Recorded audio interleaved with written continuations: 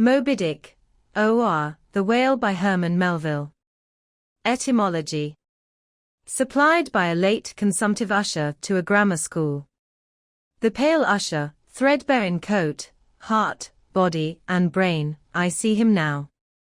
He was ever dusting his old lexicons and grammars, with a queer handkerchief, mockingly embellished with all the gay flags of all the known nations of the world.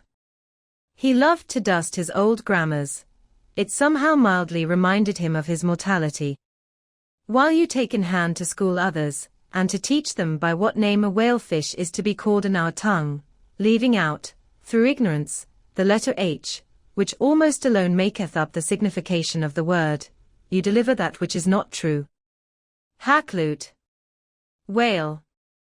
Asterisk, asterisk, asterisk, SW, and Dan vowel. This animal is named from roundness or rolling, for in Dan vault is arched or vaulted, Webster's Dictionary. Whale. Asterisk, asterisk, asterisk, it is more immediately from the Dut. Anger wallen, as woldwoyen, to roll, to wallow, Richardson's Dictionary.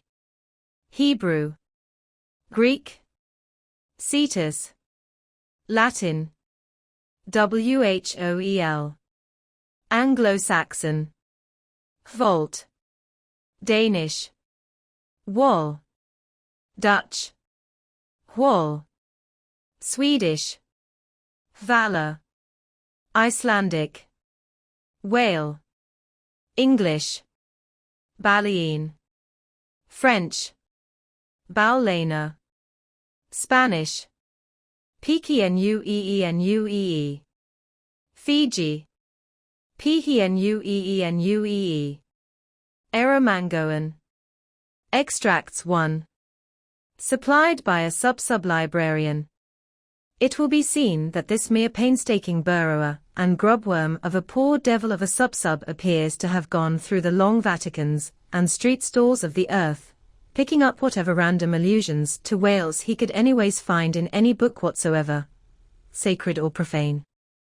Therefore you must not, in every case at least, take the higgledy-piggledy whale statements, however authentic, in these extracts, for veritable gospel cetology. Far from it. As touching the ancient authors generally, as well as the poets here appearing, these extracts are solely valuable, or entertaining, as affording a glancing bird's eye view of what has been promiscuously said, thought, fancied, and sung of Leviathan, by many nations and generations, including our own. So fare thee well, poor devil of a sub, whose commentator I am. Thou belongest to that hopeless, sallow tribe which no wine of this world will ever warm, and for whom even pale sherry would be too rose-strong, but with whom one sometimes loves to sit, and feel poor devilish, too, and grow convivial upon tears, and say to them bluntly, with full eyes and empty glasses, and in not altogether unpleasant sadness, give it up, subs. For by how much the more pains ye take to please the world, by so much the more shall ye for ever go thankless. Would that I could clear out Hampton Court, and the Tuileries for ye. But gulp down your tears and hie aloft to the royal mast with your hearts, for your friends, who have gone before are clearing out the 7-storied heavens, and making refugees of long-pampered Gabriel, Michael, and Raphael, against your coming. Here ye strike, but splintered hearts together, there, ye shall strike unsplinterable glasses. Extracts 2. And God created great whales. Genesis. Leviathan maketh a path to shine after him, one would think the deep to be hoary. Job. Now the Lord had prepared a great fish to swallow up Jonah. Jonah. There go the ships, there is that Leviathan whom thou hast made to play therein. Psalms. In that day, the Lord with his sore, and great, and strong sword, shall punish Leviathan the piercing serpent, even Leviathan that crooked serpent, and he shall slay the dragon that is in the sea. Isaiah. And what thing soever besides cometh within the chaos of this monster's mouth, be it beast, boat, or stone, down it goes all incontinently that foul great swallow of his, and perisheth in the bottomless gulf of his paunch. Holland's Plutarch's Morals. The Indian Sea breedeth the most and the biggest fishes that are, among which the whales and whirlpools called Baleine, take up as much in length as 4 acres, or arpens of land. Holland's Pliny. Scarcely had we proceeded 2 days on the sea, when about sunrise a great many whales and other monsters of the sea appeared. Among the former, one was of a most monstrous size. This came towards us, open-mouthed, raising the waves on all sides, and beating the sea before him into a foam. Tux Lucian. The True History. He visited this country also with a view of catching horse whales, which had bones of very great value for their teeth, of which he brought some to the king. The best whales were catched in his own country, of which some were 48, some 50 yards long.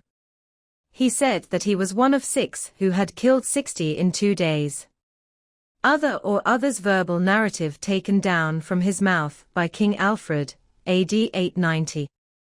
And whereas all the other things, whether beast or vessel, that enter into the dreadful gulf of this monster's, whale's, mouth, are immediately lost and swallowed up, the sea gudgeon retires into it in great security, and there sleeps.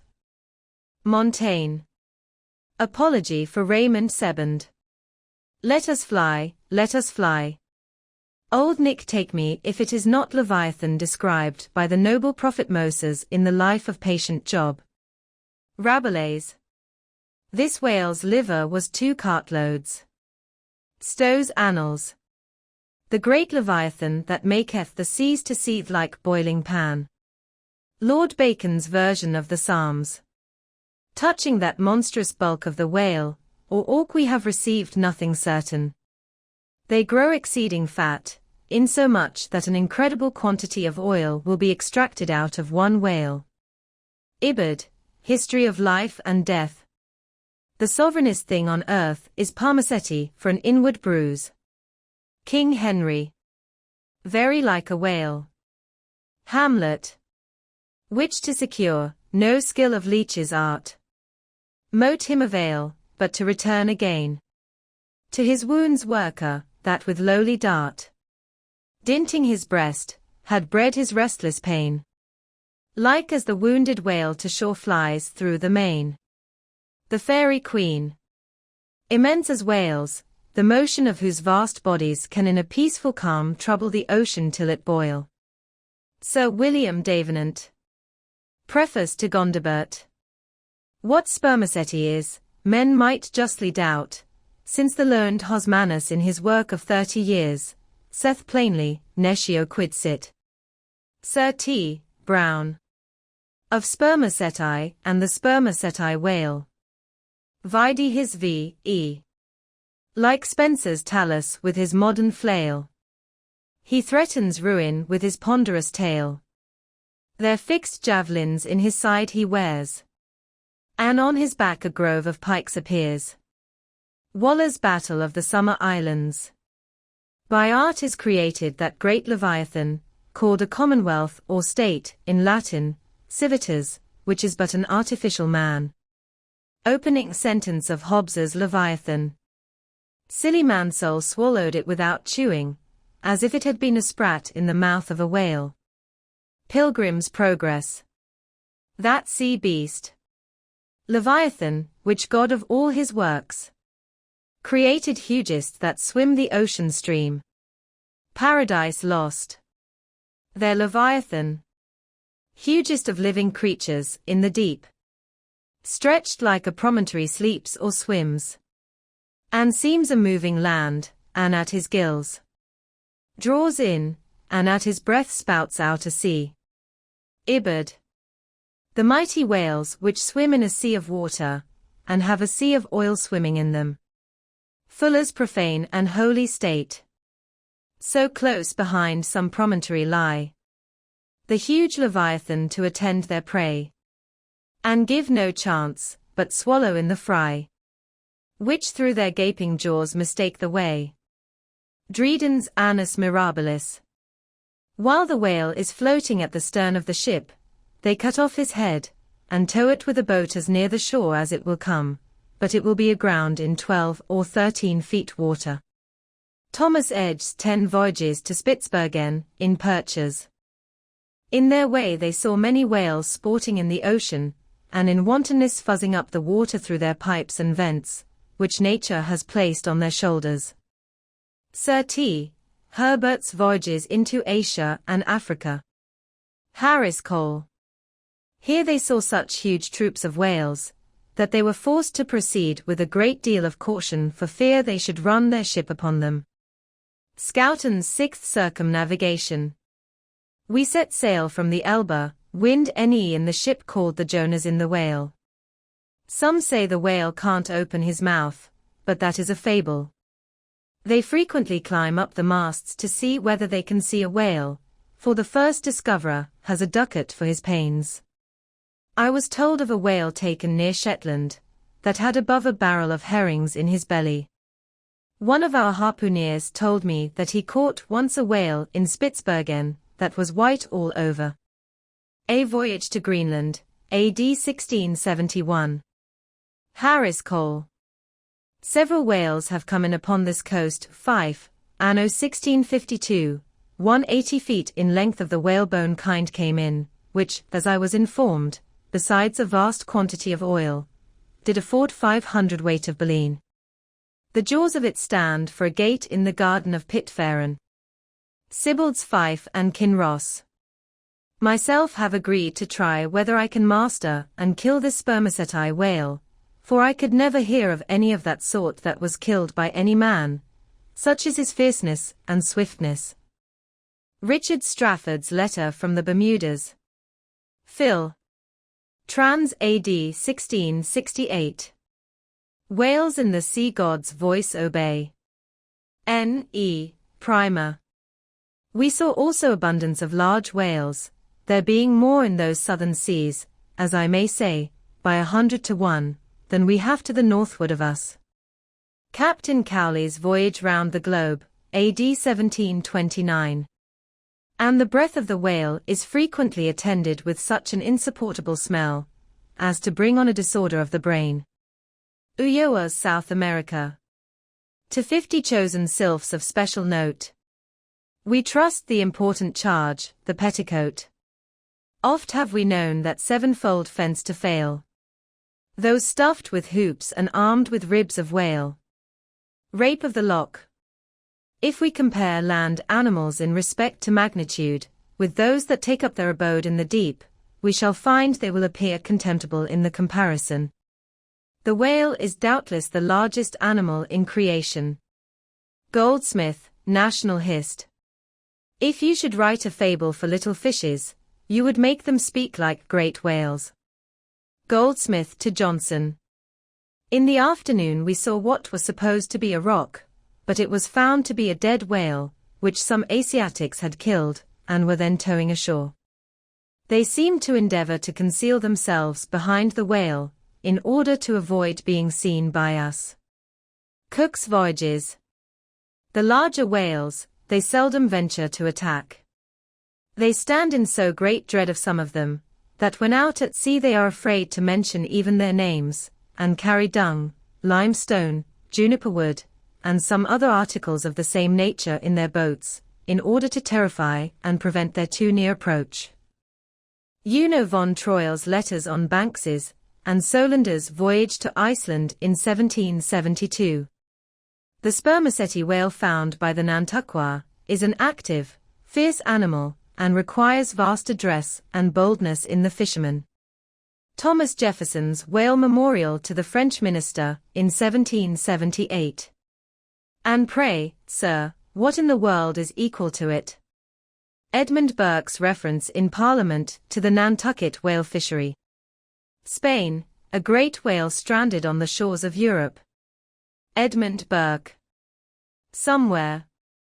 A 10th branch of the King's ordinary revenue, said to be grounded on the consideration of his guarding and protecting the seas from pirates and robbers, is the right to royal fish, which are whale and sturgeon. And these, when either thrown ashore or caught near the coast, are the property of the King. Blackstone. Soon to the sport of death the crews repair. Rodmond unerring o'er his head suspends the barbed steel, and every turn attends falconer's shipwreck. Bright shone the roofs, the domes, the spires, and rockets blue self-driven, to hang their momentary fire around the vault of heaven. So fire with water to compare, the ocean serves on high, upspouted by a whale in air, to express unwieldy joy.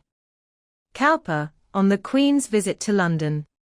10 or 15 gallons of blood are thrown out of the heart at a stroke, with immense velocity.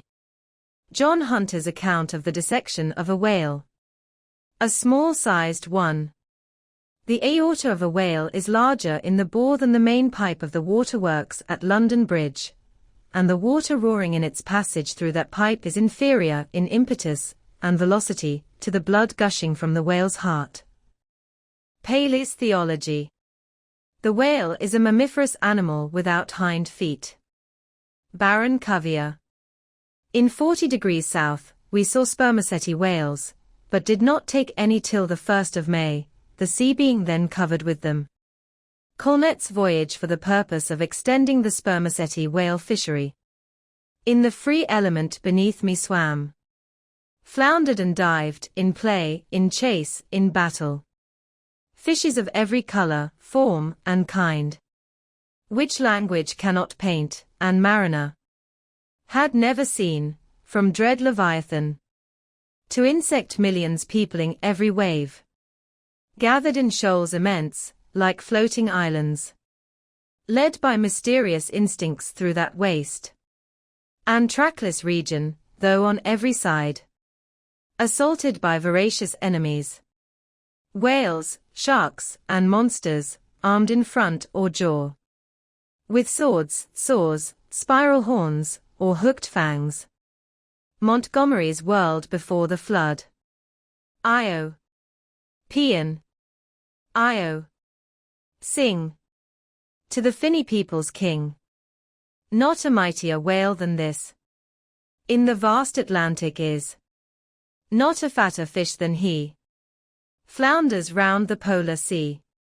Charles Lamb's Triumph of the Whale. In the year 1690 some persons were on a high hill observing the whales spouting and sporting with each other, when one observed, "There, pointing to the sea, is a green pasture, where our children's grandchildren will go for bread." Obed Mace's History of Nantucket. I built a cottage for Susan and myself and made a gateway in the form of a Gothic arch, by setting up a whale's jaw bones. Hawthorne's Twice Told Tales. She came to bespeak a monument for her first love, who had been killed by a whale in the Pacific Ocean, no less than 40 years ago. Ibid. "No, sir, 'tis a right whale," answered Tom. "I saw his sprout. He threw up a pair of as pretty rainbows as a Christian would wish to look at. His a ral oil butt, that fellow." Cooper's Pilot.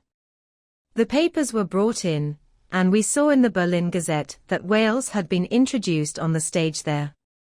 Eckermann's Conversations with Gertie. "My God! Mr. Chase, what is the matter?" I answered, "We have been stove by a whale."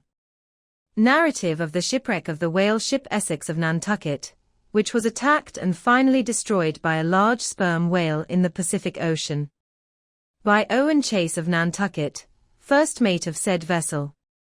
New York, 1821. A mariner sat in the shrouds one night. The wind was piping free. Now bright, now dimmed, was the moonlight pale, and the phosphor gleamed in the wake of the whale, as it floundered in the sea. Elizabeth Oakes Smith. The quantity of line withdrawn from the boats engaged in the capture of this one whale amounted altogether to 10,440 yards, or nearly 6 English miles. Sometimes the whale shakes its tremendous tail in the air, which, cracking like a whip, resounds to the distance of 3 or 4 miles. Scoresby. Mad with the agonies he endures from these fresh attacks, the infuriated sperm whale rolls over and over. He rears his enormous head, and with wide expanded jaws snaps at everything around him. He rushes at the boats with his head. They are propelled before him with vast swiftness, and sometimes utterly destroyed. It is a matter of great astonishment that the consideration of the habits of so interesting, and in a commercial point of view, so important an animal, as the sperm whale, should have been so entirely neglected, or should have excited so little curiosity among the numerous, and many of them competent observers, that of late years, must have possessed the most abundant, and the most convenient opportunities of witnessing their habitudes. Thomas Beale's History of the Sperm Whale, 1839. The cachalot sperm whale is not only better armed than the true whale, Greenland, or right whale, in possessing a formidable weapon at either extremity of its body, but also more frequently displays a disposition to employ these weapons offensively and in manner at once so artful, bold, and mischievous, as to lead to its being regarded as the most dangerous to attack of all the known species of the whale tribe. Frederick Debble Bennett's Whaling Voyage Round the Globe, 1840. October 13. There She Blows, was sung out from the masthead. Where away? Demanded the captain. 3 points off the lee bow, sir. Raise up your wheel. Steady. Steady, sir. Masthead ahoy. Do you see that whale now? Aye, sir. A shoal of sperm whales. There she blows. There she breaches. Sing out. Sing out every time. Aye, sir. There she blows. There she blows, bows. How far off? 2 miles and a half. Thunder and lightning. So near. Call all hands. J. Ross Brown's Etchings of a Whaling Crew Eyes. 1846. The whale ship Globe, on board of which vessel occurred the horrid transactions we are about to relate, belonged to the island of Nantucket. Narrative of the Globe Mutiny, by Lay and Hussey survivors. A.D. 1828. Being once pursued by a whale which he had wounded, he parried the assault for some time with a lance, but the furious monster at length rushed on the boat, himself and comrades only being preserved by leaping into the water when they saw the onset was inevitable. Missionary Journal of Tyerman and Bennett. Nantucket itself, said Mr. Webster, is a very striking and peculiar portion of the national interest. There is a population of 8,000 or 9,000 persons living here in the sea, adding largely every year to the national wealth by the boldest and most persevering industry. Report of Daniel Webster's speech in the U.S. Senate, on the application for the erection of a breakwater at Nantucket. 1828. The whale fell directly over him, and probably killed him in a moment. The Whale and His Captors, or The Whaleman's Adventures and the Whale's Biography, gathered on the homeward cruise of the Commodore Preble. By Reverend Henry T. Cheever. If you make the least damn bit of noise, replied Samuel, I will send you to hell. Life of Samuel Comstock, the Mutineer, by his brother, William Comstock. Another version of the whale ship Globe narrative. The voyages of the Dutch and English to the Northern Ocean, in order, if possible, to discover a passage through it to India, though they failed of their main object, laid open the haunts of the whale. McCulloch's Commercial Dictionary. These things are reciprocal, the ball rebounds, only to bound forward again, for now in laying open the haunts of the whalemen seem to have indirectly hit upon new clues to that same mystic Northwest Passage. From something unpublished. It is impossible to meet a whale ship on the ocean without being struck by her near appearance. The vessel under short sail, with lookouts at the mastheads, eagerly scanning the wide expanse around them, has a totally different air from those engaged in regular voyage. Currents and Whaling. USXX. Pedestrians in the vicinity of London and elsewhere may recollect having seen large curved bones set upright in the earth, either to form arches over gateways, or entrances to alcoves, and they may perhaps have been told that these were the ribs of whales. Tales of a whale voyager to the Arctic Ocean. It was not till the boats returned from the pursuit of these whales, that the whites saw their ship in bloody possession of the savages enrolled among the crew.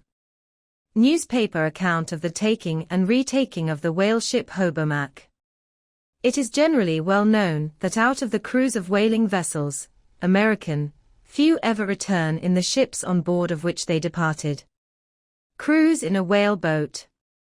Suddenly a mighty mass emerged from the water, and shot up perpendicularly into the air. It was the whale. Miriam Coffin, or the whale fisherman. The whale is harpooned to be sure, but bethink you, how you would manage a powerful unbroken colt, with the mere appliance of a rope tied to the root of his tail. A chapter on whaling in ribs and trucks. On one occasion I saw two of these monsters, whales, probably male and female, slowly swimming, one after the other, within less than a stone's throw of the shore, Terra del Fuego, over which the beech tree extended its branches. Darwin's Voyage of a Naturalist. Stern all, exclaimed the mate, as upon turning his head, he saw the distended jaws of a large sperm whale close to the head of the boat, threatening it with instant destruction. Stern all, for your lives. Wharton the Whale Killer. So be cheery, my lads, let your hearts never fail, while the bold harpooner is striking the whale. Nantucket's Song. Oh, the rare old whale, mid storm and gale, in his ocean home will be. A giant in might, where might is right, and king of the boundless sea. Whale Song. Chapter 1. Loomings. Call me Ishmael. Some years ago, never mind how long precisely, having little or no money in my purse, and nothing particular to interest me on shore, I thought I would sail about a little and see the watery part of the world. It is a way I have of driving off the spleen and regulating the circulation. Whenever I find myself growing grim about the mouth, whenever it is a damp, drizzly November in my soul, whenever I find myself involuntarily pausing before coffin warehouses, and bringing up the rear of every funeral I meet, and especially whenever my hypos get such an upper hand of me, that it requires a strong moral principle to prevent me from deliberately stepping into the street, and methodically knocking people's hats off, then, I account it high time to get to sea as soon as I can. This is my substitute for pistol and ball. With a philosophical flourish Cato throws himself upon his sword. I quietly take to the ship. There is nothing surprising in this. If they but knew it, almost all men in their degree, some time or other, cherish very nearly the same feelings towards the ocean with me. There now is your insular city of the Manhattoes, belted round by wharves as Indian Isles by coral reefs. Commerce surrounds it with her surf. Right and left, the streets take you waterward. Its extreme downtown is the Battery, where that noble mole is washed by waves, and cooled by breezes, which a few hours previous were out of sight of land. Look at the crowds of watergazers there. Circumambulate the city of a dreamy Sabbath afternoon. Go from Corlier's Hook to Coenties Slip, and from thence, by Whitehall, northward. What do you see? Posted like silent sentinels all around the town, stand thousands upon thousands of mortal men fixed in ocean reveries. Some leaning against the spiles, some seated upon the pier heads, some looking over the bulwarks of ships from China, some high aloft in the rigging, as if striving to get a still better seaward peep. But these are all landsmen, of weekdays pent up in lath and plaster, tied to counters, nailed to benches, clinched to desks. How then is this? Are the green fields gone? What do they hear? But look! Here come more crowds, pacing straight for the water, and seemingly bound for a dive. Strange. Nothing will content them, but the extremest limit of the land. Loitering under the shady lee of yonder warehouses will not suffice. No. They must get just as nigh the water as they possibly can without falling in. And there they stand, miles of them, leagues. Inlanders all, they come from lanes and alleys, streets and avenues, north, east, south and west. Yet here they all unite. Tell me, does the magnetic virtue of the needles of the compasses of all those ships attract them thither? Once more. Say you are in the country, in some high land of lakes. Take almost any path you please, and 10 to 1 it carries you down in a dale, and leaves you there by a pool in the stream. There is magic in it. Let the most absent-minded of men be plunged in his deepest reveries. Stand that man on his legs, set his feet a-going, and he will infallibly lead you to water, if water there be in all that region.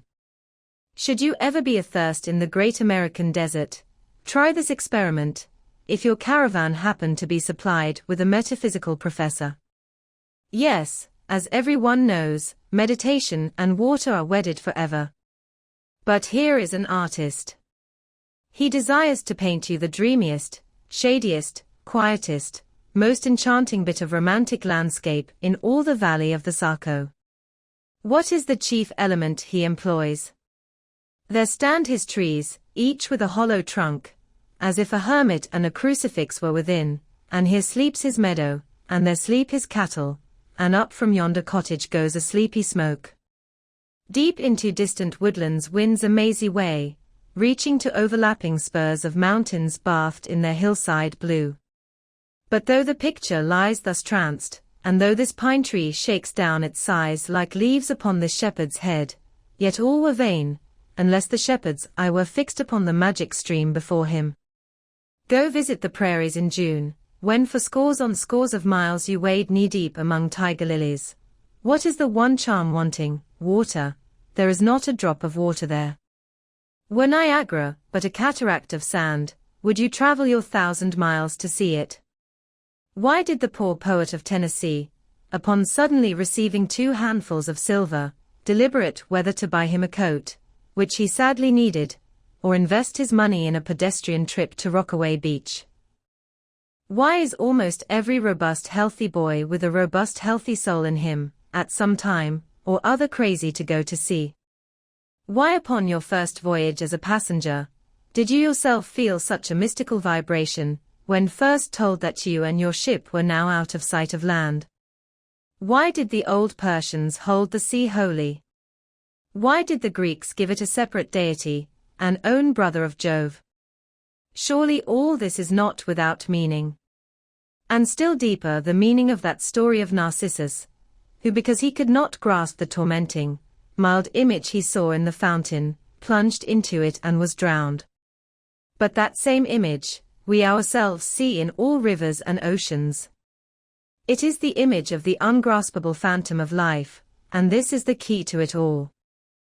Now, when I say that I am in the habit of going to sea whenever I begin to grow hazy about the eyes, and begin to be overconscious of my lungs, I do not mean to have it inferred that I ever go to sea as a passenger. For to go as a passenger you must needs have a purse, and a purse is but a rag unless you have something in it.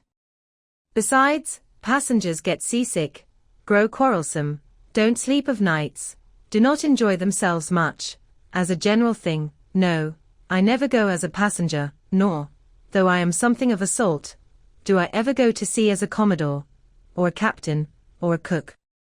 I abandon the glory and distinction of such offices to those who like them. For my part, I abominate all honorable respectable toils, trials, and tribulations of every kind whatsoever. It is quite as much as I can do to take care of myself, without taking care of ships, barks, brigs, schooners, and what not. And as for going as cook, though I confess there is considerable glory in that, a cook being a sort of officer on shipboard, yet, somehow, I never fancied broiling fowls. Though once broiled, judiciously buttered, and judgmatically salted and peppered, there is no one who will speak more respectfully, not to say reverentially, of a broiled fowl than I will. It is out of the idolatrous dotings of the old Egyptians upon broiled ibis and roasted river horse that you see the mummies of those creatures in their huge bakehouses, the pyramids. No, when I go to sea, I go as a simple sailor, right before the mast, plumb down into the forecastle, aloft there to the royal masthead. True, they rather order me about some, and make me jump from spar to spar, like a grasshopper in a May meadow. And at first, this sort of thing is unpleasant enough. It touches one's sense of honor, particularly if you come of an old established family in the land, the Van Rensselaers, or Randolphs, or Hardicanutes. And more than all, if just previous to putting your hand into the tar pot, you have been lauding it as a country schoolmaster, making the tallest boys stand in awe of you. The transition is a keen one, I assure you, from a schoolmaster to a sailor, and requires a strong decoction of Seneca and the Stoics to enable you to grin and bear it. But even this wears off in time. What of it, if some old hunks of a sea captain orders me to get a broom and sweep down the decks? What does that indignity amount to, weighed, I mean, in the scales of the New Testament? Do you think the Archangel Gabriel thinks anything the less of me, because I promptly and respectfully obey that old hunks in that particular instance? Who ain't a slave? Tell me that. Well, then, however the old sea captains may order me about, however they may thump and punch me about, I have the satisfaction of knowing that it is all right, that everybody else is one way or other served in much the same way, either in a physical or metaphysical point of view, that is, and so the universal thump is passed round, and all hands should rub each other's shoulder blades, and be content. Again, I always go to sea as a sailor, because they make a point of paying me for my trouble, whereas they never pay passengers a single penny that I ever heard of. On the contrary, passengers themselves must pay. And there is all the difference in the world between paying and being paid. The act of paying is perhaps the most uncomfortable infliction that the two orchard thieves entailed upon us. But being paid, what will compare with it? The urbane activity with which a man receives money is really marvelous, considering that we so earnestly believe money to be the root of all earthly ills, and that on no account can a moneyed man enter heaven. Ah! How cheerfully we consign ourselves to perdition.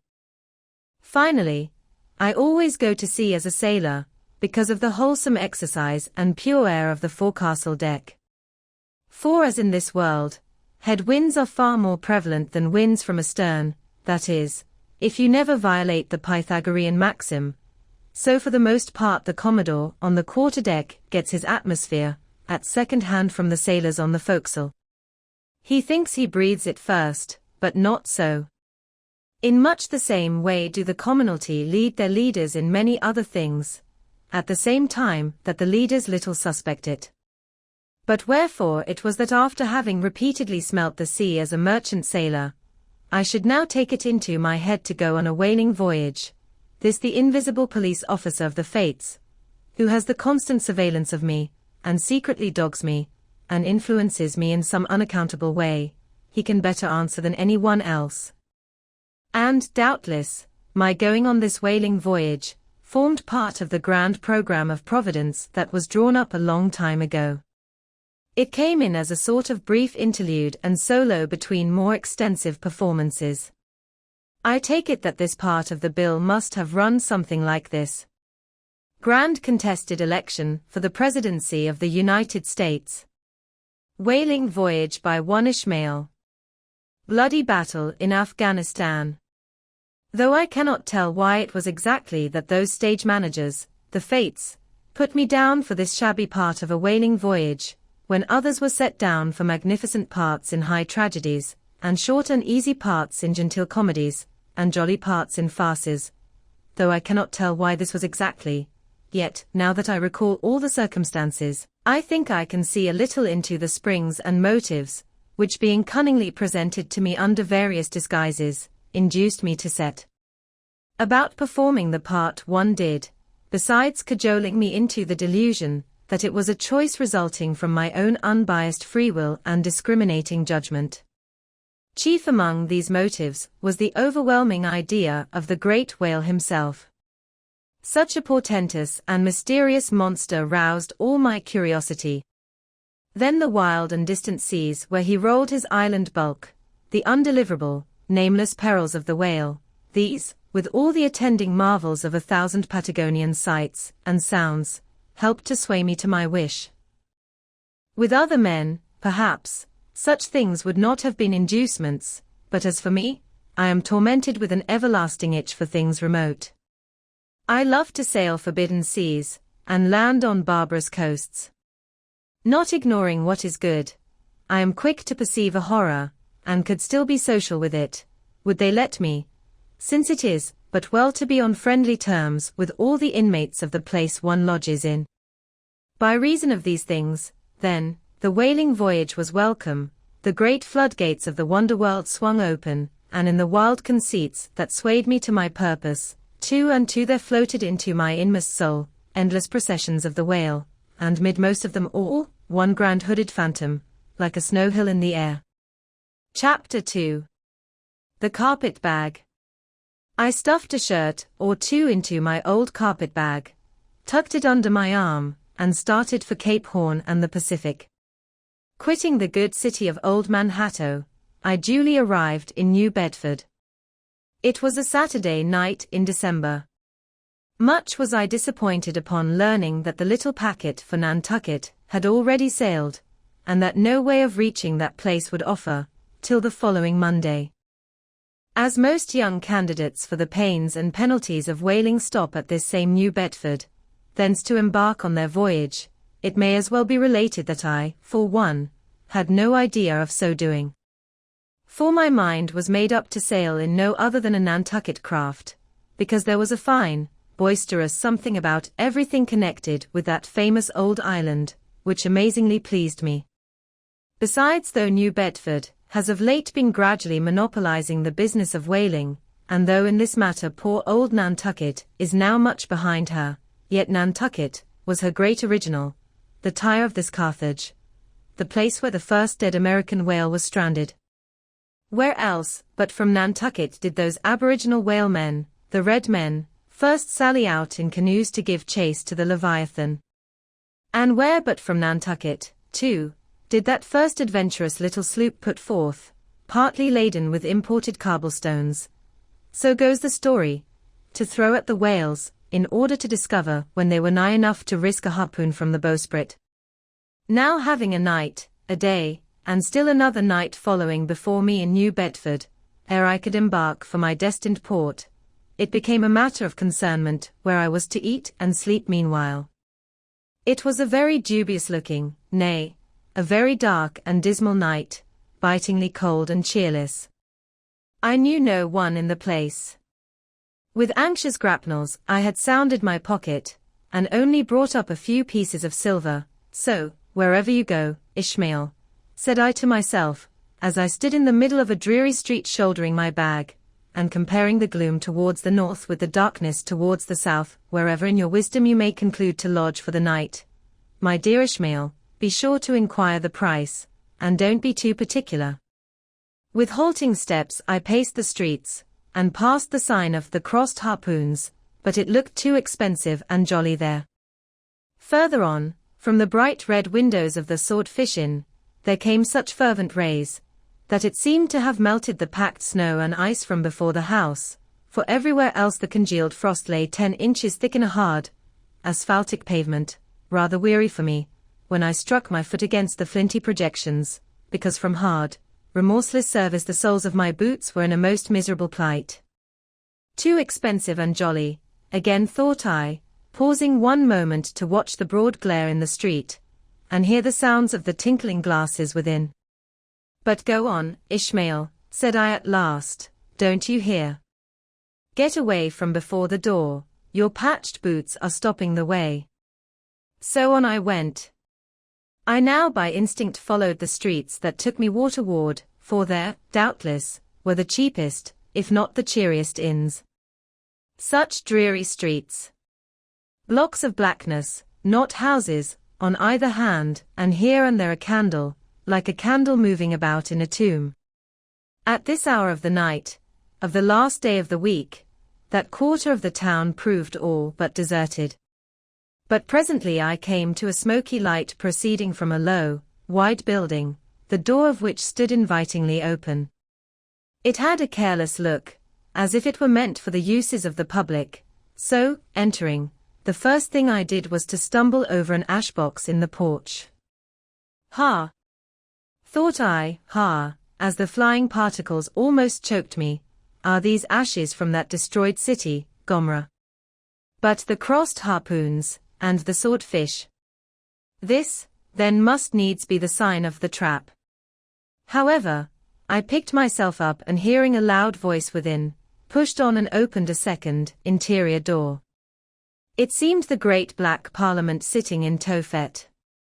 100 black faces turned round in their rows to peer, and beyond, a black angel of doom was beating a book in a pulpit. It was a Negro church, and the preacher's text was about the blackness of darkness, and the weeping and wailing and teeth gnashing there. Ha, Ishmael, muttered I, backing out, wretched entertainment at the sign of the trap.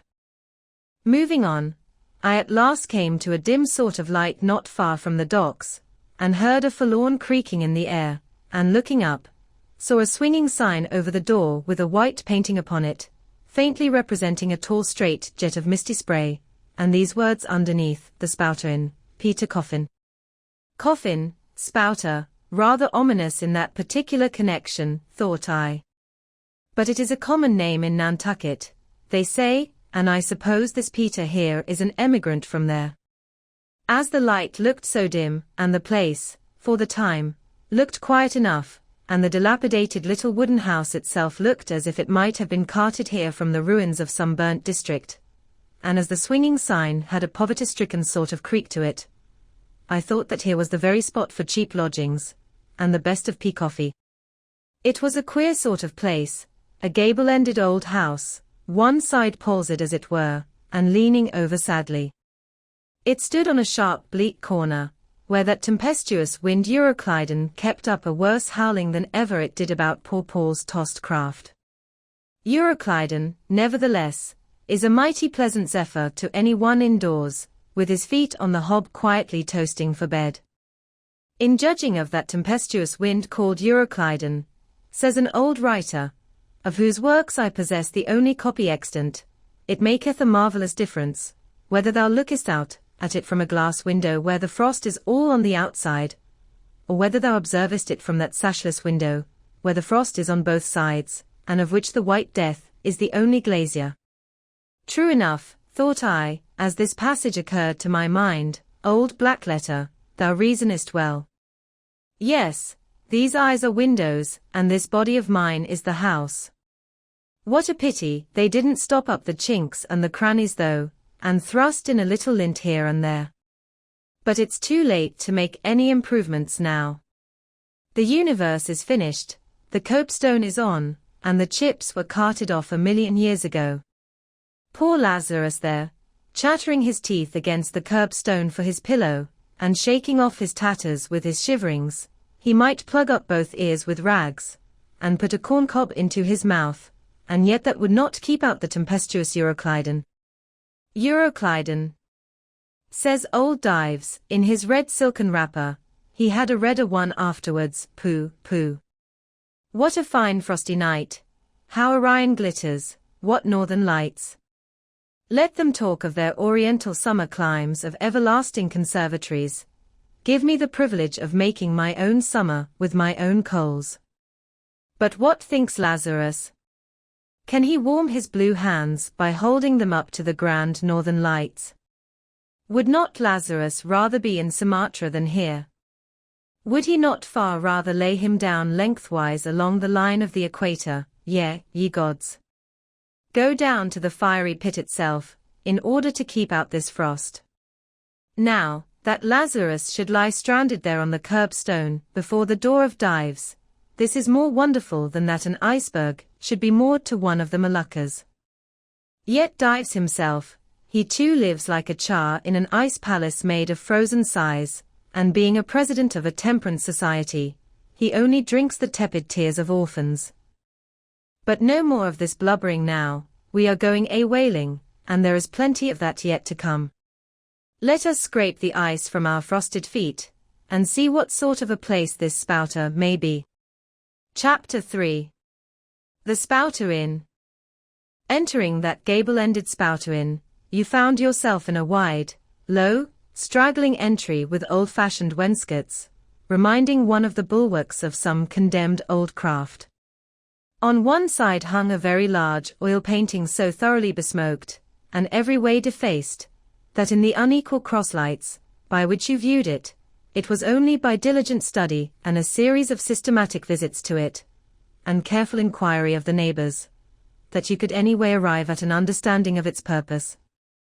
Such unaccountable masses of shades and shadows, that at first you almost thought some ambitious young artist, in the time of the New England hags, had endeavored to delineate chaos bewitched. But by dint of much and earnest contemplation, and oft-repeated ponderings, and especially by throwing open the little window towards the back of the entry, you at last come to the conclusion that such an idea, however wild, might not be altogether unwarranted. But what most puzzled and confounded you was a long, limber, portentous, black mass of something hovering in the center of the picture over three blue, dim, perpendicular lines floating in a nameless yeast. A boggy, soggy, squidgy picture truly, enough to drive a nervous man distracted. Yet was there a sort of indefinite, half-attained, unimaginable sublimity about it that fairly froze you to it, till you involuntarily took an oath with yourself to find out what that marvelous painting meant. Ever and anon a bright, but, alas, deceptive idea would dart you through. It's the Black Sea in a midnight gale. It's the unnatural combat of the four primal elements. It's a blasted heath. It's a Hyperborean winter scene. It's the breaking up of the icebound stream of time. But at last all these fancies yielded to that one portentous something in the picture's midst. That once found out, and all the rest were plain. But stop, does it not bear a faint resemblance to a gigantic fish? Even the great Leviathan himself. In fact, the artist's design seemed this, a final theory of my own, partly based upon the aggregated opinions of many aged persons with whom I conversed upon the subject. The picture represents a Cape Horner in a great hurricane, the half-foundered ship weltering there with its three dismantled masts alone visible, and an exasperated whale, purposing to spring clean over the craft, is in the enormous act of impaling himself upon the three mastheads. The opposite wall of this entry was hung all over with a heathenish array of monstrous clubs and spears. Some were thickly set, with glittering teeth resembling ivory saws, others were tufted with knots of human hair, and one was sickle-shaped, with a vast handle sweeping round like the segment made in the new-mown grass by a long-armed mower. You shuddered as you gazed, and wondered what monstrous cannibal and savage could ever have gone a death-harvesting with such a hacking, horrifying implement. Mixed with these were rusty old whaling lances and harpoons all broken and deformed. Some were storied weapons. With this once long lance, now wildly elbowed, 50 years ago did Nathan Swain kill 15 whales between a sunrise and a sunset. And that harpoon, so like a corkscrew now, was flung in Jovan seas, and run away with by a whale, years afterwards slain off the Cape of Blanco. The original iron entered neither tail, and like a restless needle sojourning in the body of a man, travelled full 40 feet, and at last was found embedded in the hump. Crossing this dusky entry, and on through yon low arched way, cut through what in old times must have been a great central chimney, with fireplaces all round, you enter the public room. A still duskier place is this, with such low ponderous beams above, and such old wrinkled planks beneath, that you would almost fancy you trod some old craft's cockpits, especially of such a howling night, when this corner-anchored old ark rocked so furiously. On one side stood a long, low, shelf-like table covered with cracked glass cases, filled with dusty rarities gathered from this wide world's remotest nooks. Projecting from the further angle of the room stands a dark-looking den, the bar, a rude attempt at a right whale's head. Be that how it may, there stands the vast arched bone of the whale's jaw, so wide, a coach might almost drive beneath it. Within are shabby shelves, ranged round with old decanters, bottles, flasks, and in those jaws of swift destruction, like another cursed Jonah, by which name indeed they called him, bustles a little withered old man, who, for their money, dearly sells the sailors deliriums and death. Abominable are the tumblers into which he pours his poison.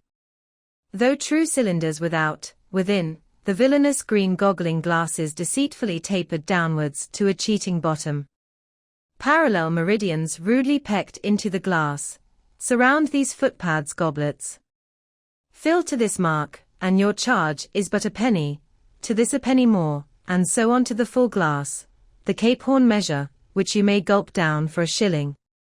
Upon entering the place I found a number of young seamen gathered about a table, examining by a dim light divers specimens of scrimshander. I sought the landlord, and telling him I desired to be accommodated with a room, received for answer that his house was full, not a bed unoccupied.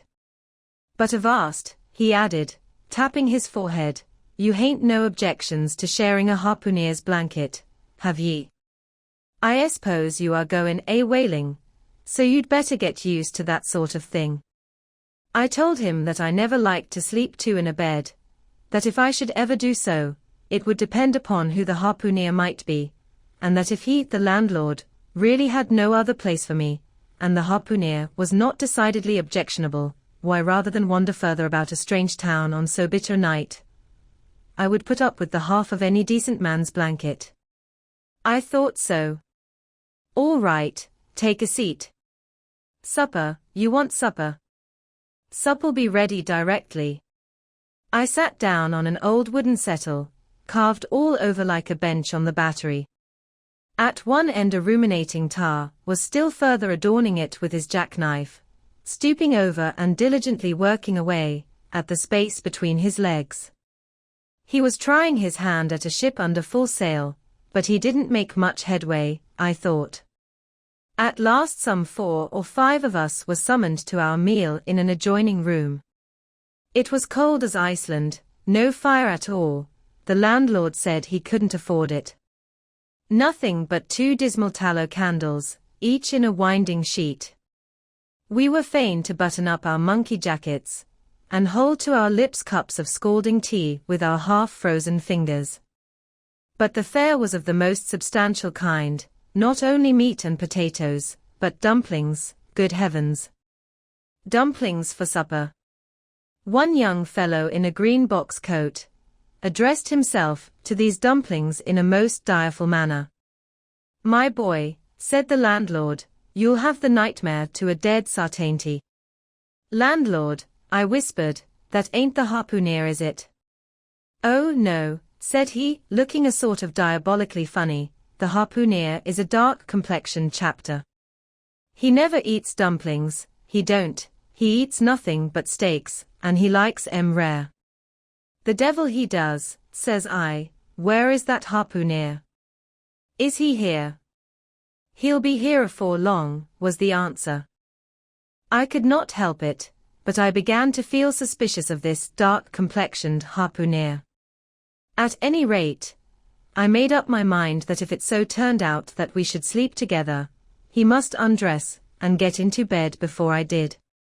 Supper over, the company went back to the barroom, when, knowing not what else to do with myself, I resolved to spend the rest of the evening as a looker-on. Presently a rioting noise was heard without. Starting up, the landlord cried, "That's the Grampus's crew. I seed her reported in the offing this morning, a 3 years' voyage, and a full ship. Hurrah, boys, now we'll have the latest news from the Fijis." A tramping of sea boots was heard in the entry, the door was flung open, and in rolled a wild set of mariners enough. Enveloped in their shaggy watch coats, and with their heads muffled in woolen comforters, all bedarned and ragged, and their beards stiff with icicles. They seemed an eruption of bears from Labrador. They had just landed from their boat, and this was the first house they entered. No wonder, then, that they made a straight wake for the whale's mouth, the bar, when the wrinkled little old Jonah, their officiating, soon poured them out brimmers all round.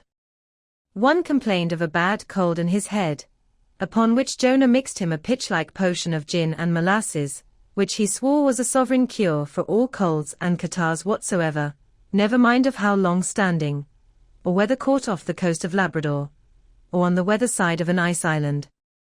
The liquor soon mounted into their heads, as it generally does even with the arrantist topers newly landed from sea, and they began capering about most obstreperously. I observed, however, that one of them held somewhat aloof, and though he seemed desirous not to spoil the hilarity of his shipmates by his own sober face, yet upon the whole he refrained from making as much noise as the rest. This man interested me at once, and since the sea gods had ordained that he should soon become my shipmate, though but a sleeping partner one, so far as this narrative is concerned, I will here venture upon a little description of him. He stood full 6 feet in height, with noble shoulders, and a chest like a cofferdam. I have seldom seen such brawn in a man. His face was deeply brown and burnt, making his white teeth dazzling by the contrast, while in the deep shadows of his eyes floated some reminiscences that did not seem to give him much joy. His voice at once announced that he was a southerner, and from his fine stature, I thought he must be one of those tall mountaineers from the Alleghanian Ridge in Virginia. When the revelry of his companions had mounted to its height, this man slipped away unobserved, and I saw no more of him till he became my comrade on the sea. In a few minutes, however, he was missed by his shipmates, and being, it seems, for some reason a huge favorite with them, they raised a cry of Bulkington. Bulkington!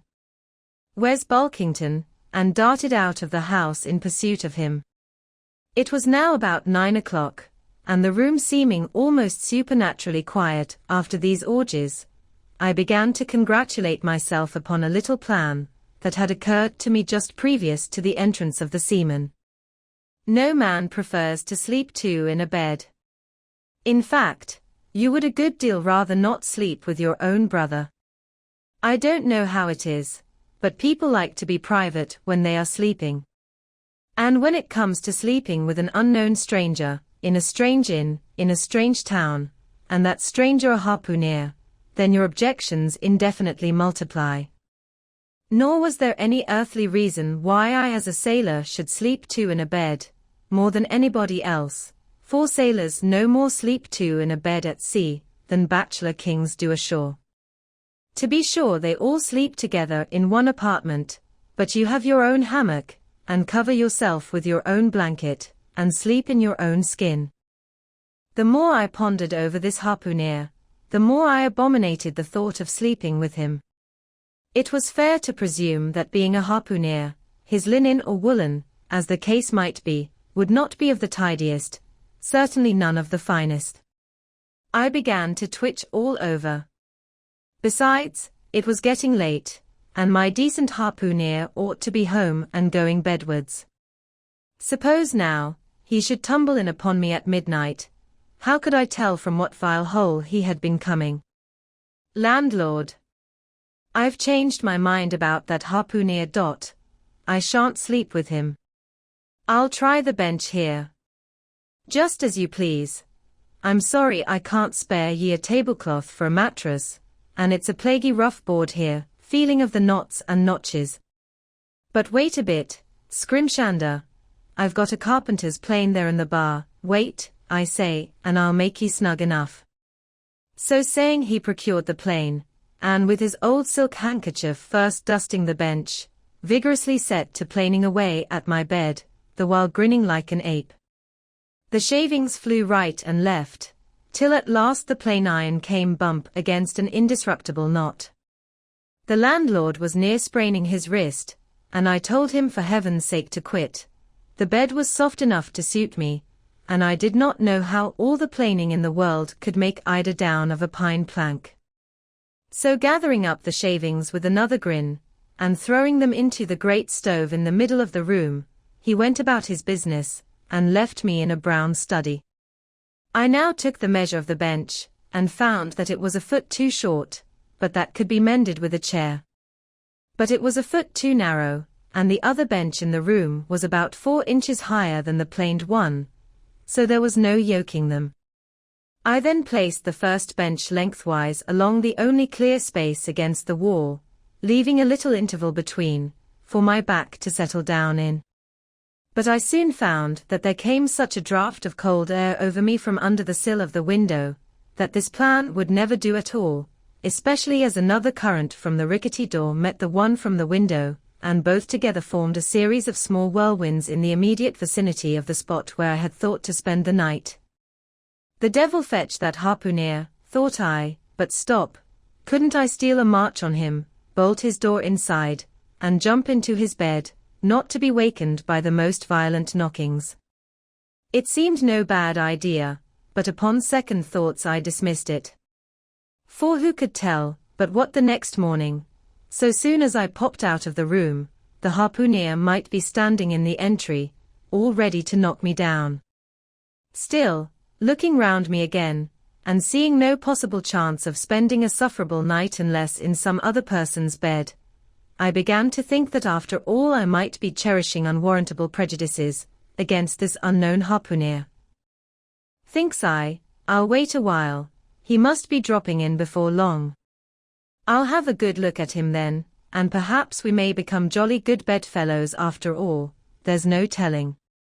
But though the other boarders kept coming in by 1s, 2s and 3s, and going to bed, yet no sign of my harpooner. Landlord, said I, what sort of a chap is he? Does he always keep such late hours? It was now hard upon 12 o'clock. The landlord chuckled again, with his lean chuckle, and seemed to be mightily tickled at something beyond my comprehension. No, he answered, generally he's an early bird, ere lay to bed and ere lay to rise, yes, he's the bird what catches the worm. But tonight he went out a-peddling, you see, and I don't see what on earth keeps him so late, unless, maybe, he can't sell his head. Can't sell his head?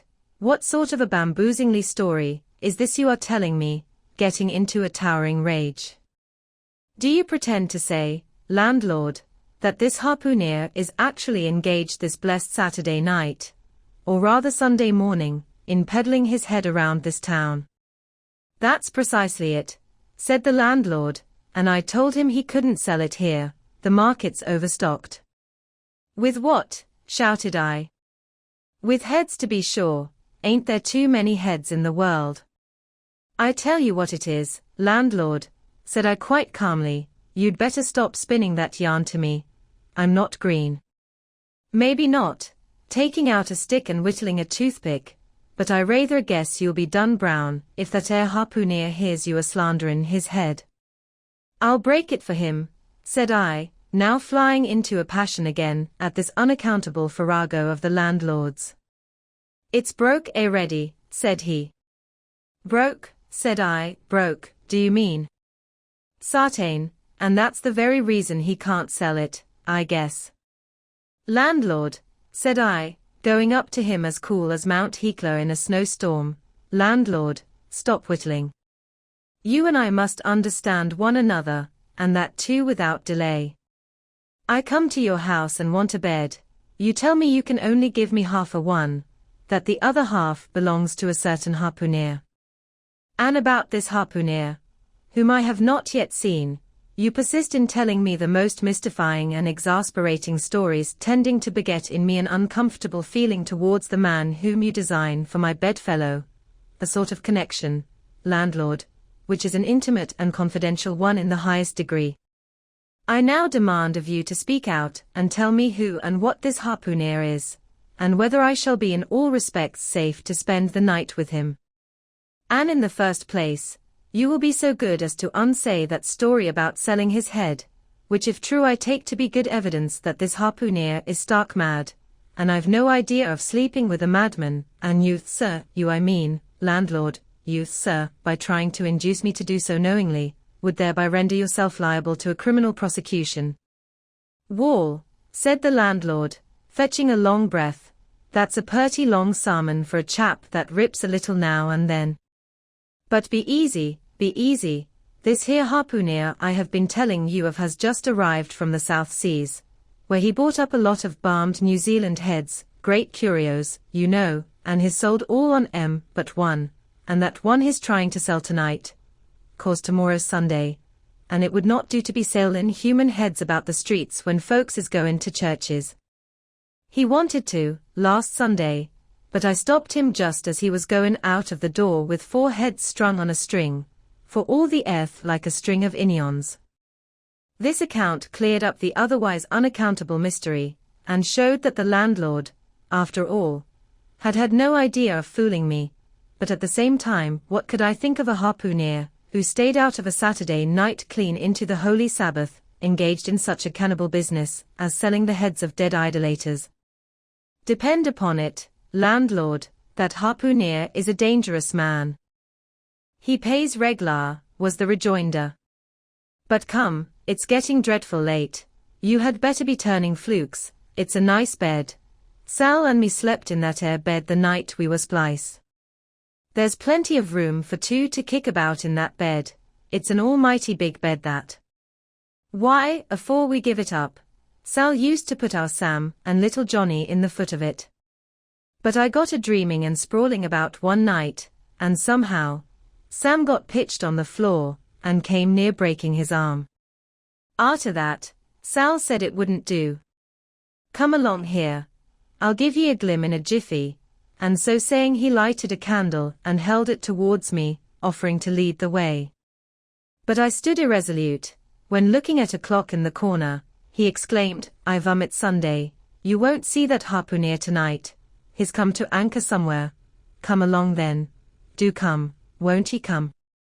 I considered the matter a moment, and then upstairs we went, and I was ushered into a small room, cold as a clam, and furnished, sure enough, with a prodigious bed, almost big enough indeed for any 4 harpooneers to sleep abreast.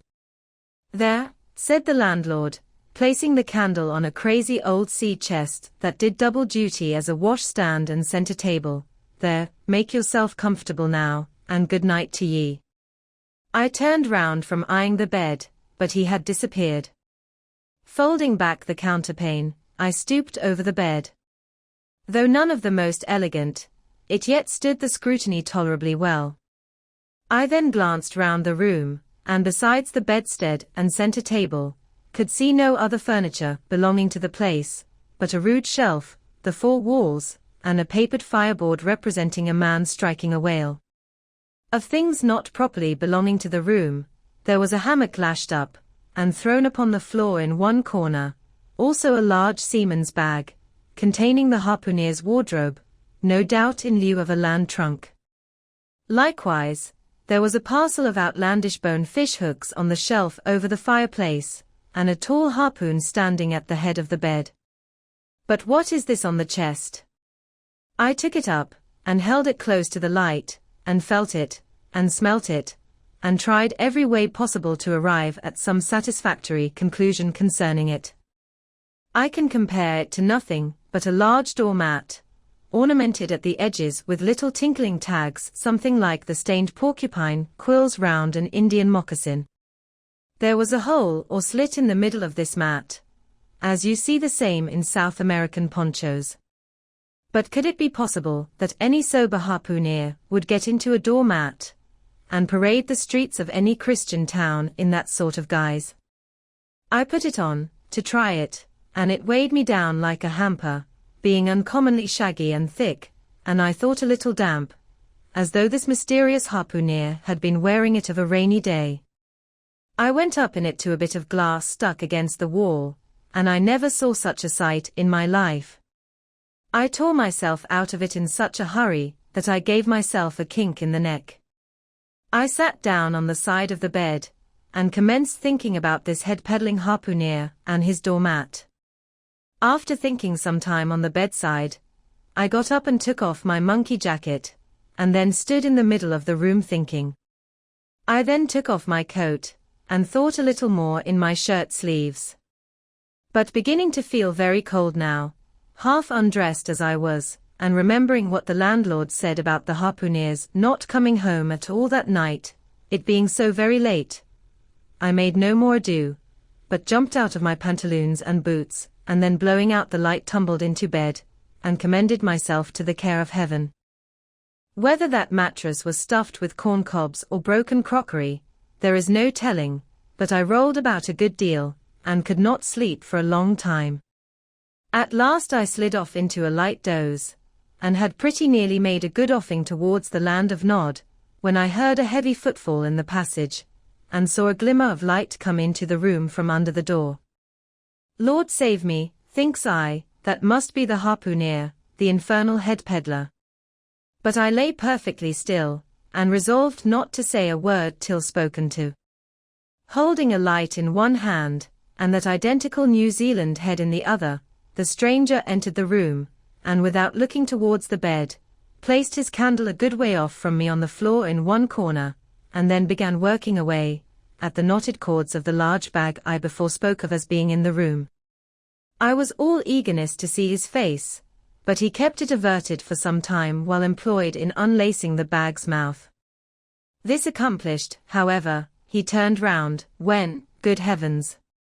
What a sight! Such a face! It was of a dark, purplish, yellow color, here and there stuck over with large blackish-looking squares. Yes, it's just as I thought, he's a terrible bedfellow, he's been in a fight, got dreadfully cut, and here he is, just from the surgeon. But at that moment he chanced to turn his face so towards the light, that I plainly saw they could not be sticking plasters at all, those black squares on his cheeks. They were stains of some sort or other. At first I knew not what to make of this, but soon an inkling of the truth occurred to me. I remembered a story of a white man, a whaleman too, who, falling among the cannibals, had been tattooed by them. I concluded that this harpooneer, in the course of his distant voyages, must have met with a similar adventure. And what is it, thought I, after all? It's only his outside. A man can be honest in any sort of skin. But then, what to make of his unearthly complexion, that part of it, I mean, lying round about, and completely independent of the squares of tattooing? To be sure, it might be nothing but a good coat of tropical tanning, but I never heard of a hot sun's tanning a white man into a purplish-yellow one. However, I had never been in the South Seas, and perhaps the sun there produced these extraordinary effects upon the skin. Now, while all these ideas were passing through me like lightning, this harpooneer never noticed me at all. But, after some difficulty having opened his bag, he commenced fumbling in it, and presently pulled out a sort of tomahawk, and a sealskin wallet with the hair on. Placing these on the old chest in the middle of the room, he then took the New Zealand head, a ghastly thing enough, and crammed it down into the bag. He now took off his hat, a new beaver hat, when I came nigh singing out with fresh surprise. There was no hair on his head, none to speak of, at least, nothing but a small scalp knot twisted up on his forehead. His bald purplish head now looked for all the world like a mildewed skull. Had not the stranger stood between me and the door, I would have bolted out of it quicker than ever I bolted a dinner. Even as it was, I thought something of slipping out of the window, but it was the second floor back. I am no coward, but what to make of this head-peddling purple rascal altogether passed my comprehension.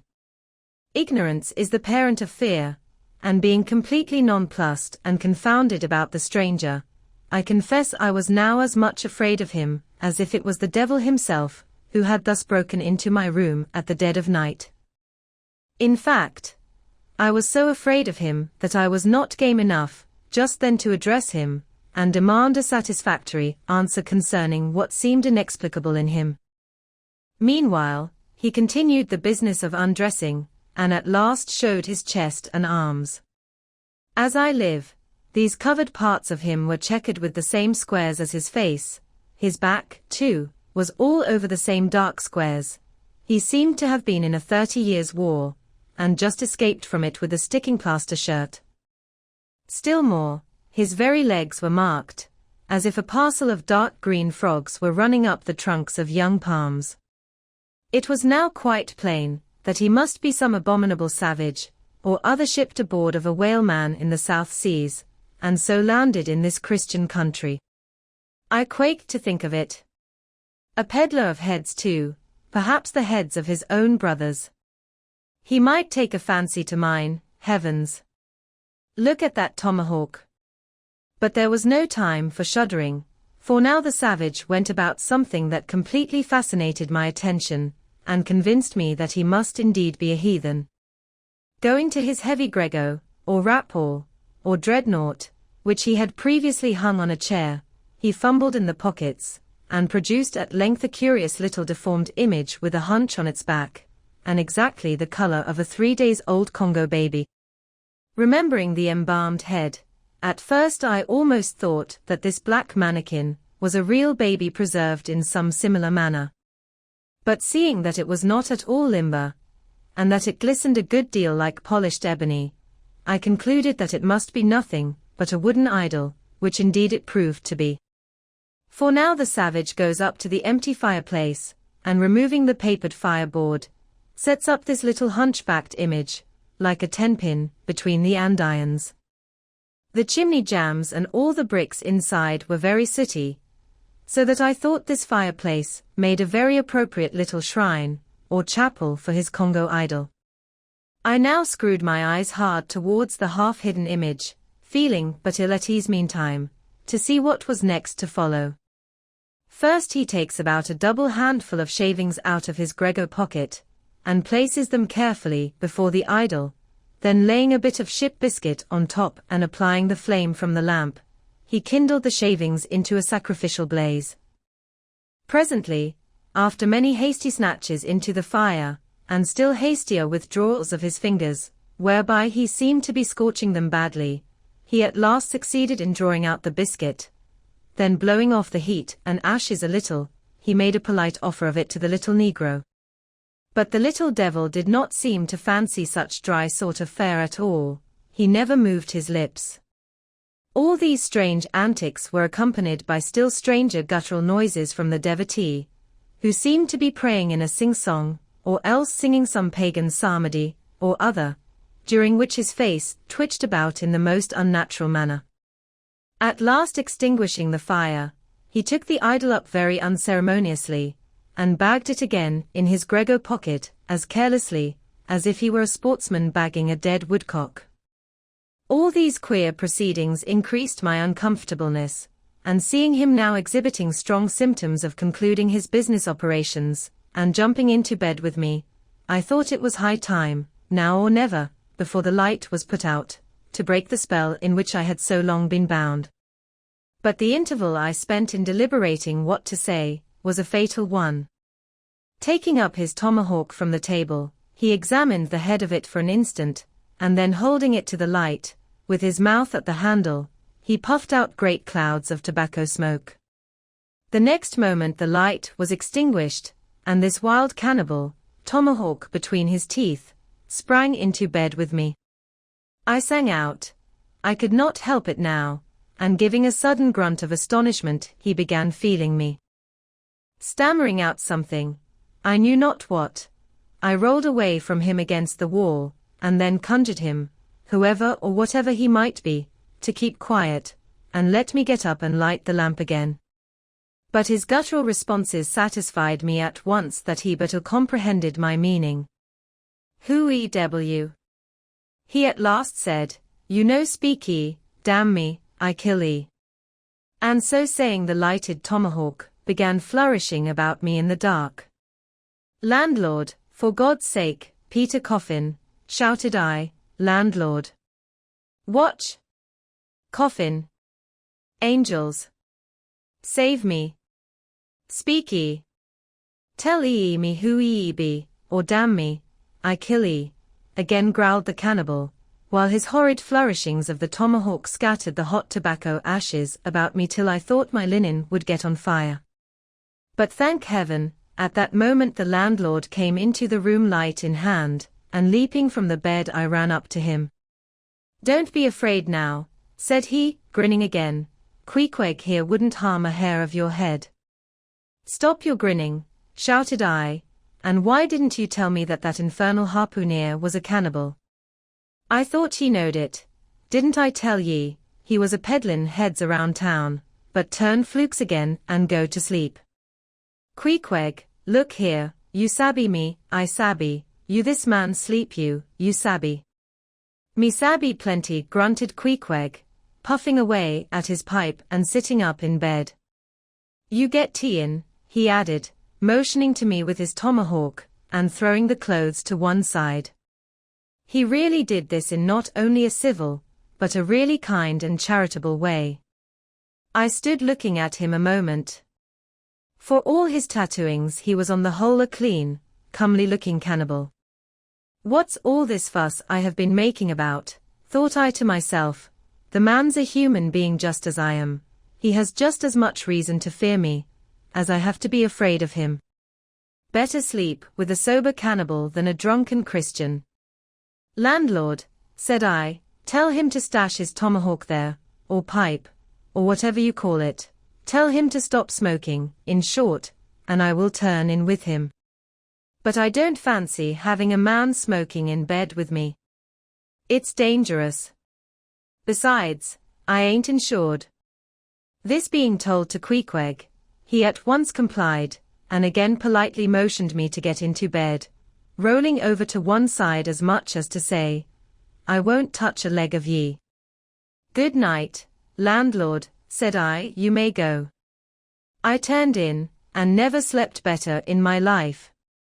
Chapter 4. The Counterpane. Upon waking next morning about daylight, I found Queequeg's arm thrown over me in the most loving and affectionate manner. You had almost thought I had been his wife.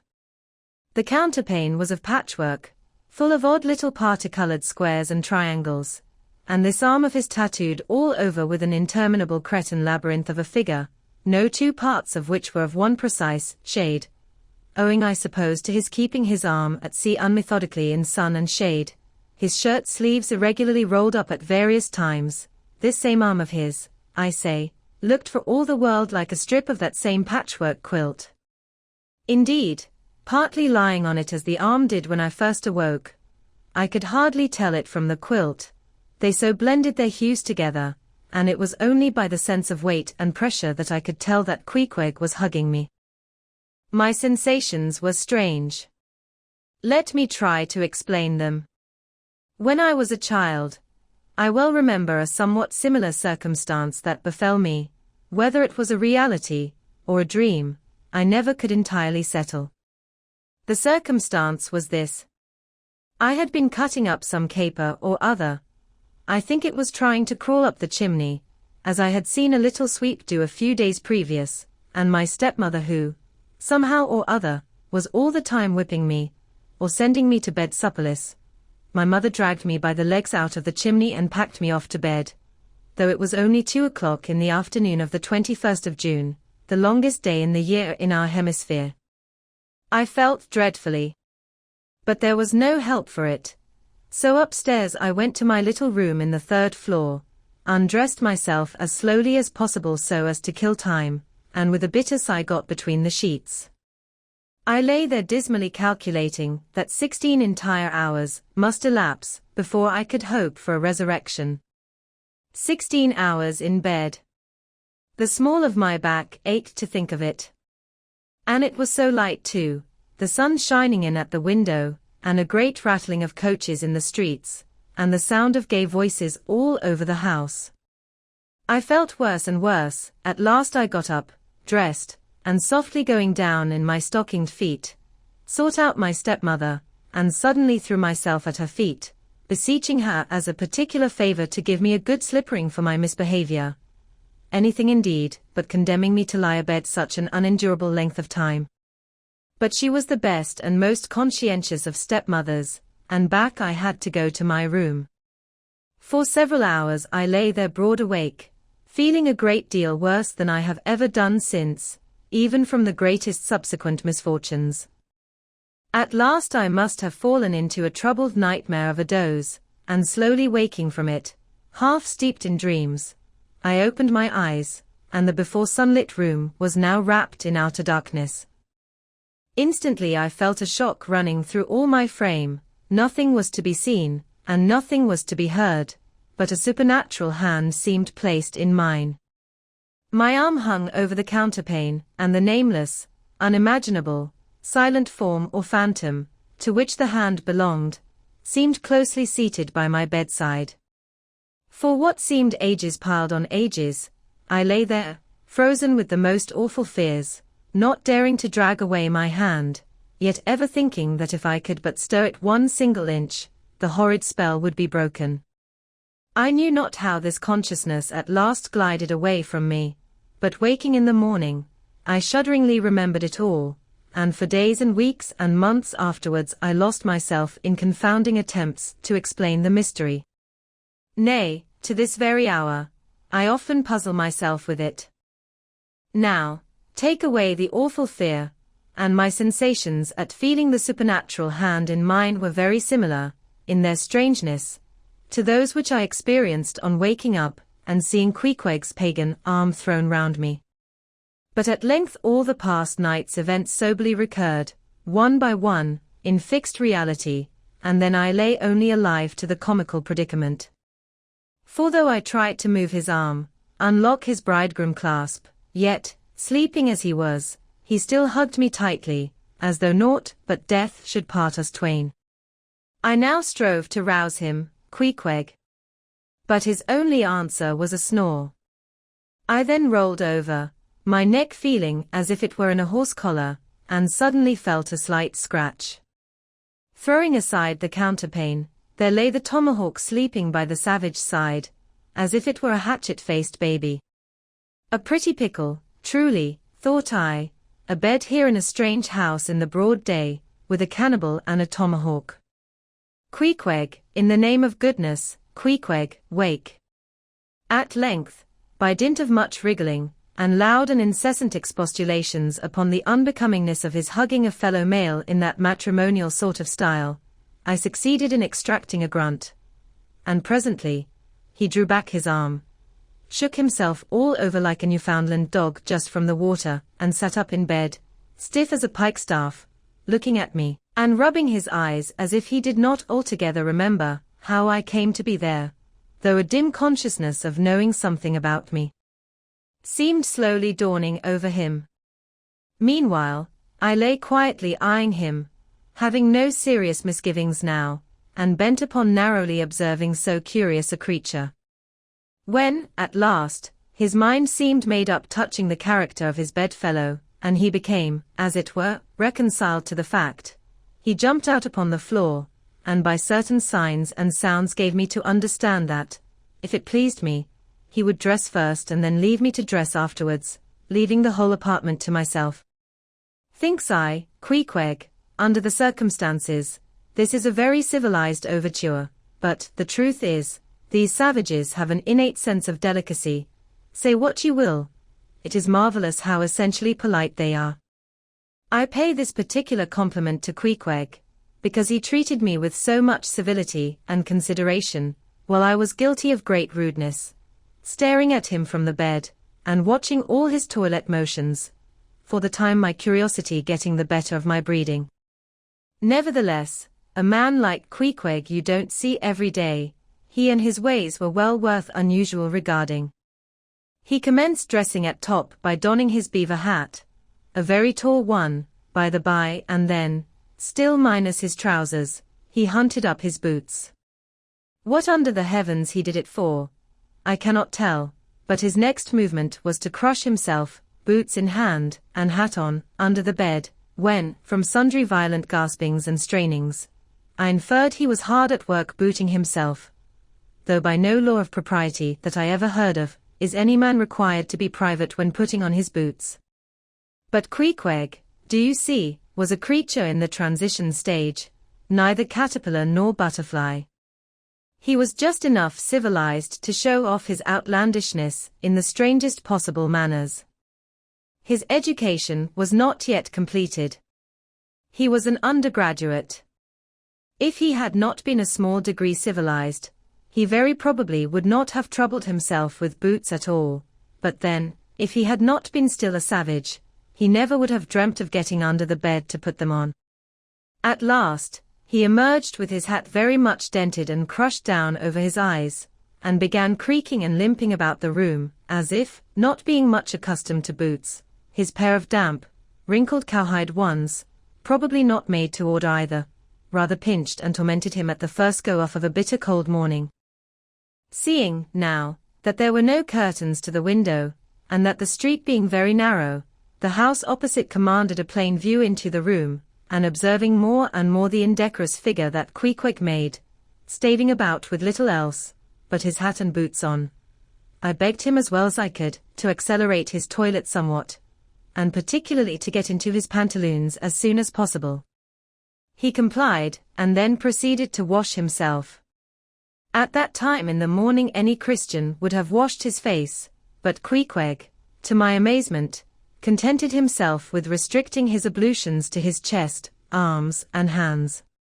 He then donned his waistcoat, and taking up a piece of hard soap on the washstand center table, dipped it into water, and commenced lathering his face.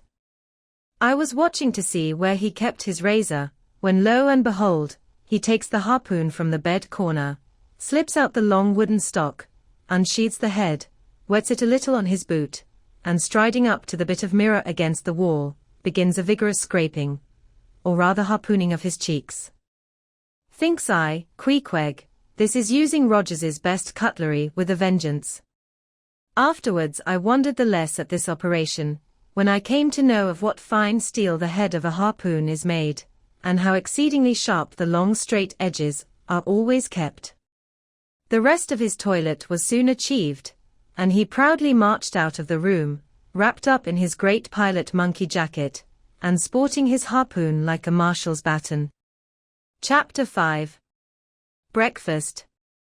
I quickly followed suit, and descending into the barroom accosted the grinning landlord very pleasantly. I cherished no malice towards him, though he had been skylarking with me not a little in the matter of my bedfellow. However, a good laugh is a mighty good thing, and rather too scarce a good thing, the more's the pity. So, if any one man, in his own proper person, affords stuff for a good joke to anybody, let him not be backward, but let him cheerfully allow himself to spend and be spent in that way. And the man that has anything bountifully laughable about him, be sure there is more in that man than you perhaps think for. The barroom was now full of the boarders who had been dropping in the night previous, and whom I had not as yet had a good look at. They were nearly all whalemen, chief mates, and second mates, and third mates, and sea carpenters, and sea coopers, and sea blacksmiths, and harpooneers, and ship keepers, a brown and brawny company, with bosky beards, an unshorn, shaggy set, all wearing monkey jackets for morning gowns. You could pretty plainly tell how long each one had been ashore. This young fellow's healthy cheek is like a sun-toasted pear in hue, and would seem to smell almost as musky. He cannot have been 3 days landed from his Indian voyage. That man next him looks a few shades lighter, you might say a touch of satin wood is in him. In the complexion of a third still lingers a tropic tawn, but slightly bleached withal. He doubtless has tarried whole weeks ashore. But who could show a cheek like Queequeg? Which, barred with various tints, seemed like the Andes' western slope, to show forth in one array, contrasting climates, zone by zone. Grub, ho, now cried the landlord, flinging open a door, and in we went to breakfast. They say that men who have seen the world, thereby become quite at ease in manner, quite self-possessed in company. Not always, though. Ledyard, the great New England traveler, and Mungo Park, the Scotch one, of all men, they possess the least assurance in the parlor. But perhaps the mere crossing of Siberia in a sledge drawn by dogs as Ledyard did, or the taking a long solitary walk on an empty stomach, in the Negro heart of Africa, which was the sum of poor Mungo's performances, this kind of travel, I say, may not be the very best mode of attaining a high social polish. Still, for the most part, that sort of thing is to be had anywhere. These reflections, just here, are occasioned by the circumstance that after we were all seated at the table, and I was preparing to hear some good stories about whaling, to my no small surprise, nearly every man maintained a profound silence. And not only that, but they looked embarrassed. Yes, here were a set of sea dogs, many of whom, without the slightest bashfulness, had boarded great whales on the high seas, entire strangers to them, and duelled them dead without winking, and yet, here they sat at a social breakfast table, all of the same calling, all of kindred tastes, looking round as sheepishly at each other as though they had never been out of sight of some sheepfold among the Green Mountains. A curious sight, these bashful bears, these timid warrior whalemen. But as for Queequeg, why, Queequeg sat there among them, at the head of the table, too, it so chanced, as cool as an icicle. To be sure, I cannot say much for his breeding. His greatest admirer could not have cordially justified his bringing his harpoon into breakfast with him, and using it there without ceremony, reaching over the table with it, to the imminent jeopardy of many heads, and grappling the beefsteaks towards him. But that was certainly very coolly done by him, and every one knows that in most people's estimation, to do anything coolly is to do it genteelly. We will not speak of all Queequeg's peculiarities here. How he eschewed coffee and hot rolls, and applied his undivided attention to beefsteaks, done rare. Enough, that when breakfast was over he withdrew like the rest into the public room, lighted his tomahawk pipe, and was sitting there quietly digesting and smoking with his inseparable hat on, when I sallied out for a stroll. Chapter 6. The Street. If I had been astonished at first catching a glimpse of so outlandish an individual as Queequeg circulating among the polite society of a civilized town, that astonishment soon departed upon taking my first daylight stroll through the streets of New Bedford. In thoroughfares nigh the docks, any considerable seaport will frequently offer to view the queerest-looking nondescripts from foreign parts. Even in Broadway and Chestnut streets, Mediterranean mariners will sometimes jostle the affrighted ladies. Regent Street is not unknown to Lascars and Malays, and at Bombay, in the Apollo Green, live Yankees have often scared the natives. But New Bedford beats all Water Street and Wapping. In these last-mentioned haunts you see only sailors, but in New Bedford, actual cannibals stand chatting at street corners, savages outright, many of whom yet carry on their bones unholy flesh. It makes a stranger stare. But, besides the Fijians, Tongletobors, Erromangoans, Penangians, and Brygians, and besides the wild specimens of the whaling craft, which unheeded reel about the streets, you will see other sights still more curious, certainly more comical. There weekly arrive in this town scores of green Vermonters and New Hampshire men, all athirst for gain and glory in the fishery. They are mostly young, of stalwart frames, fellows who have felled forests, and now seek to drop the axe and snatch the whale lance. Many are as green as the Green Mountains whence they came. In some things you would think them but a few hours old. Look there. That chap strutting round the corner. He wears a beaver hat and swallow-tailed coat, girdled with a sailor belt and sheath knife. Here comes another with a sou'wester and a bombazine cloak. No town-bred dandy will compare with a country-bred one, I mean a downright bumpkin dandy, a fellow that, in the dog days, will mow his 2 acres in buckskin gloves for fear of tanning his hands. Now when a country dandy like this takes it into his head to make a distinguished reputation, and joins the great whale fishery, you should see the comical things he does upon reaching the seaport. In bespeaking his sea outfit, he orders bell buttons to his waistcoats, straps to his canvas trousers. Ah, poor hayseed! How bitterly will burst those straps in the first howling gale, when thou art driven, straps, buttons, and all, down the throat of the tempest.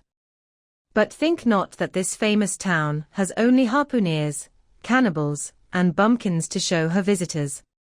Not at all. Still, New Bedford is a queer place. Had it not been for us whalemen, that tract of land would this day perhaps have been in as howling condition as the coast of Labrador. As it is, parts of her back country are enough to frighten one, they look so bony. The town itself is perhaps the dearest place to live in all New England.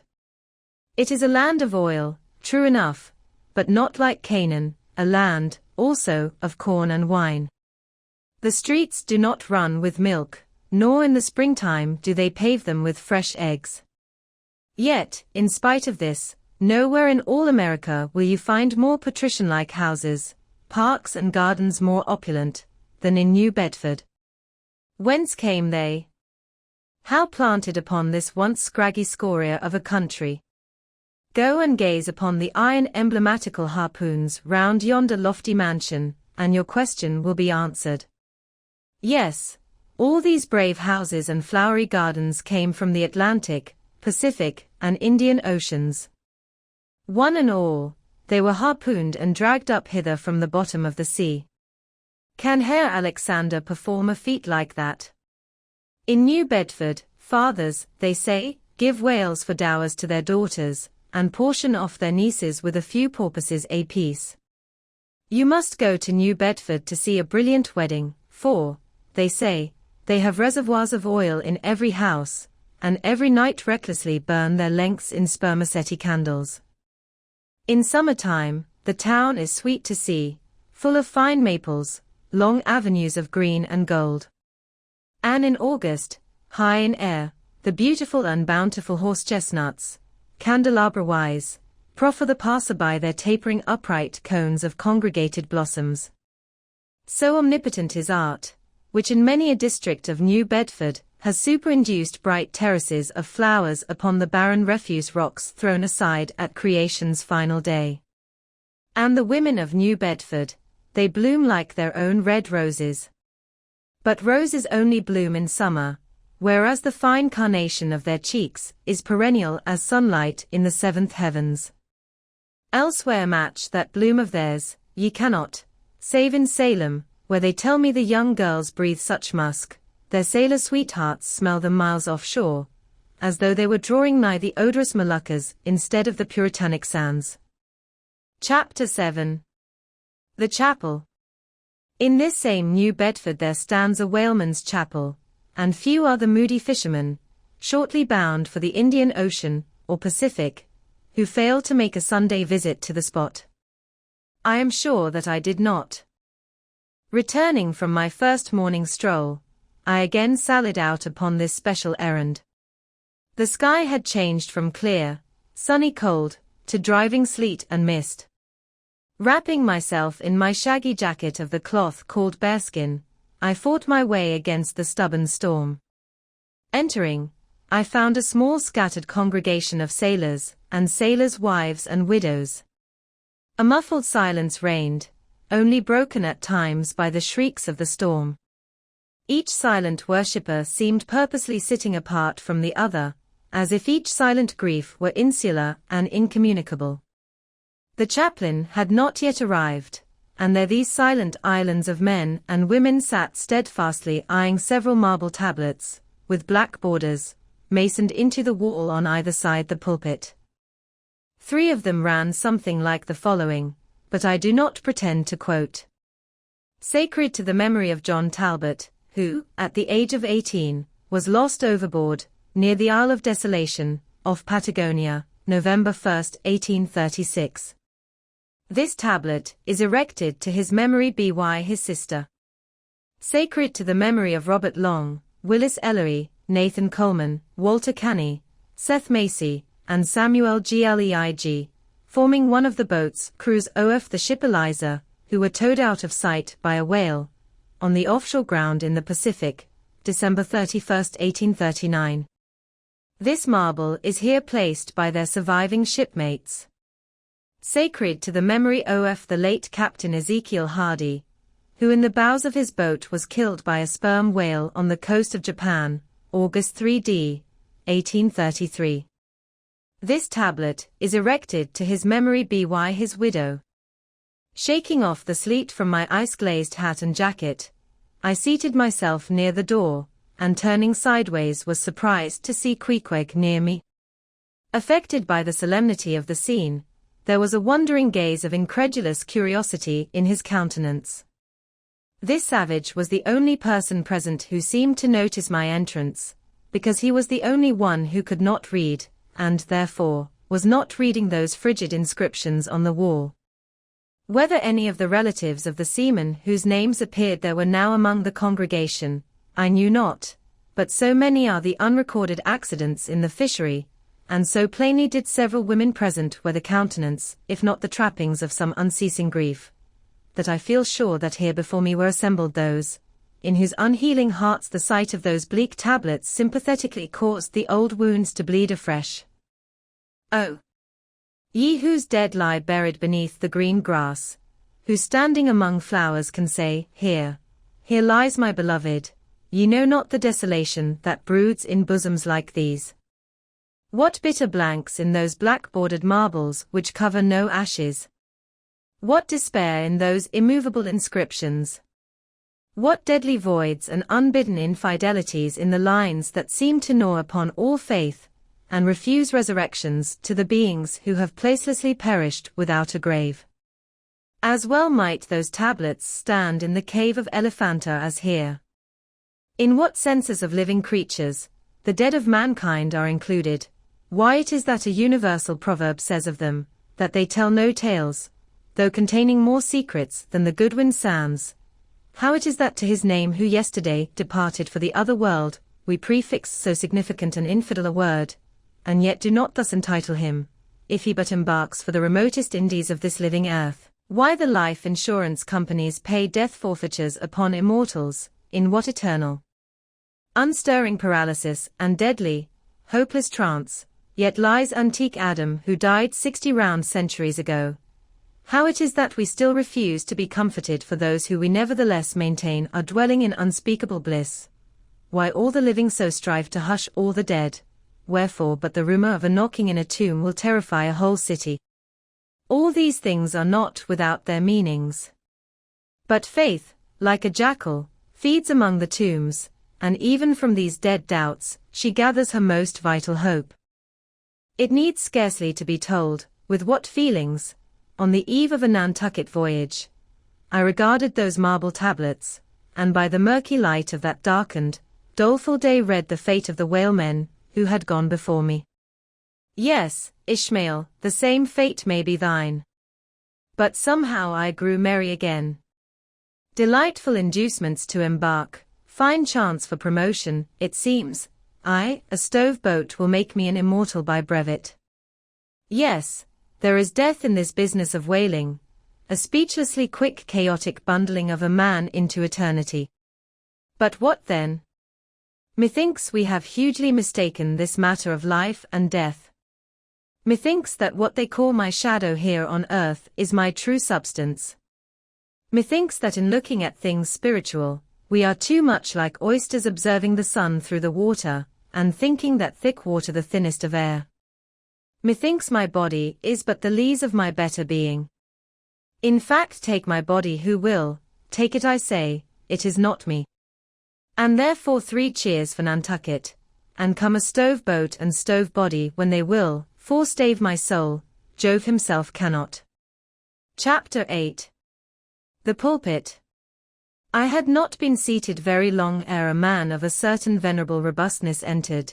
Immediately as the storm-pelted door flew back upon admitting him, a quick regardful eyeing of him by all the congregation sufficiently attested that this fine old man was the chaplain.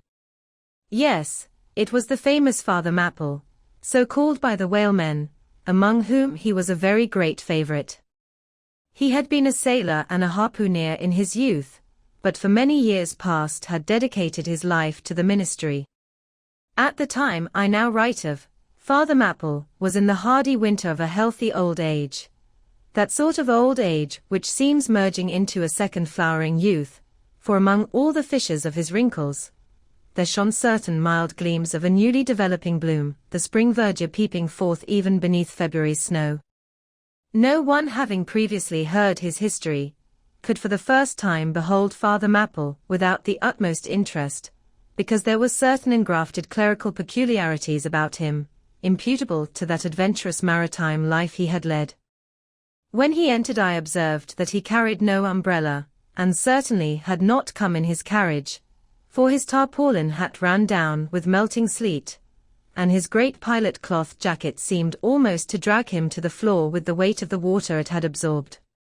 However, hat and coat and overshoes were one by one removed, and hung up in a little space in an adjacent corner, when, arrayed in a decent suit, he quietly approached the pulpit.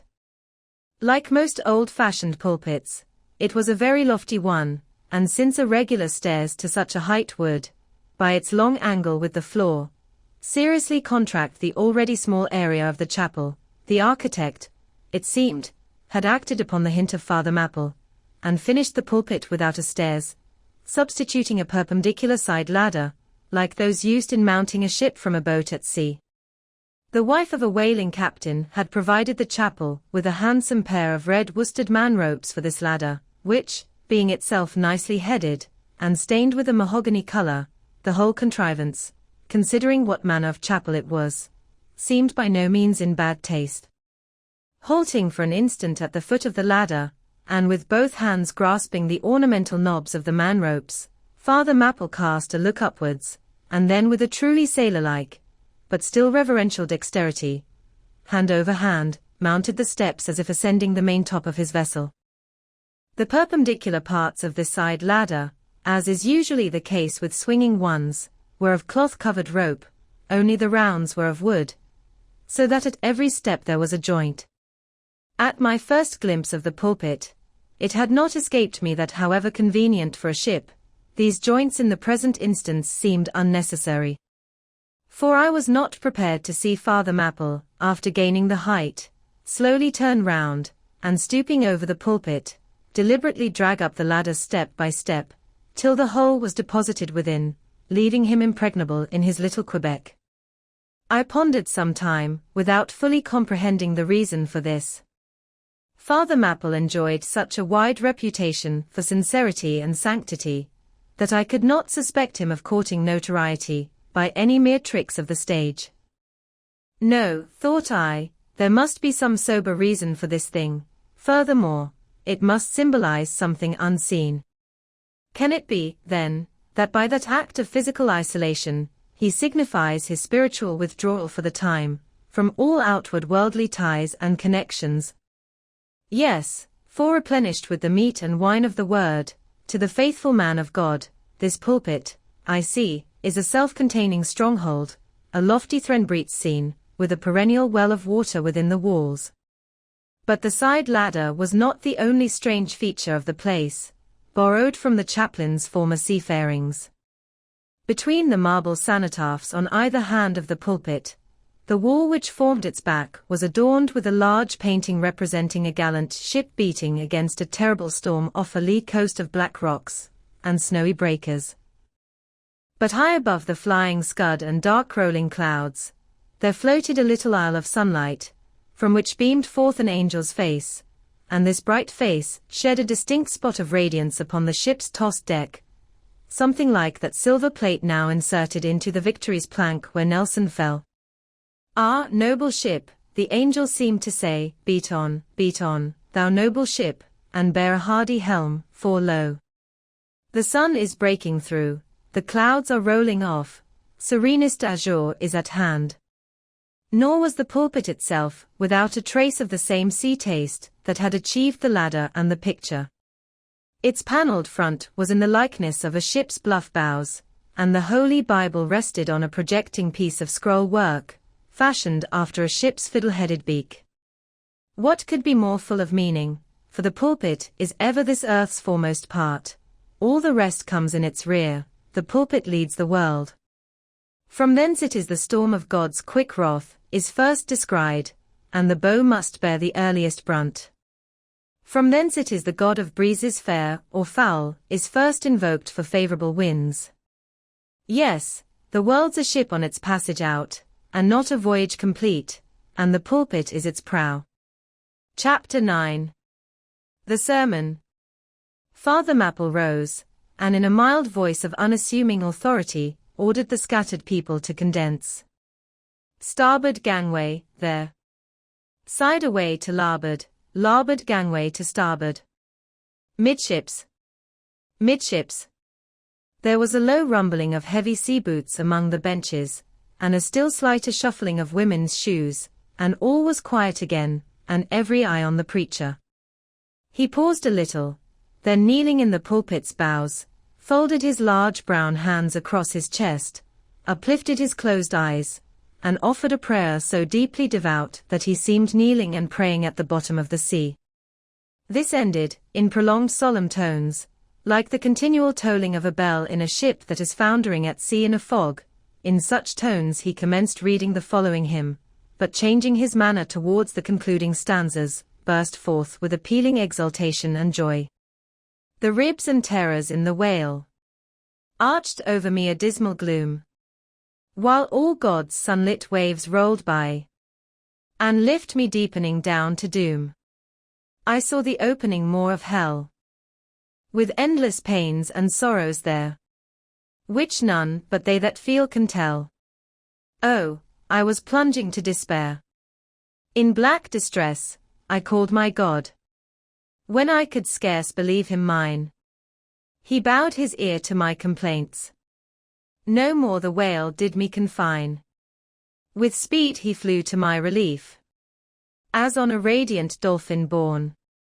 Awful, yet bright, as lightning shone the face of my deliverer God. My song forever shall record that terrible, that joyful hour. I give the glory to my God. His all the mercy and the power. Nearly all joined in singing this hymn, which swelled high above the howling of the storm. A brief pause ensued. The preacher slowly turned over the leaves of the Bible, and at last, folding his hand down upon the proper page, said, "Beloved shipmates, clinch the last verse of the first chapter of Jonah, and God had prepared a great fish to swallow up Jonah."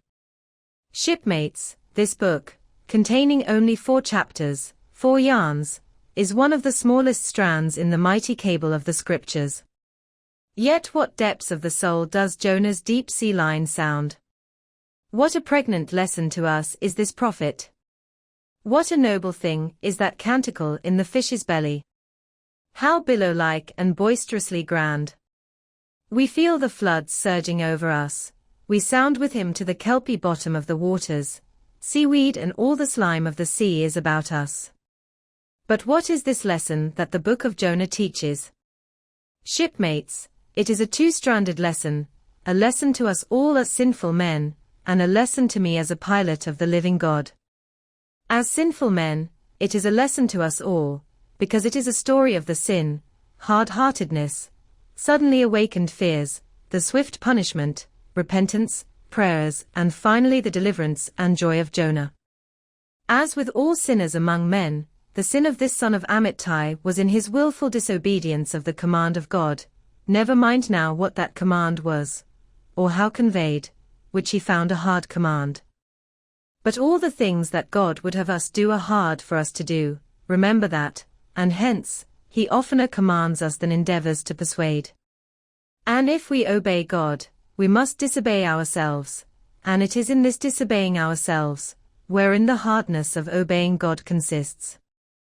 With this sin of disobedience in him, Jonah still further flouts at God, by seeking to flee from him. He thinks that a ship made by men will carry him into countries where God does not reign, but only the captains of this earth. He skulks about the wharves of Joppa, and seeks a ship that's bound for Tarshish. There lurks, perhaps, a hitherto unheeded meaning here. By all accounts, Tarshish could have been no other city than the modern Cadiz. That's the opinion of learned men. And where is Cadiz, shipmates? Cadiz is in Spain, as far by water, from Joppa, as Jonah could possibly have sailed in those ancient days, when the Atlantic was an almost unknown sea. Because Joppa, the modern Jaffa, shipmates, is on the most easterly coast of the Mediterranean, the Syrian, and Tarshish or Cadiz more than 2,000 miles to the westward from that, just outside the Straits of Gibraltar. See ye not then, shipmates, that Jonah sought to flee worldwide from God? Miserable man! Oh! Most contemptible and worthy of all scorn, with slouched hat and guilty eye, skulking from his God, prowling among the shipping like a vile burglar hastening to cross the seas. So disordered, self-condemning is his look, that had there been policemen in those days, Jonah, on the mere suspicion of something wrong, had been arrested ere he touched a deck. How plainly he's a fugitive! No baggage, not a hat-box, valise, or carpet-bag, no friends accompany him to the wharf with their adieus. At last, after much dodging search, he finds the Tarshish ship receiving the last items of her cargo, and as he steps on board to see its captain in the cabin, all the sailors for the moment desist from hoisting in the goods, to mark the stranger's evil eye. Jonah sees this, but in vain he tries to look all ease and confidence, in vain essays his wretched smile. Strong intuitions of the man assure the mariners he can be no innocent. In their gamesome but still serious way, one whispers to the other, "Jack, he's robbed a widow," or, "Joe, do you mark him, he's a bigamist," or, "Harry lad, I guess he's the adulterer that broke jail in old Gomorrah," or belike, one of the missing murderers from Sodom. Another runs to read the bill that's stuck against the spile upon the wharf to which the ship is moored, offering 500 gold coins for the apprehension of a parricide, and containing a description of his person. He reads, and looks from Jonah to the bill, while all his sympathetic shipmates now crowd round Jonah, prepared to lay their hands upon him. Frighted Jonah trembles, and summoning all his boldness to his face, only looks so much the more a coward. He will not confess himself suspected, but that itself is strong suspicion. So he makes the best of it, and when the sailors find him not to be the man that is advertised, they let him pass, and he descends into the cabin. "Who's there?" cries the captain at his busy desk, hurriedly making out his papers for the customs. "Who's there?" Oh! How that harmless question mangles Jonah. For the instant he almost turns to flee again. But he rallies. "I seek a passage in this ship to Tarshish. How soon sail ye, sir?" Thus far the busy captain had not looked up to Jonah, though the man now stands before him, but no sooner does he hear that hollow voice, than he darts a scrutinizing glance. "We sail with the next coming tide," at last he slowly answered, still intently eyeing him.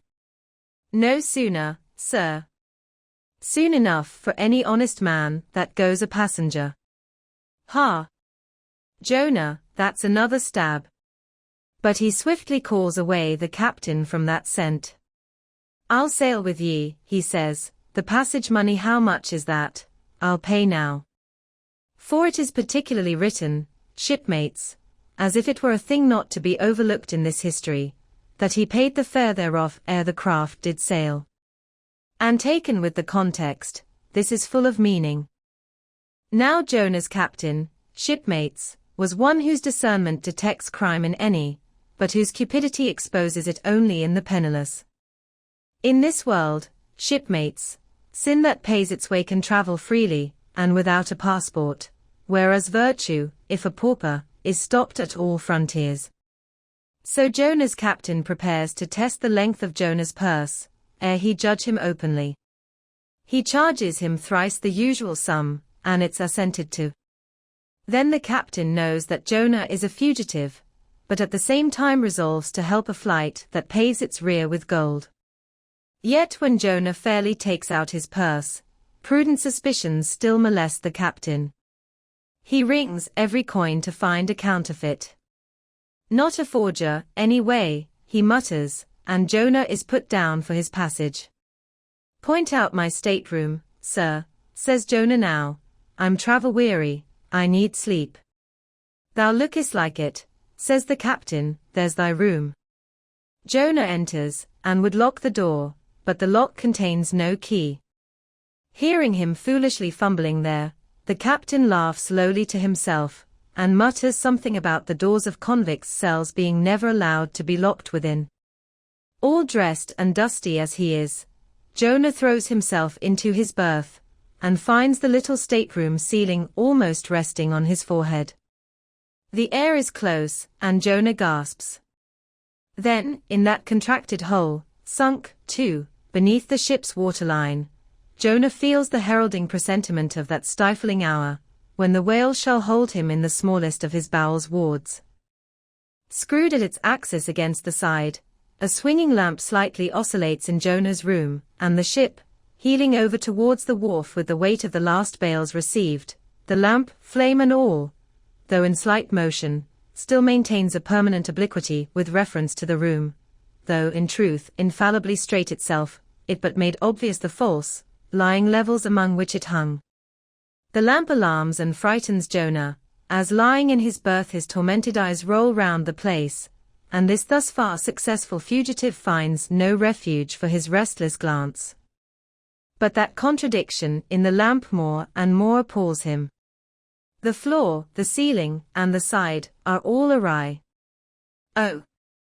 So my conscience hangs in me, he groans, straight upwards, so it burns, but the chambers of my soul are all in crookedness.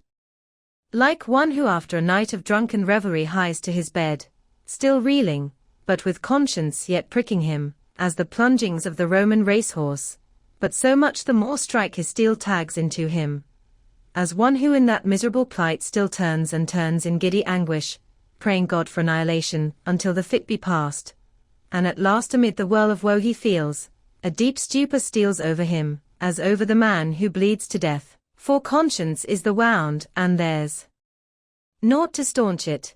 So, after sore wrestlings in his berth, Jonah's prodigy of ponderous misery drags him drowning down to sleep.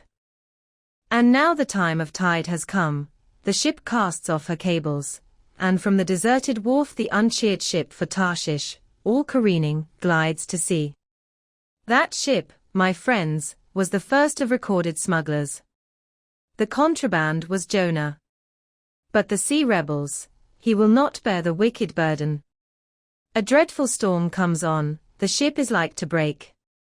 But now when the boatswain calls all hands to lighten her, when boxes, bales, and jars are clattering overboard, when the wind is shrieking, and the men are yelling, and every plank thunders with trampling feet right over Jonah's head, in all this raging tumult, Jonah sleeps his hideous sleep. He sees no black sky and raging sea, feels not the reeling timbers, and little hears he or heeds he the far rush of the mighty whale, which even now with open mouth is cleaving the seas after him. Aye, shipmates, Jonah was gone down into the sides of the ship, a berth in the cabin as I have taken it, and was fast asleep. But the frightened master comes to him, and shrieks in his dead ear, "What meanest thou, O sleeper? Arise!" Startled from his lethargy by that direful cry, Jonah staggers to his feet, and stumbling to the deck, grasps a shroud, to look out upon the sea. But at that moment, he is sprung upon by a panther billow leaping over the bulwarks. Wave after wave thus leaps into the ship, and finding no speedy vent runs roaring fore and aft, till the mariners come nigh to drowning while yet afloat. And ever, as the white moon shows her affrighted face from the steep gullies in the blackness overhead, aghast Jonah sees the rearing bowsprit pointing high upward, but soon beat downward again towards the tormented deep. Terrors upon terrors run shouting through his soul. In all his cringing attitudes, the god fugitive is now too plainly known. The sailors mark him, more and more certain grow their suspicions of him, and at last, fully to test the truth, by referring the whole matter to high heaven, they fall to casting lots, to see for whose cause this great tempest was upon them. The lot is Jonah's, that discovered, then how furiously they mob him with their questions. What is thine occupation? Whence comest thou? Thy country? What people? But mark now, my shipmates, the behavior of poor Jonah. The eager mariners but ask him who he is, and where from, whereas they not only receive an answer to those questions, but likewise another answer to a question not put by them, but the unsolicited answer is forced from Jonah by the hard hand of God that is upon him. I am a Hebrew, he cries, and then, I fear the Lord the God of heaven who hath made the sea and the dry land. Fear him, O Jonah. Aye, well mightest thou fear the Lord God then. Straightway, he now goes on to make a full confession, whereupon the mariners became more and more appalled, but still are pitiful. For when Jonah, not yet supplicating God for mercy, since he but too well knew the darkness of his deserts, when wretched Jonah cries out to them to take him and cast him forth into the sea, for he knew that for his sake this great tempest was upon them, they mercifully turn from him, and seek by other means to save the ship. But all in vain, the indignant gale howls louder. Then, with one hand raised invokingly to God, with the other they not unreluctantly lay hold of Jonah. And now behold Jonah taken up as an anchor, and dropped into the sea, when instantly an oily calmness floats out from the east, and the sea is still, as Jonah carries down the gale with him, leaving smooth water behind. He goes down in the whirling heart of such a masterless commotion, that he scarce heeds the moment, when he drops seething into the yawning jaws awaiting him, and the whale shoots to all his ivory teeth, like so many white bolts, upon his prison. Then Jonah prayed unto the Lord out of the fish's belly. But observe his prayer, and learn a weighty lesson. For sinful as he is, Jonah does not weep and wail for direct deliverance. He feels that his dreadful punishment is just. He leaves all his deliverance to God, contenting himself with this, that spite of all his pains and pangs, he will still look towards his holy temple. And here, shipmates, is true and faithful repentance, not clamorous for pardon, but grateful for punishment. And how pleasing to God was this conduct in Jonah, is shown in the eventual deliverance of him from the sea and the whale. Shipmates, I do not place Jonah before you to be copied for his sin, but I do place him before you as a model for repentance.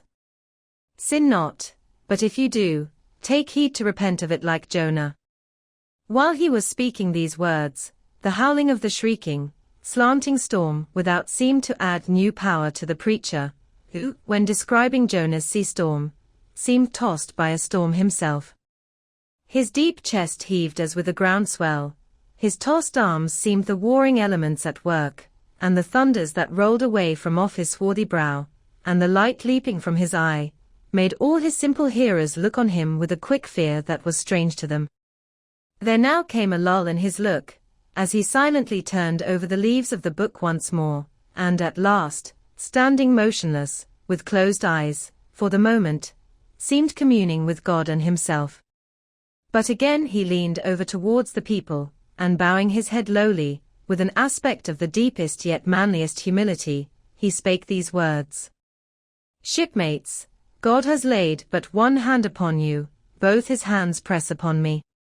I have read ye by what murky light may be mine the lesson that Jonah teaches to all sinners, and therefore to ye, and still more to me, for I am a greater sinner than ye. And now how gladly would I come down from this masthead, and sit on the hatches there where you sit, and listen as you listen, while some one of you reads me that other and more awful lesson, which Jonah teaches to me, as a pilot of the living God.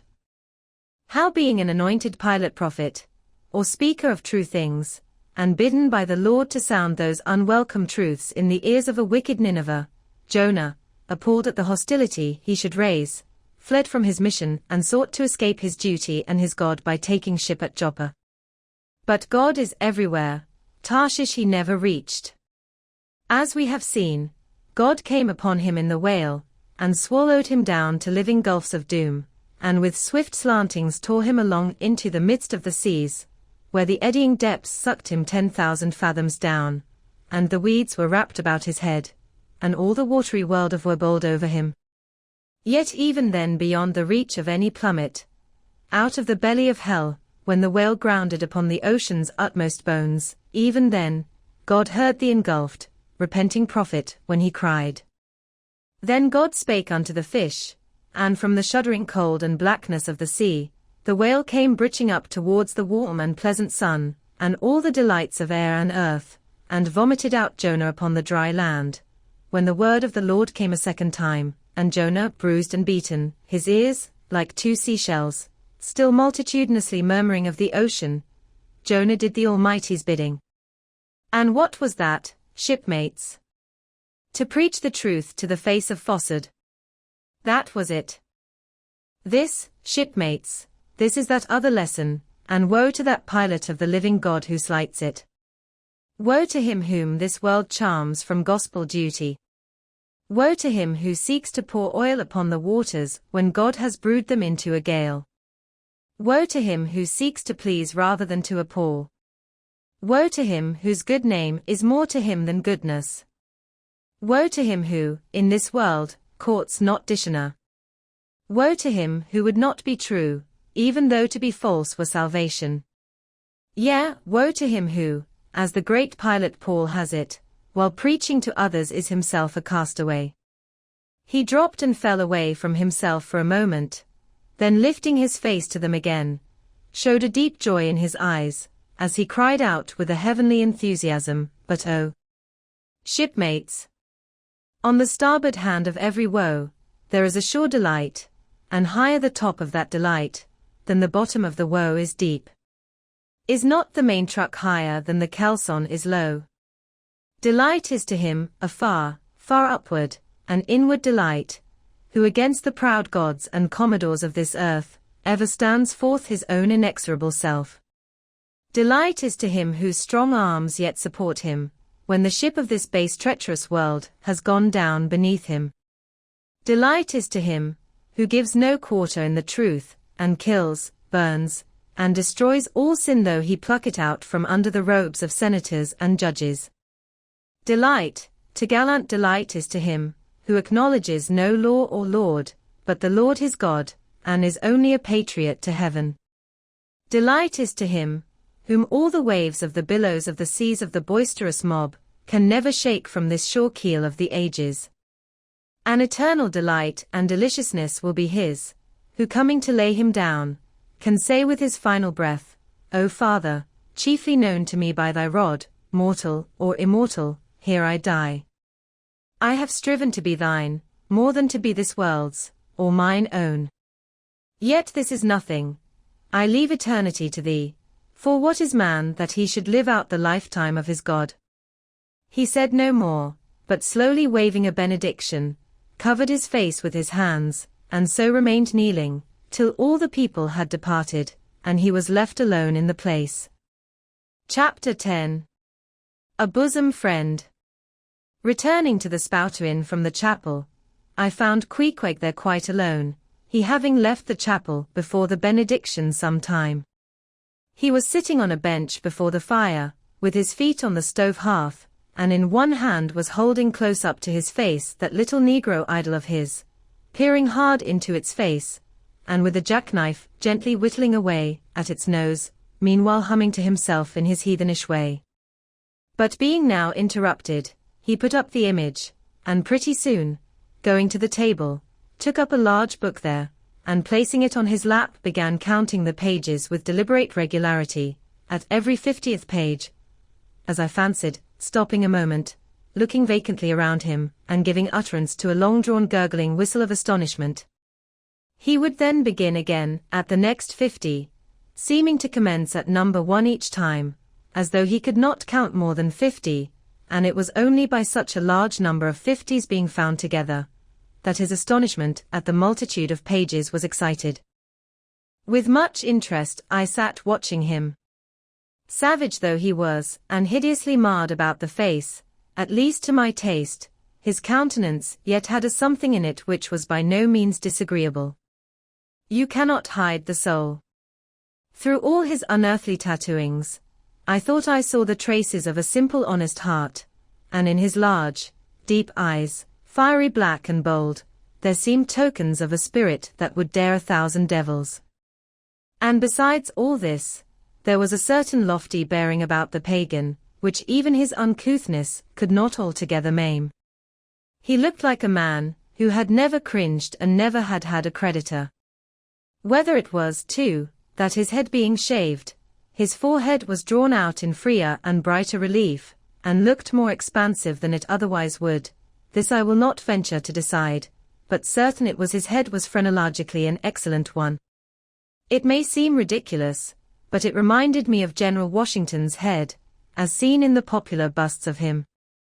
It had the same long regularly graded retreating slope from above the brows, which were likewise very projecting, like two long promontories thickly wooded on top. Queequeg was George Washington cannibalistically developed. Whilst I was thus closely scanning him, half pretending meanwhile to be looking out at the storm from the casement, he never heeded my presence, never troubled himself with so much as a single glance, but appeared wholly occupied with counting the pages of the marvelous book. Considering how sociably we had been sleeping together the night previous, and especially considering the affectionate arm I had found thrown over me upon waking in the morning, I thought this indifference of his very strange. But savages are strange beings. At times you do not know exactly how to take them. At first they are overawing. Their calm self-collectedness of simplicity seems a Socratic wisdom. I had noticed also that Queequeg never consorted at all, or but very little, with the other seamen in the inn. He made no advances whatever, appeared to have no desire to enlarge the circle of his acquaintances. All this struck me as mighty singular, yet, upon second thoughts, there was something almost sublime in it. Here was a man some 20,000 miles from home, by the way of Cape Horn, that is, which was the only way he could get there, thrown among people as strange to him as though he were in the planet Jupiter, and yet he seemed entirely at his ease, preserving the utmost serenity, content with his own companionship, always equal to himself. Surely this was a touch of fine philosophy, though no doubt he had never heard there was such a thing as that. But, perhaps, to be true philosophers, we mortals should not be conscious of so living or so striving.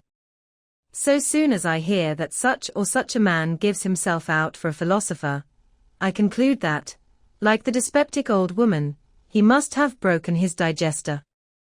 As I sat there in that now lonely room, the fire burning low, in that mild stage when, after its first intensity has warmed the air, it then only glows to be looked at, the evening shades and phantoms gathering round the casements, and peering in upon us silent, solitary twain, the storm booming without in solemn swells, I began to be sensible of strange feelings.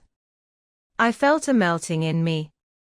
No more my splintered heart and maddened hand were turned against the wolfish world. This soothing savage had redeemed it. There he sat, his very indifference speaking a nature in which there lurked no civilized hypocrisies and bland deceits. Wild he was, a very sight of sights to see, yet I began to feel myself mysteriously drawn towards him. And those same things that would have repelled most others, they were the very magnets that thus drew me. I'll try a pagan friend, thought I, since Christian kindness has proved but hollow courtesy. I drew my bench near him, and made some friendly signs and hints, doing my best to talk with him meanwhile. At first he little noticed these advances, but presently, upon my referring to his last night's hospitalities, he made out to ask me whether we were again to be bedfellows. I told him yes, whereat I thought he looked pleased, perhaps a little complimented. We then turned over the book together, and I endeavored to explain to him the purpose of the printing, and the meaning of the few pictures that were in it. Thus I soon engaged his interest, and from that we went to jabbering the best we could about the various outer sights to be seen in this famous town. Soon I proposed a social smoke, and, producing his pouch and tomahawk, he quietly offered me a puff.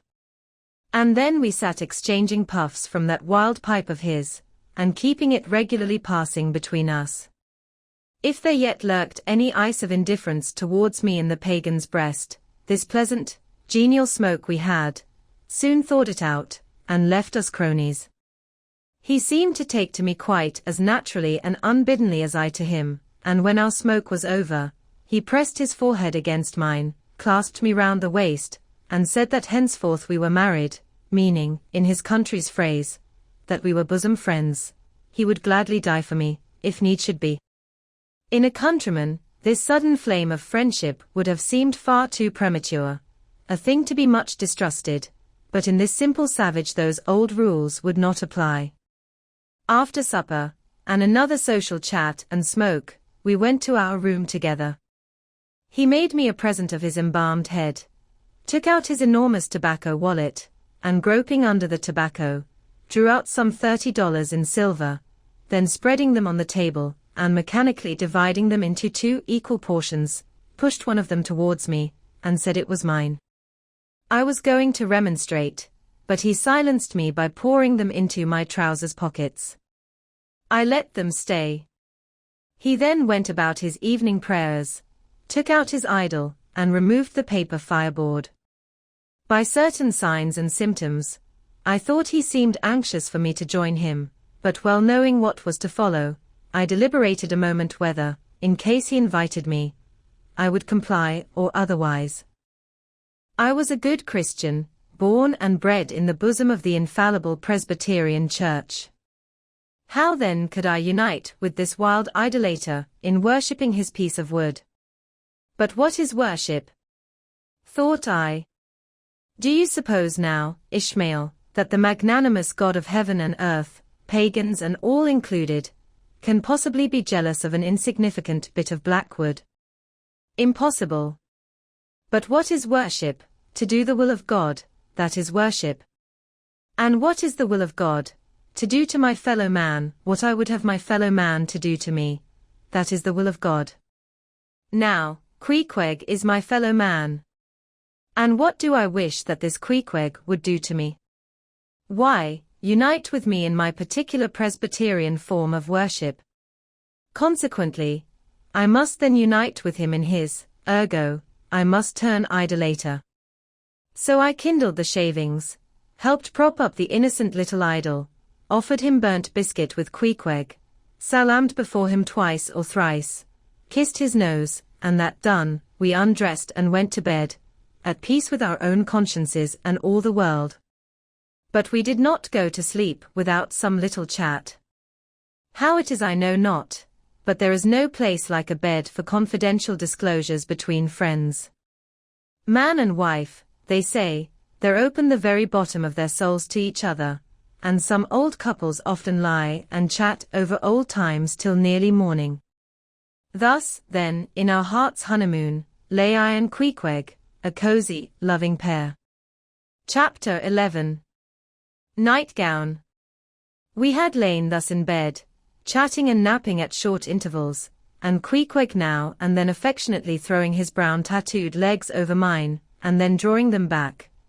So entirely sociable and free and easy were we, when, at last, by reason of our confabulations, what little nappishness remained in us altogether departed, and we felt like getting up again, though daybreak was yet some way down the future.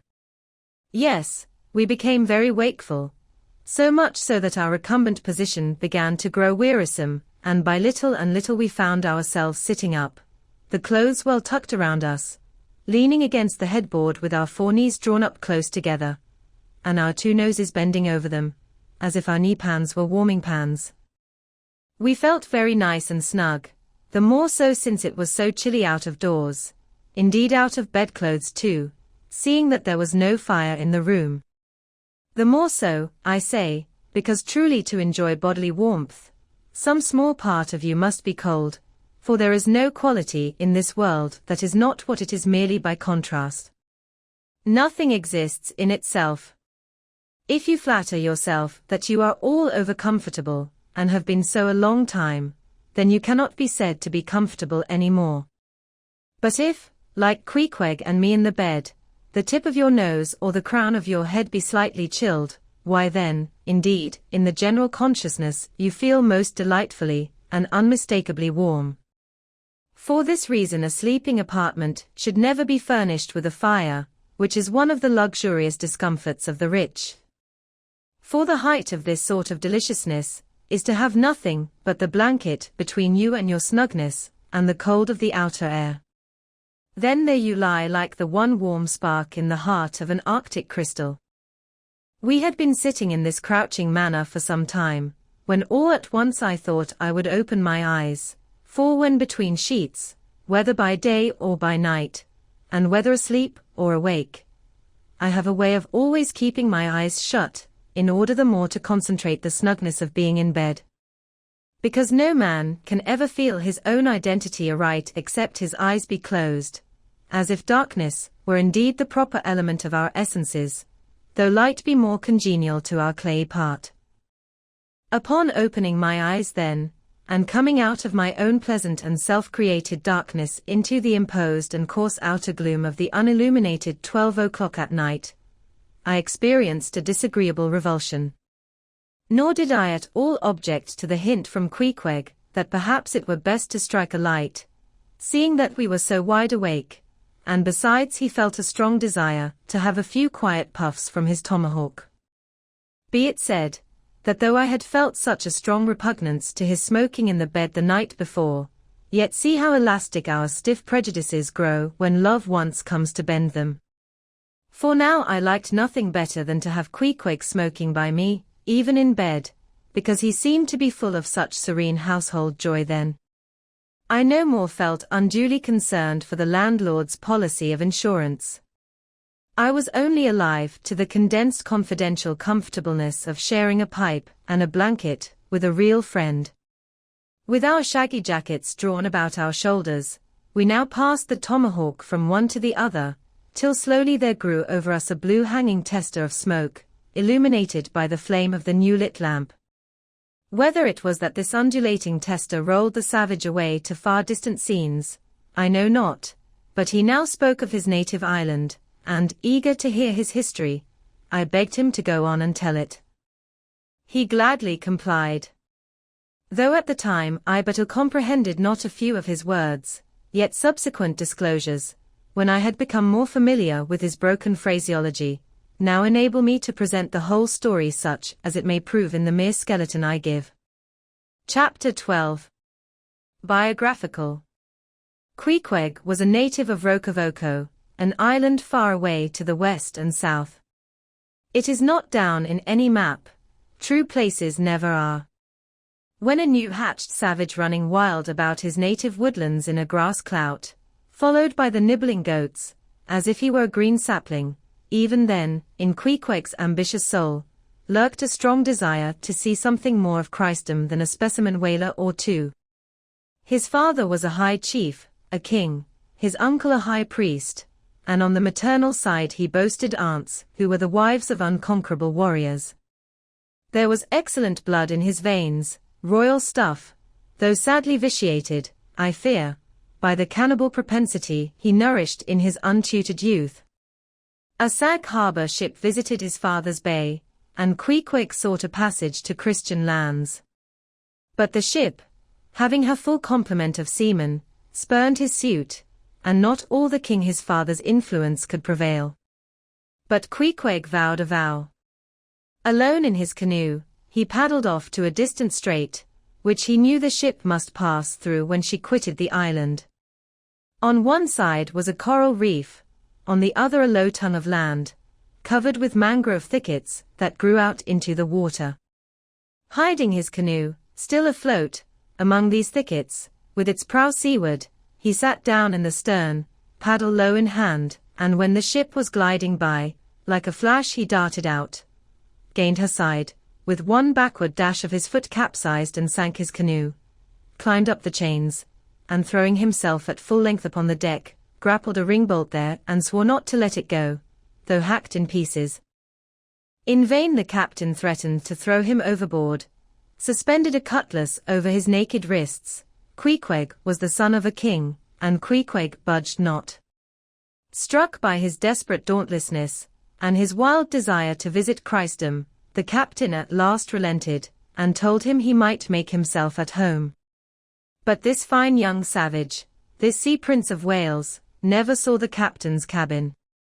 They put him down among the sailors, and made a whaleman of him. But like Charpeter content to toil in the shipyards of foreign cities, Queequeg disdained no seeming ignominy, if thereby he might happily gain the power of enlightening his untutored countrymen. For at bottom, so he told me, he was actuated by a profound desire to learn among the Christians the arts whereby to make his people still happier than they were, and more than that, still better than they were. But, alas! The practices of whalemen soon convinced him that even Christians could be both miserable and wicked, infinitely more so than all his father's heathens.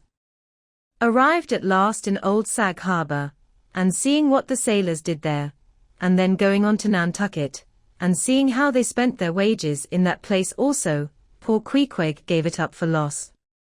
Thought he, it's a wicked world in all meridians, I'll die a pagan.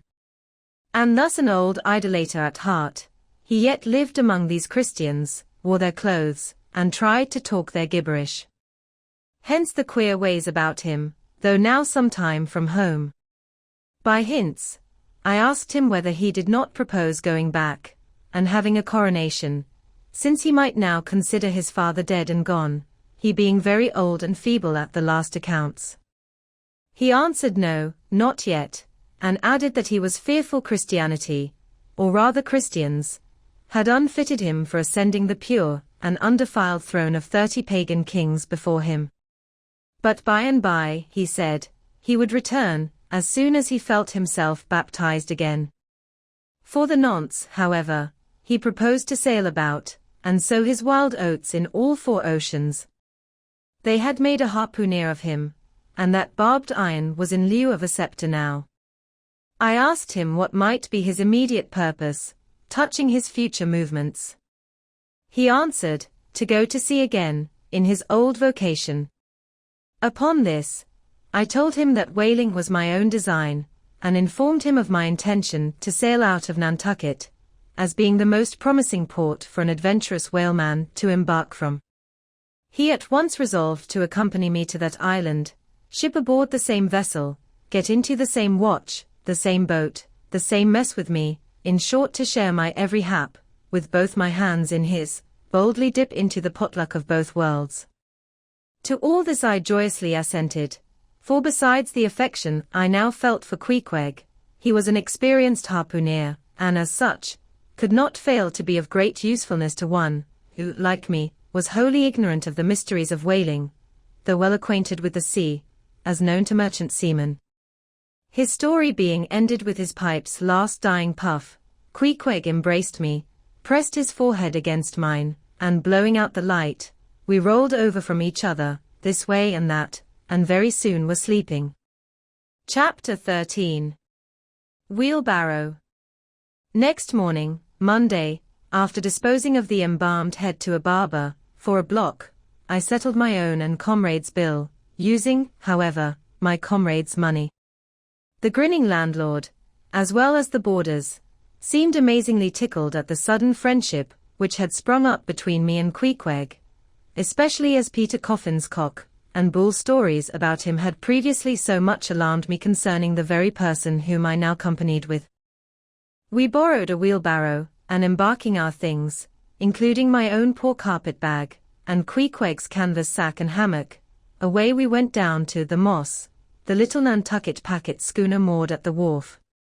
As we were going along the people stared, not at Queequeg so much, for they were used to seeing cannibals like him in their streets, but at seeing him and me upon such confidential terms. But we heeded them not, going along wheeling the barrow by turns, and Queequeg now and then stopping to adjust the sheath on his harpoon barbs. I asked him why he carried such a troublesome thing with him ashore, and whether all whaling ships did not find their own harpoons. To this, in substance, he replied, that though what I hinted was true enough, yet he had a particular affection for his own harpoon, because it was of assured stuff, well tried in many a mortal combat, and deeply intimate with the hearts of whales. In short, like many inland reapers and mowers, who go into the farmers' meadows armed with their own scythes, though in no wise obliged to furnish them, even so, Queequeg, for his own private reasons, preferred his own harpoon. Shifting the barrow from my hand to his, he told me a funny story about the first wheelbarrow he had ever seen. It was in Sag Harbor. The owners of his ship, it seems, had lent him one, in which to carry his heavy chest to his boarding house.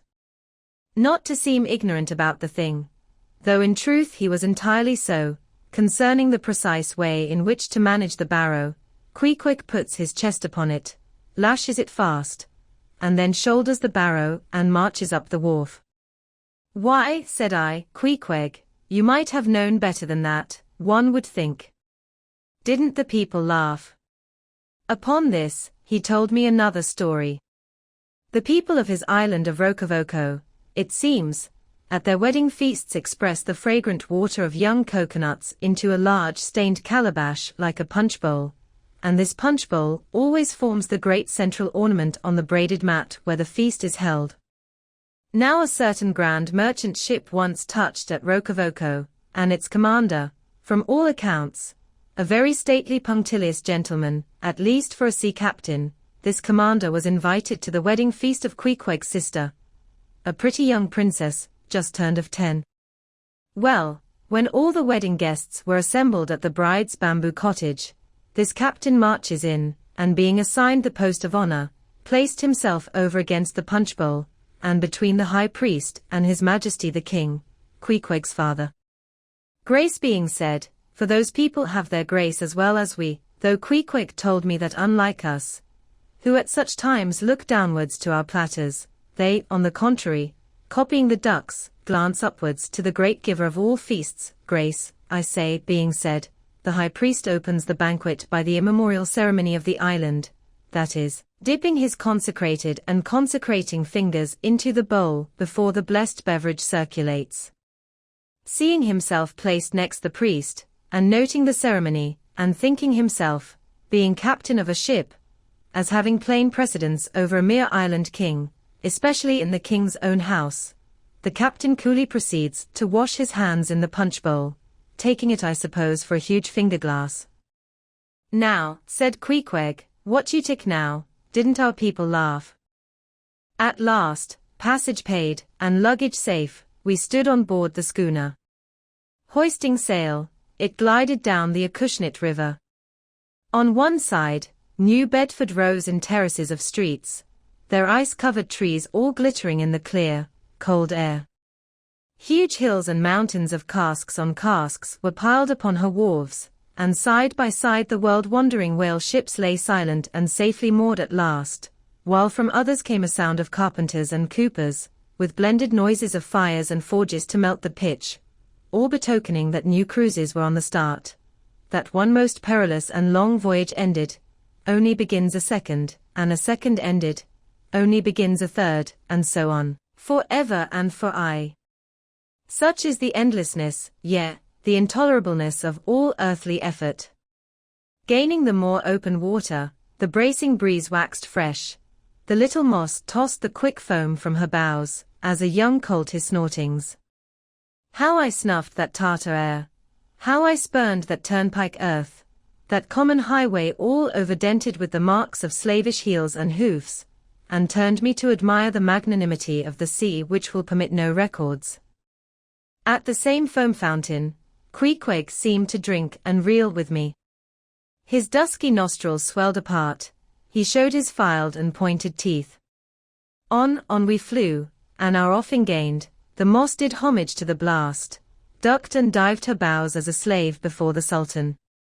Sideways leaning, we sideways darted, every rope yarn tingling like a wire, the two tall masts buckling like Indian canes in land tornadoes.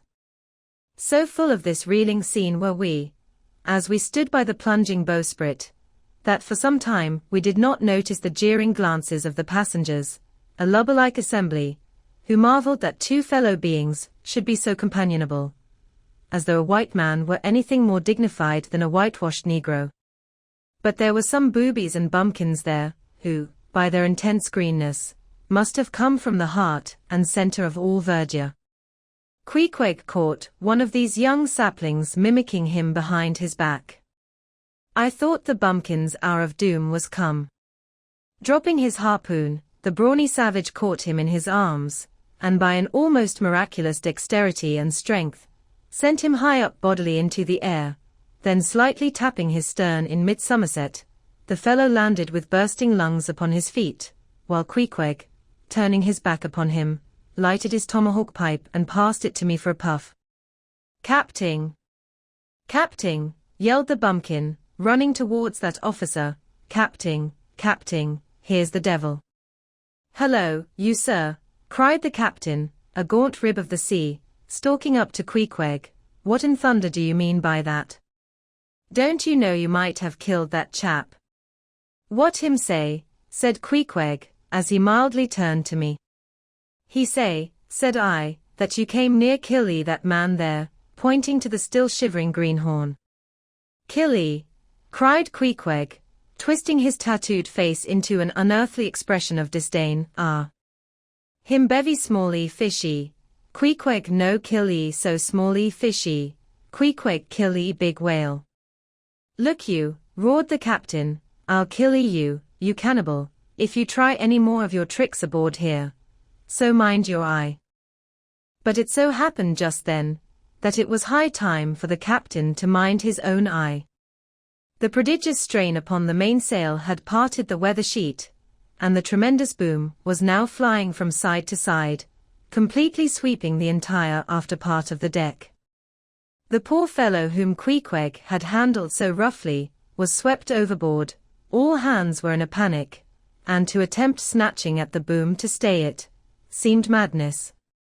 It flew from right to left, and back again, almost in one ticking of a watch, and every instant seemed on the point of snapping into splinters.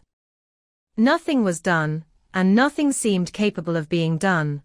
Those on deck rushed towards the bows, and stood eyeing the boom as if it were the lower jaw of an exasperated whale. In the midst of this consternation, Queequeg dropped deftly to his knees, and crawling under the path of the boom, whipped hold of a rope, secured one end to the bulwarks, and then flinging the other like a lasso, caught it round the boom as it swept over his head, and at the next jerk, the spar was that way trapped, and all was safe. The schooner was run into the wind, and while the hands were clearing away the stern boat, Queequeg, stripped to the waist, darted from the side with a long living arc of a leap. For 3 minutes or more he was seen swimming like a dog, throwing his long arms straight out before him, and by turns revealing his brawny shoulders through the freezing foam.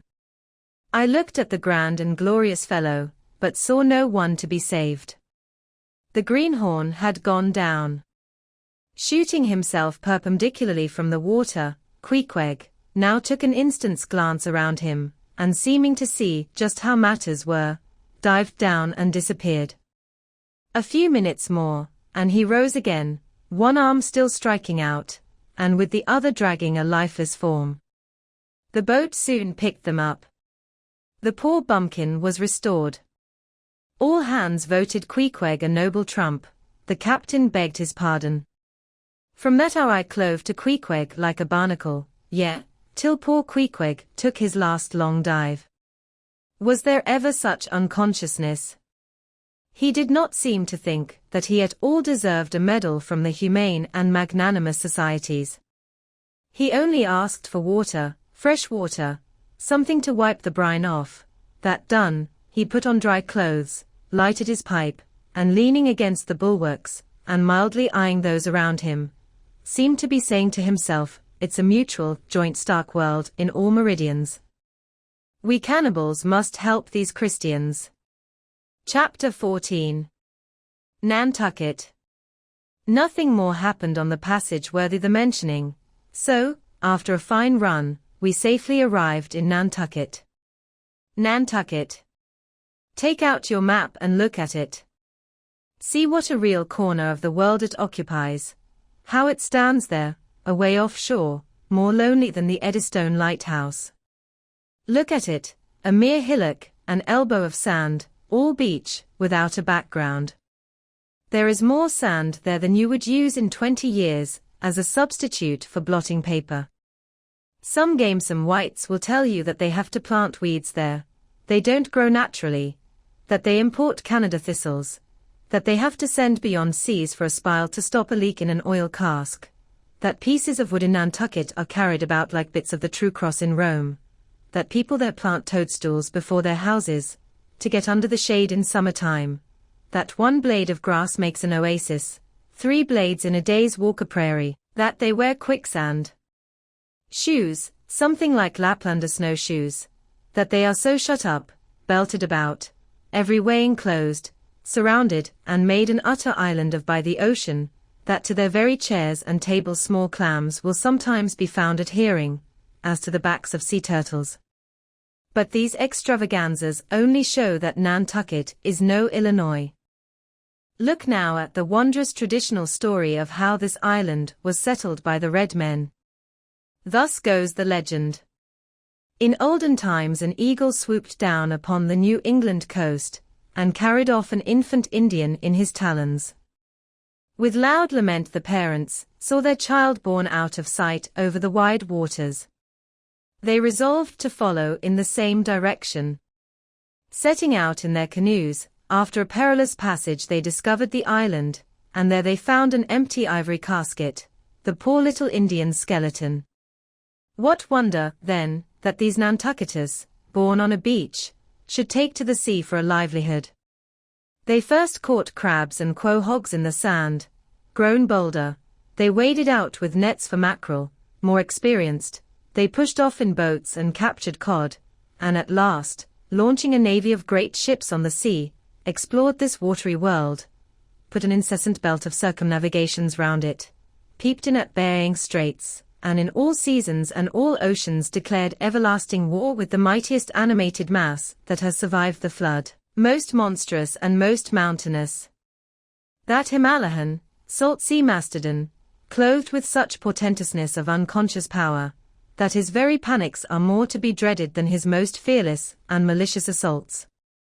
And thus have these naked Nantucketers, these sea hermits, issuing from their anthill in the sea, overrun and conquered the watery world like so many Alexanders, parceling out among them the Atlantic, Pacific, and Indian Oceans, as the 3 pirate powers did Poland. Let America add Mexico to Texas, and pile Cuba upon Canada. Let the English overswarm all India, and hang out their blazing banner from the sun. 2/3 of this terraqueous globe are the Nantucketers. For the sea is his, he owns it, as emperors own empires, other seamen having but a right of way through it.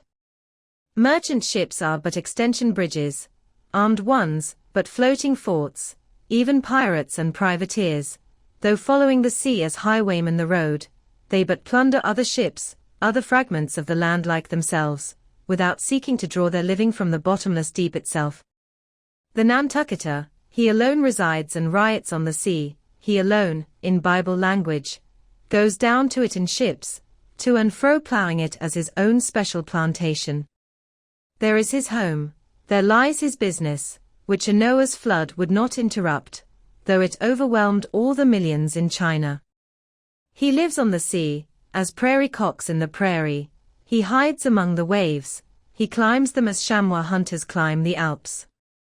4 years he knows not the land, so that when he comes to it at last, it smells like another world, more strangely than the moon would to an earthsman. With the landless gull, that at sunset folds her wings and is rocked to sleep between billows, so at nightfall, the Nantucketer, out of sight of land, furls his sails, and lays him to his rest, while under his very pillow rush herds of walruses and whales. Chapter 15. Chowder. It was quite late in the evening when the little Moss came snugly to anchor, and Queequeg and I went ashore. So we could attend to no business that day, at least none, but a supper and a bed. The landlord of the Spouter Inn had recommended us to his cousin Hosea Hussey of the Tri-Pots, whom he asserted to be the proprietor of one of the best-kept hotels in all Nantucket, and moreover he had assured us that cousin Hosea, as he called him, was famous for his chowders. In short, he plainly hinted that we could not possibly do better than try potluck at the Tri-Pots. But the directions he had given us about keeping a yellow warehouse on our starboard hand till we opened a white church to the larboard, and then keeping that on the larboard hand till we made a corner 3 points to the starboard, and that done, then ask the first man we met where the place was. These crooked directions of his very much puzzled us at first, especially as, at the outset, Queequeg insisted that the yellow warehouse, our first point of departure, must be left on the larboard hand. Whereas I had understood Peter Coffin to say it was on the starboard. However, by dint of beating about a little in the dark, and now and then knocking up a peaceable inhabitant to inquire the way, we at last came to something which there was no mistaking. 2 enormous wooden pots painted black, and suspended by asses' ears, swung from the crosstrees of an old topmast, planted in front of an old doorway. The horns of the crosstrees were sawed off on the other side, so that this old topmast looked not a little like a gallows. Perhaps I was oversensitive to such impressions at the time, but I could not help staring at this gallows with a vague misgiving. A sort of crick was in my neck as I gazed up to the 2 remaining horns, yes, 2 of them, one for Queequeg and one for me. It's ominous, thinks I. A coffin my innkeeper upon landing in my first whaling port, tombstones staring at me in the whaleman's chapel, and here a gallows. And a pair of prodigious black pots too. Are these last throwing out oblique hints touching Tophet? I was called from these reflections by the sight of a freckled woman with yellow hair and a yellow gown, standing in the porch of the inn, under a dull red lamp swinging there, that looked much like an injured eye, and carrying on a brisk scolding with a man in a purple woolen shirt. Get along with ye, said she to the man, or I'll be combing ye. Come on, Queequeg, said I, all right. There's Mrs. Hussey. And so it turned out, Mr. Hosea Hussey being from home, but leaving Mrs. Hussey entirely competent to attend to all his affairs. Upon making known our desires for a supper and a bed, Mrs. Hussey, postponing further scolding for the present, ushered us into a little room, and seating us at a table spread with the relics of a recently concluded repast, turned round to us and said, "Clam or cod?" "What's that about cods?" said I, with much politeness. "Clam or cod," she repeated. "A clam for supper." "A cold clam. Is that what you mean, Mrs. Hussey?" says I, "but that's a rather cold and clammy reception in the winter time, ain't it, Mrs. Hussey?" But being in a great hurry to resume scolding the man in the purple shirt, who was waiting for it in the entry, and seeming to hear nothing but the word clam, Mrs. Hussey hurried towards an open door leading to the kitchen, and bawling out "Clam for 2, disappeared. "Queequeg," said I, "do you think that we can make out a supper for us both on 1 clam?" However, a warm savory steam from the kitchen served to belie the apparently cheerless prospect before us. But when that smoking chowder came in, the mystery was delightfully explained. Oh, sweet friends! Hearken to me. It was made of small juicy clams, scarcely bigger than hazelnuts, mixed with pounded ship biscuit, and salted pork cut up into little flakes, the whole enriched with butter, and plentifully seasoned with pepper and salt. Our appetites being sharpened by the frosty voyage, and in particular, Queequeg seeing his favorite fishing food before him, and the chowder being surpassingly excellent, we dispatched it with great expedition, when leaning back a moment and bethinking me of Mrs. Hussey's clam and cod announcement, I thought I would try a little experiment. Stepping to the kitchen door, I uttered the word cod with great emphasis, and resumed my seat. In a few moments the savory steam came forth again, but with a different flavor, and in good time a fine cod chowder was placed before us. We resumed business, and while plying our spoons in the bowl, thinks I to myself, I wonder now if this here has any effect on the head. What's that stultifying saying about chowder-headed people? But look, Queequeg, ain't that a live eel in your bowl? Where's your harpoon? Fishiest of all fishy places was the try-pots, which well deserved its name, for the pots there were always boiling chowders. Chowder for breakfast, and chowder for dinner, and chowder for supper, till you began to look for fish bones coming through your clothes. The area before the house was paved with clam shells. Mrs. Hussey wore a polished necklace of codfish vertebra, and Hosea Hussey had his account books bound in superior old sharkskin. There was a fishy flavor to the milk, too, which I could not at all account for, till one morning happening to take a stroll along the beach among some fishermen's boats, I saw Hosea's brindled cow feeding on fish remnants, and marching along the sand with each foot in a cod's decapitated head, looking very slipshod, I assure ye.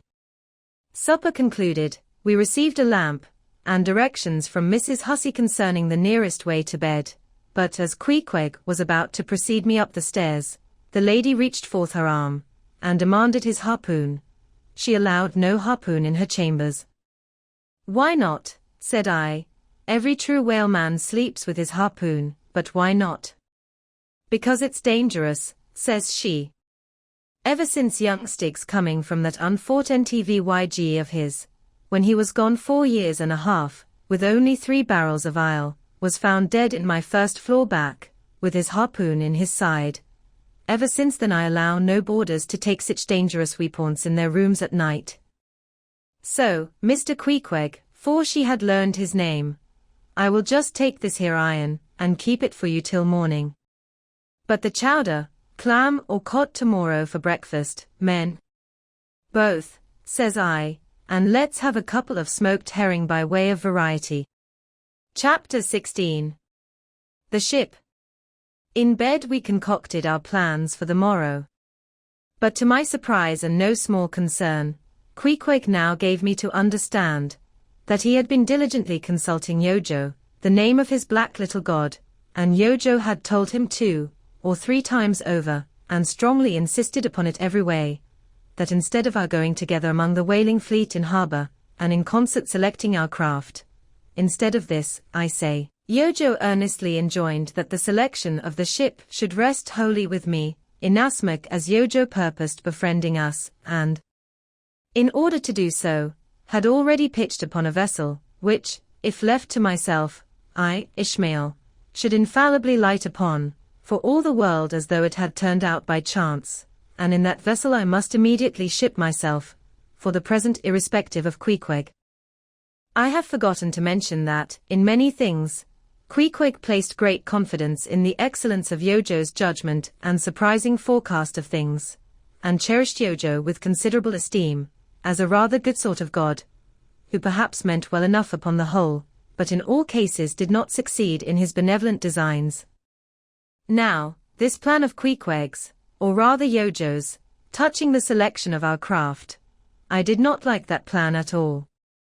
I had not a little relied upon Queequeg's sagacity, to point out the whaler best fitted to carry us and our fortunes securely. But as all my remonstrances produced no effect upon Queequeg, I was obliged to acquiesce, and accordingly prepared to set about this business, with a determined rushing sort of energy and vigor, that should quickly settle that trifling little affair.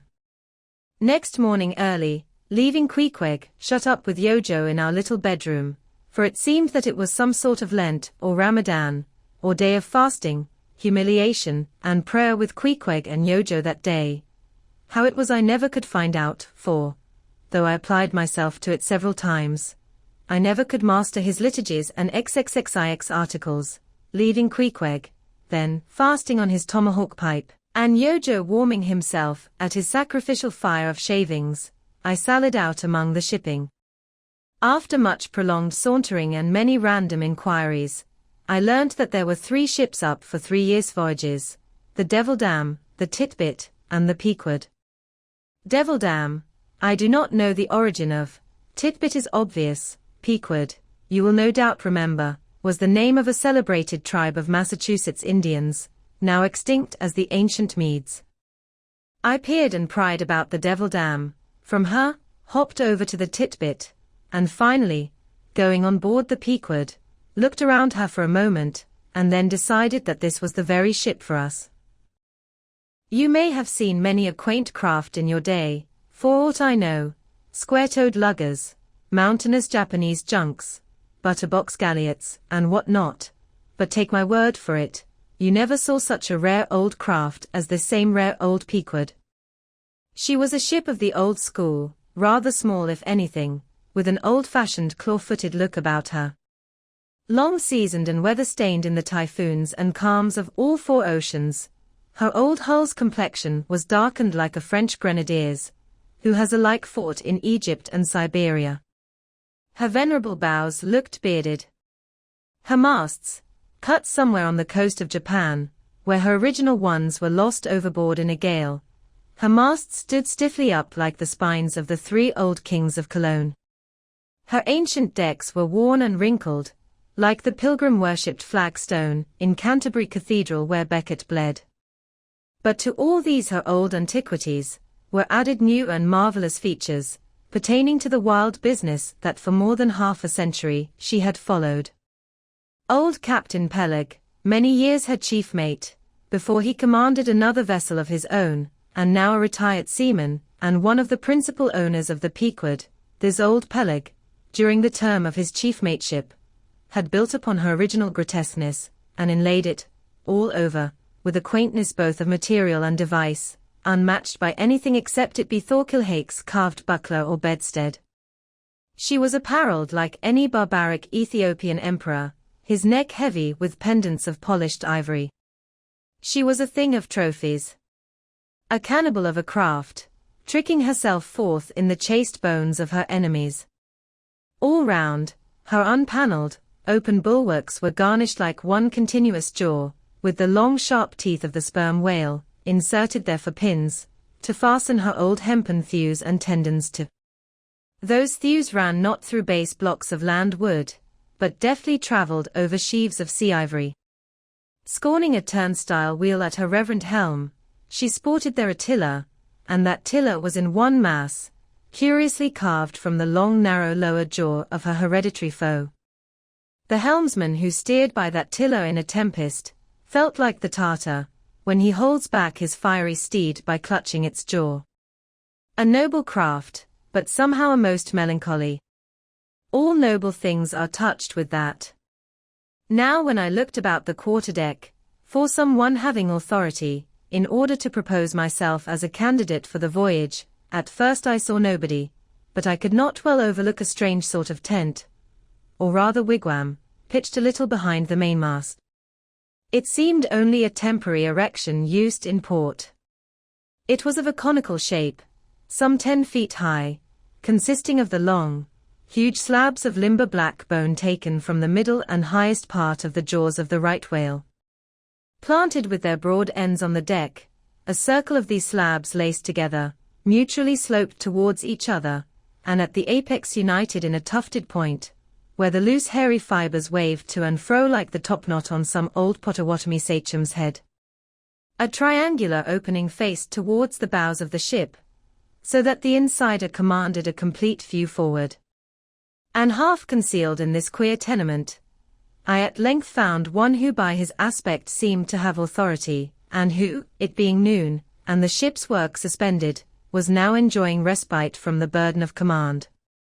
He was seated on an old-fashioned oaken chair, wriggling all over with curious carving, and the bottom of which was formed of a stout interlacing of the same elastic stuff of which the wigwam was constructed. There was nothing so very particular, perhaps, about the appearance of the elderly man I saw. He was brown and brawny, like most old seamen, and heavily rolled up in blue pilot cloth, cut in the Quaker style. Only there was a fine and almost microscopic network of the minutest wrinkles interlacing round his eyes, which must have arisen from his continual sailings in many hard gales, and always looking to windward, for this causes the muscles about the eyes to become pursed together.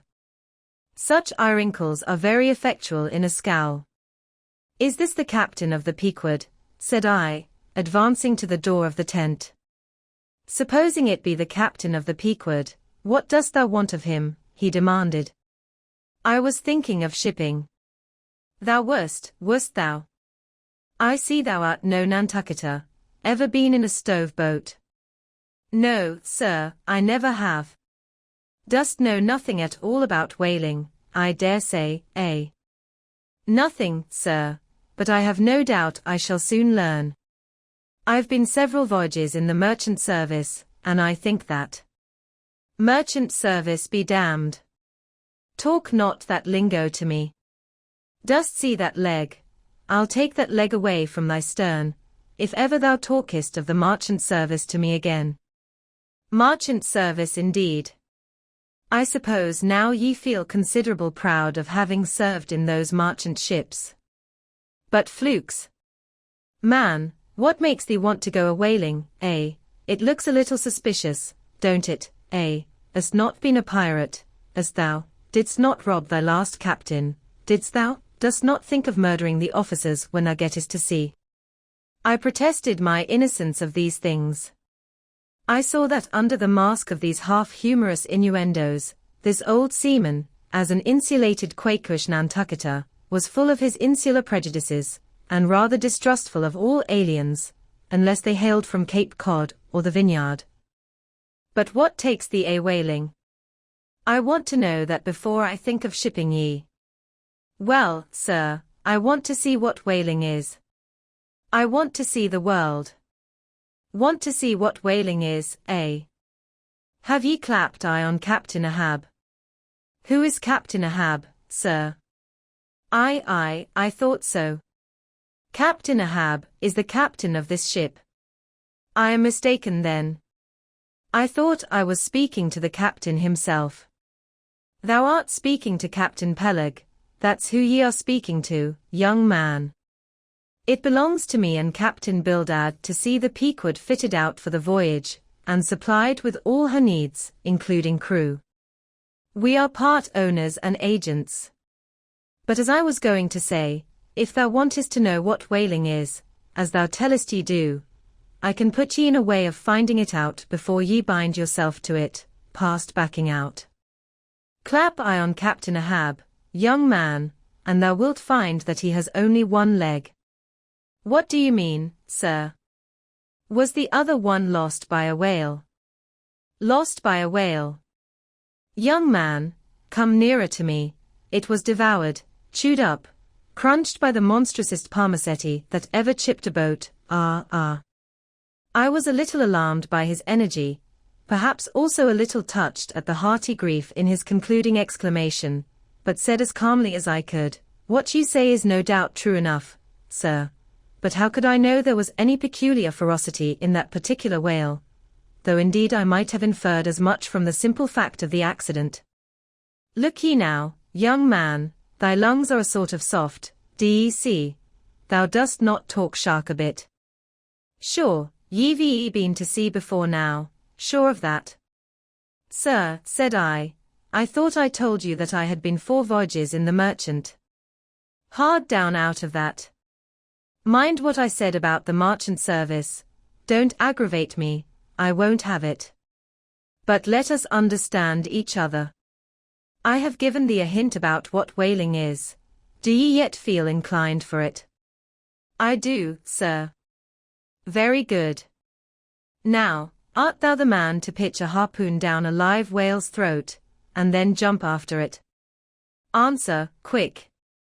I am, sir, if it should be positively indispensable to do so, not to be got rid of, that is, which I don't take to be the fact. Good again. Now then, thou not only wantest to go a-whaling, to find out by experience what whaling is, but ye also want to go in order to see the world. Was not that what ye said? I thought so. Well then, just step forward there, and take a peep over the weather bow, and then back to me and tell me what ye see there. For a moment I stood a little puzzled by this curious request, not knowing exactly how to take it, whether humorously or in earnest. But concentrating all his crow's feet into one scowl, Captain Peleg started me on the errand. Going forward and glancing over the weather bow, I perceived that the ship swinging to her anchor with the flood tide was now obliquely pointing towards the open ocean. The prospect was unlimited, but exceedingly monotonous and forbidding, not the slightest variety that I could see. Well, what's the report? Said Peleg when I came back. What did ye see? Not much, I replied, nothing but water, considerable horizon though, and there's a squall coming up, I think. Well, what dost thou think then of seeing the world? Do you wish to go round Cape Horn to see any more of it, eh? Can't ye see the world where you stand? I was a little staggered, but go a-whaling I must, and I would, and the Pequod was as good a ship as any, I thought the best, and all this I now repeated to Peleg. Seeing me so determined, he expressed his willingness to ship me. And thou mayest as well sign the papers right off, he added, come along with ye. And so saying, he led the way below deck into the cabin. Seated on the transom was what seemed to me a most uncommon and surprising figure. It turned out to be Captain Bildad, who along with Captain Peleg was one of the largest owners of the vessel, the other shares, as is sometimes the case in these ports, being held by a crowd of old annuitants, widows, fatherless children, and chancery wards, each owning about the value of a timber head, or a foot of plank, or a nail or two in the ship. People in Nantucket invest their money in whaling vessels, the same way that you do yours in approved state stocks bringing in good interest. Now, Bildad, like Peleg, and indeed many other Nantucketers, was a Quaker, the island having been originally settled by that sect, and to this day its inhabitants in general retain in an uncommon measure the peculiarities of the Quaker, only variously and anomalously modified by things altogether alien and heterogeneous. For some of these same Quakers are the most sanguinary of all sailors and whale hunters. They are fighting Quakers, they are Quakers with a vengeance. So that there are instances among them of men, who, named with scripture names, a singularly common fashion on the island, and in childhood naturally imbibing the stately dramatic thee and thou of the Quaker idiom, still from the audacious, daring, and boundless adventure of their subsequent lives, strangely blend with these unoutgrown peculiarities, 1,000 bold dashes of character, not unworthy a Scandinavian sea king, or a poetical pagan Roman. And when these things unite in a man of greatly superior natural force, with a globular brain and a ponderous heart, who has also by the stillness and seclusion of many long night watches in the remotest waters, and beneath constellations never seen here at the north, been led to think untraditionally and independently, receiving all nature's sweet or savage impressions fresh from her own virgin voluntary and confiding breast, and thereby chiefly, but with some help from accidental advantages, to learn a bold and nervous lofty language, that man makes one in a whole nation's census, a mighty pageant creature, formed for noble tragedies. Nor will it at all detract from him, dramatically regarded, if either by birth or other circumstances, he have what seems a half-wilful overruling morbidness at the bottom of his nature. For all men tragically great are made so through a certain morbidness. Be sure of this, O young ambition, all mortal greatness is but disease. But, as yet we have not to do with such an one, but with quite another, and still a man, who, if indeed peculiar, it only results again from another phase of the Quaker, modified by individual circumstances. Like Captain Peleg, Captain Bildad was a well-to-do, retired whaleman. But unlike Captain Peleg, who cared not a rush for what are called serious things, and indeed deemed those selfsame serious things the veriest of all trifles, Captain Bildad had not only been originally educated according to the strictest sect of Nantucket Quakerism, but all his subsequent ocean life, and the sight of many unclad, lovely island creatures, round the Horn, all that had not moved this native-born Quaker one single jot, had not so much as altered one angle of his vest. Still, for all this immutableness, was there some lack of common consistency about worthy Captain Bildad. Though refusing, from conscientious scruples, to bear arms against land invaders, yet himself had illimitably invaded the Atlantic and Pacific, and though a sworn foe to human bloodshed, yet had he in his straight-bodied coat spilled tons upon tons of Leviathan gore. How now in the contemplative evening of his days, the pious Bildad reconciled these things in the reminiscence, I do not know, but it did not seem to concern him much, and very probably he had long since come to the sage and sensible conclusion that a man's religion is one thing, and this practical world quite another. This world pays dividends. Rising from a little cabin boy in short clothes of the drabbest drab, to a harpooner in a broad shad-bellied waistcoat, from that becoming boat-header, chief mate, and captain, and finally a ship-owner, Bildad, as I hinted before, had concluded his adventurous career by wholly retiring from active life at the goodly age of 60, and dedicating his remaining days to the quiet receiving of his well-earned income. Now, Bildad, I am sorry to say, had the reputation of being an incorrigible old hunks, and in his seagoing days, a bitter, hard taskmaster. They told me in Nantucket, though it certainly seems a curious story, that when he sailed the old Catgut whaleman, his crew, upon arriving home, were mostly all carried ashore to the hospital, so exhausted and worn out. For a pious man, especially for a Quaker, he was certainly rather hard-hearted, to say the least. He never used to swear, though, at his men, they said, but somehow he got an inordinate quantity of cruel, unmitigated hard work out of them. When Bildad was a chief mate, to have his drab-colored eye intently looking at you, made you feel completely nervous, till you could clutch something, a hammer, or a marling spike, and go to work like mad, at something or other, never mind what. Indolence and idleness perished before him. His own person was the exact embodiment of his utilitarian character. On his long, gaunt body, he carried no spare flesh, no superfluous beard, his chin having a soft, economical nap to it, like the worn nap of his broad-brimmed hat. Such, then, was the person that I saw seated on the transom, when I followed Captain Peleg down into the cabin. The space between the decks was small, and there, bolt upright, sat old Bildad, who always sat so, and never leaned, and this to save his coat tails. His broad brim was placed beside him, his legs were stiffly crossed, his drab vesture was buttoned up to his chin, and spectacles on nose, he seemed absorbed in reading from a ponderous volume. Bildad, cried Captain Peleg at it again, Bildad, eh? Ye have been studying those scriptures, now, for the last 30 years, to my certain knowledge. How far ye got, Bildad? As if long habituated to such profane talk from his old shipmate, Bildad, without noticing his present irreverence, quietly looked up, and seeing me, glanced again inquiringly towards Peleg. He says is our man, Bildad, said Peleg, he wants to ship.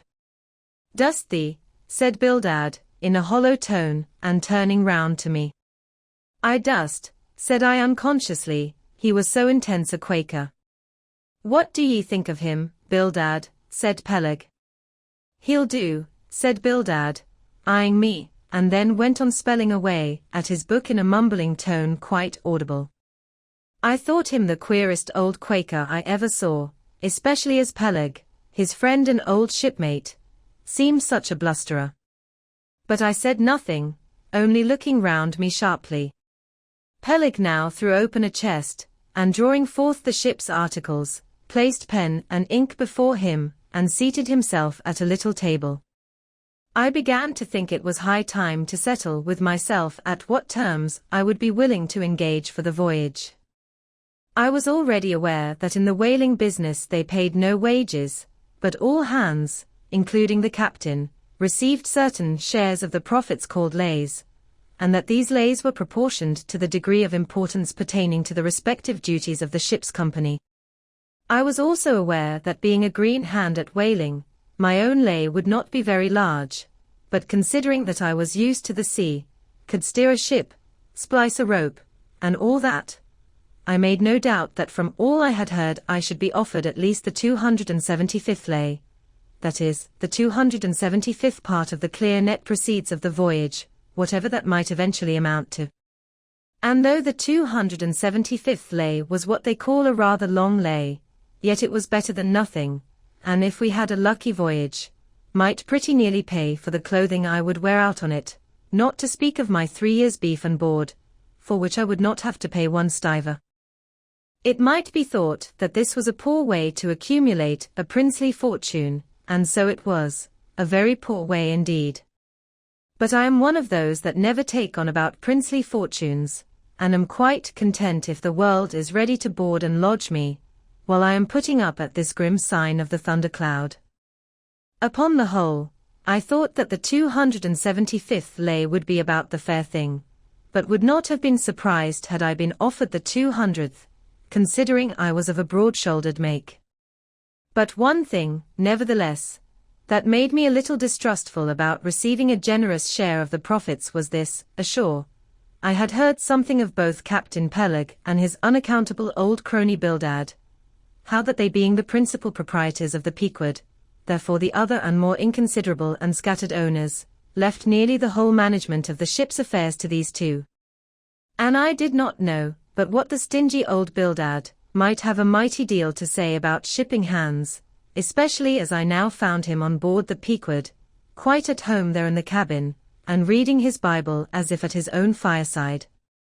Now while Peleg was vainly trying to mend a pen with his jackknife, old Bildad, to my no small surprise, considering that he was such an interested party in these proceedings, Bildad never heeded us, but went on mumbling to himself out of his book, "Lay not up for yourselves treasures upon earth, where moth."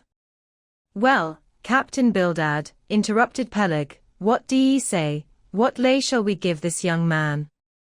"Thou knowest best," was the sepulchral reply. "The 777th wouldn't be too much, would it, where moth and rust do corrupt, but lay." Lay, indeed, thought I, and such a lay. The 777th. Well, old Bildad, you are determined that I, for one, shall not lay up many lays here below, where moth and rust do corrupt.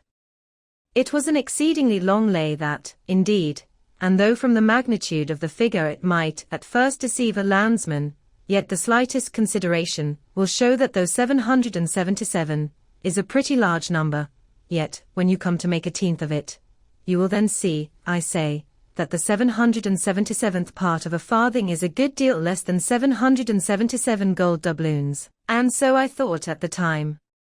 "Why, blast your eyes, Bildad," cried Peleg, "thou dost not want to swindle this young man. He must have more than that." 777th, again said Bildad, without lifting his eyes, and then went on mumbling, "For where your treasure is, there will your heart be also." "I am going to put him down for the 300th, said Peleg, "do ye hear that, Bildad? The 300th lay, I say." Bildad laid down his book, and turning solemnly towards him said, "Captain Peleg, thou hast a generous heart, but thou must consider the duty thou owest to the other owners of this ship, widows and orphans, many of them, and that if we too abundantly reward the labors of this young man, we may be taking the bread from those widows and those orphans." The 777th lay, Captain Peleg. "Thou Bildad," roared Peleg, starting up and clattering about the cabin. "Blast ye, Captain Bildad, if I had followed thy advice in these matters, I would afore now had a conscience to lug about that would be heavy enough to founder the largest ship that ever sailed round Cape Horn."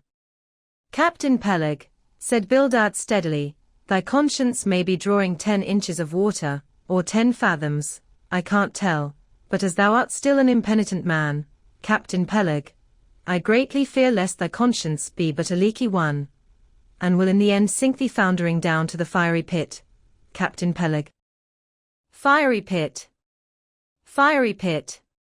Ye insult me, man, past all natural bearing, ye insult me. It's an all-fired outrage to tell any human creature that is bound to hell. Flukes and flames. Bildad, say that again to me, and start my soul bolts, but yes, I'll swallow a live goat with all his hair and horns on. Out of the cabin, ye canting, drab-colored son of a wooden gun, a straight wake with ye." As he thundered out this he made a rush at Bildad, but with a marvelous oblique, sliding celerity, Bildad for that time eluded him. Alarmed at this terrible outburst between the two principal and responsible owners of the ship, and feeling half a mind to give up all idea of sailing in a vessel so questionably owned and temporarily commanded, I stepped aside from the door to give egress to Bildad, who, I made no doubt, was all eagerness to vanish from before the awakened wrath of Peleg. But to my astonishment, he sat down again on the transom very quietly, and seemed to have not the slightest intention of withdrawing. He seemed quite used to impenitent Peleg and his ways. As for Peleg, after letting off his rage as he had, there seemed no more left in him, and he, too, sat down like a lamb, though he twitched a little as if still nervously agitated. Phew, he whistled at last, the squall's gone off to leeward, I think. Bildad, thou used to be good at sharpening a lance, mend that pen, will ye? My jackknife here needs the grindstone. That's he, thank ye, Bildad. Now then, my young man, Ishmael's thy name, didn't ye say? Well then, down ye go here, Ishmael, for the 300th lay. Captain Peleg, said I have a friend with me who wants to ship too. Shall I bring him down tomorrow?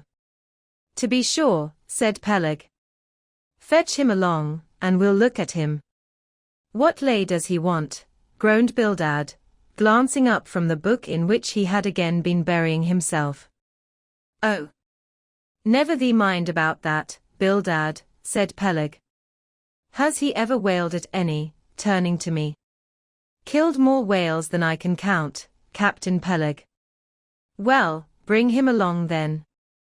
And after signing the papers, off I went, nothing doubting, but that I had done a good morning's work, and that the Pequod was the identical ship that Yojo had provided to carry Queequeg and me round the Cape. But I had not proceeded far, when I began to bethink me that the captain with whom I was to sail yet remained unseen by me, though, indeed, in many cases, a whale ship will be completely fitted out, and receive all her crew on board, ere the captain makes himself visible by arriving to take command, for sometimes these voyages are so prolonged, and the shore intervals at home so exceedingly brief, that if the captain have a family, or any absorbing concernment of that sort, he does not trouble himself much about his ship in port, but leaves her to the owners till all is ready for sea. However, it is always as well to have a look at him before irrevocably committing yourself into his hands. Turning back, I accosted Captain Peleg, inquiring where Captain Ahab was to be found. And what dost thou want of Captain Ahab? It's all right enough, thou art shipped. Yes, but I should like to see him. But I don't think thou wilt be able to at present. I don't know exactly what's the matter with him, but he keeps close inside the house, a sort of sick, and yet he don't look so. In fact, he ain't sick, but no, he isn't well either. Anyhow, young man, he won't always see me, so I don't suppose he will thee. He's a queer man, Captain Ahab, so some think, but a good one. Oh, thou'lt like him well enough, no fear, no fear. He's a grand, ungodly, godlike man, Captain Ahab, doesn't speak much, but, when he does speak, then you may well listen. Mark ye, be forewarned. Ahab's above the common. Ahab's been in colleges, as well as among the cannibals, been used to deeper wonders than the waves, fixed his fiery lance in mightier, stranger foes than whales. His lance, aye, the keenest and the surest that out of all our isle. Oh! He ain't Captain Bildad, no, and he ain't Captain Peleg, he's Ahab, boy, and Ahab of old, thou knowest, was a crowned king. And a very vile one. When that wicked king was slain, the dogs, did they not lick his blood? Come hither to me, hither, hither, said Peleg, with a significance in his eye that almost startled me. Look ye, lad, never say that on board the Pequod. Never say it anywhere. Captain Ahab did not name himself.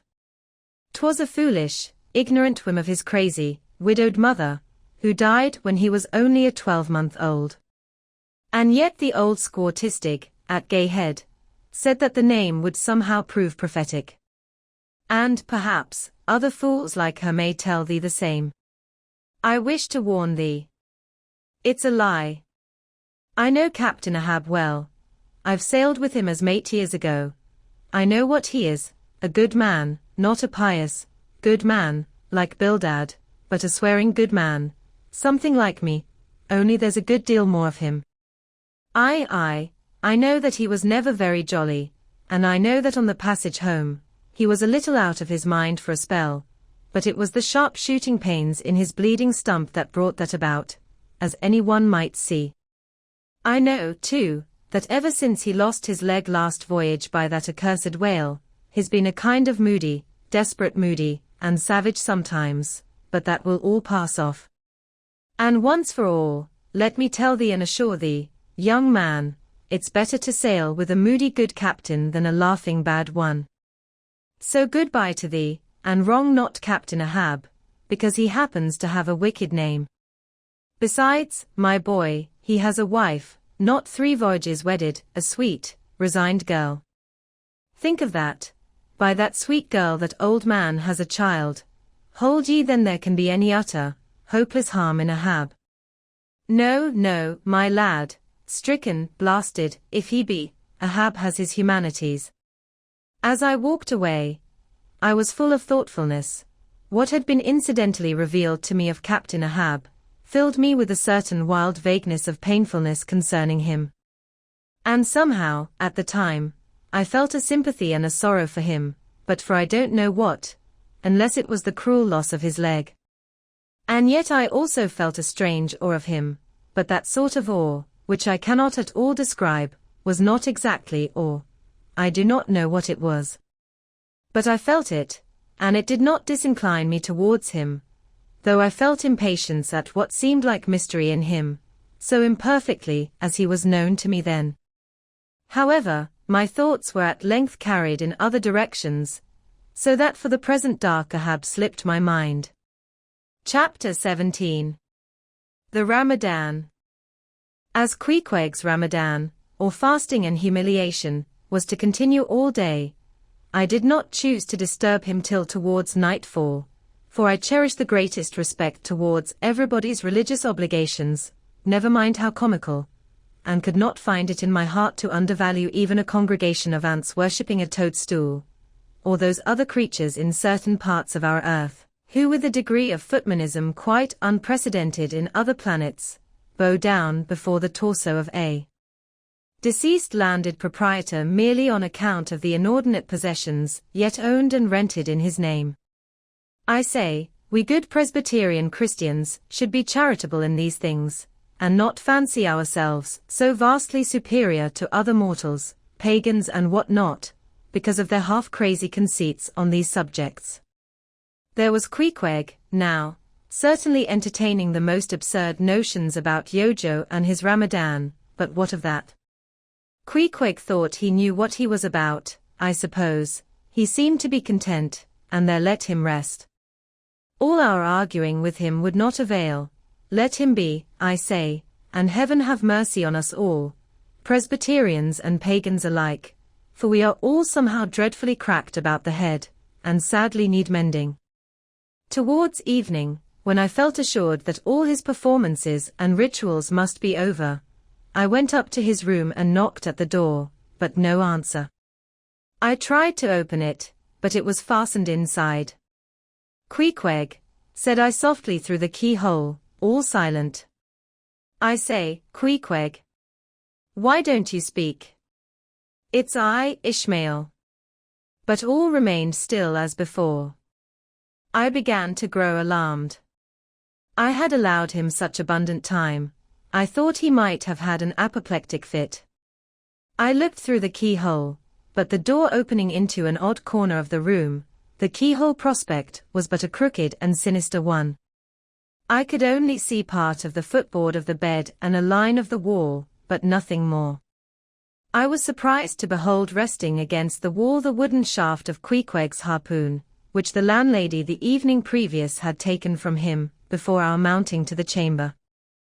That's strange, thought I, but at any rate, since the harpoon stands yonder, and he seldom or never goes abroad without it, therefore he must be inside here, and no possible mistake.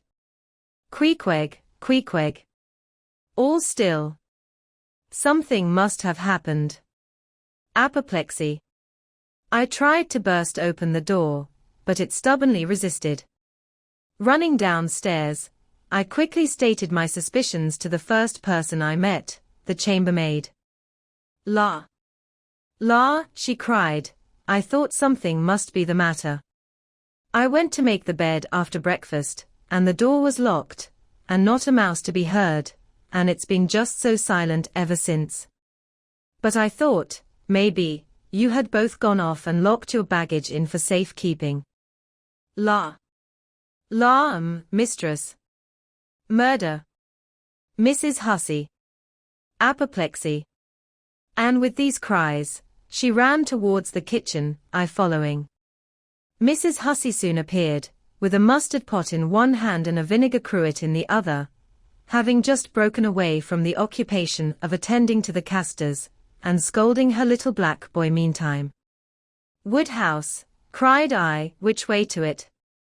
Run for God's sake, and fetch something to pry open the door, the axe, the axe. He's had a stroke, depend upon it. And so saying, I was unmethodically rushing upstairs again empty-handed, when Mrs. Hussey interposed the mustard pot and vinegar cruet, and the entire castor of her countenance. What's the matter with you, young man? Get the axe. For God's sake, run for the doctor, someone, while I pry it open. Look here, said the landlady, quickly putting down the vinegar cruet, so as to have one hand free. Look here. Are you talking about prying open any of my doors? And with that she seized my arm. What's the matter with you? What's the matter with you, shipmate? In as calm, but rapid a manner as possible, I gave her to understand the whole case. Unconsciously clapping the vinegar cruet to one side of her nose, she ruminated for an instant, then exclaimed, No. I haven't seen it since I put it there. Running to a little closet under the landing of the stairs, she glanced in, and returning, told me that Queequeg's harpoon was missing. He's killed himself, she cried. It's unfortunate Stig's done over again, there goes another counterpane. God pity his poor mother, it will be the ruin of my house. Has the poor lad a sister? Where's that girl? There, Betty. Go to Snarls the painter, and tell him to paint me a sign, with, no suicides permitted here, and no smoking in the parlor. Might as well kill both birds at once. Kill. The Lord be merciful to his ghost. What's that noise there? You, young man, avast there. And running up after me, she caught me as I was again trying to force open the door. I don't allow it. I won't have my premises spoiled. Go for the locksmith, there's one about a mile from here. But avast, putting her hand in her side pocket, here's a key that'll fit, I guess, let's see. And with that, she turned it in the lock, but, alas, Queequeg's supplemental bolt remained unwithdrawn within. Have to burst it open, said I, and was running down the entry a little, for a good start, when the landlady caught at me, again vowing I should not break down her premises, but I tore from her, and with a sudden bodily rush dashed myself full against the mark. With a prodigious noise the door flew open, and the knob slamming against the wall, sent the plaster to the ceiling, and there, good heavens! There sat Queequeg, altogether cool and self-collected, right in the middle of the room, squatting on his hams, and holding Yojo on top of his head. He looked neither one way nor the other way, but sat like a carved image with scarce a sign of active life. Queequeg, said I, going up to him, Queequeg, what's the matter with you? He hain't been a-sitting so all day, has he? Said the landlady. But all we said, not a word could we drag out of him. I almost felt like pushing him over, so as to change his position, for it was almost intolerable. It seemed so painfully and unnaturally constrained, especially, as in all probability, he had been sitting so for upwards of 8 or 10 hours, going too without his regular meals.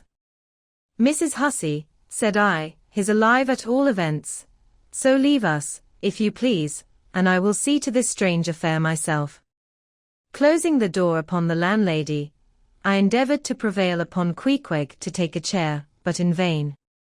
There he sat, and all he could do, for all my polite arts and blandishments, he would not move a peg, nor say a single word, nor even look at me, nor notice my presence in the slightest way.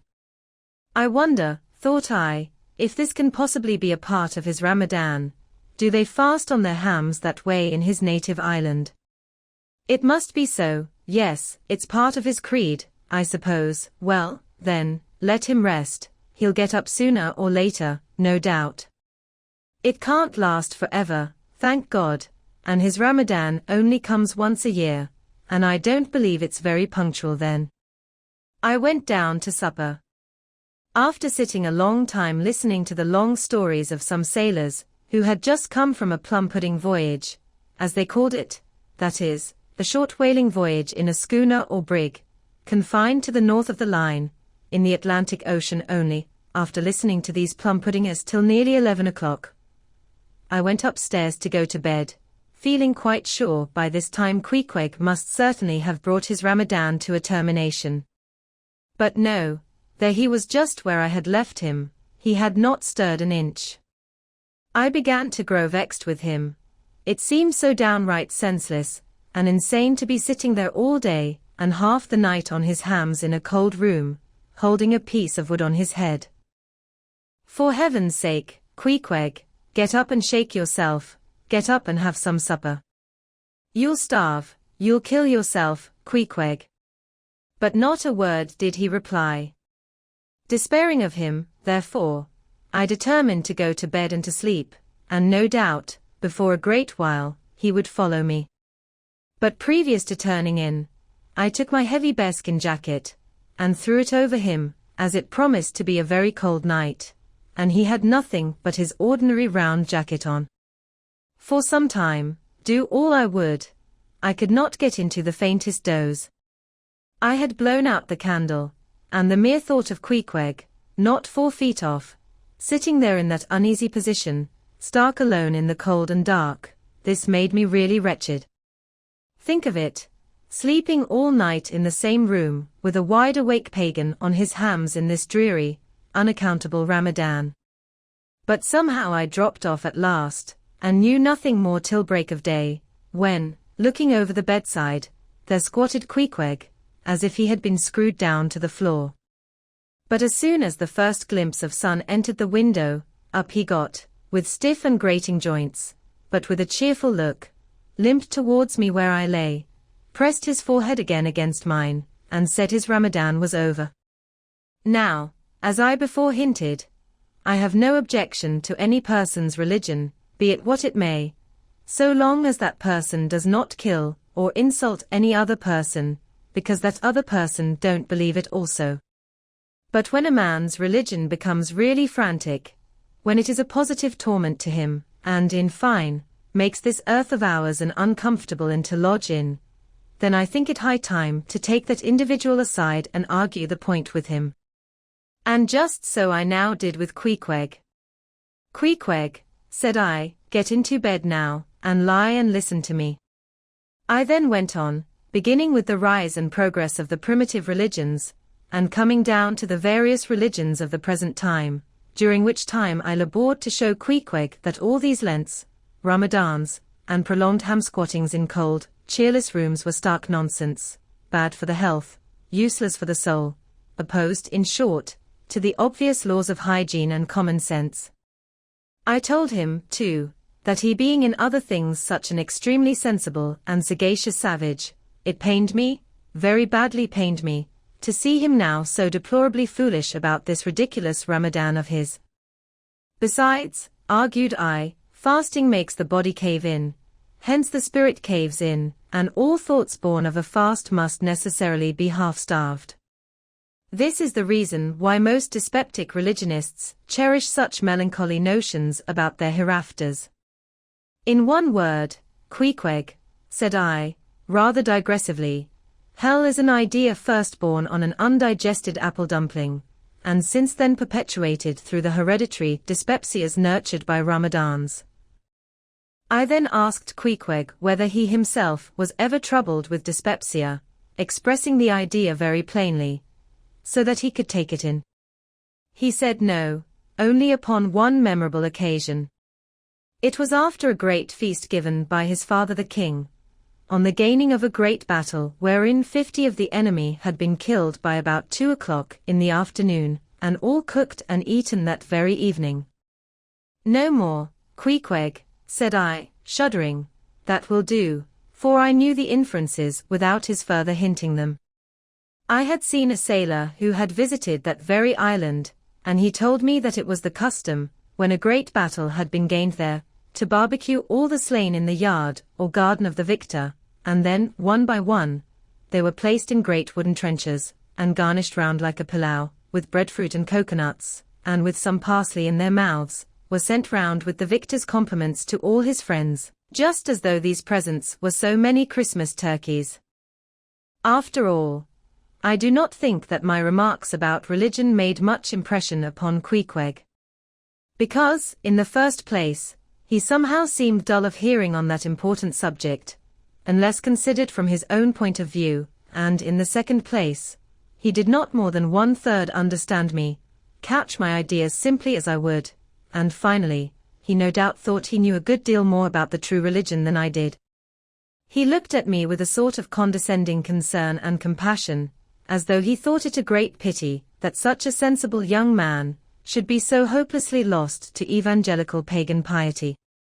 At last we rose and dressed, and Queequeg, taking a prodigiously hearty breakfast of chowders of all sorts, so that the landlady should not make much profit by reason of his Ramadan, we sallied out to board the Pequod, sauntering along, and picking our teeth with halibut bones. Chapter 18. His Mark. As we were walking down the end of the wharf towards the ship, Queequeg carrying his harpoon, Captain Peleg in his gruff voice loudly hailed us from his wigwam, saying he had not suspected my friend was a cannibal, and furthermore announcing that he let no cannibals on board that craft, unless they previously produced their papers. What do you mean by that, Captain Peleg? Said I, now jumping on the bulwarks, and leaving my comrades standing on the wharf. I mean, he replied, he must show his papers. Yes, said Captain Bildad in his hollow voice, sticking his head from behind Peleg's, out of the wigwam. He must show that is converted. Son of darkness, he added, turning to Queequeg, art thou at present in communion with any Christian church? Why, said I, he's a member of the First Congregational Church. Here be it said, that many tattooed savages sailing in Nantucket ships at last come to be converted into the churches. First Congregational Church, cried Bildad, what? That worships in Deacon Deuteronomy Coleman's meeting house, and so saying, taking out his spectacles, he rubbed them with his great yellow bandana handkerchief, and putting them on very carefully, came out of the wigwam, and leaning stiffly over the bulwarks, took a good long look at Queequeg. How long hath he been a member? He then said, turning to me, not very long, I rather guess, young man.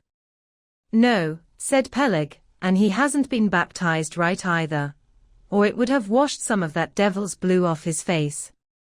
Do tell, now, cried Bildad, is this Philistine a regular member of Deacon Deuteronomy's meeting?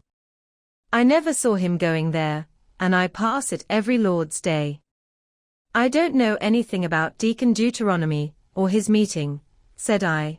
All I know is, that Queequeg here is a born member of the First Congregational Church. He is a deacon himself, Queequeg is. Young man, said Bildad sternly, thou art skylarking with me, explain thyself, thou young Hittite. What church dost thee mean? Answer me. Finding myself thus hard pushed, I replied. I mean, sir, the same ancient Catholic church to which you and I, and Captain Peleg there, and Queequeg here, and all of us, and every mother's son and soul of us belong, the great and everlasting first congregation of this whole worshipping world, we all belong to that. Only some of us cherish some queer crotchets no ways touching the grand belief, in that we all join hands.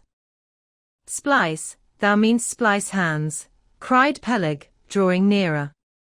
Young man, you'd better ship for a missionary, instead of a foremast hand. I never heard a better sermon. Deacon Deuteronomy, why Father Mapple himself couldn't beat it, and his reckoned something. Come aboard, never mind about the papers. I say, tell Quahaug there, what's that you call him? Tell Quahaug to step along. By the great anchor, what a harpoon he's got there. Looks like good stuff that, and he handles it about right. I say, Quahaug, or whatever your name is, did you ever stand in the head of a whaleboat? Did you ever strike a fish? Without saying a word, Queequeg, in his wild sort of way, jumped upon the bulwarks, from thence into the bows of one of the whaleboats hanging to the side, and then bracing his left knee, and poising his harpoon, cried out in some such way as this. Captain, you see him small drop tar on water dear. You see him. Well, s'pose him one whale eye, well, den, and taking sharp aim at it, he darted the iron right over old Bildad's broad brim, clean across the ship's decks, and struck the glistening tar spot out of sight. Now, said Queequeg, quietly hauling in the line, s'pose ye him whale eye, why, dad whale dead. Quick, Bildad, said Peleg, his partner, who, aghast at the close vicinity of the flying harpoon, had retreated towards the cabin gangway. Quick, I say, you Bildad, and get the ship's papers. We must have Hedgehog there, I mean Quahaug, in one of our boats. Look ye, Quahaug, we'll give ye the 90th lay, and that's more than ever was given a harpooner yet out of Nantucket. So down we went into the cabin, and to my great joy Queequeg was soon enrolled among the same ship's company to which I myself belonged.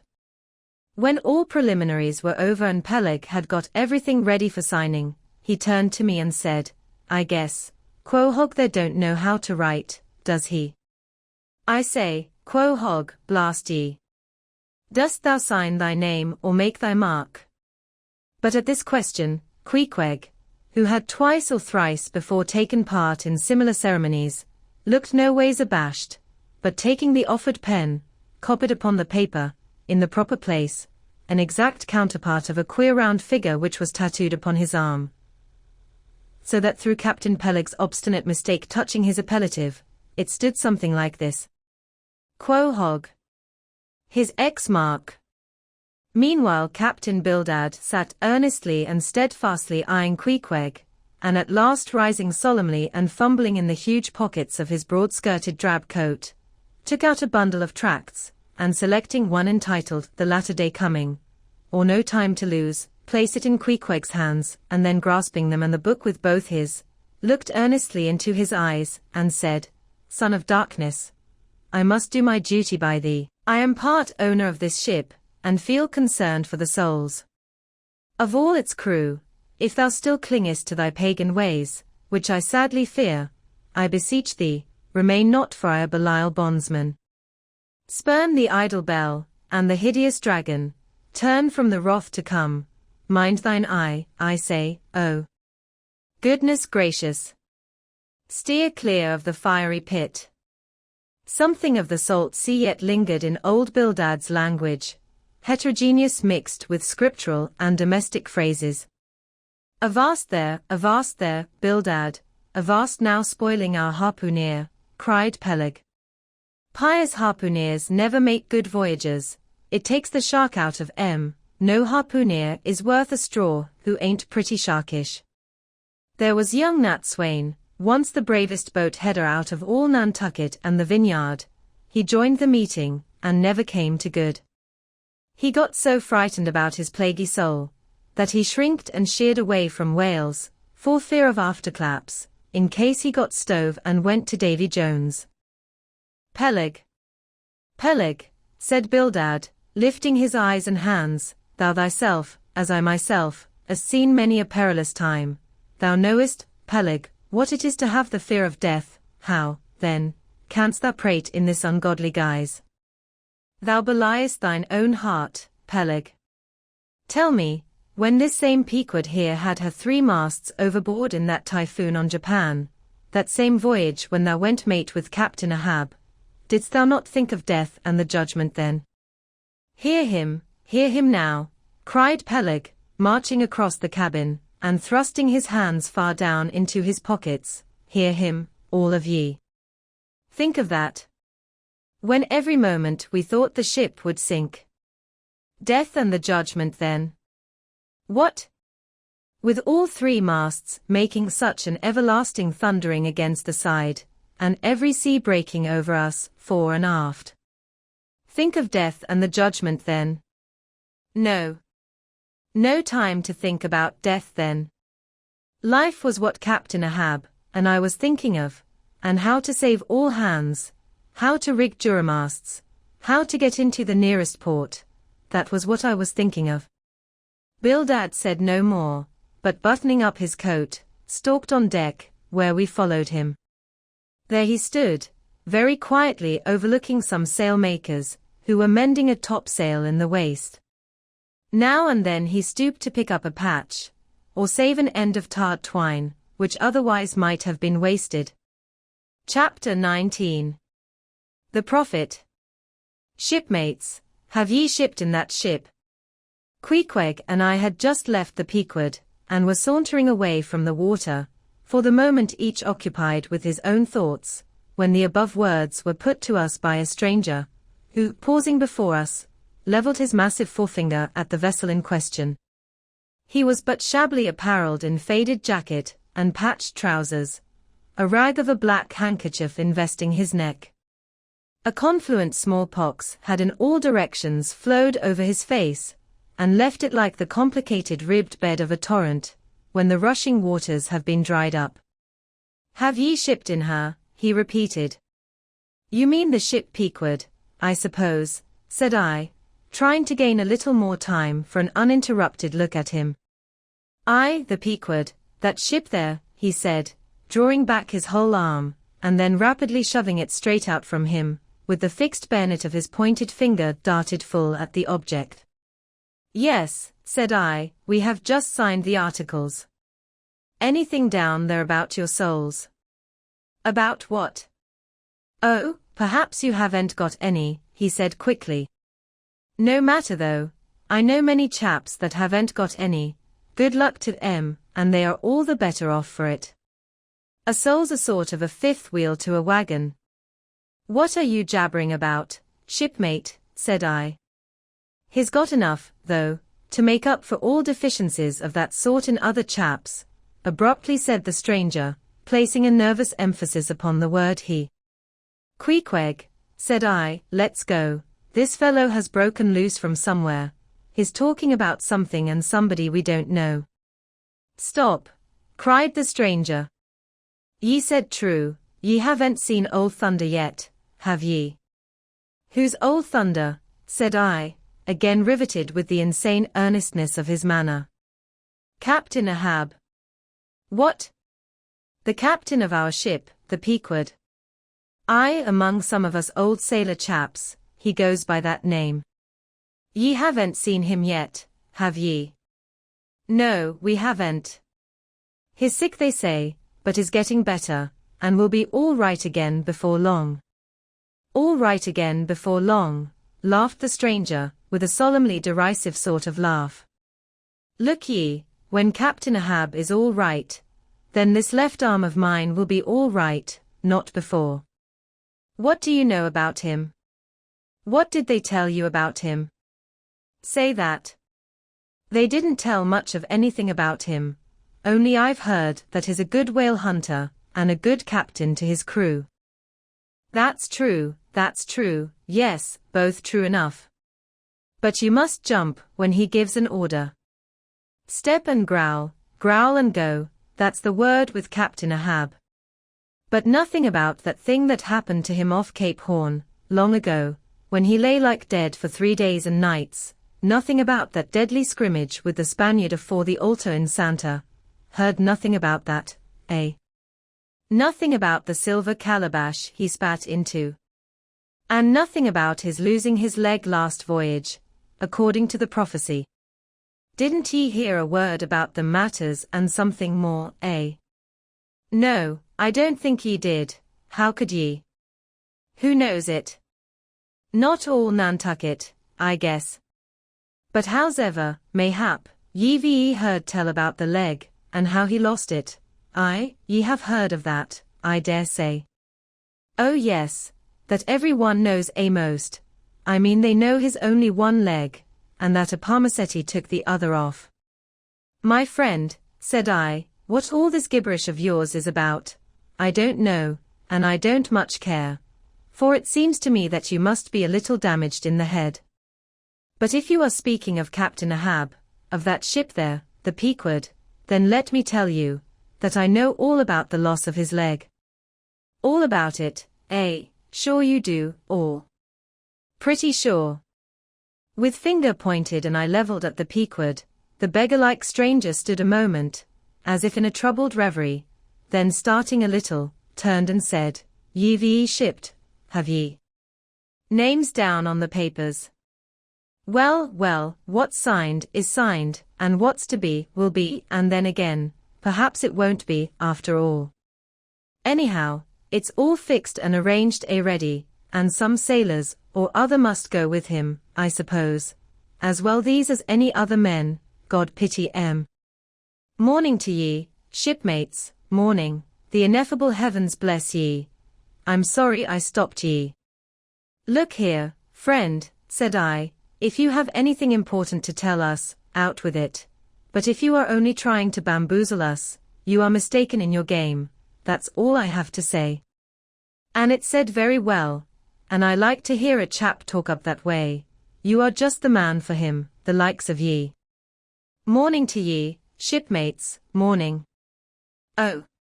When ye get there, tell I've concluded not to make one of 'em. Ah, my dear fellow, you can't fool us that way, you can't fool us. It is the easiest thing in the world for a man to look as if he had a great secret in him. Morning to ye, shipmates, morning. Morning it is, said I. Come along, Queequeg, let's leave this crazy man. But stop, tell me your name, will you? Elijah. Elijah. Thought I, and we walked away, both commenting, after each other's fashion, upon this ragged old sailor, and agreed that he was nothing but a humbug, trying to be a bugbear. But we had not gone perhaps above 100 yards, when chancing to turn a corner, and looking back as I did so, who should be seen but Elijah following us, though at a distance. Somehow, the sight of him struck me so, that I said nothing to Queequeg of his being behind, but passed on with my comrade, anxious to see whether the stranger would turn the same corner that we did. He did, and then it seemed to me that he was dogging us, but with what intent I could not for the life of me imagine. This circumstance, coupled with his ambiguous, half-hinting, half-revealing, shrouded sort of talk, now begat in me all kinds of vague wonderments and half-apprehensions, and all connected with the Pequod, and Captain Ahab, and the leg he had lost, and the Cape Horn fit, and the silver calabash, and what Captain Peleg had said of him, when I left the ship the day previous, and the prediction of the Squartistic, and the voyage we had bound ourselves to sail, and 100 other shadowy things. I was resolved to satisfy myself whether this ragged Elijah was really dogging us or not, and with that intent crossed the way with Queequeg, and on that side of it retraced our steps. But Elijah passed on, without seeming to notice us. This relieved me, and once more, and finally as it seemed to me, I pronounced him in my heart, a humbug. Chapter 20. All astir. A day or two passed, and there was great activity aboard the Pequod. Not only were the old sails being mended, but new sails were coming on board, and bolts of canvas, and coils of rigging, in short, everything betokened that the ship's preparations were hurrying to a close. Captain Peleg seldom or never went ashore, but sat in his wigwam keeping a sharp lookout upon the hands.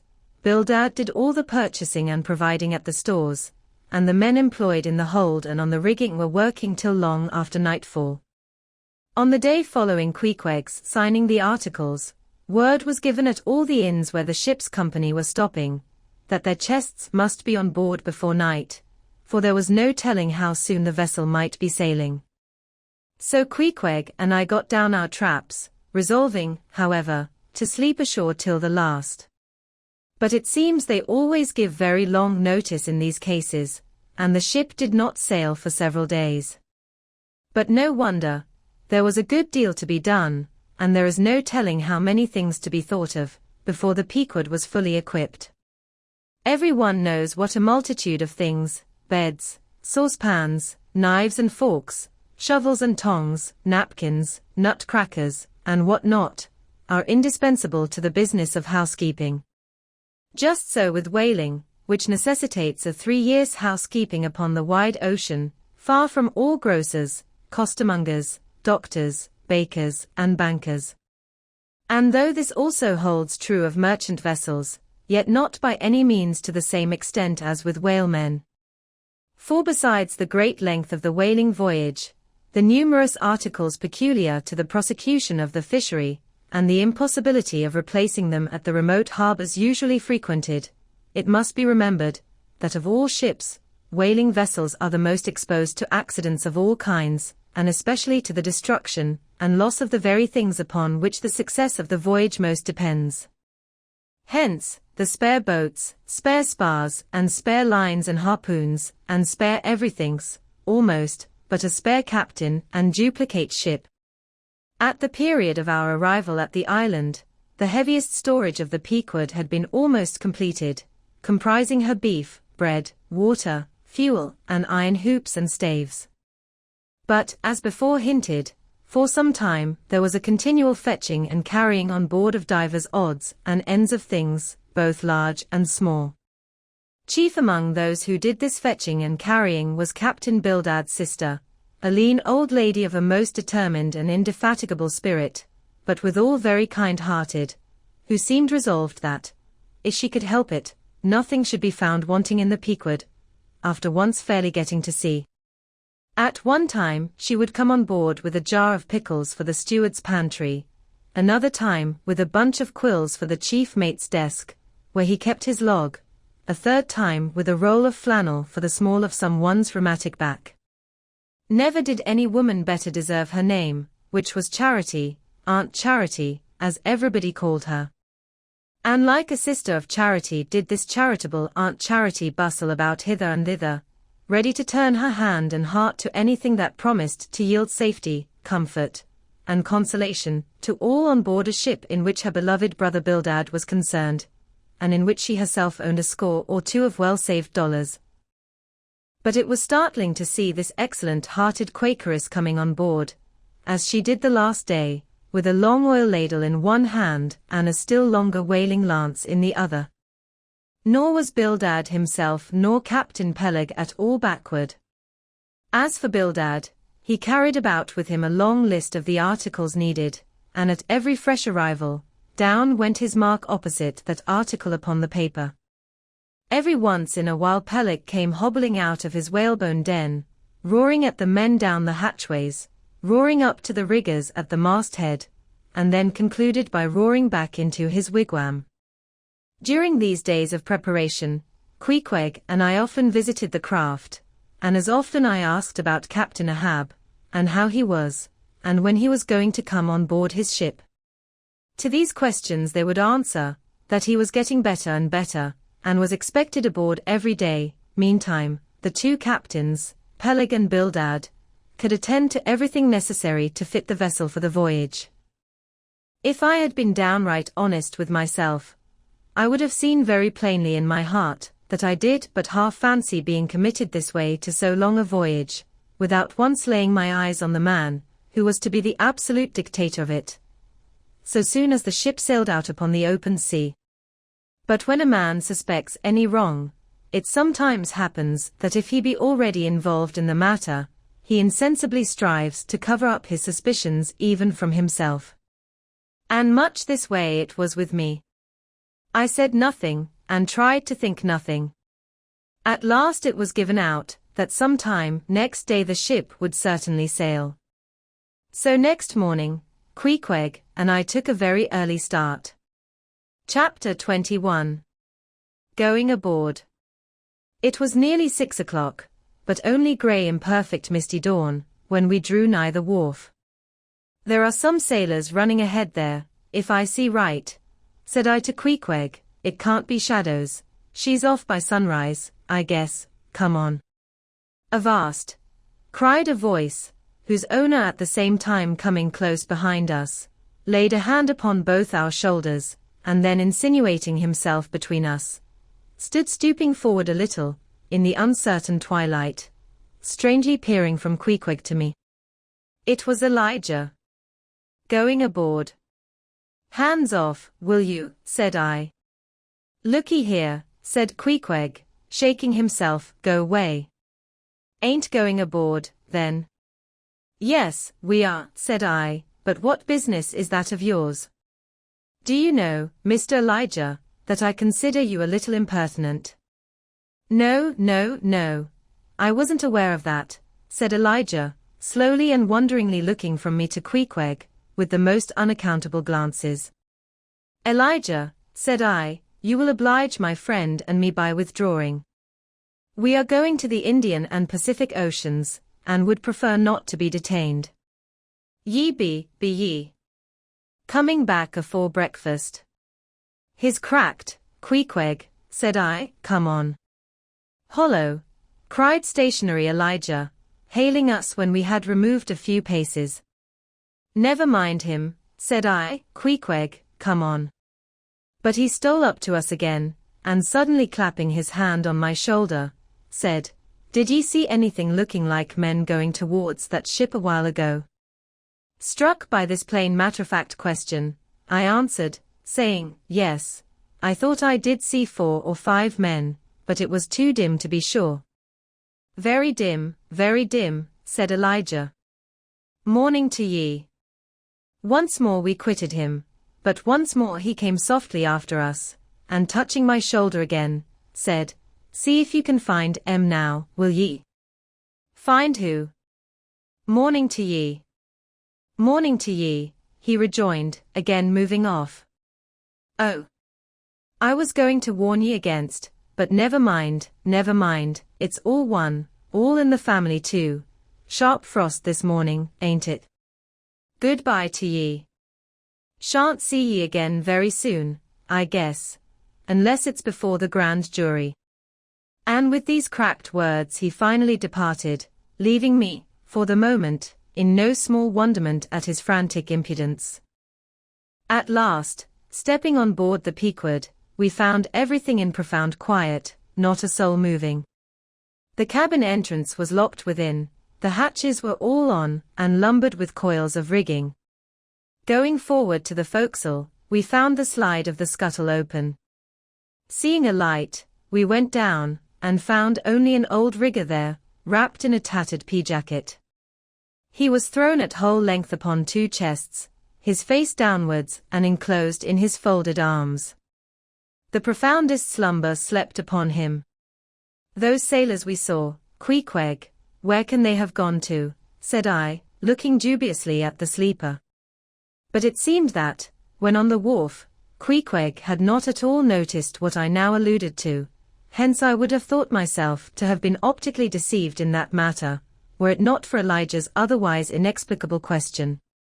But I beat the thing down, and again marking the sleeper, jocularly hinted to Queequeg that perhaps we had best sit up with the body, telling him to establish himself accordingly.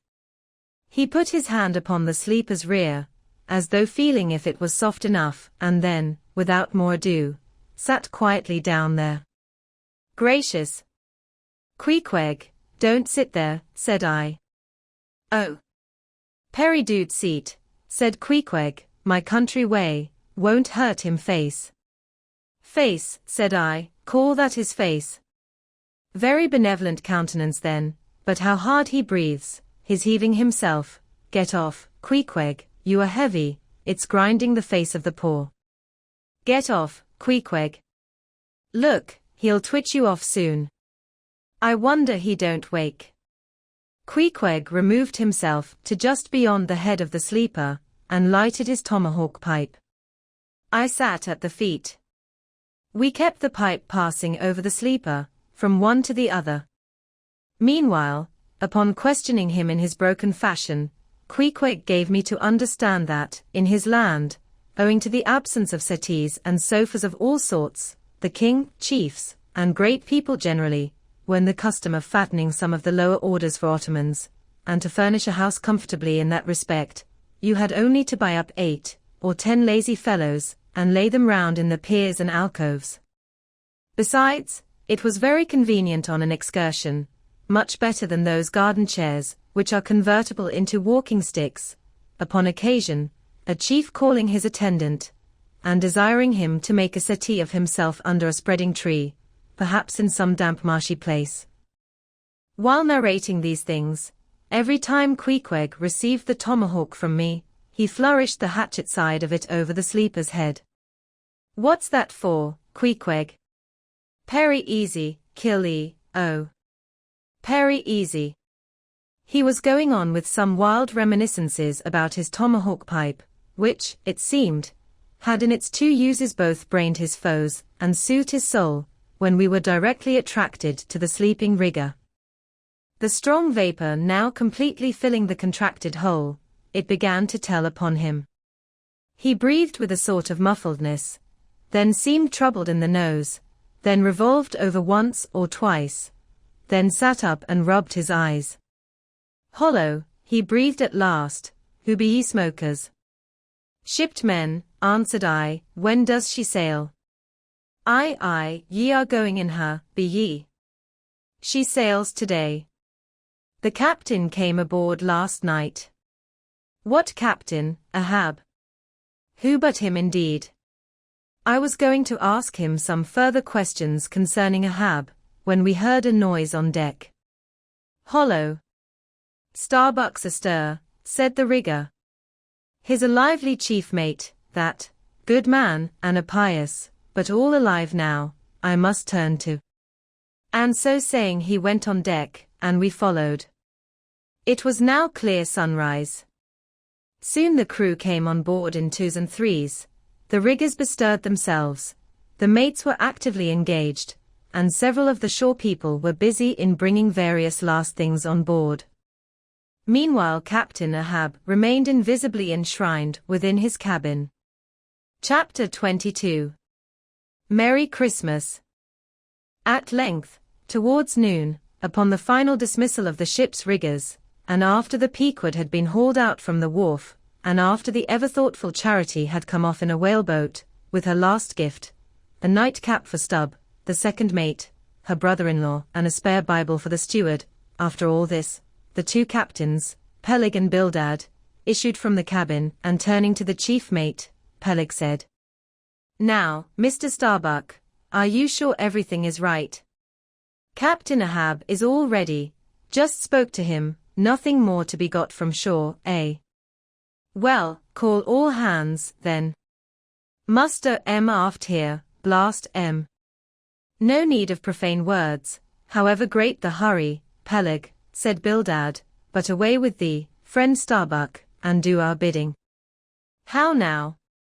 Here upon the very point of starting for the voyage, Captain Peleg and Captain Bildad were going it with a high hand on the quarter-deck, just as if they were to be joint commanders at sea, as well as to all appearances in port.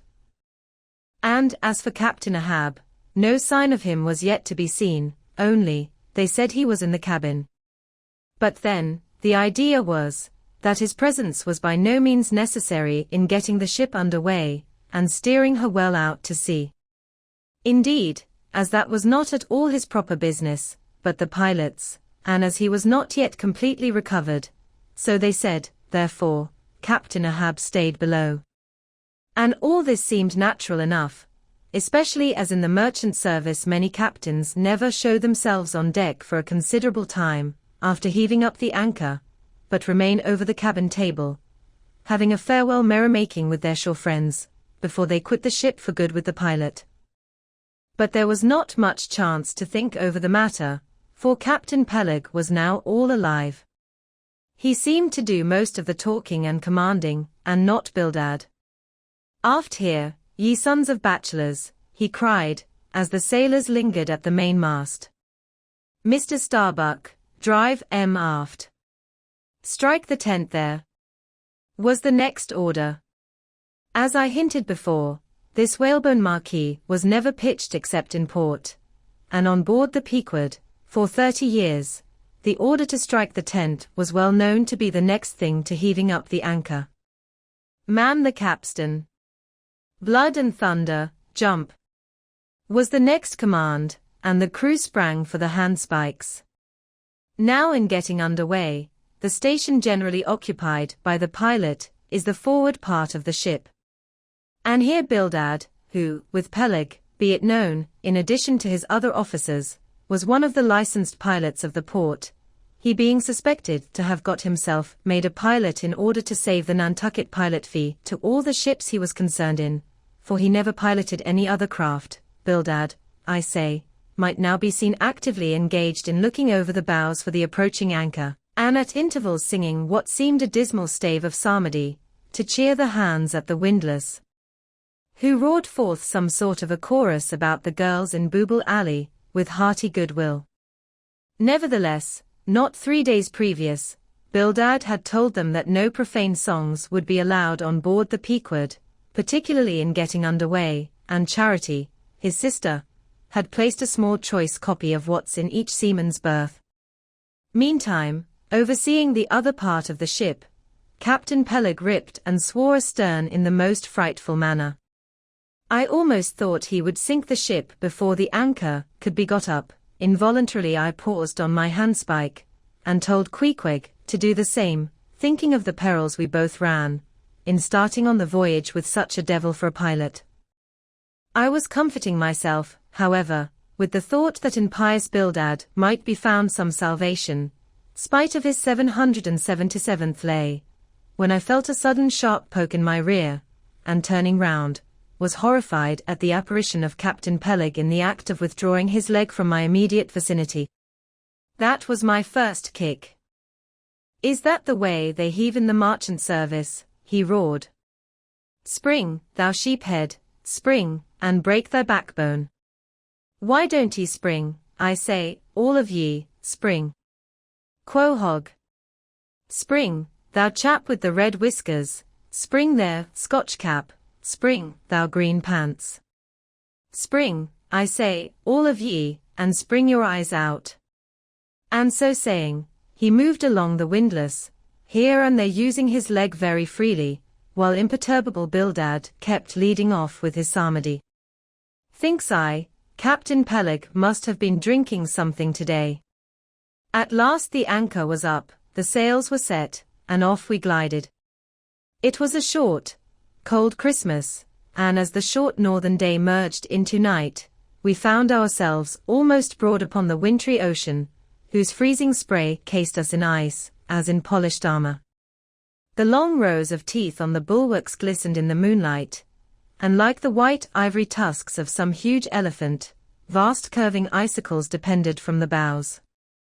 Lank Bildad, as pilot, headed the first watch, and ever and anon, as the old craft deep-dived into the green seas, and sent the shivering frost all over her, and the winds howled, and the cordage rang, his steady notes were heard.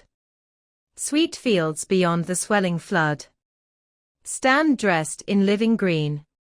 So to the Jews old Canaan stood, while Jordan rolled between. Never did those sweet words sound more sweetly to me than then. They were full of hope and fruition. Spite of this frigid winter night in the boisterous Atlantic, spite of my wet feet and wetter jacket, there was yet, it then seemed to me, many a pleasant haven in store, and meads and glades so eternally vernal, that the grass shot up by the spring, untrodden, unwilted, remains at midsummer. At last we gained such an offing, that the two pilots were needed no longer. The stout sailboat that had accompanied us began ranging alongside. It was curious and not unpleasing, how Peleg and Bildad were affected at this juncture, especially Captain Bildad. For loath to depart, yet very loath to leave, for good, a ship bound on so long and perilous a voyage, beyond both stormy capes, a ship in which some thousands of his hard-earned dollars were invested, a ship in which an old shipmate sailed as captain, a man almost as old as he, once more starting to encounter all the terrors of the pitiless jaw, loath to say goodbye to a thing so every way brimful of every interest to him. Poor old Bildad lingered long, paced the deck with anxious strides, ran down into the cabin to speak another farewell word there, again came on deck, and looked to windward, looked towards the wide and endless waters, only bounded by the far-off unseen eastern continents, looked towards the land, looked aloft, looked right and left, looked everywhere and nowhere, and at last, mechanically coiling a rope upon its pin, convulsively grasped stout Peleg by the hand and holding up a lantern, for a moment stood gazing heroically in his face, as much as to say, "Nevertheless, friend Peleg, I can stand it, yes, I can." As for Peleg himself, he took it more like a philosopher, but for all his philosophy, there was a tear twinkling in his eye, when the lantern came too near. And he, too, did not a little run from cabin to deck, now a word below, and now a word with Starbuck, the chief mate. But, at last, he turned to his comrade, with a final sort of look about him, "Captain Bildad, come, old shipmate, we must go. Back the main yard there. Boat ahoy. Stand by to come close alongside, now. Careful, careful, come, Bildad, boy, say your last. Luck to ye, Starbuck, luck to ye, Mr. Stubb, luck to ye, Mr. Flask, goodbye and good luck to ye all, and this day 3 years I'll have a hot supper smoking for ye in old Nantucket. Hurrah and away. God bless ye, and have ye in his holy keeping, men," murmured old Bildad, almost incoherently. "I hope ye'll have fine weather now, so that Captain Ahab may soon be moving among ye. A pleasant sun is all he needs, and ye'll have plenty of them in the tropic voyage ye go. Be careful in the hunt, ye mates. Don't stave the boats needlessly, ye harpooneers. Good white cedar plank is raised full 3% within the year.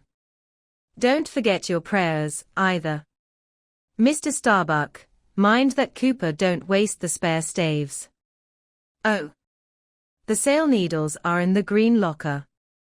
Don't whale it too much a Lord's days, men, but don't miss a fair chance either, that's rejecting heaven's good gifts.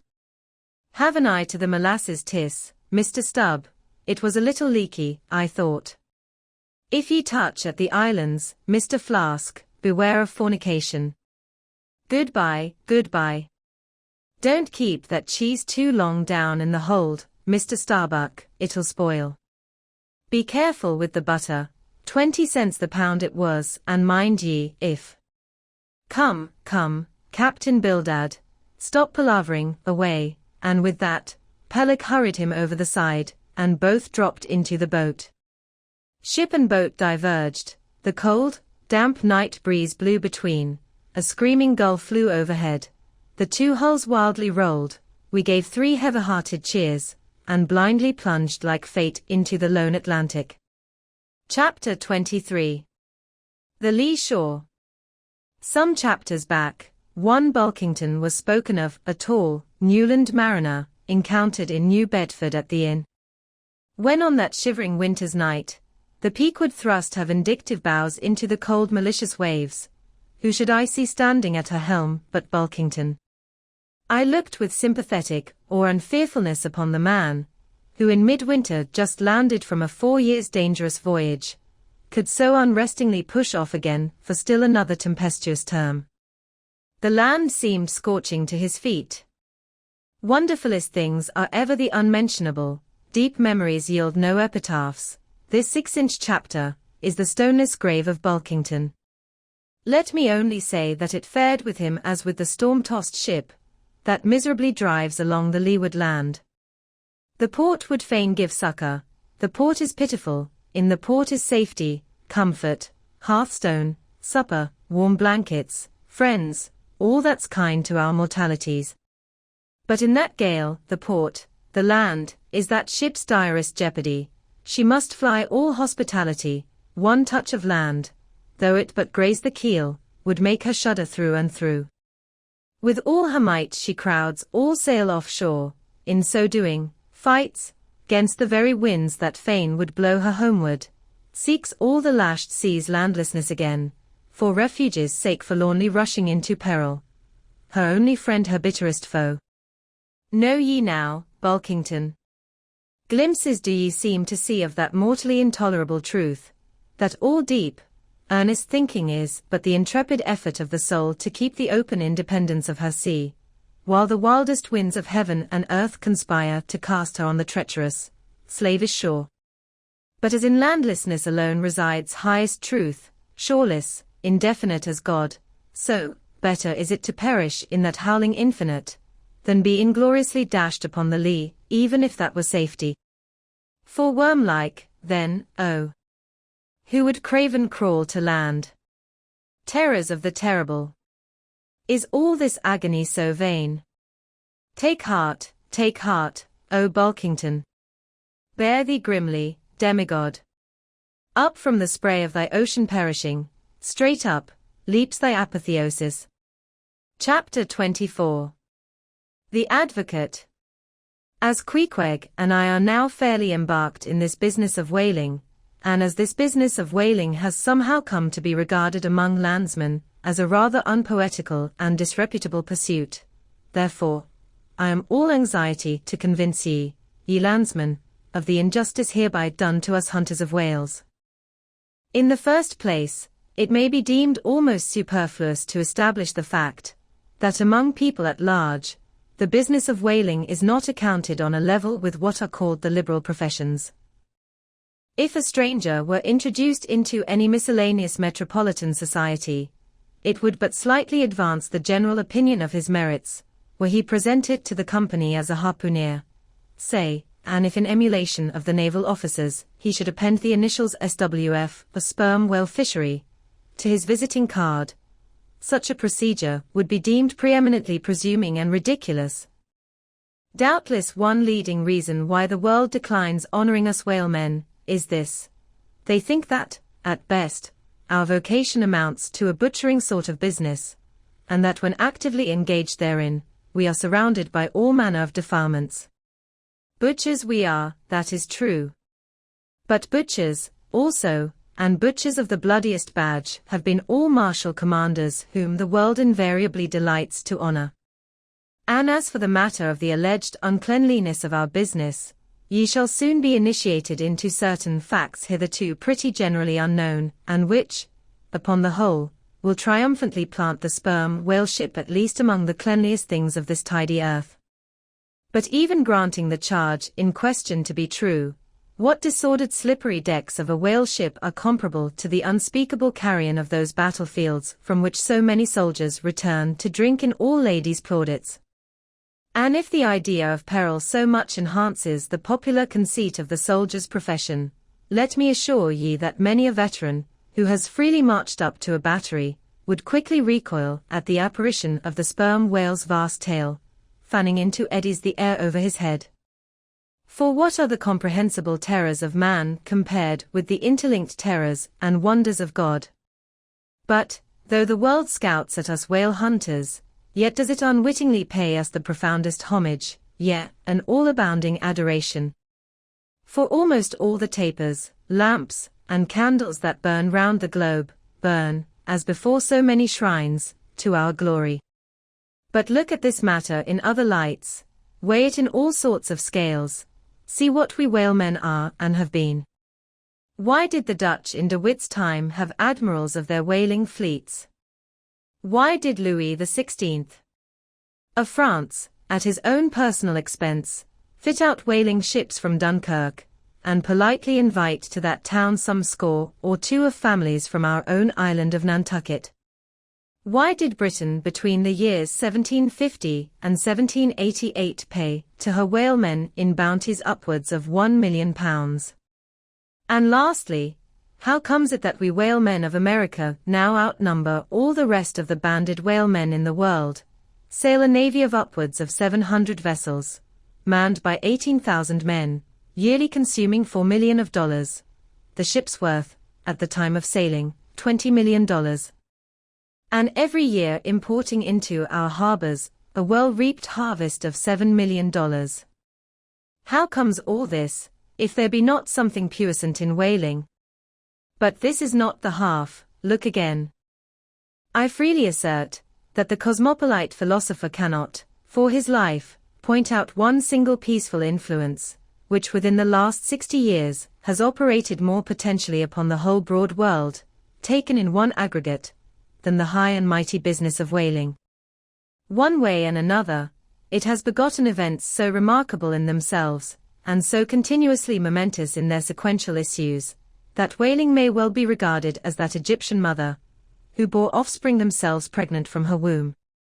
It would be a hopeless, endless task to catalogue all these things. Let a handful suffice. For many years past the whale ship has been the pioneer in ferreting out the remotest and least known parts of the earth. She has explored seas and archipelagos which had no chart, where no Cook or Vancouver had ever sailed. If American and European men of war now peacefully ride in once savage harbors, let them fire salutes to the honor and glory of the whale ship, which originally showed them the way, and first interpreted between them and the savages.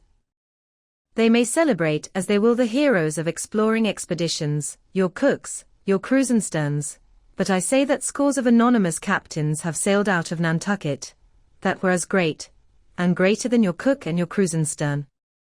For in their suckless empty-handedness, they, in the heathenish sharked waters, and by the beaches of unrecorded, javelin islands, battled with virgin wonders and terrors that Cook with all his marines and muskets would not willingly have dared. All that is made such a flourish of in the old South Sea voyages, those things were but the lifetime commonplaces of our heroic Nantucketers.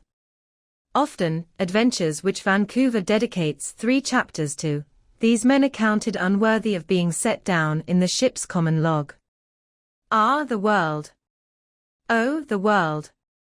Until the whale fishery rounded Cape Horn, no commerce, but colonial, scarcely any intercourse, but colonial, was carried on between Europe and the long line of the opulent Spanish provinces on the Pacific coast.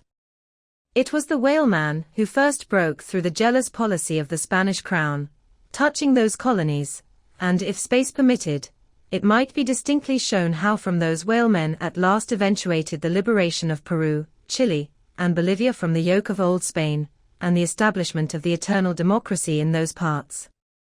That great America on the other side of the sphere, Australia, was given to the enlightened world by the whaleman. After its first blunder-born discovery by a Dutchman, all other ships long shunned those shores as pestiferously barbarous, but the whale ship touched there. The whale ship is the true mother of that now mighty colony. Moreover, in the infancy of the first Australian settlement, the emigrants were several times saved from starvation by the benevolent biscuit of the whale ship luckily dropping an anchor in their waters. The uncounted isles of all Polynesia confess the same truth, and do commercial homage to the whale ship, that cleared the way for the missionary and the merchant, and in many cases carried the primitive missionaries to their first destinations. If that double-bolted land, Japan, is ever to become hospitable, it is the whale ship alone to whom the credit will be due, for already she is on the threshold. But if, in the face of all this, you still declare that whaling has no aesthetically noble associations connected with it, then am I ready to shiver 50 lances with you there, and unhorse you with a split helmet every time. The whale has no famous author, and whaling no famous chronicler, you will say. The whale no famous author, and whaling no famous chronicler. Who wrote the first account of our Leviathan? Who but mighty Job? And who composed the first narrative of a whaling voyage?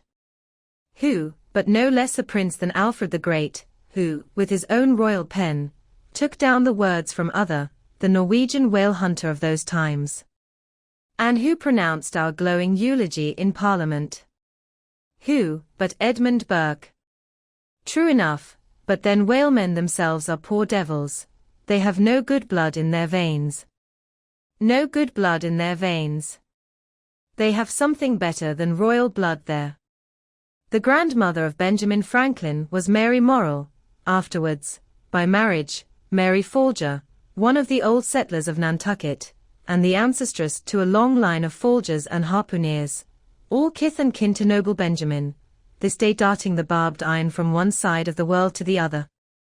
Good again, but then all confess that somehow whaling is not respectable. Whaling not respectable. Whaling is imperial. By Old English statutory law, the whale is declared a royal fish. Asterisk. Oh, that's only nominal. The whale himself has never figured in any grand imposing way. The whale never figured in any grand imposing way.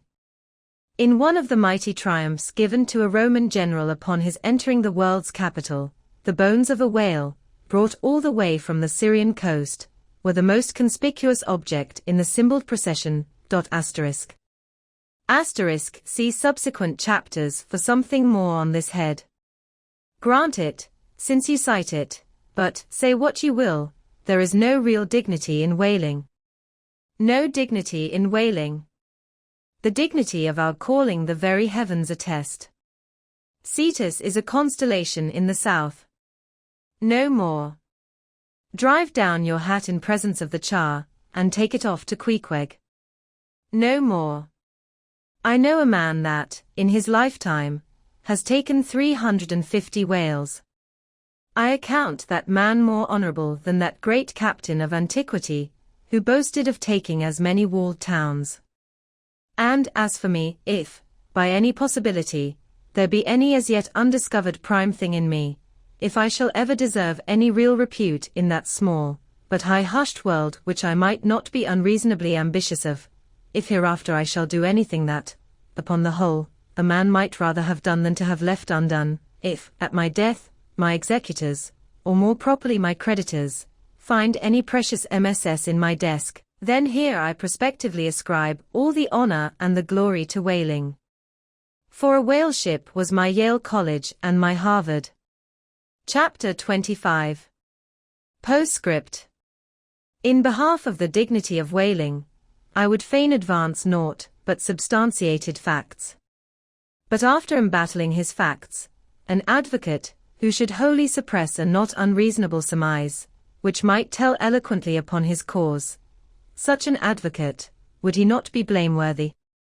It is well known that at the coronation of kings and queens, even modern ones, a certain curious process of seasoning them for their functions is gone through. There is a salt cellar of state, so called, and there may be a caster of state. How they use the salt, precisely, who knows? Certain I am, however, that a king's head is solemnly oiled at his coronation, even as a head of salad. Can it be, though, that they anoint it with a view of making its interior run well, as they anoint machinery? Much might be ruminated here, concerning the essential dignity of this regal process, because in common life we esteem, but meanly and contemptibly a fellow who anoints his hair, and palpably smells of that anointing. In truth, a mature man who uses hair oil, unless medicinally, that man has probably got a quaggy spot in him somewhere. As a general rule, he can't amount to much in his totality. But the only thing to be considered here, is this: what kind of oil is used at coronations? Certainly it cannot be olive oil, nor macassar oil, nor castor oil, nor bear's oil, nor train oil, nor cod liver oil. What then can it possibly be, but sperm oil in its unmanufactured, unpolluted state, the sweetest of all oils? Think of that, ye loyal Britons. We whalemen supply your kings and queens with coronation stuff. Chapter 26. Knights and Squires. The chief mate of the Pequod was Starbuck, a native of Nantucket, and a Quaker by descent. He was a long, earnest man, and though born on an icy coast, seemed well adapted to endure hot latitudes, his flesh being hard as twice-baked biscuit. Transported to the Indies, his live blood would not spoil like bottled ale. He must have been born in some time of general drought and famine, or upon one of those fast days for which his state is famous. Only some 30 arid summers had he seen. Those summers had dried up all his physical superfluousness. But this, his thinness, so to speak, seemed no more the token of wasting anxieties and cares, than it seemed the indication of any bodily blight. It was merely the condensation of the man. He was by no means ill-looking, quite the contrary. His pure tight skin was an excellent fit, and closely wrapped up in it, and embalmed with inner health and strength, like a revivified Egyptian, this Starbuck seemed prepared to endure for long ages to come, and to endure always, as now, for be it polar snow, or torrid sun, like a patent chronometer, his interior vitality was warranted to do well in all climates. Looking into his eyes, you seemed to see there the yet lingering images of those thousand-fold perils he had calmly confronted through life. A staid, steadfast man, whose life for the most part was a telling pantomime of action, and not a tame chapter of sounds. Yet, for all his hardy sobriety and fortitude, there were certain qualities in him which at times affected, and in some cases seemed well nigh to overbalance all the rest. Uncommonly conscientious for a seaman, and endued with a deep natural reverence, the wild watery loneliness of his life did therefore strongly incline him to superstition, but to that sort of superstition, which in some organizations seems rather to spring, somehow, from intelligence than from ignorance. Outward portents and inward presentiments were his. And if at times these things bent the welded iron of his soul, much more did his far-away domestic memories of his young Cape wife and child tend to bend him still more from the original ruggedness of his nature, and open him still further to those latent influences which, in some honest-hearted men, restrain the gush of daredevil daring, so often evinced by others in the more perilous vicissitudes of the fishery. "I will have no man in my boat," said Starbuck, "who is not afraid of a whale." By this, he seemed to mean, not only that the most reliable and useful courage was that which arises from the fair estimation of the encountered peril, but that an utterly fearless man is a far more dangerous comrade than a coward. "Aye," said Stubb, the second mate, "Starbuck, there, is as careful a man as you'll find anywhere in this fishery. But we shall ere long see what that word, careful, precisely means when used by a man like Stubb, or almost any other whale hunter." Starbuck was no crusader after perils. In him courage was not a sentiment, but a thing simply useful to him, and always at hand upon all mortally practical occasions. Besides, he thought, perhaps, that in this business of whaling, courage was one of the great staple outfits of the ship, like her beef and her bread, and not to be foolishly wasted. Wherefore he had no fancy for lowering for whales after sundown, nor for persisting in fighting a fish that too much persisted in fighting him. "For," thought Starbuck, "I am here in this critical ocean to kill whales for my living, and not to be killed by them for theirs," and that hundreds of men had been so killed Starbuck well knew. What doom was his own father's? Where, in the bottomless deeps, could he find the torn limbs of his brother? With memories like these in him, and, moreover, given to a certain superstitiousness, as has been said, the courage of this Starbuck which could, nevertheless, still flourish, must indeed have been extreme. But it was not in reasonable nature that a man so organized, and with such terrible experiences and remembrances as he had, it was not in nature that these things should fail in latently engendering an element in him, which, under suitable circumstances, would break out from its confinement, and burn all his courage up. And brave as he might be, it was that sort of bravery chiefly, visible in some intrepid men, which, while generally abiding firm in the conflict with seas, or winds, or whales, or any of the ordinary irrational horrors of the world, yet cannot withstand those more terrific, because more spiritual terrors, which sometimes menace you from the concentrating brow of an enraged and mighty man. But were the coming narrative to reveal in any instance the complete abasement of poor Starbuck's fortitude, Scarce might I have the heart to write it, for it is a thing most sorrowful, nay shocking, to expose the fall of valor in the soul. Men may seem detestable as joint stock companies and nations, knaves, fools, and murderers there may be, men may have mean and meager faces, but man, in the ideal, is so noble and so sparkling, such a grand and glowing creature, that over any ignominious blemish in him all his fellows should run to throw their costliest robes. That immaculate manliness we feel within ourselves, so far within us, that it remains intact though all the outer character seem gone, bleeds with keenest anguish at the undraped spectacle of a veil-ruined man. Nor can piety itself, at such a shameful sight, completely stifle her upbraidings against the permitting stars. But this august dignity I treat of, is not the dignity of kings and robes, but that abounding dignity, which has no robed investiture. Thou shalt see it shining in the arm that wields a pick or drives a spike, that democratic dignity which, on all hands, radiates without end from God, Himself. The great God absolute.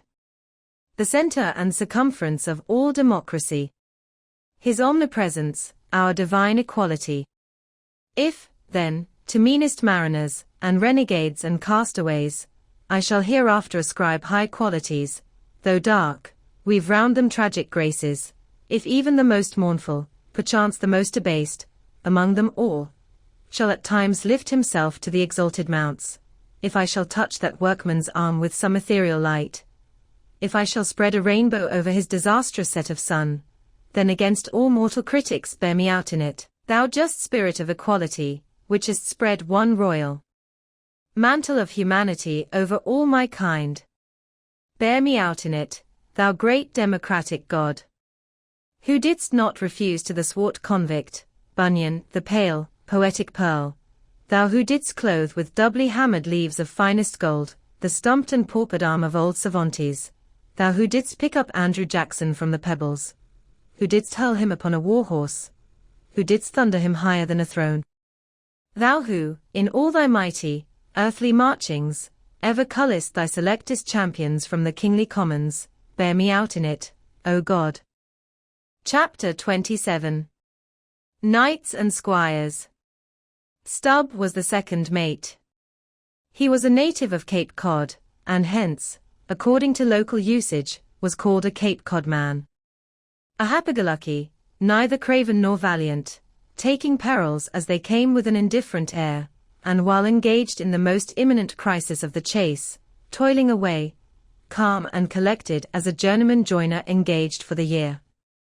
Good-humored, easy, and careless, he presided over his whaleboat as if the most deadly encounter were but a dinner, and his crew all invited guests.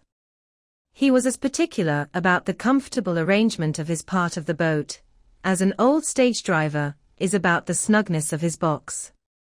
When close to the whale, in the very deathlock of the fight, he handled his unpitying lance coolly and off-handedly, as a whistling tinker his hammer. He would hum over his old regadic tunes while flank and flank with the most exasperated monster. Long usage had, for this Stubb, converted the jaws of death into an easy chair. What he thought of death itself, there is no telling. Whether he ever thought of it at all, might be a question, but if he ever did chance to cast his mind that way after a comfortable dinner, no doubt, like a good sailor, he took it to be a sort of call of the watch to tumble aloft, and bestir themselves there about something which he would find out when he obeyed the order, and not sooner. What, perhaps, with other things, made Stubb such an easygoing, unfearing man, so cheerily trudging off with the burden of life in a world full of grave peddlers, all bowed to the ground with their packs, what helped to bring about that almost impious good humor of his? That thing must have been his pipe. For, like his nose, his short, black little pipe was one of the regular features of his face.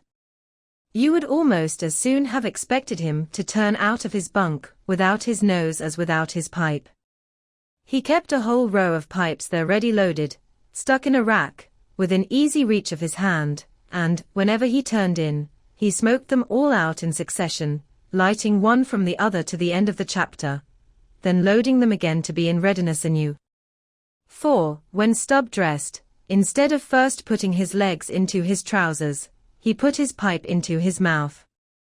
I say this continual smoking must have been one cause, at least, of his peculiar disposition, for every one knows that this earthly air, whether ashore or afloat, is terribly infected with the nameless miseries of the numberless mortals who have died exhaling it. And as in time of the cholera, some people go about with a camphorated handkerchief to their mouths, so, likewise, against all mortal tribulations, Stubb's tobacco smoke might have operated as a sort of disinfecting agent. The third mate was Flask, a native of Tisbury, in Martha's Vineyard. A short, stout, ruddy young fellow, very pugnacious concerning whales, who somehow seemed to think that the great leviathans had personally and hereditarily affronted him, and therefore it was a sort of point of honor with him, to destroy them whenever encountered. So utterly lost was he to all sense of reverence for the many marvels of their majestic bulk and mystic ways, and so dead to anything like an apprehension of any possible danger from encountering them, that in his poor opinion, the wondrous whale was but a species of magnified mouse, or at least water rat, requiring only a little circumvention, and some small application of time and trouble in order to kill and boil. This ignorant, unconscious fearlessness of his made him a little waggish in the matter of whales. He followed these fish for the fun of it, and a 3 years' voyage round Cape Horn was only a jolly joke that lasted that length of time. As a carpenter's nails are divided into wrought nails and cut nails, so mankind may be similarly divided. Little Flask was one of the wrought ones, made to clinch tight and last long. They called him King Post on board of the Pequod, because, in form, he could be well likened to the short, square timber known by that name in Arctic whalers, and which by the means of many radiating side timbers inserted into it, serves to brace the ship against the icy concussions of those battering seas. Now these 3 mates, Starbuck, Stubb, and Flask, were momentous men. They it was who by universal prescription commanded 3 of the Pequod's boats as headsmen. In that grand order of battle, in which Captain Ahab would probably marshal his forces to descend on the whales, these 3 headsmen were as captains of companies. Or, being armed with their long keen whaling spears, they were as a picked trio of lancers, even as the harpooneers were flingers of javelins. And since in this famous fishery, each mate or headsman, like a Gothic knight of old, is always accompanied by his boat steerer or harpooneer, who in certain conjunctures provides him with a fresh lance, when the former one has been badly twisted, or elbowed in the assault, and moreover, as there generally subsists between the two, a close intimacy and friendliness, it is therefore but meet, that in this place we set down who the Pequod's harpooneers were, and to what headsman each of them belonged. First of all was Queequeg, whom Starbuck, the chief mate, had selected for his squire. But Queequeg is already known. Next was Tashtago, an unmixed Indian from Gay Head, the most westerly promontory of Martha's Vineyard, where there still exists the last remnant of a village of red men, which has long supplied the neighboring island of Nantucket with many of her most daring harpooneers. In the fishery, they usually go by the generic name of Gay Headers. Tashtago's long, lean, sable hair, his high cheekbones, and black rounding eyes, for an Indian, oriental in their largeness, but Antarctic in their glittering expression, all this sufficiently proclaimed him an inheritor of the unvitiated blood of those proud warrior hunters, who, in quest of the great New England moose, had scoured, bow in hand, the aboriginal forests of the Maine. But no longer snuffing in the trail of the wild beasts of the woodland, Tashtago now hunted in the wake of the great whales of the sea, the unerring harpoon of the sun fitly replacing the infallible arrow of the sires. To look at the tawny brawn of his lithe snaky limbs, you would almost have credited the superstitions of some of the earlier Puritans, and half believed this wild Indian to be a son of the prince of the powers of the air. Tashtago was Stubb the second mate's squire. Third among the harpooneers was Daggoo, a gigantic, coal-black negro savage, with a lion-like tread, and a Ahasuerus to behold. Suspended from his ears were 2 golden hoops, so large that the sailors called them ringbolts, and would talk of securing the topsail halyards to them. In his youth Daggoo had voluntarily shipped on board of a whaler, lying in a lonely bay on his native coast. And never having been anywhere in the world but in Africa, Nantucket, and the pagan harbors most frequented by whalemen, and having now led for many years the bold life of the fishery in the ships of owners uncommonly heedful of what manner of men they shipped, Daggoo retained all his barbaric virtues, and erect as a giraffe, moved about the decks in all the pomp of 6 feet 5 in his socks. There was a corporeal humility in looking up at him, and a white man standing before him seemed a white flag come to beg truce of a fortress. Curious to tell, this imperial negro, Ahasuerus Daggoo, was the squire of Little Flask, who looked like a chessman beside him. As for the residue of the Pequod's company, be it said, that at the present day not 1 in 2 of the many thousand men, before the mast employed in the American whale fishery, are Americans born, though pretty nearly all the officers are. Herein it is the same with the American whale fishery, as with the American army and military and merchant navies, and the engineering forces employed in the construction of the American canals and railroads. The same, I say, because in all these cases the native American liberally provides the brains, the rest of the world as generously supplying the muscles. No small number of these whaling seamen belong to the Azores, where the outward-bound Nantucket whalers frequently touch to augment their crews from the hardy peasants of those rocky shores. In like manner, the Greenland whalers sailing out of Hull or London, put in at the Shetland Islands, to receive the full complement of their crew. Upon the passage homewards, they drop them there again. How it is, there is no telling, but islanders seem to make the best whalemen. They were nearly all islanders in the Pequod, isolatos too, I call such, not acknowledging the common continent of men, but each isolato living on a separate continent of his own. Yet now, federated along one keel, what a set these isolatos were.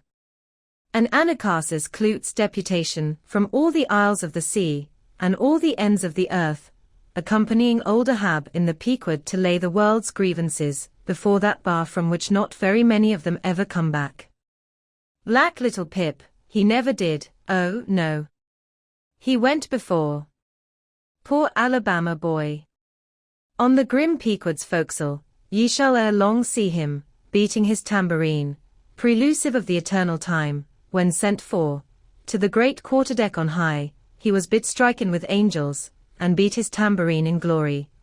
Called a coward here, hailed a hero there. Chapter 28. Ahab. For several days after leaving Nantucket, nothing above hatches was seen of Captain Ahab. The mates regularly relieved each other at the watches, and for aught that could be seen to the contrary, they seemed to be the only commanders of the ship. Only they sometimes issued from the cabin with orders so sudden and peremptory, that after all it was plain they but commanded vicariously. Yes, their supreme lord and dictator was there, though hitherto unseen by any eyes not permitted to penetrate into the now sacred retreat of the cabin. Every time I ascended to the deck from my watches below, I instantly gazed aft to mark if any strange face were visible, for my first vague disquietude touching the unknown captain, now in the seclusion of the sea, became almost a perturbation. This was strangely heightened at times by the ragged Elijah's diabolical incoherences uninvitedly recurring to me, with a subtle energy I could not have before conceived of. But poorly could I withstand them, much as in other moods I was almost ready to smile at the solemn whimsicalities of that outlandish prophet of the wharves. But whatever it was of apprehensiveness or uneasiness, to call it so, which I felt, yet whenever I came to look about me in the ship, it seemed against all warrantry to cherish such emotions. For though the harpooneers, with the great body of the crew, were a far more barbaric, heathenish, and motley set than any of the tame merchant ship companies which my previous experiences had made me acquainted with, still I ascribed this, and rightly ascribed it, to the fierce uniqueness of the very nature of that wild Scandinavian vocation, in which I had so abandonedly embarked. But it was especially the aspect of the three chief officers of the ship, the mates, which was most forcibly calculated to allay these colorless misgivings, and induce confidence and cheerfulness in every presentment of the voyage. Three better, more likely sea officers and men, each in his own different way, could not readily be found, and they were every one of them Americans, a Nantucketer, a Vineyarder, a Cape man. Now, it being Christmas when the ship shot from outer harbor, for a space we had biting polar weather, though all the time running away from it to the southward, and by every degree and minute of latitude which we sailed, gradually leaving that merciless winter, and all its intolerable weather behind us. It was one of those less lowering, but still grey and gloomy enough mornings of the transition, when with a fair wind the ship was rushing through the water with a vindictive sort of leaping and melancholy rapidity, that as I mounted to the deck at the call of the forenoon watch, so soon as I levelled my glance towards the taffrail, foreboding shivers ran over me. Reality outran apprehension. Captain Ahab stood upon his quarterdeck. There seemed no sign of common bodily illness about him, nor of the recovery from any. He looked like a man cut away from the stake, when the fire has overrunningly wasted all the limbs without consuming them, or taking away one particle from their compacted aged robustness. His whole high, broad form seemed made of solid bronze, and shaped in an unalterable mold, like Chelonai's cast Perseus. Threading its way out from among his grey hairs, and continuing right down one side of his tawny scorched face and neck, till it disappeared in his clothing, you saw a slender rod-like mark, lividly whitish. It resembled that perpendicular seam sometimes made in the straight, lofty trunk of a great tree, when the upper lightning tearingly darts down it, and without wrenching a single twig, peels and grooves out the bark from top to bottom, running off into the soil, leaving the tree still greenly alive, but branded. Whether that mark was born with him, or whether it was the scar left by some desperate wound, no one could certainly say. By some tacit consent, throughout the voyage little or no allusion was made to it, especially by the mates. But once Tashtago Sr., an old gay-head Indian among the crew, superstitiously asserted that not till he was full 40 years old did Ahab become that way branded, and then it came upon him, not in the fury of any mortal fray, but in an elemental strife at sea. Yet, this wild hint seemed inferentially negatived, by what a grey Manxman insinuated, an old sepulchral man, who, having never before sailed out of Nantucket, had never ere this laid eye upon wild Ahab. Nevertheless, the old sea traditions, the immemorial credulities, popularly invested this old Manxman with preternatural powers of discernment. So that no white sailor seriously contradicted him, when he said that if ever Captain Ahab should be tranquilly laid out, which might hardly come to pass, so he muttered, then, whoever should do that last office for the dead, would find a birthmark on him from crown to sole. So powerfully did the whole grim aspect of Ahab affect me, and the livid brand which streaked it, that for the first few moments I hardly noted that not a little of this overbearing grimness was owing to the barbaric white leg upon which he partly stood. It had previously come to me that this ivory leg had at sea been fashioned from the polished bone of the sperm whale's jaw. He was dismasted off Japan, said the old gay-head Indian once, but like his dismasted craft, he shipped another mast without coming home for it. He has a quiver of M. I was struck with the singular posture he maintained. Upon each side of the Pequod's quarter-deck, and pretty close to the mizzen shrouds, there was an auger hole, bored about half an inch or so into the plank. His bone leg steadied in that hole, one arm elevated, and holding by a shroud, Captain Ahab stood erect, looking straight out beyond the ship's ever-pitching prow. There was an infinity of firmest fortitude, a determinate, unsurrenderable willfulness, in the fixed and fearless, forward dedication of that glance. Not a word he spoke, nor did his officers say aught to him, though by all their minutest gestures and expressions, they plainly showed the uneasy, if not painful, consciousness of being under a troubled master eye. And not only that, but moody-stricken Ahab stood before them with a crucifixion in his face, in all the nameless regal overbearing dignity of some mighty woe. Ere long, from his first visit in the air, he withdrew into his cabin. But after that morning, he was every day visible to the crew, either standing in his pivot hole, or seated upon an ivory stool he had, or heavily walking the deck. As the sky grew less gloomy, indeed, began to grow a little genial, he became still less and less a recluse, as if, when the ship had sailed from home, nothing but the dead wintry bleakness of the sea had then kept him so secluded. And by, it came to pass, that he was almost continually in the air, but, as yet, for all that he said, or perceptibly did, on the at last sunny deck, he seemed as unnecessary there as another mast. But the Pequod was only making a passage now, not regularly cruising, nearly all whaling preparatives needing supervision the mates were fully competent to, so that there was little or nothing, out of himself, to employ or excite Ahab now, and thus chase away, for that one interval, the clouds that layer upon layer were piled upon his brow, as ever all clouds choose the loftiest peaks to pile themselves upon. Nevertheless, ere long, the warm, warbling persuasiveness of the pleasant holiday weather we came to, seemed gradually to charm him from his mood. For, as when the red-cheeked, dancing girls, April and May, trip home to the wintry, misanthropic woods, even the barest, ruggedest, most thunder-cloven old oak will at least send forth some few green sprouts, to welcome such glad-hearted visitants. So Ahab did, in the end, a little respond to the playful allurings of that girlish air. More than once did he put forth the faint blossom of a look, which, in any other man, would have soon flowered out in a smile.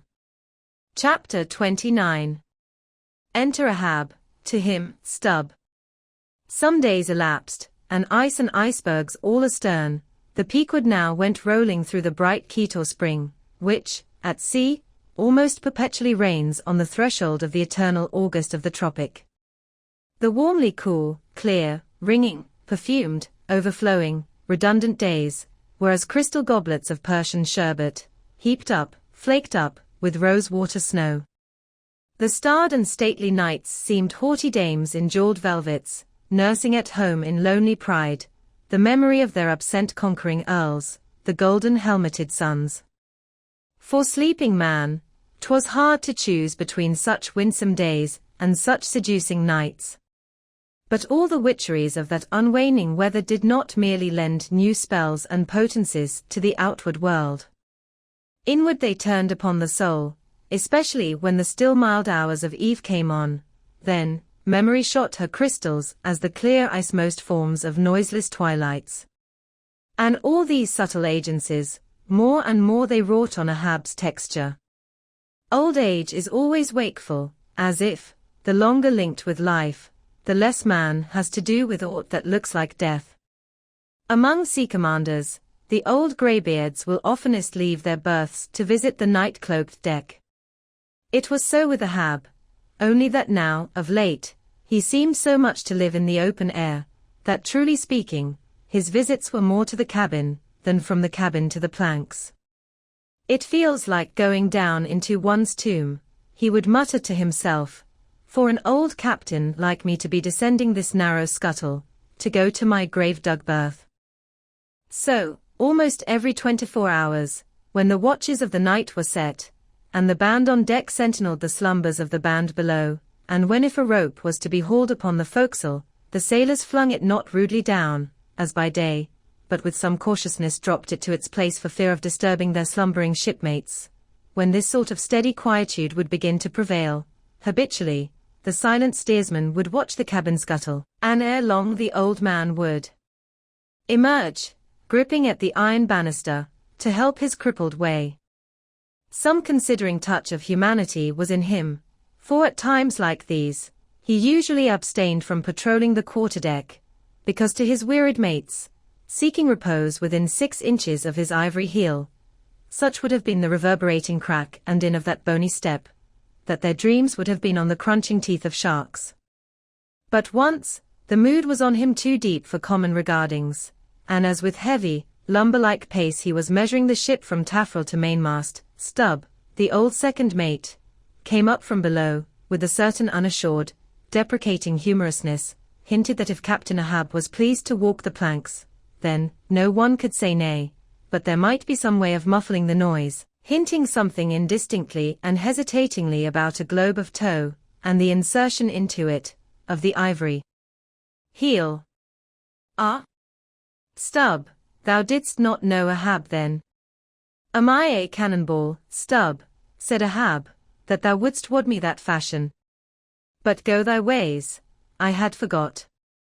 Below to thy nightly grave, where such as ye sleep between shrouds, to use ye to the filling one at last. Down, dog, and kennel.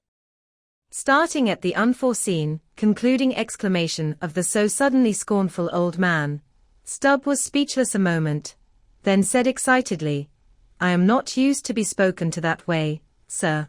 I do but less than half like it, sir. Avast!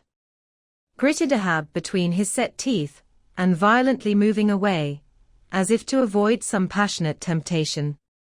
No, sir, not yet, said Stubb, emboldened. I will not tamely be called a dog, sir. Then be called 10 times a donkey, and a mule, and an ass, and begone, or I'll clear the world of thee. As he said this, Ahab advanced upon him with such overbearing terrors in his aspect, that Stubb involuntarily retreated. I was never served so before without giving a hard blow for it, muttered Stubb, as he found himself descending the cabin scuttle. It's very queer. Stop, Stubb. Somehow, now, I don't well know whether to go back and strike him, or, what's that, down here on my knees and pray for him. Yes, that was the thought coming up in me, but it would be the first time I ever did pray. It's queer, very queer, and he's queer too. I take him fore and aft, he's about the queerest old man Stubb ever sailed with. How he flashed at me, his eyes like powder pans. Is he mad? Anyway, there's something on his mind, as sure as there must be something on a deck when it cracks. He ain't in his bed now, either, more than 3 hours out of the 24, and he don't sleep then. Didn't that doughboy, the steward, tell me that of a morning he always finds the old man's hammock clothes all rumpled and tumbled, and the sheets down at the foot, and the coverlid almost tied into knots, and the pillow a sort of frightful hot, as though a baked brick had been on it. A hot old man. I guess he's got what some folks ashore call a conscience. It's a kind of tic-dolero, they say, worse nor a toothache. Well, well, I don't know what it is, but the Lord keep me from catching it. He's full of riddles.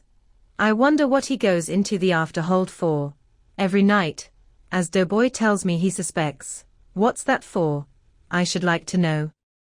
Who's made appointments with him in the hold? Ain't that queer, now? But there's no telling, it's the old game, here goes for a snooze. Damn me, it's worth a fellow's while to be born into the world, if only to fall right asleep. And now that I think of it, that's about the first thing babies do, and that's a sort of queer, too. Damn me, but all things are queer, come to think of But that's against my principles. Think not, is my 11th commandment, and sleep when you can, is my 12th, so here goes again. But how's that? Didn't he call me a dog? Blazes. He called me 10 times a donkey, and piled a lot of jackasses on top of that. He might as well have kicked me, and done with it. Maybe he did kick me, and I didn't observe it. I was so taken all aback with his brow, somehow. It flashed like a bleached bone. What the devil's the matter with me? I don't stand right on my legs. Coming afoul of that old man has a sort of turned me wrong side out. By the Lord, I must have been dreaming, though. How? But the only way's to stash it. So here goes to hammock again, and in the morning, I'll see how this plaguey juggling thinks over by daylight. Chapter 30. The pipe. When Stubb had departed, Ahab stood for a while leaning over the bulwarks, and then, as had been usual with him of late, calling a sailor of the watch, he sent him below for his ivory stool, and also his pipe. Lighting the pipe at the binnacle lamp, and planting the stool on the weather side of the deck, he sat and smoked. In Old Norse times, the thrones of the sea-loving Danish kings were fabricated, saith tradition, of the tusks of the narwhale. How could one look at Ahab then, seated on that tripod of bones, without bethinking him of the royalty it symbolized? For a Khan of the plank, and a king of the sea, and a great lord of leviathans was Ahab. Some moments passed, during which the thick vapor came from his mouth in quick and constant puffs, which blew back again into his face. How now, he soliloquized at last, withdrawing the tube, this smoking no longer soothes. Oh, my pipe! Hard must it go with me if thy charm be gone. Here have I been unconsciously toiling, not pleasuring, aye, and ignorantly smoking to windward all the while, to windward, and with such nervous whiffs, as if, like the dying whale, my final jets were the strongest and fullest of trouble. What business have I with this pipe? This thing that is meant for sereneness, to send up mild white vapors among mild white hairs, not among torn iron-grey locks like mine. I'll smoke no more. He tossed the still lighted pipe into the sea. The fire hissed in the waves, the same instant the ship shot by the bubble the sinking pipe made. With slouched hat, Ahab lurchingly paced the planks. Chapter 31. Queen Mab. Next morning Stubb accosted Flask. Such a queer dream, King Post, I never had. You know the old man's ivory leg, well I dreamed he kicked me with it, and when I tried to kick back, upon my soul, my little man, I kicked my leg right off. And then, presto. Ahab seemed a pyramid, and I, like a blazing fool, kept kicking at it.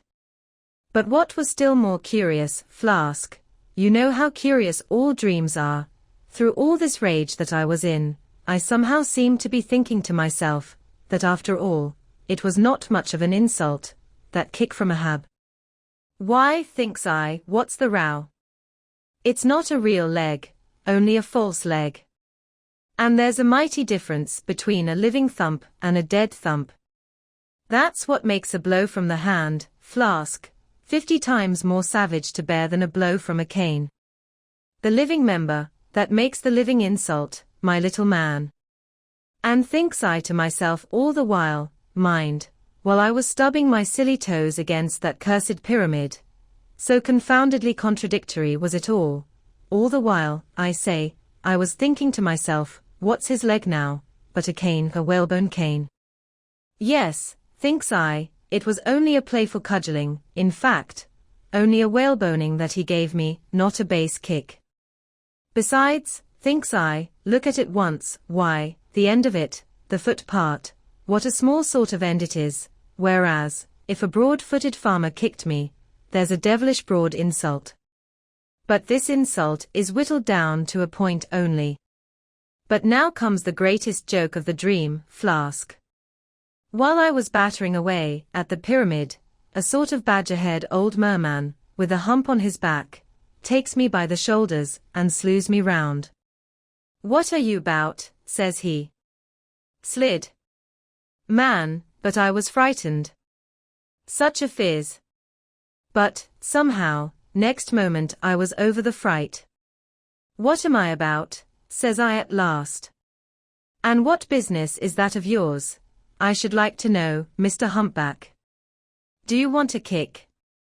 By the Lord, Flask, I had no sooner said that, than he turned round his stern to me, bent over, and dragging up a lot of seaweed he had for a clout. What do you think, I saw? Why thunder alive, man, his stern was stuck full of marlinspikes, with the points out. Says I, on second thoughts, I guess I won't kick you, old fellow. Why Stubb, said he, why Stubb, and kept muttering it all the time, a sort of eating of his own gums like a chimney hag. Seeing he wasn't going to stop saying over his wise stub, I thought I might as well fall to kicking the pyramid again. But I had only just lifted my foot for it, when he roared out, "Stop that kicking." "Hello," says I, "what's the matter now, old fellow?" "Look ye here," says he, "let's argue the insult. Captain Ahab kicked ye, didn't he?"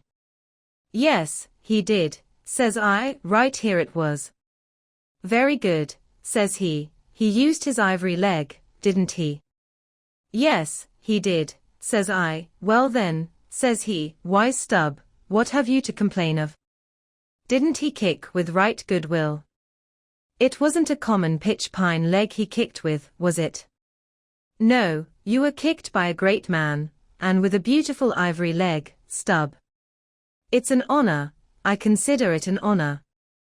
Listen, wise stub.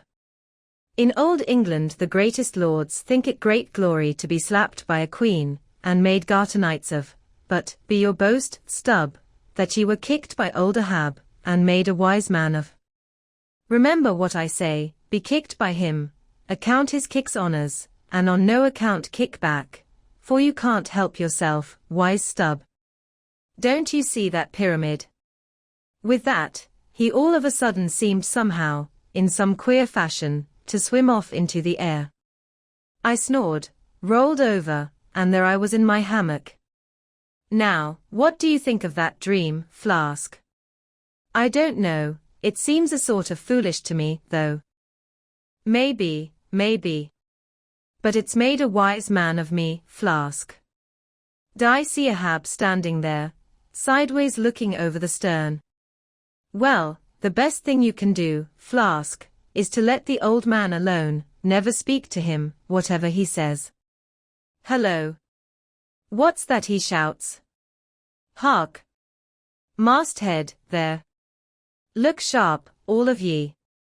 There are whales hereabouts. If ye see a white one, split your lungs for him. What do you think of that now, Flask? Ain't there a small drop of something queer about that, eh?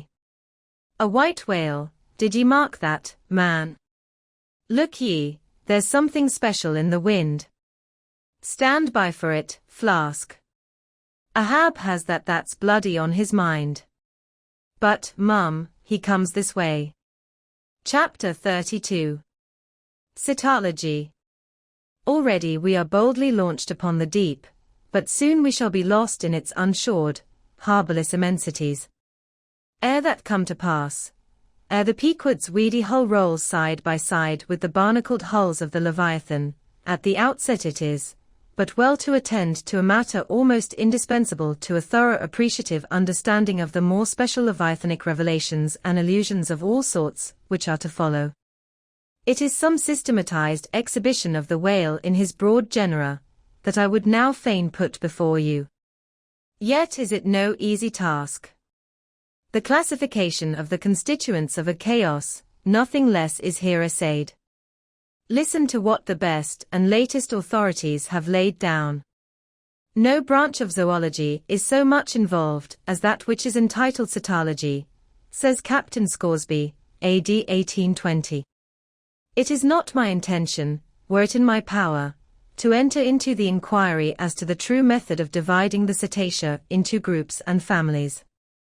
Utter confusion exists among the historians of this animal's sperm whale, says Surgeon Beale, A.D. 1839. Unfitness to pursue our research in the unfathomable waters. Impenetrable veil covering our knowledge of the cetacea. A field strewn with thorns. All these incomplete indications, but serve to torture us naturalists. Thus speak of the whale, the great Cuvier, and John Hunter, and Lesson, those lights of zoology and anatomy. Nevertheless, though of real knowledge there be little, yet of books there are plenty, and so in some small degree, with cytology, or the science of whales. Many are the men, small and great, old and new, landsmen and seamen, who have at large, or in little, written of the whale. Run over a few. The authors of the Bible, Aristotle, Pliny, Aldrovandi, Sir Thomas Browne, Gessner, Ray, Linnaeus, Rondeletius, Willoughby, Green, Artedi, Sibbald, Brisson, Martin, Lacépède, Bonneterre, Desmarest, Baron Cuvier, Frederick Cuvier, John Hunter, Owen, Scoresby, Beale, Bennett, J. Ross Brown, the author of Miriam Coffin, Olmsted, and the Reverend T. Cheever. But to what ultimate generalizing purpose all these have written, the above-cited extracts will show. Of the names in this list of whale authors, only those following Owen ever saw living whales, and but one of them was a real professional harpooner and whaleman. I mean Captain Scoresby. On the separate subject of the Greenland or right whale, he is the best existing authority. But Scoresby knew nothing and says nothing of the great sperm whale, compared with which the Greenland whale is almost unworthy mentioning. And here be it said, that the Greenland whale is an usurper upon the throne of the seas. He is not even by any means the largest of the whales.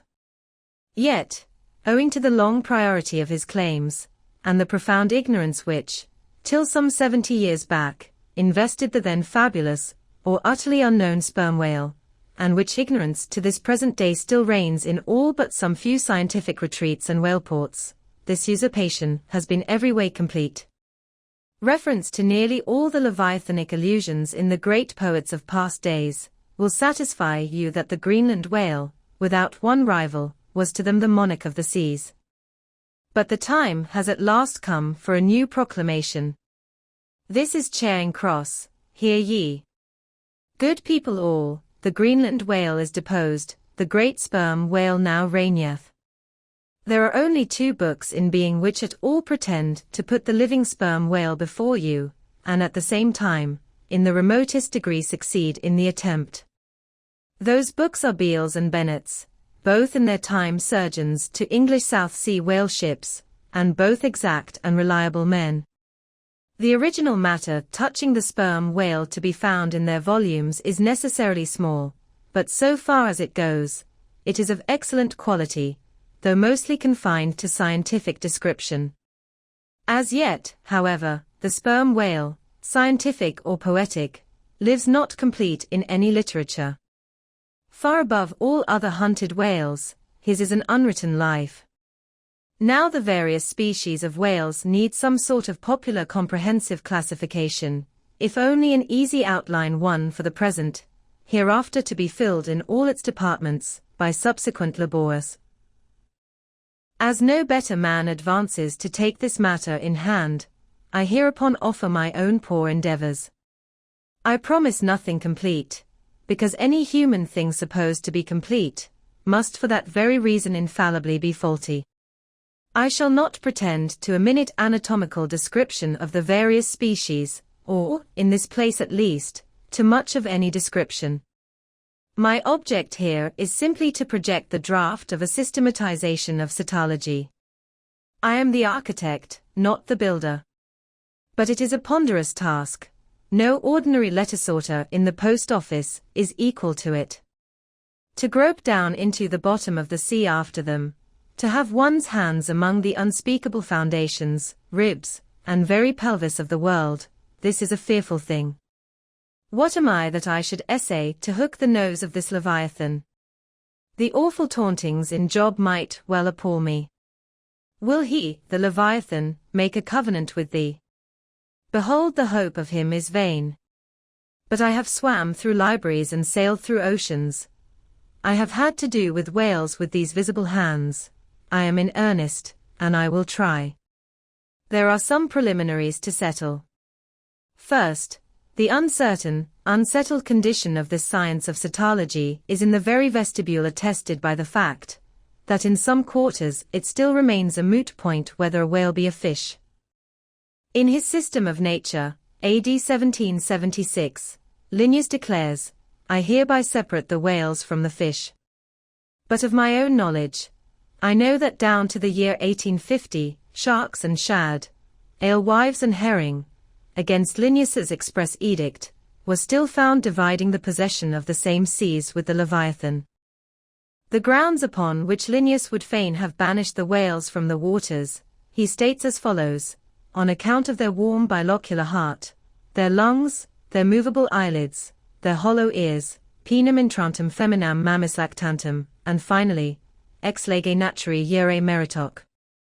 I submitted all this to my friends Simeon Macy and Charlie Coffin, of Nantucket, both messmates of mine in a certain voyage, and they united in the opinion that the reasons set forth were altogether insufficient. Charlie profanely hinted they were humbug.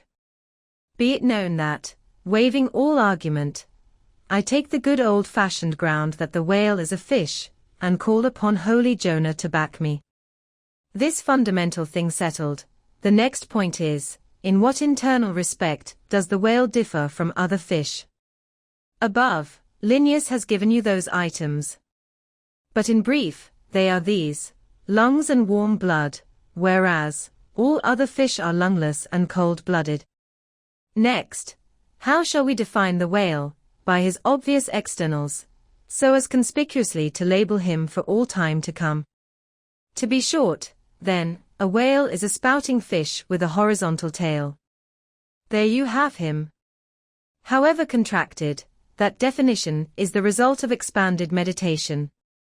A walrus spouts much like a whale, but the walrus is not a fish, because he is amphibious. But the last term of the definition is still more cogent, as coupled with the first. Almost any one must have noticed that all the fish familiar to landsmen have not a flat, but a vertical, or up and down tail. Whereas, among spouting fish the tail, though it may be similarly shaped, invariably assumes a horizontal position. By the above definition of what a whale is, I do by no means exclude from the Leviathanic brotherhood any sea creature hitherto identified with the whale by the best-informed Nantucketus, nor, on the other hand, link with it any fish hitherto authoritatively regarded as alien. Hence, all the smaller, spouting, and horizontal-tailed fish must be included in this ground plan of cetology. Now, then, come the grand divisions of the entire whale host.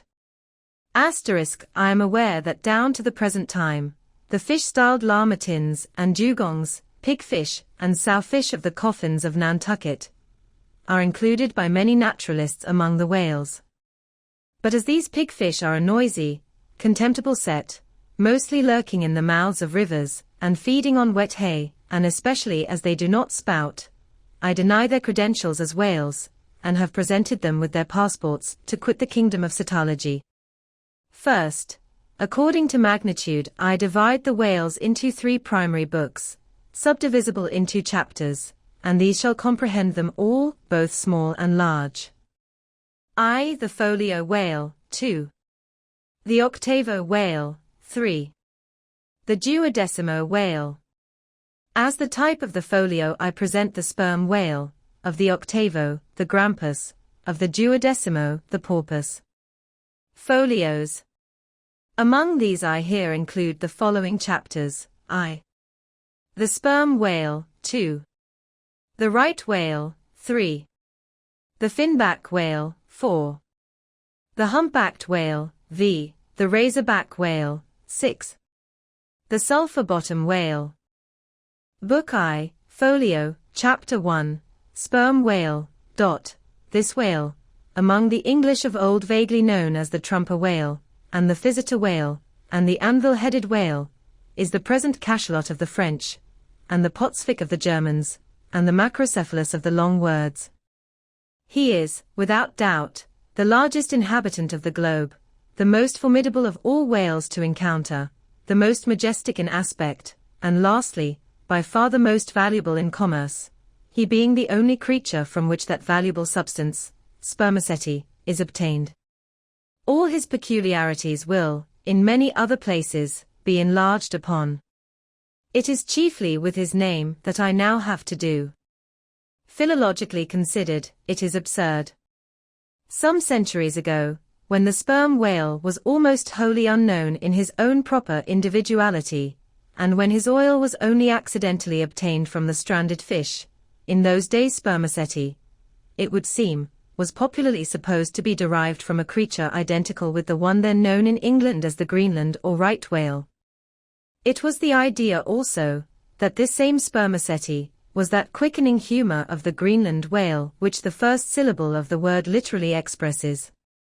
In those times, also, spermaceti was exceedingly scarce, not being used for light, but only as an ointment and medicament. It was only to be had from the druggists, as you nowadays buy an ounce of rhubarb. When, as I opine, in the course of time, the true nature of spermaceti became known, its original name was still retained by the dealers, no doubt to enhance its value by a notion so strangely significant of its scarcity. And so the appellation must at last have come to be bestowed upon the whale from which this spermaceti was really derived. Book I, Folio, Chapter 2. Right whale.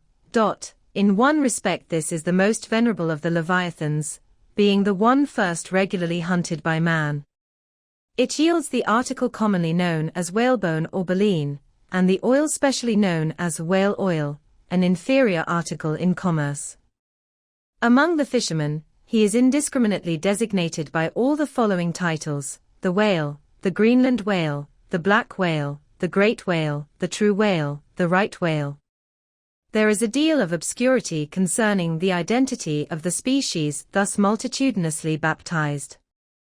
What then is the whale, which I include in the second species of my folios?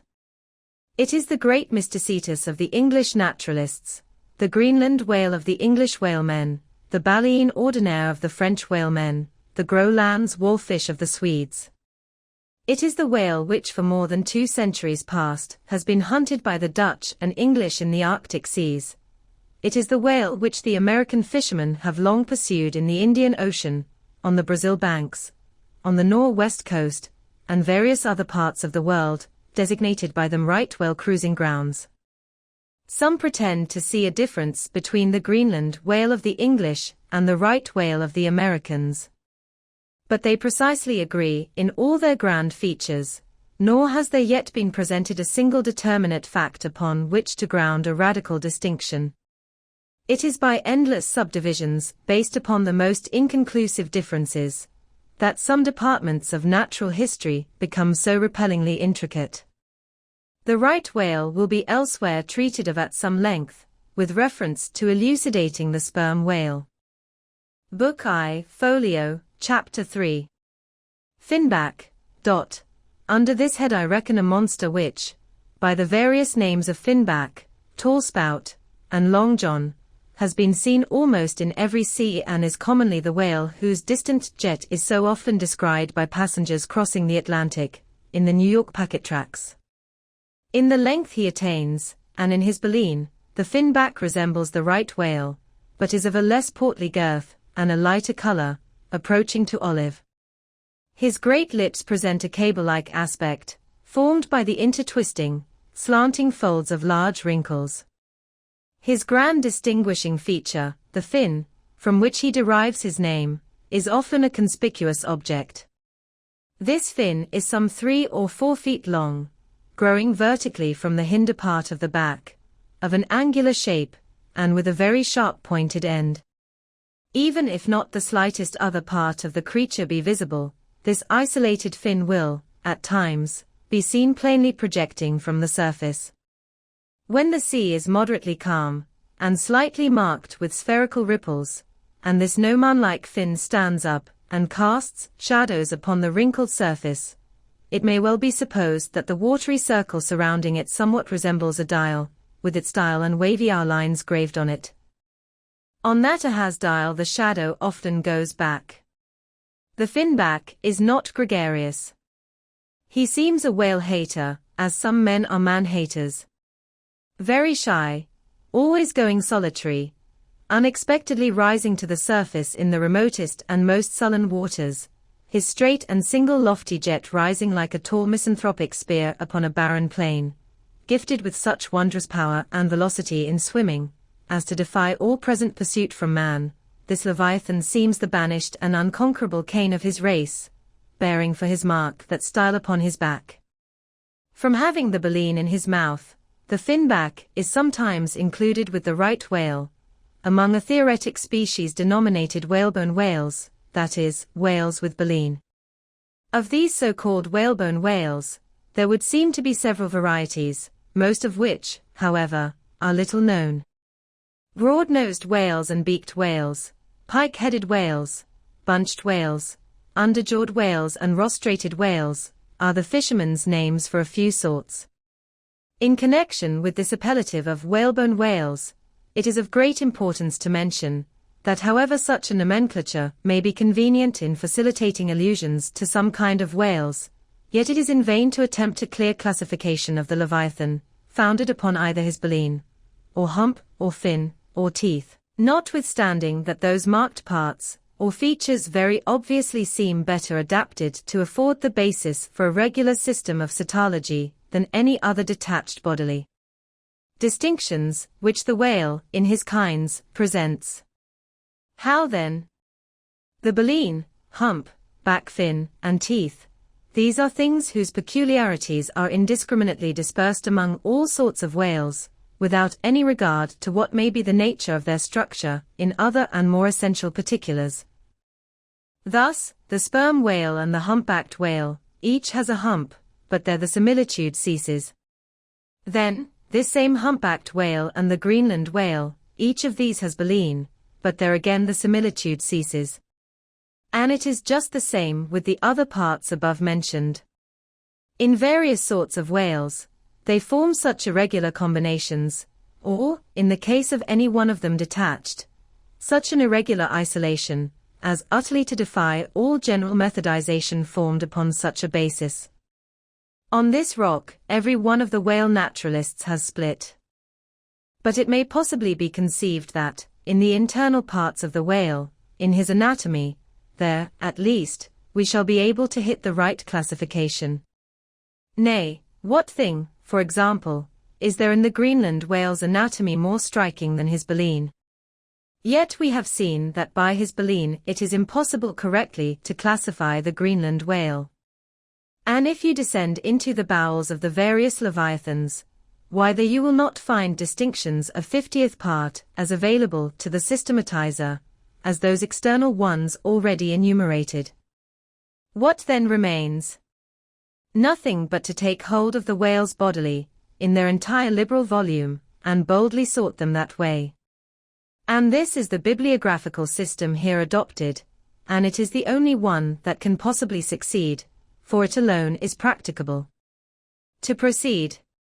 Book I, Folio, Chapter 4. Humpback. This whale is often seen on the Northern American coast. He has been frequently captured there, and towed into harbor. He has a great pack on him like a peddler, or you might call him the elephant and castle whale. At any rate, the popular name for him does not sufficiently distinguish him, since the sperm whale also has a hump though a smaller one.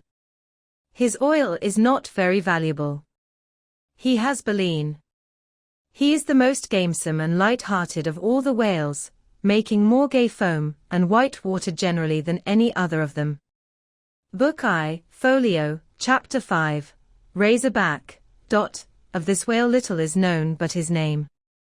I have seen him at a distance off Cape Horn. Of a retiring nature, he eludes both hunters and philosophers. Though no coward, he has never yet shown any part of him but his back, which rises in a long sharp ridge. Let him go. I know little more of him, nor does anybody else. Book I, Folio, Chapter 6. Sulphur Bottom. Another retiring gentleman, with a brimstone belly, doubtless got by scraping along the Tartarian tiles in some of his profounder divings. He is seldom seen, at least I have never seen him except in the remoter southern seas, and then always at too great a distance to study his countenance. He is never chased, he would run away with rope walks of line. Prodigies are told of him. Adieu, Sulphur Bottom. I can say nothing more that is true of ye, nor can the oldest Nantucketer. Thus ends Book I, Folio, and now begins Book II. Octavo. Octavos. These embrace the whales of middling magnitude, among which present may be numbered, I. The grampus. 2. The blackfish. 3. The narwhale. 4. The thrasher. V. The killer. Asterisk. Why this book of whales is not denominated the quarto is very plain. Because, while the whales of this order, though smaller than those of the former order, nevertheless retain a proportionate likeness to them in figure, yet the bookbinder's quarto volume in its dimensioned form does not preserve the shape of the folio volume, but the octavo volume does. Book 2. Octavo, Chapter 1, Grampus. Though this fish, whose loud sonorous breathing, or rather blowing, has furnished a proverb to landsmen, is so well known a denizen of the deep, yet is he not popularly classed among whales. But possessing all the grand distinctive features of the Leviathan, most naturalists have recognized him for one. He is of moderate octavo size, varying from 15 to 25 feet in length, and of corresponding dimensions round the waist. He swims in herds. He is never regularly hunted, though his oil is considerable in quantity, and pretty good for light. By some fishermen his approach is regarded as premonitory of the advance of the great sperm whale. Book 2. Octavo, Chapter 2. Blackfish. I give the popular fishermen's names for all these fish, for generally they are the best. Where any name happens to be vague or inexpressive, I shall say so, and suggest another. I do so now, touching the blackfish, so called, because blackness is the rule among almost all whales. So, call him the hyena whale, if you please. His veracity is well known, and from the circumstance that the inner angles of his lips are curved upwards, he carries an everlasting Mephistophelian grin on his face. This whale averages some 16 or 18 feet in length. He is found in almost all latitudes.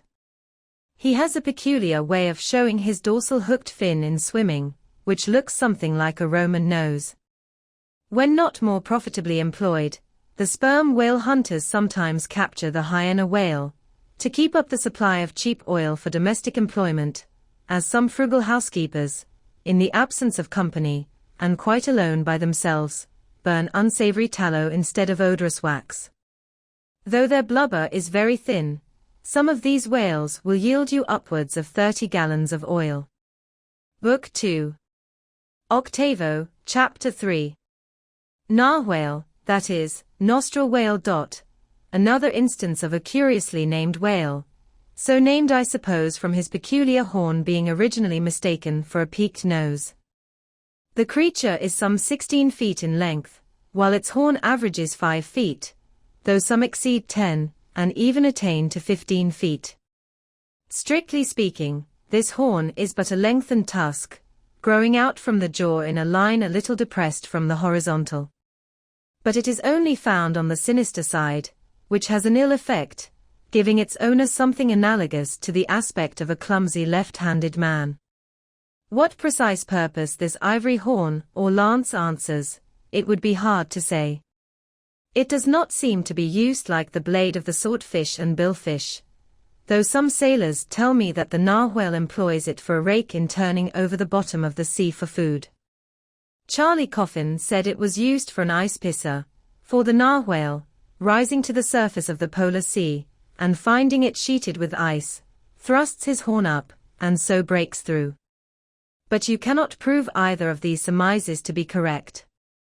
My own opinion is, that however this one-sided horn may really be used by the narwhale, however that may be, it would certainly be very convenient to him for a folder in reading pamphlets. The narwhale I have heard called the tusked whale, the horned whale, and the unicorn whale. He is certainly a curious example of the unicornism to be found in almost every kingdom of animated nature. From certain cloistered old authors I have gathered that this same sea unicorn's horn was in ancient days regarded as the great antidote against poison, and as such, preparations of it brought immense prices. It was also distilled to a volatile salts for fainting ladies, the same way that the horns of the male deer are manufactured into hartshorn. Originally it was in itself accounted an object of great curiosity. Black letter tells me that Sir Martin Frobisher on his return from that voyage, when Queen Bess did gallantly wave her jewelled hand to him from a window of Greenwich Palace, as his bold ship sailed down the Thames, when Sir Martin returned from that voyage, saith Black letter, on bended knees he presented to Her Highness a prodigious long horn of the narwhale, which for a long period after hung in the castle at Windsor.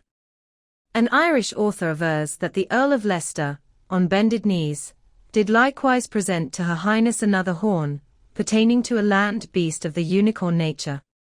The narwhale has a very picturesque, leopard-like look, being of a milk-white ground color, dotted with round and oblong spots of black. His oil is very superior, clear and fine, but there is little of it, and he is seldom hunted. He is mostly found in the circumpolar seas. Book 2. Octavo, Chapter 4. Killer. Of this whale little is precisely known to the Nantucketer, and nothing at all to the professed naturalist. From what I have seen of him at a distance, I should say that he was about the bigness of a grampus. He is very savage, a sort of Fiji fish. He sometimes takes the great folio whales by the lip, and hangs there like a leech, till the mighty brute is worried to death.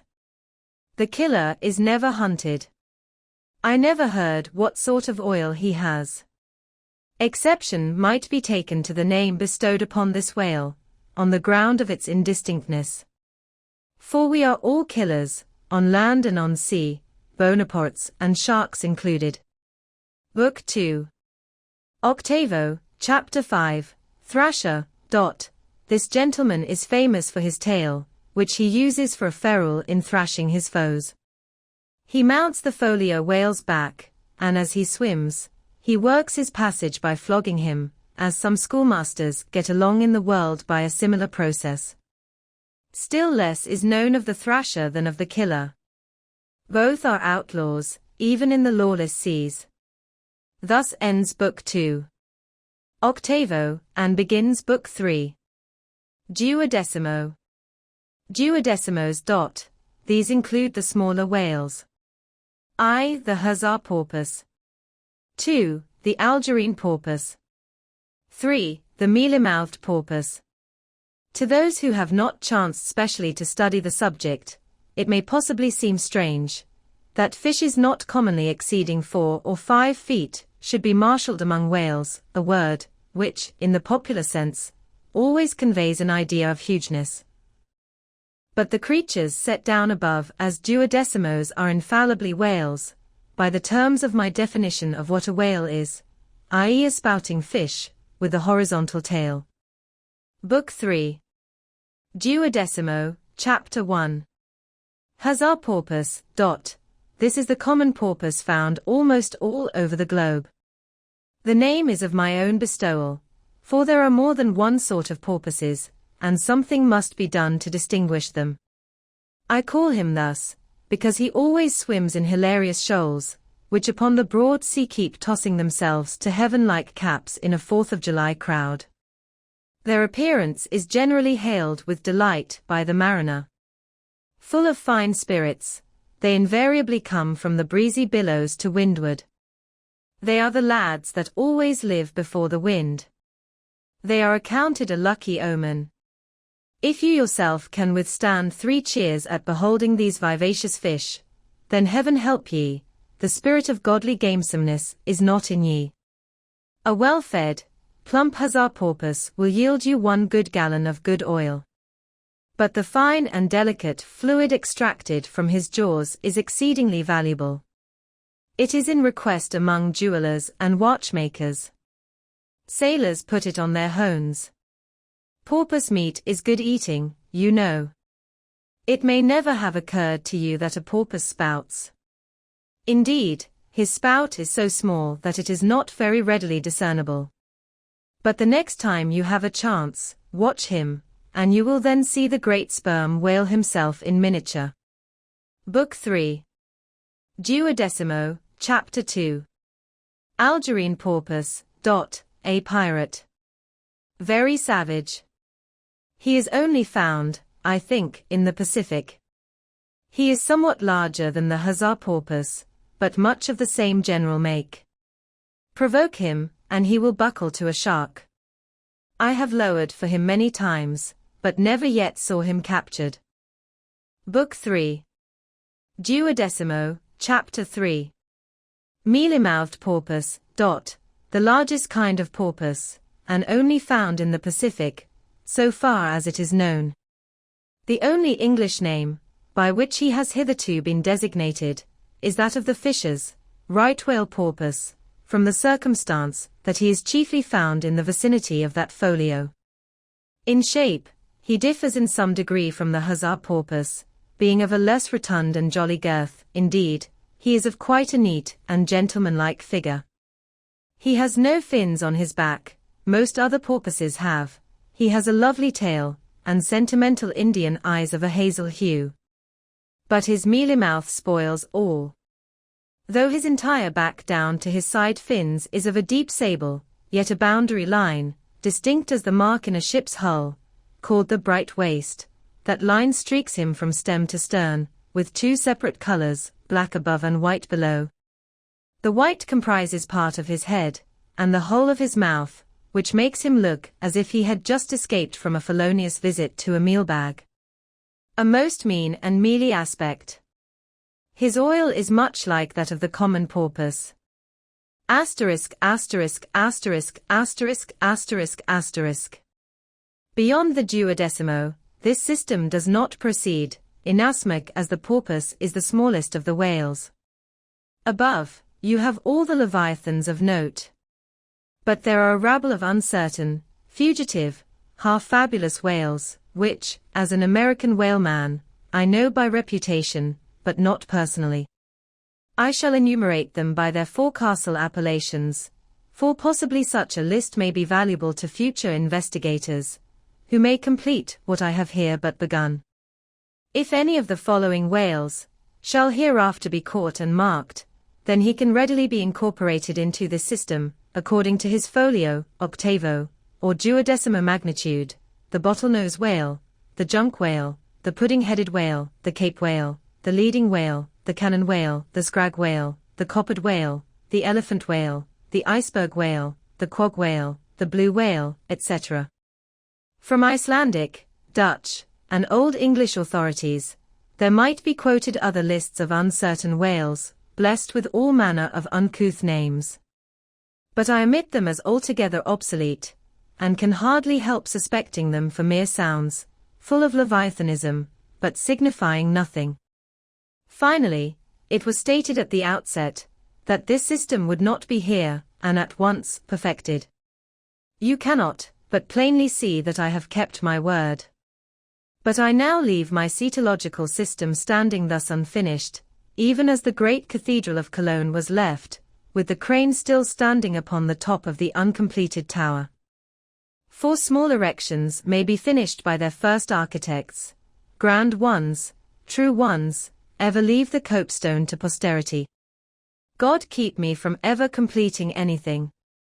This whole book is but a draught, nay, but the draught of a draught. Oh, time, strength, cash, and patience. Chapter 33. The Specksnyder. Concerning the officers of the whalecraft, this seems as good a place as any to set down a little domestic peculiarity on shipboard, arising from the existence of the harpooner class of officers, a class unknown of course in any other marine than the whale fleet. The large importance attached to the harpooner's vocation is evinced by the fact that originally in the old Dutch fishery, 2 centuries and more ago, the command of a whale ship was not wholly lodged in the person now called the captain, but was divided between him and an officer called the Specksnyder. Literally this word means fat cutter. Usage, however, in time made it equivalent to chief harpooner. In those days, the captain's authority was restricted to the navigation and general management of the vessel, while over the whale hunting department and all its concerns, the Specksnyder, or chief harpooner reigned supreme.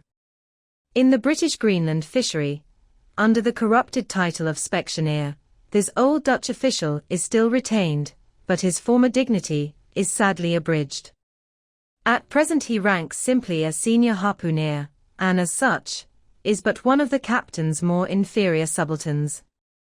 Nevertheless, as upon the good conduct of the harpooneers the success of a whaling voyage largely depends, and since in the American fishery, he is not only an important officer in the boat, but under certain circumstances, night watches on a whaling ground, the command of the ship's deck is also his.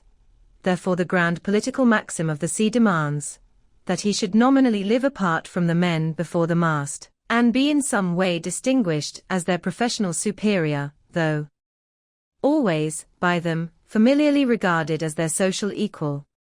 Now, the grand distinction drawn between officer and man at sea is this: the first lives aft, the last forward. Hence, in whale ships and merchantmen alike, the mates have their quarters with the captain, and so, too, in most of the American whalers the harpooneers are lodged in the after part of the ship. That is to say, they take their meals in the captain's cabin, and sleep in a place indirectly communicating with it. Though the long period of a southern whaling voyage, by far the longest of all voyages now or ever made by man, the peculiar perils of it, and the community of interest prevailing among a company, all of whom, high or low, depend for their profits, not upon fixed wages, but upon their common luck, together with their common vigilance, intrepidity, and hard work, though all these things do in some cases tend to beget a less rigorous discipline than in merchantmen generally, yet, never mind how.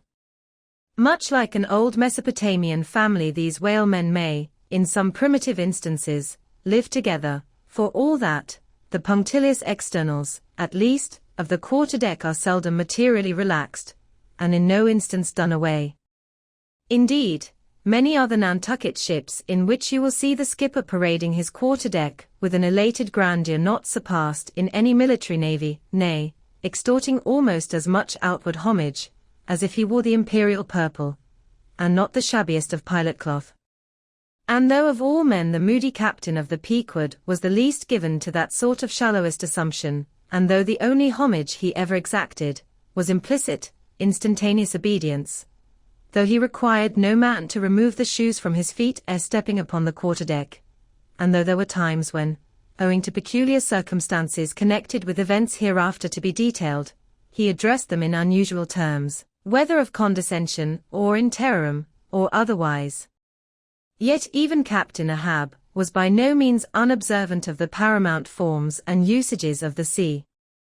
Nor, perhaps, will it fail to be eventually perceived, that behind those forms and usages, as it were, he sometimes masked himself, incidentally making use of them for other and more private ends than they were legitimately intended to subserve.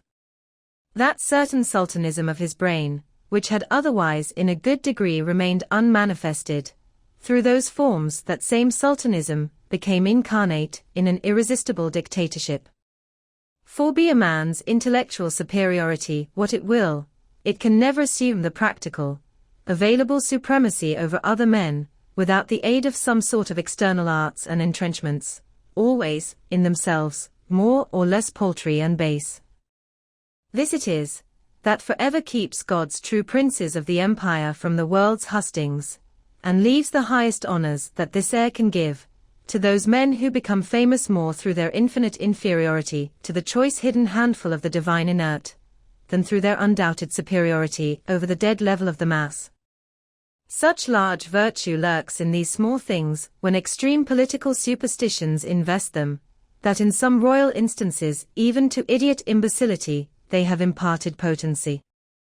But when, as in the case of Nicholas the Tsar, the ringed crown of geographical empire encircles an imperial brain, then, the plebeian herds crouch abased before the tremendous centralization. Nor will the tragic dramatist, who would depict mortal indomitableness in its fullest sweep and direct swing, ever forget a hint, incidentally so important in his art, as the one now alluded to. But Ahab, my captain, still moves before me in all his Nantucket grimness and shagginess, and in this episode touching emperors and kings, I must not conceal that I have only to do with a poor old whale hunter like him, and therefore, all outward majestical trappings and housings are denied me. Oh, Ahab! What shall be grand in thee, it must needs be plucked at from the skies, and dived for in the deep, and featured in the unbodied air. Chapter 34. The Cabin Table. It is noon, and Doughboy, the steward, thrusting his pale loaf of bread face from the cabin scuttle, announces dinner to his lord and master, who, sitting in the lee quarter-boat, has just been taking an observation of the sun, and is now mutely reckoning the latitude on the smooth, medallion-shaped tablet, reserved for that daily purpose on the upper part of his ivory leg. From his complete inattention to the tidings, you would think that moody Ahab had not heard his menial. But presently, catching hold of the mizzen shrouds, he swings himself to the deck, and in an even, unexhilarated voice, saying, "Dinner, Mr. Starbuck," disappears into the cabin. When the last echo of his sultan's step has died away, and Starbuck, the first emir, has every reason to suppose that he is seated, then Starbuck rouses from his quietude, takes a few turns along the planks, and after a grave peep into the binnacle, says, with some touch of pleasantness, "Dinner, Mr. Stubb," and descends the scuttle. The second emir lounges about the rigging a while, and then slightly shaking the main brace, to see whether it will be all right with that important rope, he likewise takes up the old burden, and with a rapid "Dinner, Mr. Flask," follows after his predecessors. But the third emir, now seeing himself all alone on the quarter-deck, seems to feel relieved from some curious restraint, for, tipping all sorts of knowing winks in all sorts of directions, and kicking off his shoes, he strikes into a sharp, but noiseless squall of a hornpipe right over the Grand Turk's head, and then, by a dexterous sleight, pitching his cap up into the mizzentop for a shelf, he goes down rollicking so far at least as he remains visible from the deck, reversing all other processions, by bringing up the rear with music. But ere stepping into the cabin doorway below, he pauses, ships a new face altogether, and then, independent, hilarious little Flask enters King Ahab's presence, in the character of abjectus, or the slave. It is not the least among the strange things bred by the intense artificialness of sea usages, that while in the open air of the deck some officers will, upon provocation, bear themselves boldly and defyingly enough towards their commander, yet 10 to 1, let those very officers the next moment go down to their customary dinner in that same commander's cabin, and straightway their inoffensive, not to say deprecatory and humble air towards him, as he sits at the head of the table. This is marvelous, sometimes most comical. Wherefore this difference? A problem? Perhaps not. To have been Belshazzar, king of Babylon, and to have been Belshazzar, not haughtily but courteously, therein certainly must have been some touch of mundane grandeur. But he who in the rightly regal and intelligent spirit presides over his own private dinner table of invited guests, that man's unchallenged power and dominion of individual influence for the time, that man's royalty of state transcends Belshazzar's, for Belshazzar was not the greatest. Who has but once dined his friends, has tasted what it is to be Caesar. It is a witchery of social charship, which there is no withstanding. Now, if to this consideration you superadd the official supremacy of a shipmaster, then, by inference, you will derive the cause of that peculiarity of sea life just mentioned. Over his ivory inlaid table, Ahab presided like a mute, maned sea lion on the white coral beach, surrounded by his warlike, but still deferential cubs. In his own proper turn, each officer waited to be served. They were as little children before Ahab, and yet, in Ahab, there seemed not to lurk the smallest social arrogance. With one mind, their intent eyes all fastened upon the old man's knife, as he carved the chief dish before him. I do not suppose that for the world they would have profaned that moment with the slightest observation, even upon so neutral a topic as the weather. No. And when reaching out his knife and fork, between which the slice of beef was locked, Ahab thereby motioned Starbuck's plate towards him, the mate received his meat as though receiving alms, and cut it tenderly, and a little started if, perchance, the knife grazed against the plate, and chewed it noiselessly, and swallowed it, not without circumspection. For, like the coronation banquet at Frankfurt, where the German emperor profoundly dines with the 7 imperial electors, so these cabin meals were somehow solemn meals, eaten in awful silence, and yet at table old Ahab forbade not conversation. Only he himself was dumb. What a relief it was to choking Stubb, when a rat made a sudden racket in the hold below. And poor little Flask, he was the youngest son, and little boy of this weary family party. His were the shin bones of the saline beef, his would have been the drumsticks. For Flask to have presumed to help himself, this must have seemed to him tantamount to larceny in the first degree. Had he helped himself at that table, doubtless, never more would he have been able to hold his head up in this honest world. Nevertheless, strange to say, Ahab never forbade him. And had Flask helped himself, the chances were Ahab had never so much as noticed it. Least of all, did Flask presume to help himself to butter. Whether he thought the owners of the ship denied it to him, on account of its clotting his clear, sunny complexion, or whether he deemed that, on so long a voyage in such marketless waters, butter was at a premium, and therefore was not for him, a subaltern, however it was, Flask, alas, was a butterless man. Another thing. Flask was the last person down at the dinner, and Flask is the first man up. Consider. For hereby Flask's dinner was badly jammed in point of time. Starbuck and Stubb both had the start of him, and yet they also have the privilege of lounging in the rear. If Stubb even, who is but a peg higher than Flask, happens to have but a small appetite, and soon shows symptoms of concluding his repast, then Flask must bestir himself. He will not get more than 3 mouthfuls that day, for it is against holy usage for Stubb to precede Flask to the deck. Therefore it was that Flask once admitted in private, that ever since he had arisen to the dignity of an officer, from that moment he had never known what it was to be otherwise than hungry, more or less.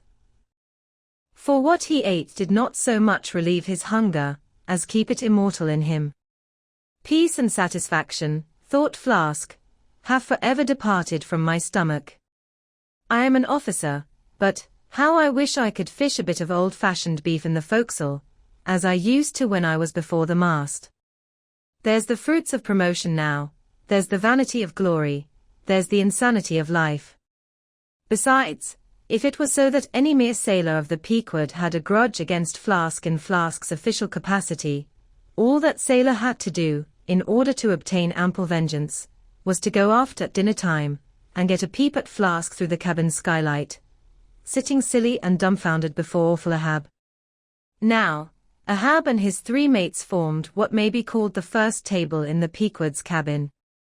After their departure, taking place in inverted order to their arrival, the canvas cloth was cleared, or rather was restored to some hurried order by the pallid steward. And then the 3 harpooneers were bidden to the feast, they being its residuary legatees. They made a sort of temporary servants' hall of the high and mighty cabin. In strange contrast to the hardly tolerable constraint and nameless invisible domineerings of the captain's table, was the entire carefree license and ease, the almost frantic democracy of those inferior fellows the harpooneers. While their masters, the mates, seemed afraid of the sound of the hinges of their own jaws, the harpooneers chewed their food with such a relish that there was a report to it. They dined like lords. They filled their bellies like Indian ships all day loading with spices. Such portentous appetites had Queequeg and Tashtego, that to fill out the vacancies made by the previous repast, often the pale doughboy was fain to bring on a great barron of salt junk, seemingly quarried out of the solid ox. And if he were not lively about it, if he did not go with a nimble hop skip and jump, then Tashtego had an ungentlemanly way of accelerating him by darting a fork at his back, harpoon-wise. And once Daggoo, seized with a sudden humor, assisted Doughboy's memory by snatching him up bodily, and thrusting his head into a great empty wooden trencher, while Tashtego, knife in hand, began laying out the circle preliminary to scalping him. He was naturally a very nervous, shuddering sort of little fellow, this bread-faced steward, the progeny of a bankrupt baker and a hospital nurse. And what with the standing spectacle of the black terrific Ahab, and the periodical tumultuous visitations of these three savages, Doughboy's whole life was one continual lip quiver. Commonly, after seeing the harpooneers furnished with all things they demanded, he would escape from their clutches into his little pantry adjoining, and fearfully peep out at them through the blinds of its door, till all was over. It was a sight to see Queequeg seated over against Tashtego, opposing his filed teeth to the Indians, crosswise to them, Daggoo seated on the floor, for a bench would have brought his hearse-plumed head to the low carlines, at every motion of his colossal limbs, making the low cabin framework to shake, as when an African elephant goes passenger in a ship. But for all this, the great Negro was wonderfully abstemious, not to say dainty. It seemed hardly possible that by such comparatively small mouthfuls he could keep up the vitality diffused through so broad, baronial, and superb a person. But, doubtless, this noble savage fed strong and drank deep of the abounding element of air, and through his dilated nostrils snuffed in the sublime life of the worlds. Not by beef or by bread are giants made or nourished.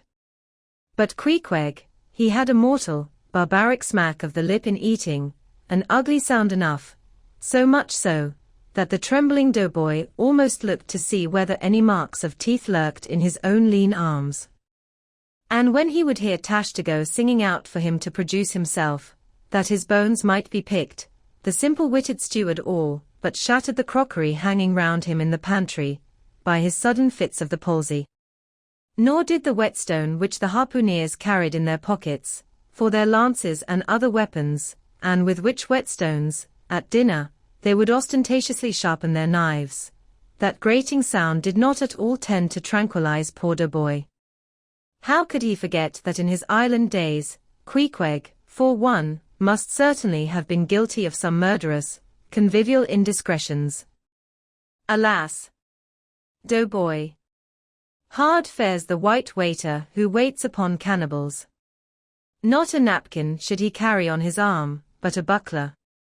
In good time, though, to his great delight, the three salt sea warriors would rise and depart, to his credulous, fable-mongering ears, all their martial bones jingling in them at every step, like Moorish scimitars in scabbards.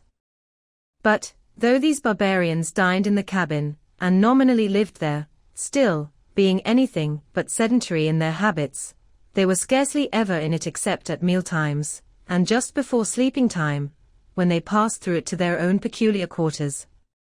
In this one matter, Ahab seemed no exception to most American whale captains, who, as a set, rather incline to the opinion that by rights the ship's cabin belongs to them, and that it is by courtesy alone that anybody else is, at any time, permitted there. So that, in real truth, the mates and harpooneers of the Pequod might more properly be said to have lived out of the cabin than in it.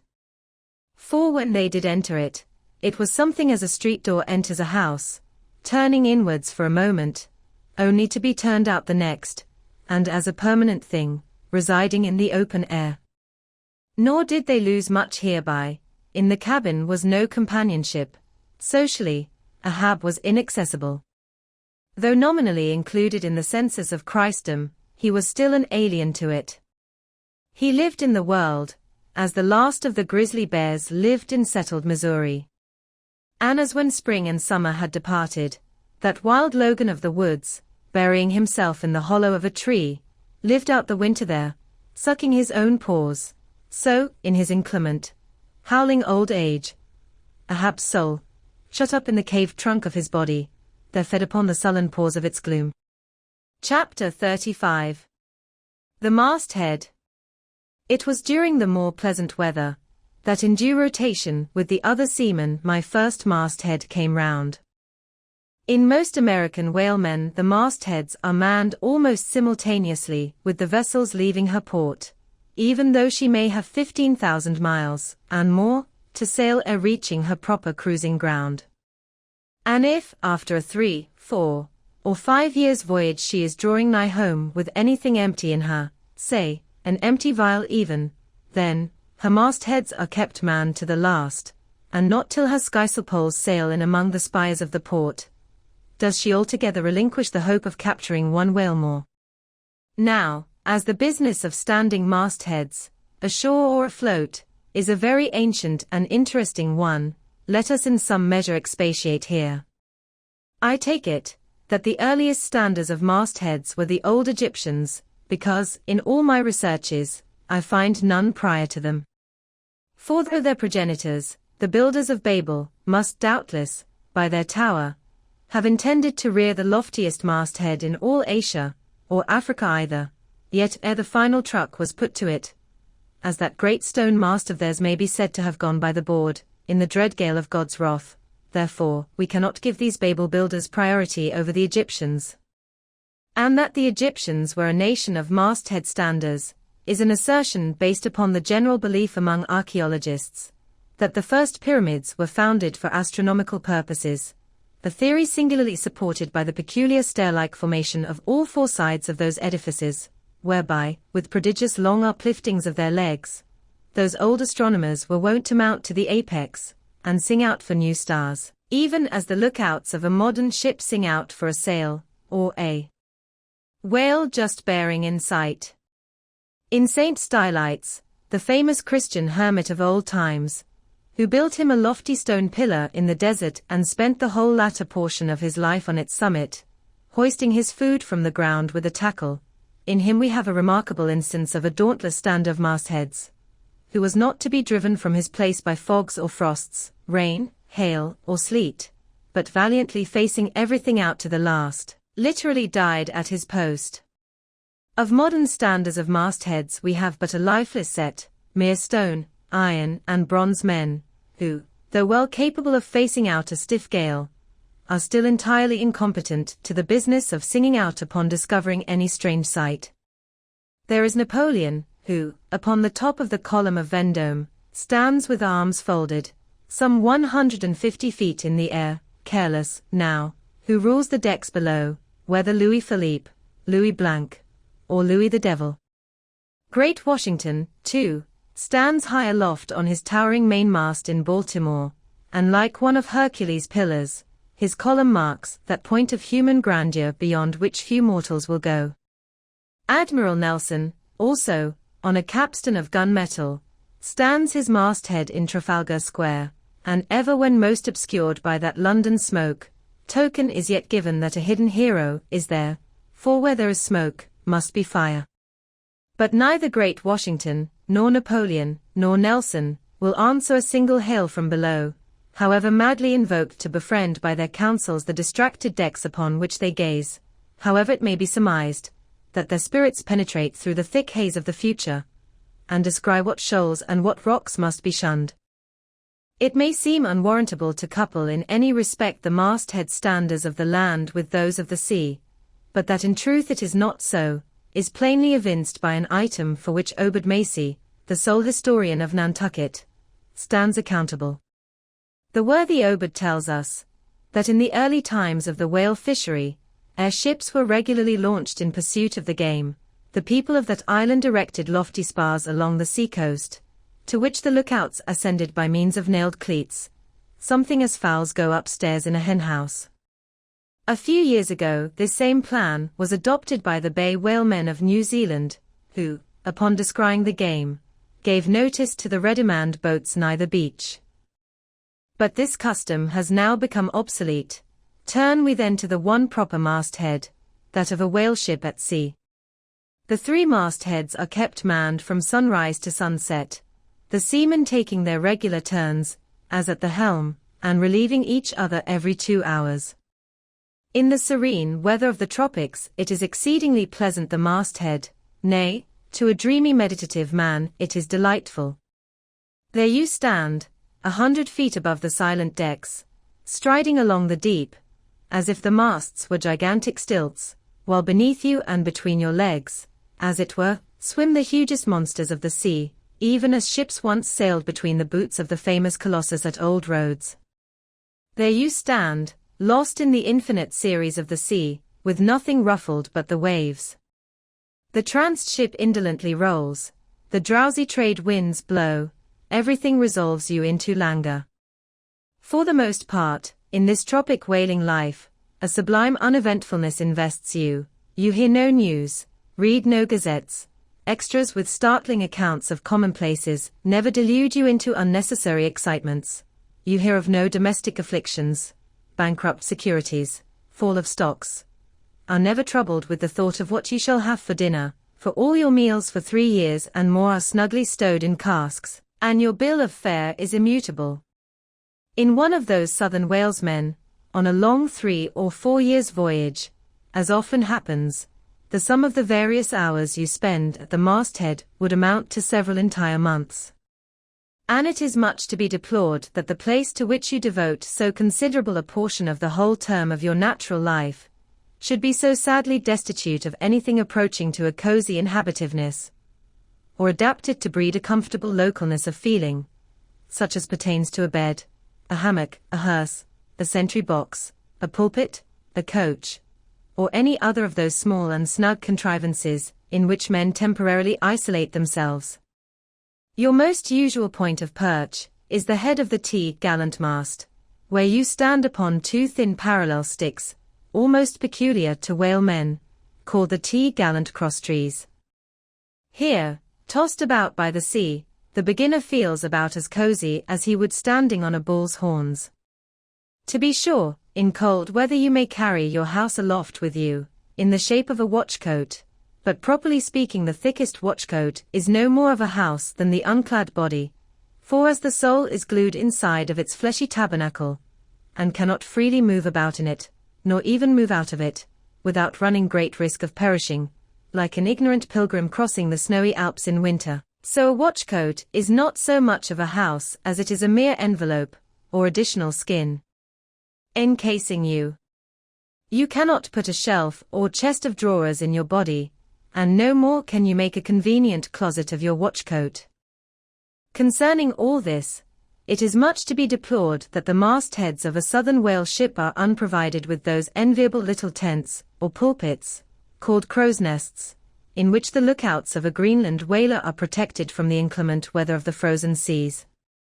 In the fireside narrative of Captain Sleet, entitled A Voyage Among the Icebergs, in quest of the Greenland whale, and incidentally for the rediscovery of the lost Icelandic colonies of Old Greenland, in this admirable volume, all standers of mastheads are furnished with a charmingly circumstantial account of the then recently invented crow's nest of the Glacier, which was the name of Captain Sleet's good craft. He called it the Sleet's crow's nest, in honor of himself, he being the original inventor and patentee, and free from all ridiculous false delicacy, and holding that if we call our own children after our own names, we fathers being the original inventors and patentees, so likewise should we denominate after ourselves any other apparatus we may beget. In shape, the Sleet's crow's nest is something like a large tiss or pipe. It is open above, however, where it is furnished with a movable side screen to keep to windward of your head in a hard gale. Being fixed on the summit of the mast, you ascend into it through a little trap hatch in the bottom.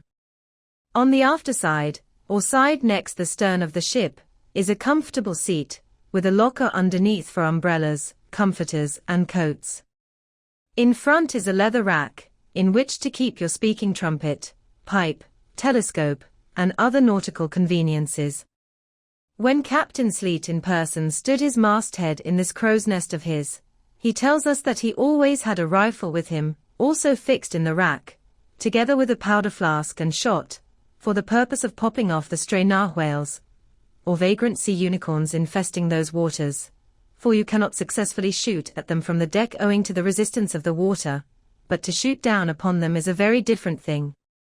Now, it was plainly a labor of love for Captain Sleet to describe, as he does, all the little detailed conveniences of his crow's nest, but though he so enlarges upon many of these, and though he treats us to a very scientific account of his experiments in this crow's nest, with a small compass he kept there for the purpose of counteracting the errors resulting from what is called the local attraction of all binnacle magnets, an error ascribable to the horizontal vicinity of the iron in the ship's planks, and in the Glacier's case, perhaps, to there having been so many broken-down blacksmiths among her crew, I say, that though the captain is very discreet and scientific here, yet, for all his learned binnacle deviations, azimuth compass observations, and approximate errors, he knows very well, Captain Sleet, that he was not so much immersed in those profound magnetic meditations, as to fail being attracted occasionally towards that well-replenished little case bottle, so nicely tucked in on one side of his crow's nest, within easy reach of his hand. Though, upon the whole, I greatly admire and even love the brave, the honest, and learned captain, yet I take it very ill of him that he should so utterly ignore that case bottle, seeing what a faithful friend and comforter it must have been, while with mittened fingers and hooded head he was studying the mathematics aloft there in that bird's nest within 3 or 4 perches of the pole. But if we southern whale fishers are not so snugly housed aloft as Captain Sleet and his Greenland men were, yet that disadvantage is greatly counterbalanced by the widely contrasting serenity of those seductive seas, in which we south fishers mostly float. For one, I used to lounge up the rigging very leisurely, resting in the top to have a chat with Queequeg, or any one else off duty whom I might find there, then ascending a little way further, and throwing a lazy leg over the topsail yard, take a preliminary view of the watery pastures, and so at last mount to my ultimate destination. Let me make a clean breast of it here, and frankly admit that I kept but sorry guard. With the problem of the universe revolving in me, how could I, being left completely to myself at such a thought-engendering altitude, how could I but lightly hold my obligations to observe all whale ships' standing orders, keep your weather eye open, and sing out every time? And let me in this place movingly admonish you, ye shipowners of Nantucket. Beware of enlisting in your vigilant fisheries any lad with lean brow and hollow eye, given to unseasonable meditativeness, and who offers to ship with the feeden instead of bowditch in his head. Beware of such an one, I say. Your whales must be seen before they can be killed, and this sunken-eyed young Platonist will tow you 10 wakes round the world, and never make you 1 pint of sperm the richer. Nor are these monitions at all unneeded. For nowadays, the whale fishery furnishes an asylum for many romantic, melancholy, and absent-minded young men, disgusted with the carking cares of earth, and seeking sentiment in tar and blubber. Childe Harold not infrequently perches himself upon the masthead of some luckless disappointed whale ship, and in moody phrase ejaculates, "Roll on, thou deep and dark blue ocean, roll. 10,000 blubber hunters sweep over thee in vain." Very often do the captains of such ships take those absent-minded young philosophers to task, upbraiding them with not feeling sufficient interest in the voyage, half hinting that they are so hopelessly lost to all honorable ambition, as that in their secret souls they would rather not see whales than otherwise. But all in vain. Those young Platonists have a notion that their vision is imperfect. They are short-sighted. What use, then, to strain the visual nerve? They have left their opera glasses at home. "Why, thou monkey," said a harpooner to one of these lads, "we've been cruising now hard upon 3 years, and thou hast not raised a whale yet. Whales are scarce as hen's teeth whenever thou art up here." Perhaps they were, or perhaps there might have been shoals of them in the far horizon, but lulled into such an opium-like listlessness of vacant, unconscious reverie is this absent-minded youth by the blending cadence of waves with thoughts, that at last he loses his identity, takes the mystic ocean at his feet for the visible image of that deep, blue, bottomless soul, pervading mankind and nature, and every strange, half-seen, gliding, beautiful thing that eludes him, every dimly discovered uprising fin of some undiscernible form, seems to him the embodiment of those elusive thoughts that only people the soul by continually flitting through it. In this enchanted mood, thy spirit ebbs away to whence it came, becomes diffused through time and space, like Cranmer's sprinkled pantheistic ashes, forming at last a part of every shore the round globe over. There is no life in thee, now, except that rocking life imparted by a gently rolling ship, by her, borrowed from the sea, by the sea, from the inscrutable tides of God. But while this sleep, this dream is on ye, move your foot, or hand an inch, slip your hold at all, and your identity comes back in horror. Over discussion vortices you hover. And perhaps, at midday, in the fairest weather, with one half-throttled shriek you drop through that transparent air into the summer sea, no more to rise forever. Heed it well, ye pantheists. Chapter 36.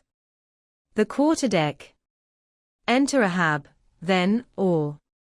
It was not a great while after the affair of the pipe, that one morning shortly after breakfast, Ahab, as was his wont, ascended the cabin gangway to the deck. There most sea captains usually walk at that hour, as country gentlemen, after the same meal, take a few turns in the garden.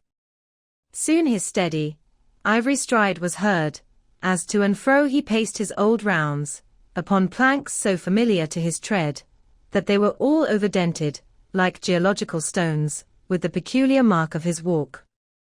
Did you fixedly gaze, too, upon that ribbed and dented brow, there also, you would see still stranger footprints, the footprints of his one unsleeping, ever-pacing thought. But on the occasion in question, those dents looked deeper, even as his nervous step that morning left a deeper mark.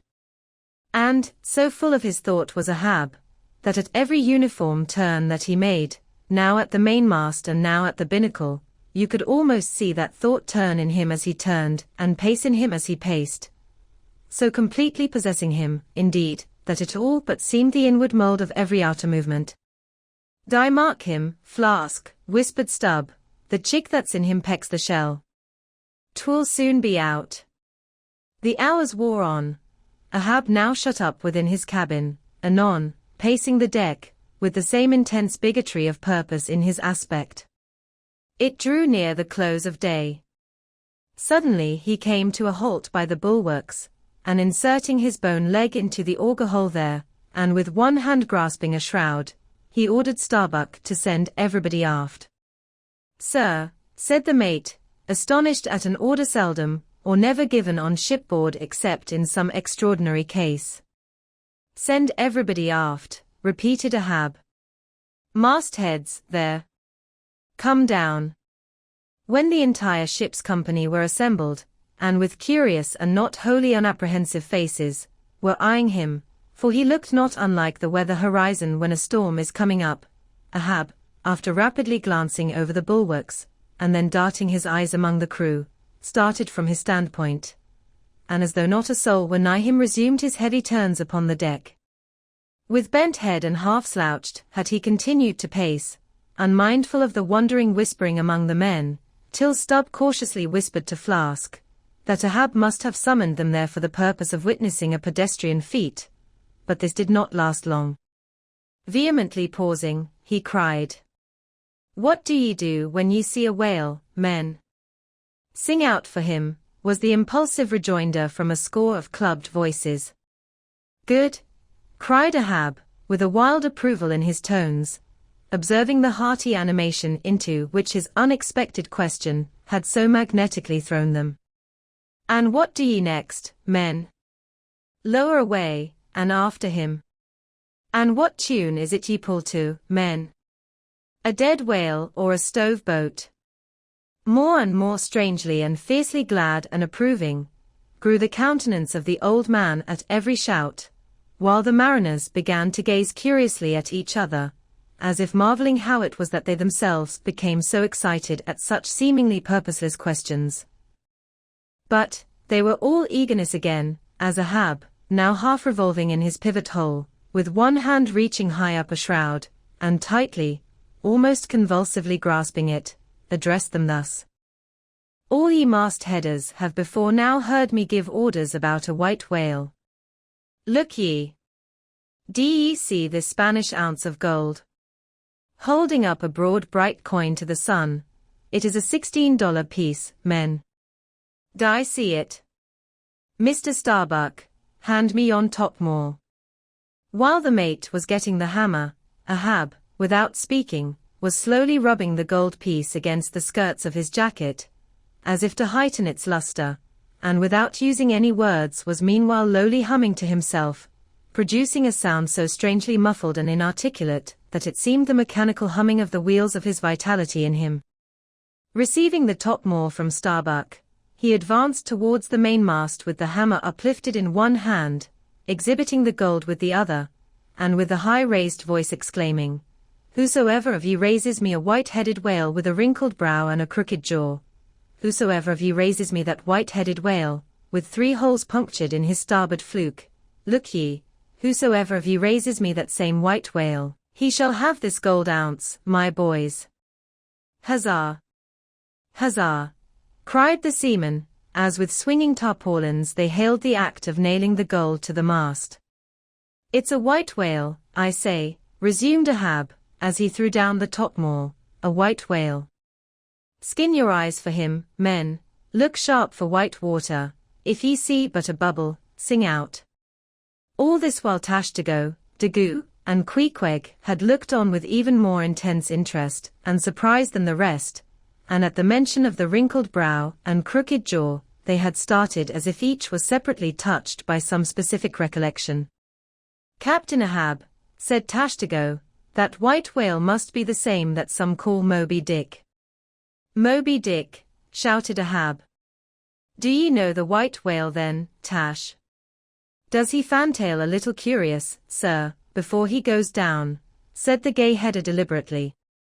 "And has he a curious spout, too?" said Daggoo, "very bushy, even for a parmacetti, and mighty quick, Captain Ahab." "And he have 1, 2, 3, oh, good many iron in him hide, too, Captain," cried Queequeg disjointedly, all twisk-betwisk, like him, faltering hard for a word, and screwing his hand round and round as though uncorking a bottle, like him. "Corkscrew," cried Ahab. "Aye, Queequeg, the harpoons lie all twisted and wrenched in him. Aye, Daggoo, his spout is a big one, like a whole shock of wheat, and white as a pile of Nantucket wool after the great annual sheep shearing. Aye, Tashtago, and he fantails like a split jib in a squall. Death and devils! Men, it is Moby Dick ye have seen, Moby Dick, Moby Dick." "Captain Ahab," said Starbuck, who, with stub and flask, had thus far been eyeing his superior with increasing surprise, but at last seemed struck with a thought which somewhat explained all the wonder. "Captain Ahab, I have heard of Moby Dick, but it was not Moby Dick that took off thy leg." "Who told thee that?" cried Ahab, then pausing, "Aye, Starbuck, aye, my hearties all round, it was Moby Dick that dismasted me, Moby Dick that brought me to this dead stump I stand on now. Aye, aye," he shouted with a terrific, loud, animal sob, like that of a heart-stricken moose, "aye, aye. It was that accursed white whale that raised me, made a poor pegging lubber of me for ever and a day." Then tossing both arms, with measureless imprecations he shouted out, "Aye, aye. And I'll chase him round Good Hope, and round the Horn, and round the Norway Maelstrom, and round Perdition's flames before I give him up. And this is what ye have shipped for, men. To chase that white whale on both sides of land, and over all sides of earth, till he spouts black blood and rolls fin out. What say ye, men, will ye splice hands on it, now? I think ye do look brave." "Aye, aye," shouted the harpooneers and seamen, running closer to the excited old man, "a sharp eye for the white whale, a sharp lance for Moby Dick. God bless ye," he seemed to half sob and half shout. "God bless ye, men. Steward, go draw the great measure of grog. But what's this long face about, Mr. Starbuck? Wilt thou not chase the white whale? Art not game for Moby Dick?" "I am game for his crooked jaw, and for the jaws of death too, Captain Ahab, if it fairly comes in the way of the business we follow, but I came here to hunt whales, not my commander's vengeance." "How many barrels will thy vengeance yield thee even if thou gettest it, Captain Ahab?" "It will not fetch thee much in our Nantucket market." "Nantucket market? Hoot! But come closer, Starbuck, thou requirest a little lower layer. If money's to be the measurer, man, and the accountants have computed their great counting house the globe, by girdling it with guineas, 1 to every 3 parts of an inch. Then, let me tell thee, that my vengeance will fetch a great premium here. He smites his chest, whispered Stubb, what's that for? Methinks it rings most vast, but hollow. Vengeance on a dumb brute, cried Starbuck, that simply smote thee from blindest instinct. Madness. To be enraged with a dumb thing, Captain Ahab, seems blasphemous. Hark ye yet again, the little lower layer. All visible objects, man, are but as pasteboard masks. But in each event, in the living act, the undoubted deed, there, some unknown, but still reasoning thing puts forth the mouldings of its features from behind the unreasoning mask. If man will strike through the mask. How can the prisoner reach outside except by thrusting through the wall? To me, the white whale is that wall, shoved near to me. Sometimes I think there's naught beyond. But 'tis enough. He tasks me, he heaps me, I see in him outrageous strength, with an inscrutable malice sinewing it. That inscrutable thing is chiefly what I hate, and be the white whale agent, or be the white whale principal, I will wreak that hate upon him. Talk not to me of blasphemy, man, I'd strike the sun if it insulted me. For could the sun do that, then could I do the other, since there is ever a sort of fair play herein, jealousy presiding over all creations. But not my master, man, is even that fair play. Who's over me? Truth hath no confines. Take off thine eye. More intolerable than fiends' glarings is a doltish stare. So, thou reddenest and palest, my heat has melted thee to anger glow.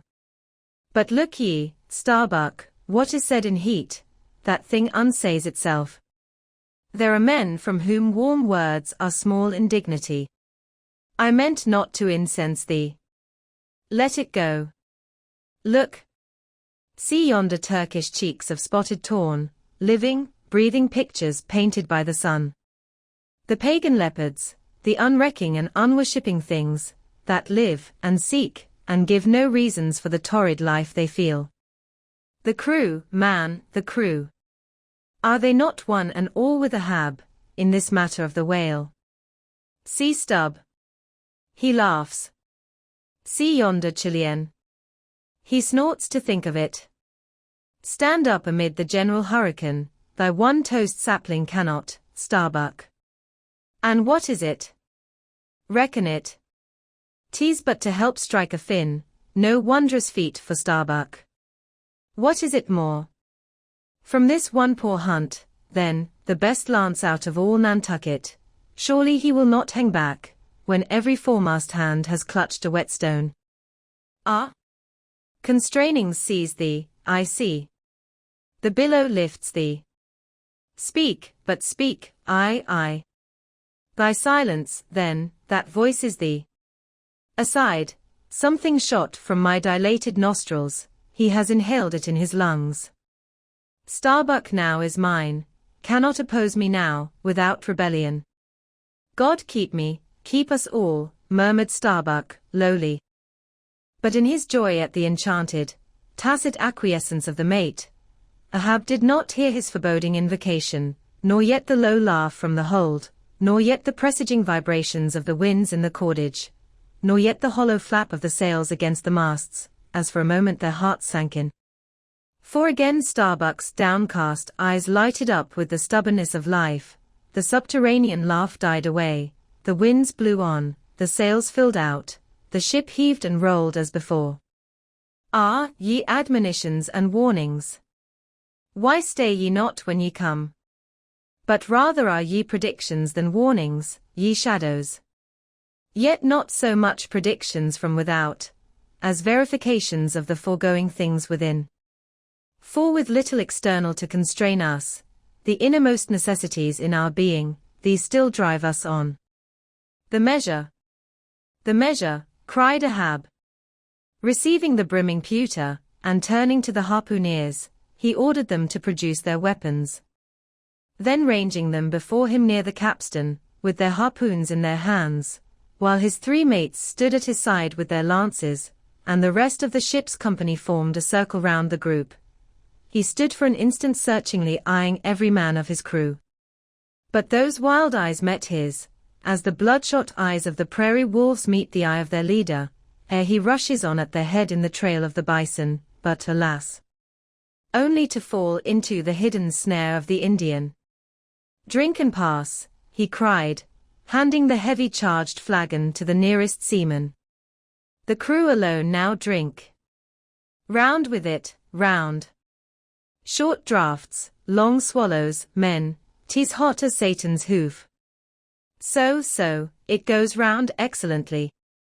It spiralizes in ye, forks out at the serpent-snapping eye. Well done, almost drained. That way it went, this way it comes.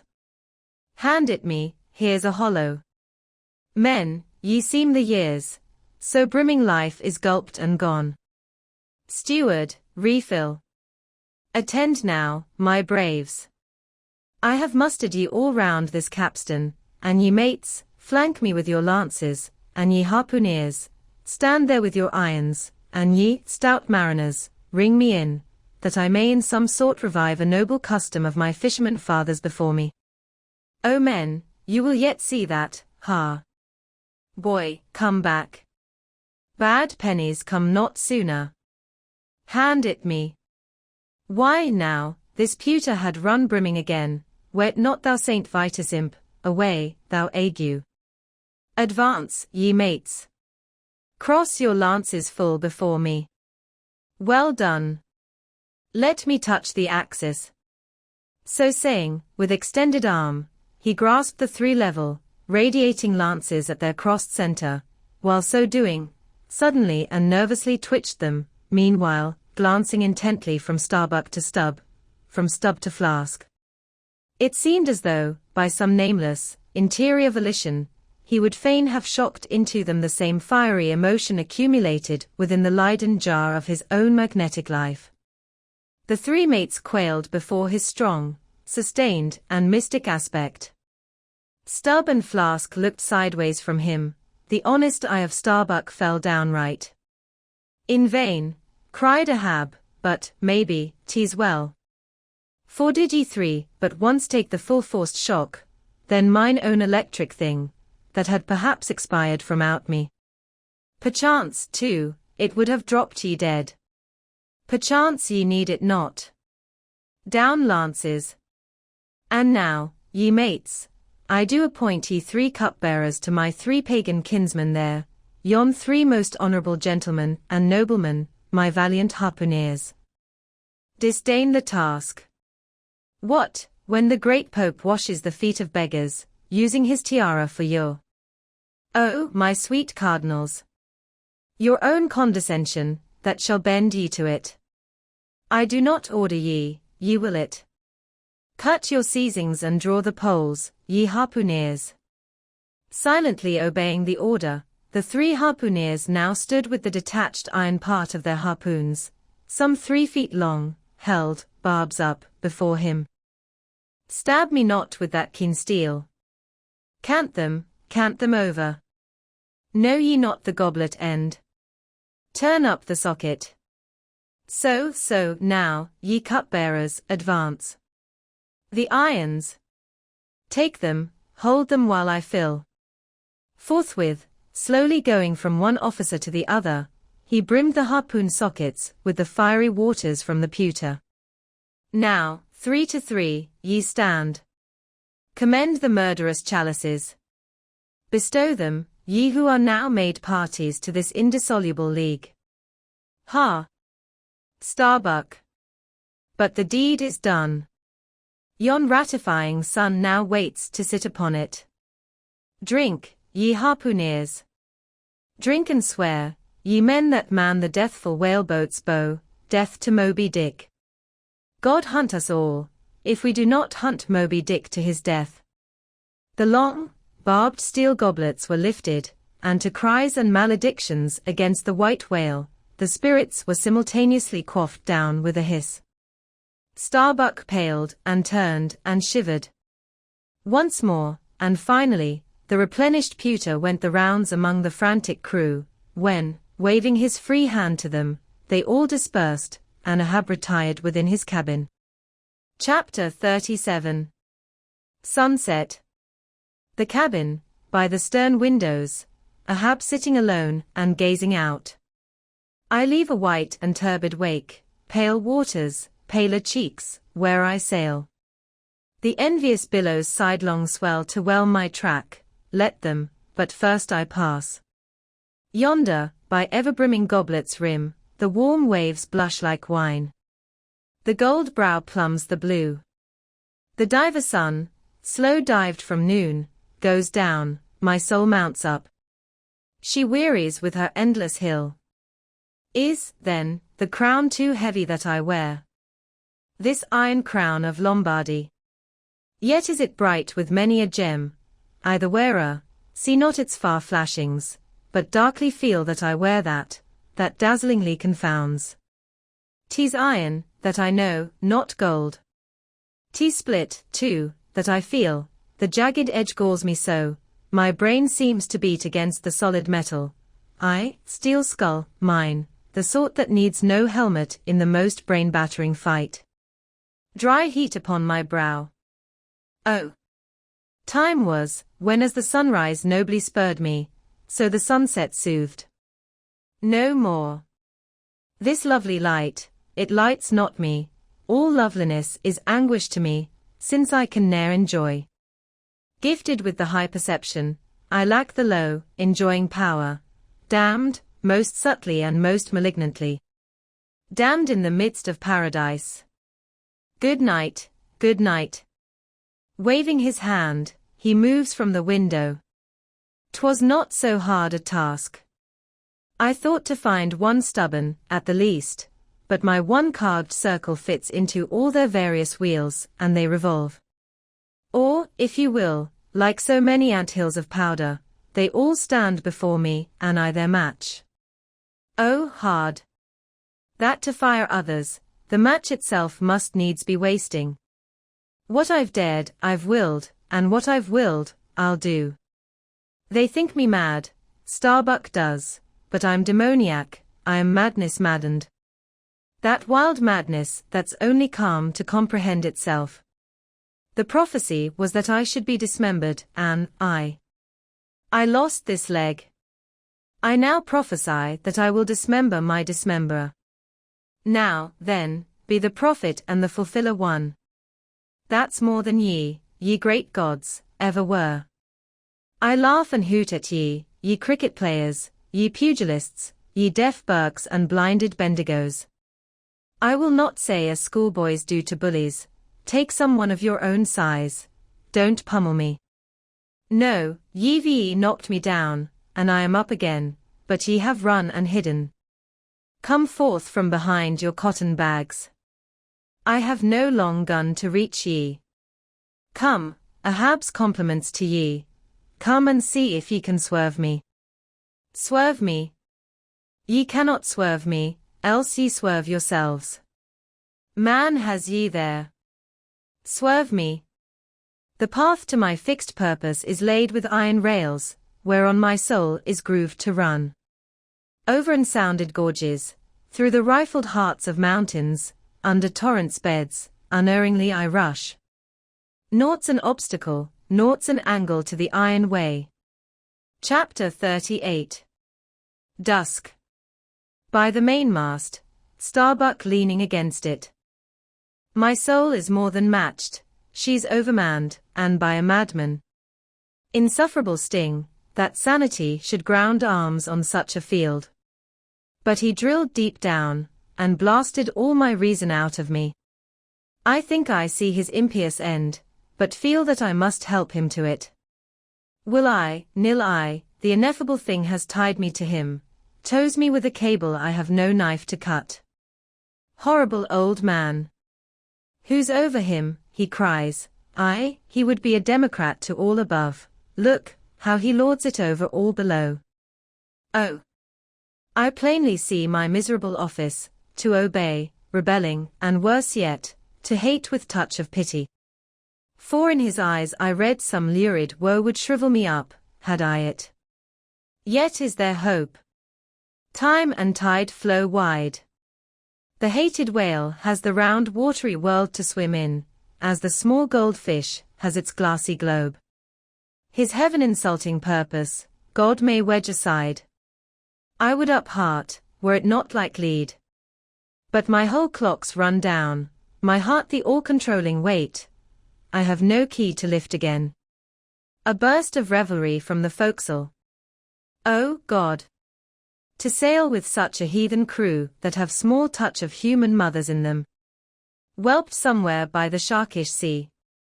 The white whale is their demigorgon. Hark! The infernal orgies. That revelry is forward. Mark the unfaltering silence aft. Methinks it pictures life. Foremost through the sparkling sea shoots on the gay, embattled, bantering bow, but only to drag dark Ahab after it, where he broods within his sternward cabin, builded over the dead water of the wake, and further on, hunted by its wolfish gurglings. The long howl thrills me through. Peace, ye revelers, and set the watch. O life! 'Tis in an hour like this, with soul beat down and held to knowledge, as wild, untutored things are forced to feed, O life! 'Tis now that I do feel the latent horror in thee. But 'tis not me. That horror's out of me. And with the soft feeling of the human in me, yet will I try to fight ye grim, phantom futures. Stand by me, hold me, bind me, O ye blessed influences. Chapter 39. First Night Watch. Foretop. Stub solus, and mending a brace. Ha! Ha! Ha! Ha! Hem! Clear my throat, I've been thinking over it ever since, and that ha's the final consequence. Why so? Because a laugh's the wisest, easiest answer to all that's queer, and come what will, one comfort's always left, that unfailing comfort is, it's all predestinated. I heard not all his talk with Starbuck, but to my poor eye Starbuck then looked something as I the other evening felt. Be sure the old mogul has fixed him, too. I twigged it, knew it, had the gift, might readily have prophesied it, for when I clapped my eye upon his skull I saw it. Well, Stub, wise Stub, that's my title. Well, Stub, what of it, Stub?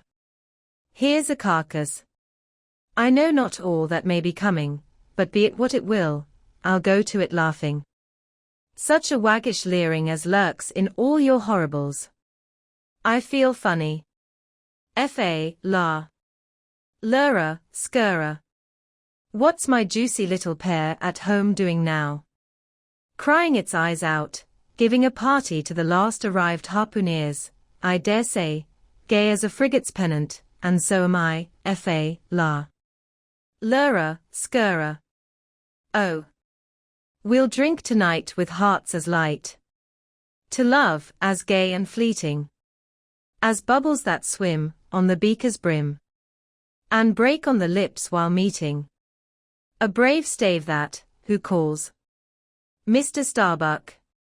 Aye, sir, aside, he's my superior, he has his too, if I'm not mistaken.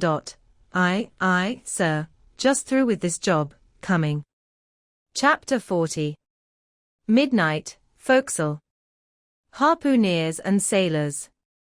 Foresail rises and discovers the watch standing, lounging, leaning, and lying in various attitudes, all singing in chorus.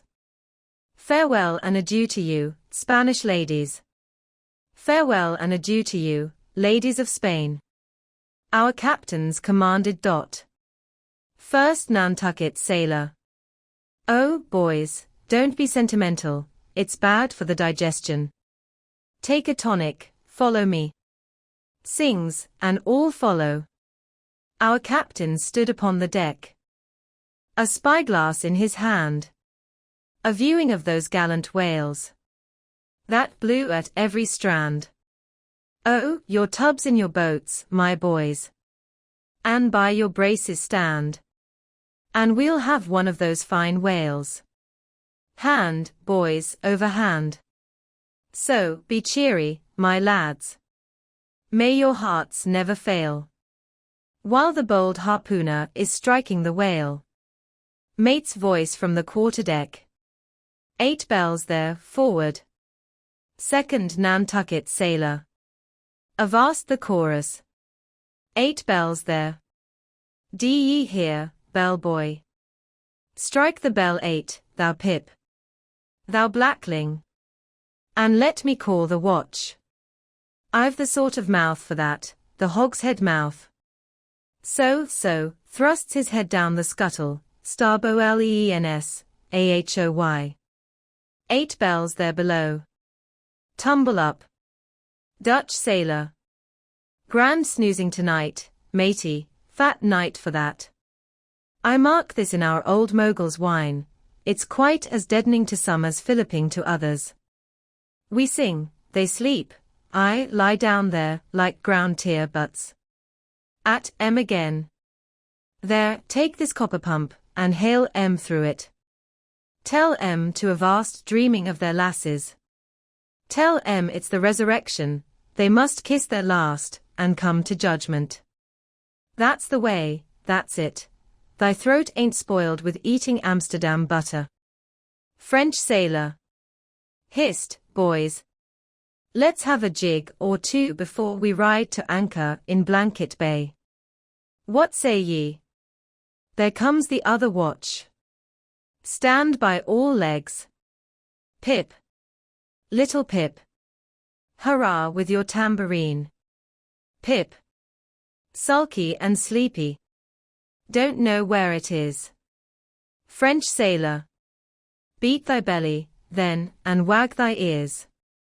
Jig it, men, I say, merry's the word, hurrah. Damn me, won't you dance? Form, now, Indian file, and gallop into the double shuffle. Throw yourselves. Legs. Legs. Iceland sailor. I don't like your floor, matey, it's too springy to my taste. I'm used to ice floors. I'm sorry to throw cold water on the subject, but excuse me. Maltese sailor. Me too, where's your girls? Who but a fool would take his left hand by his right, and say to himself, how d'ye do? Partners. I must have partners. Sicilian sailor. Aye, girls and a green, then I'll hop with ye, turn grasshopper. Long Island sailor. Well, ye sulkies, there's plenty more of us. Hoe corn when you may, say I. All legs go to harvest soon. Ah! Here comes the music, now for it. Azor sailor. Ascending, and pitching the tambourine up the scuttle. Here you are, Pip, and there's the windlass bits, up you mount. Now, boys. The half of them dance to the tambourine, some go below, some sleep or lie among the coils of rigging. Oaths a plenty. Azor sailor. Dancing, go it, Pip. Bang it, bellboy. Rig it, dig it, stig it, quig it, bellboy. Make fireflies, break the jinglers. Pip. Jinglers, you say, there goes another, dropped off, I pound it so. China sailor. Rattle thy teeth, then, and pound away, make a pagoda of thyself. French sailor. Merrimad. Hold up thy hoop, Pip, till I jump through it. Split jibs. Tear yourselves. Tash to go. Quietly smoking. That's a white man, he calls that fun, humph. I save my sweat. Old Manx sailor. I wonder whether those jolly lads bethink them of what they are dancing over. I'll dance over your grave, I will, that's the bitterest threat of your night women, that beat headwinds round corners. Oh Christ!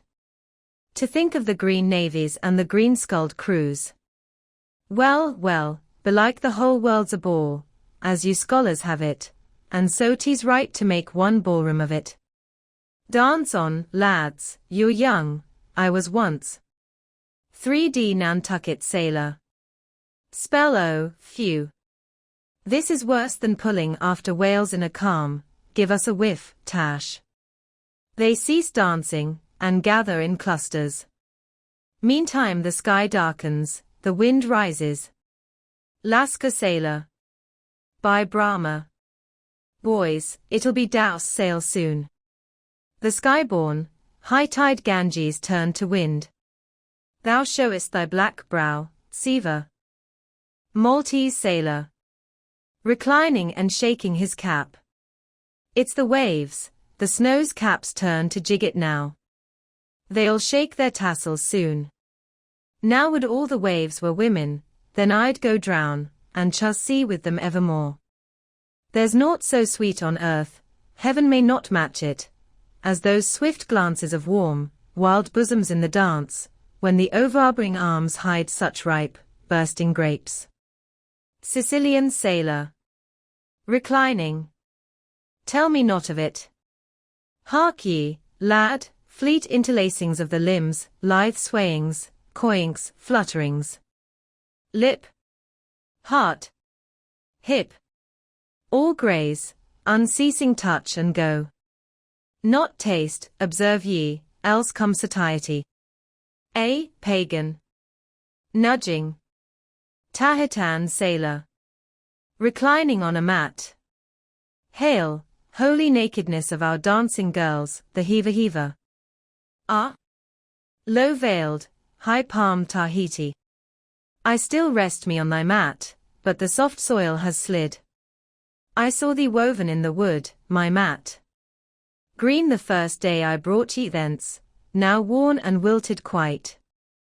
Ah me, not thou nor I can bear the change. How then, if so be transplanted to yon sky?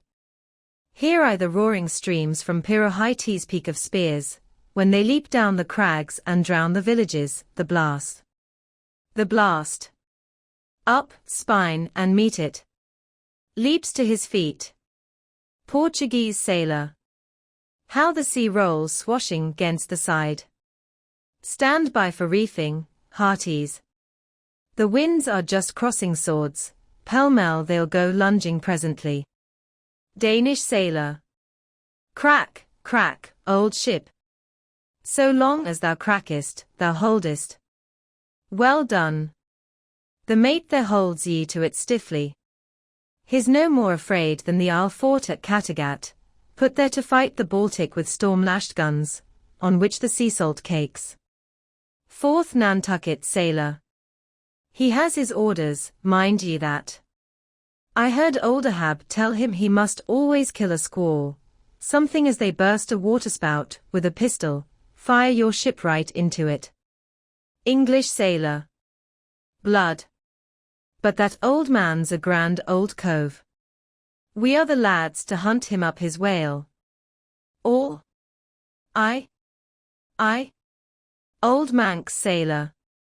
How the 3 pines shake. Pines are the hardest sort of tree to live when shifted to any other soil, and here there's none, but the crew's cursed clay. Steady, helmsman. Steady.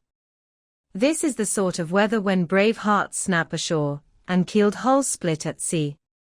Our captain has his birthmark. Look yonder, boys, there's another in the sky, lurid-like, ye see, all else pitch black.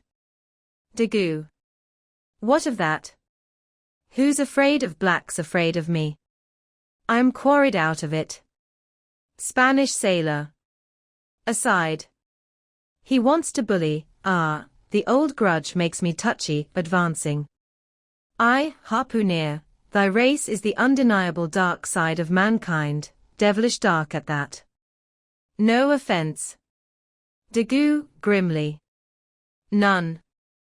St. Jago's sailor. That Spaniard's mad or drunk.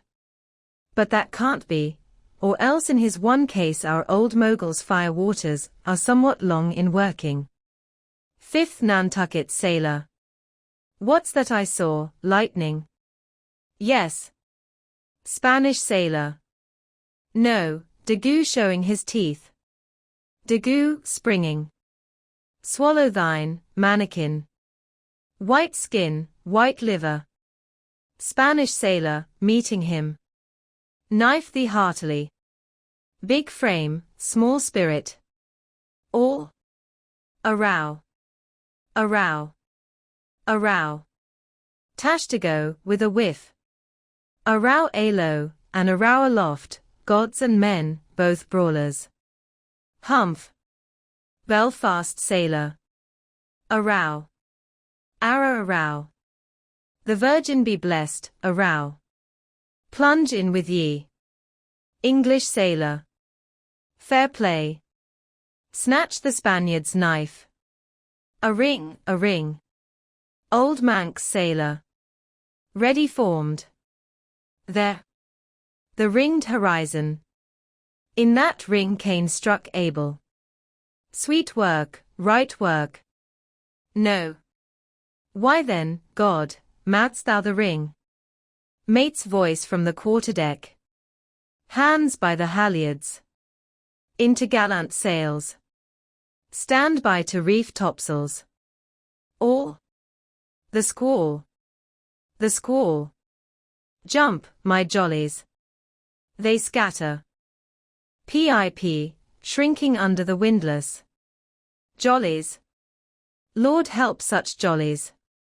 Crish, crash. There goes the jibstay.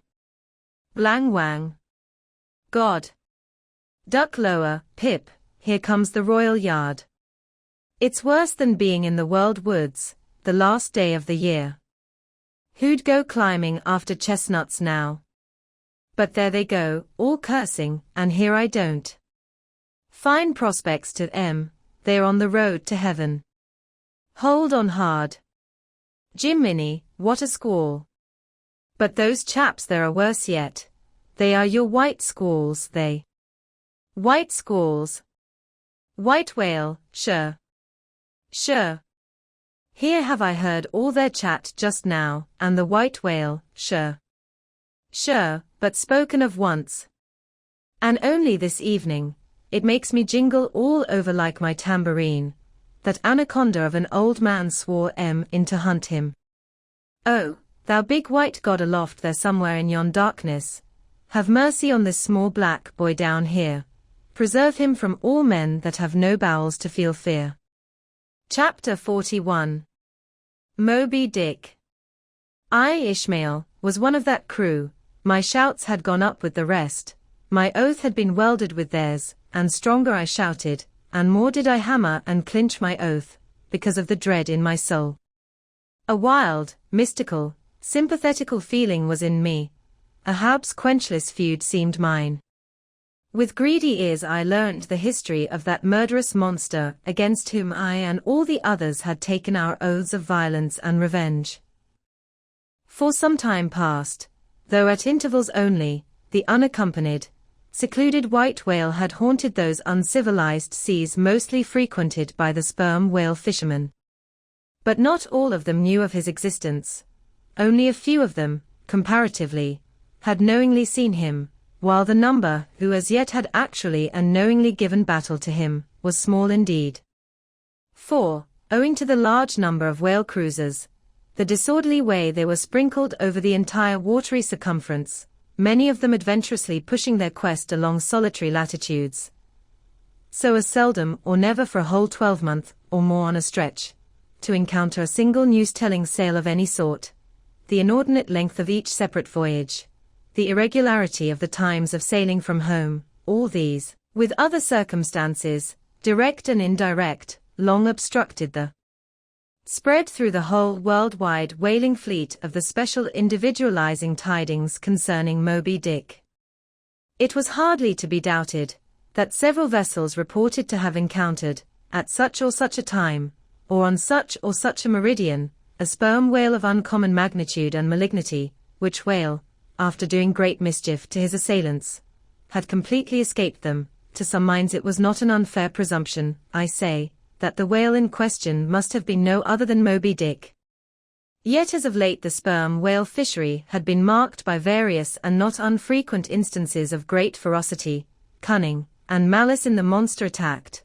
Therefore it was that those who by accident ignorantly gave battle to Moby Dick, such hunters, perhaps, for the most part, were content to ascribe the peculiar terror he bred more, as it were, to the perils of the sperm whale fishery at large, than to the individual cause.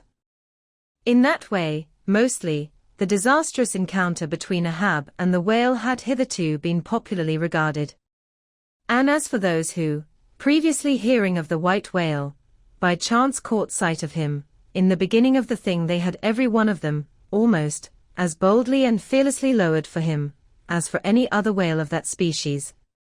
But at length, such calamities did ensue in these assaults, not restricted to sprained wrists and ankles, broken limbs, or devouring amputations, but fatal to the last degree of fatality. Those repeated disastrous repulses, all accumulating and piling their terrors upon Moby Dick, those things had gone far to shake the fortitude of many brave hunters, to whom the story of the white whale had eventually come. Nor did wild rumors of all sorts fail to exaggerate, and still the more horrify the true histories of these deadly encounters. For not only do fabulous rumors naturally grow out of the very body of all surprising terrible events, as the smitten tree gives birth to its fungi, but in maritime life, far more than in that of terra firma, wild rumors abound, wherever there is any adequate reality for them to cling to. And as the sea surpasses the land in this matter, so the whale fishery surpasses every other sort of maritime life, in the wonderfulness and fearfulness of the rumors which sometimes circulate there. For not only are whalemen as a body unexempt from that ignorance and superstitiousness hereditary to all sailors, but of all sailors, they are by all odds the most directly brought into contact with whatever is appallingly astonishing in the sea. Face to face they not only eye its greatest marvels, but, hand to jaw, give battle to them.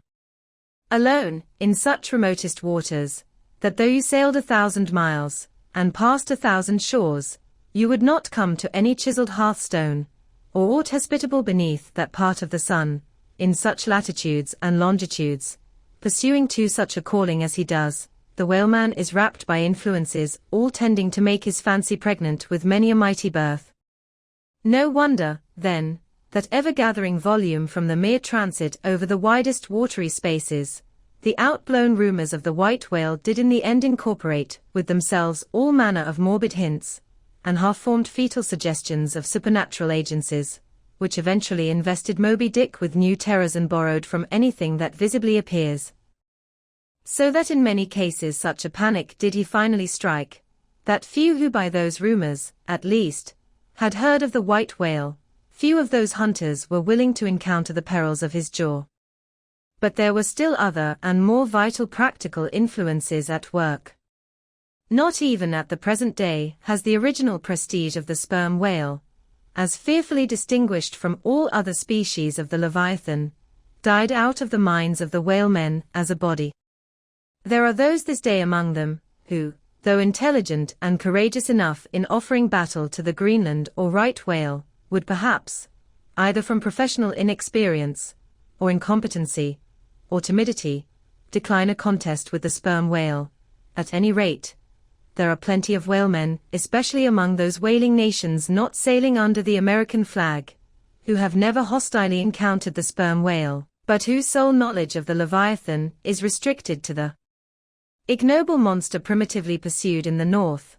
Seated on their hatches, these men will hearken with a childish fireside interest and awe to the wild, strange tales of southern whaling. Nor is the preeminent tremendousness of the great sperm whale anywhere more feelingly comprehended than on board of those prows which stem him. And as if the now tested reality of his might had in former legendary times thrown its shadow before it, we find some book naturalists, Olassen and Povelson, declaring the sperm whale not only to be a consternation to every other creature in the sea, but also to be so incredibly ferocious as continually to be athirst for human blood. Nor even down to so late a time as Cuvier's, were these or almost similar impressions effaced. For in his natural history, the Baron himself affirms that at sight of the sperm whale, all fish, sharks included, are struck with the most lively terrors, and often in the precipitancy of their flight dash themselves against the rocks with such violence as to cause instantaneous death. And however the general experiences in the fishery may amend such reports as these, yet in their full terribleness, even to the bloodthirsty item of Povelson, the superstitious belief in them is, in some vicissitudes of their vocation, revived in the minds of the hunters. So that overawed by the rumors and portents concerning him, not a few of the fishermen recalled, in reference to Moby Dick, the earlier days of the sperm whale fishery, when it was oftentimes hard to induce long-practiced right whalemen to embark in the perils of this new and daring warfare. Such men protesting that although other leviathans might be hopefully pursued, yet to chase and point lance at such an apparition as the sperm whale was not for mortal man. That to attempt it would be inevitably to be torn into a quick eternity. On this head, there are some remarkable documents that may be consulted. Nevertheless, some there were, who even in the face of these things were ready to give chase to Moby Dick, and a still greater number who, chancing only to hear of him distantly and vaguely, without the specific details of any certain calamity, and without superstitious accompaniments, were sufficiently hardy not to flee from the battle if offered. One of the wild suggestions referred to, as at last coming to be linked with the white whale in the minds of the superstitiously inclined, was the unearthly conceit that Moby Dick was ubiquitous, that he had actually been encountered in opposite latitudes at one and the same instant of time. Nor, credulous as such minds must have been, was this conceit altogether without some faint show of superstitious probability. For as the secrets of the currents in the seas have never yet been divulged, even to the most erudite research, so the hidden ways of the sperm whale when beneath the surface remain, in great part, unaccountable to his pursuers, and from time to time have originated the most curious and contradictory speculations regarding them, especially concerning the mystic modes whereby, after sounding to a great depth, he transports himself with such vast swiftness to the most widely distant points. It is a thing well known to both American and English whale ships, and as well a thing placed upon authoritative record years ago by Scoresby, that some whales have been captured far north in the Pacific, in whose bodies have been found the barbs of harpoons darted in the Greenland seas. Nor is it to be gainsaid, that in some of these instances it has been declared that the interval of time between the two assaults could not have exceeded very many days. Hence, by inference, it has been believed by some whalemen, that the Nor-West Passage, so long a problem to man, was never a problem to the whale. So that here, in the real living experience of living men, the prodigies related in old times of the inland Strela mountain in Portugal, near whose top there was said to be a lake in which the wrecks of ships floated up to the surface, and that still more wonderful story of the Arethusa fountain near Syracuse, whose waters were believed to have come from the Holy Land by an underground passage. These fabulous narrations are almost fully equaled by the realities of the whalemen. Forced into familiarity, then, with such prodigies as these, and knowing that after repeated, intrepid assaults, the white whale had escaped alive, it cannot be much matter of surprise that some whalemen should go still further in their superstitions, declaring Moby Dick not only ubiquitous, but immortal, for immortality is but ubiquity in time, that though groves of spears should be planted in his flanks, he would still swim away unharmed, or if indeed he should ever be made to spout thick blood, such a sight would be but a ghastly deception, for again in unensanguined billows hundreds of leagues away, his unsullied jet would once more be seen.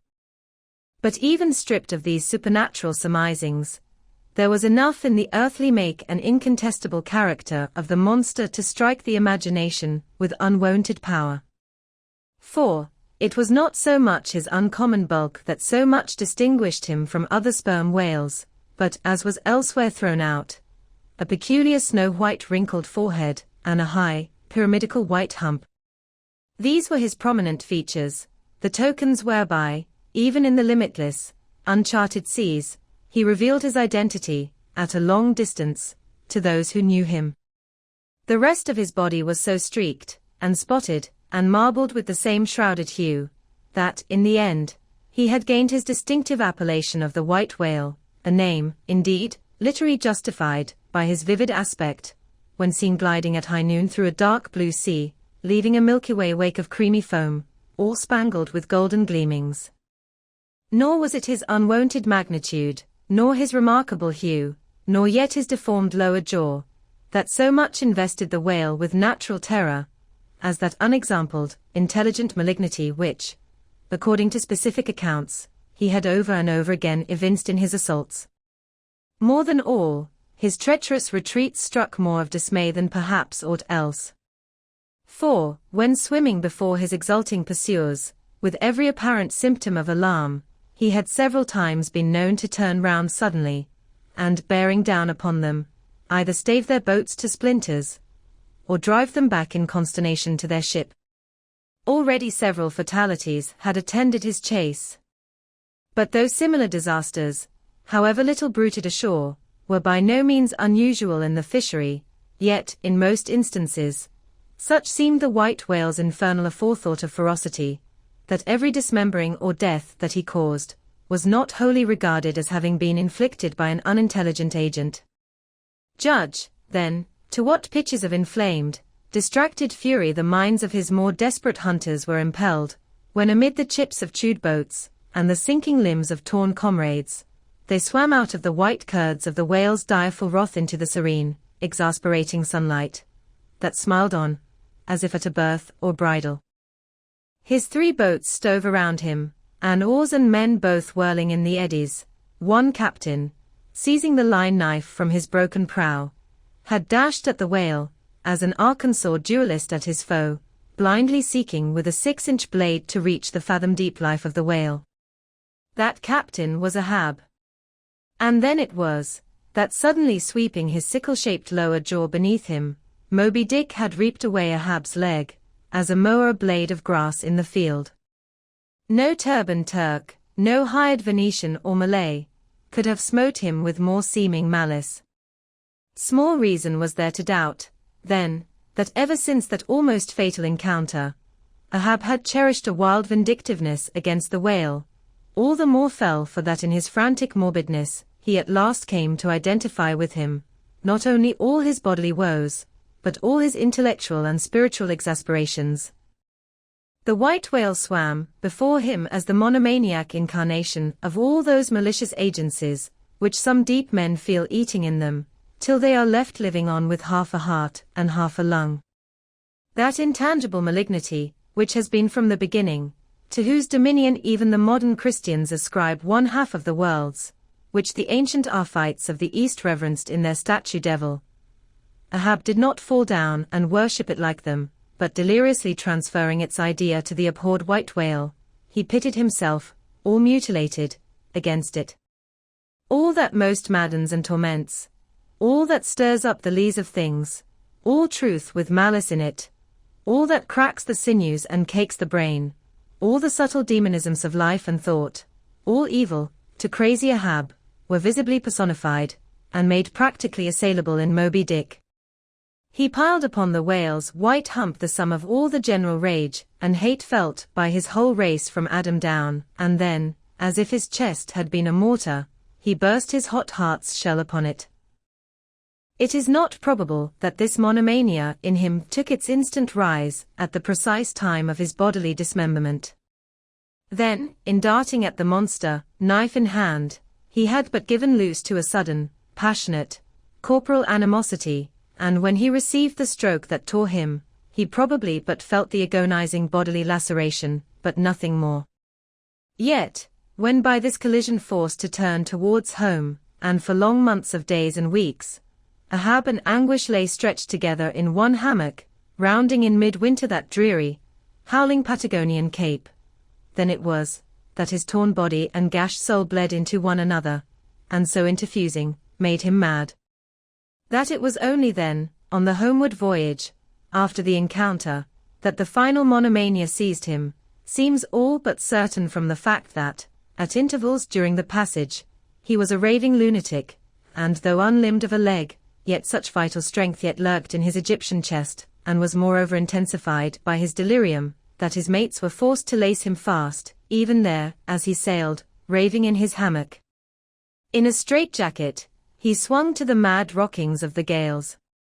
And, when running into more sufferable latitudes, the ship, with mild stunsails spread, floated across the tranquil tropics, and, to all appearances, the old man's delirium seemed left behind him with the Cape Horn swells, and he came forth from his dark den into the blessed light and air, even then, when he bore that firm, collected front, however pale, and issued his calm orders once again, and his mates thanked God the direful madness was now gone. Even then, Ahab, in his hidden self, raved on. Human madness is oftentimes a cunning and most feline thing. When you think it fled, it may have but become transfigured into some still subtler form. Ahab's full lunacy subsided not, but deepeningly contracted, like the unabated Hudson, when that noble Northman flows narrowly, but unfathomably through the Highland Gorge.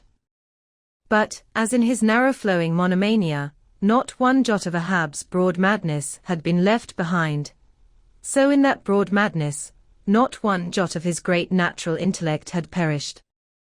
That before living agent, now became the living instrument. If such a furious trope may stand, his special lunacy stormed his general sanity, and carried it, and turned all its consented cannon upon its own mad mark. So that far from having lost his strength, Ahab, to that one end, did now possess 1,000-fold more potency than ever he had sanely brought to bear upon any one reasonable object. This is much, yet Ahab's larger, darker, deeper part remains unhinted.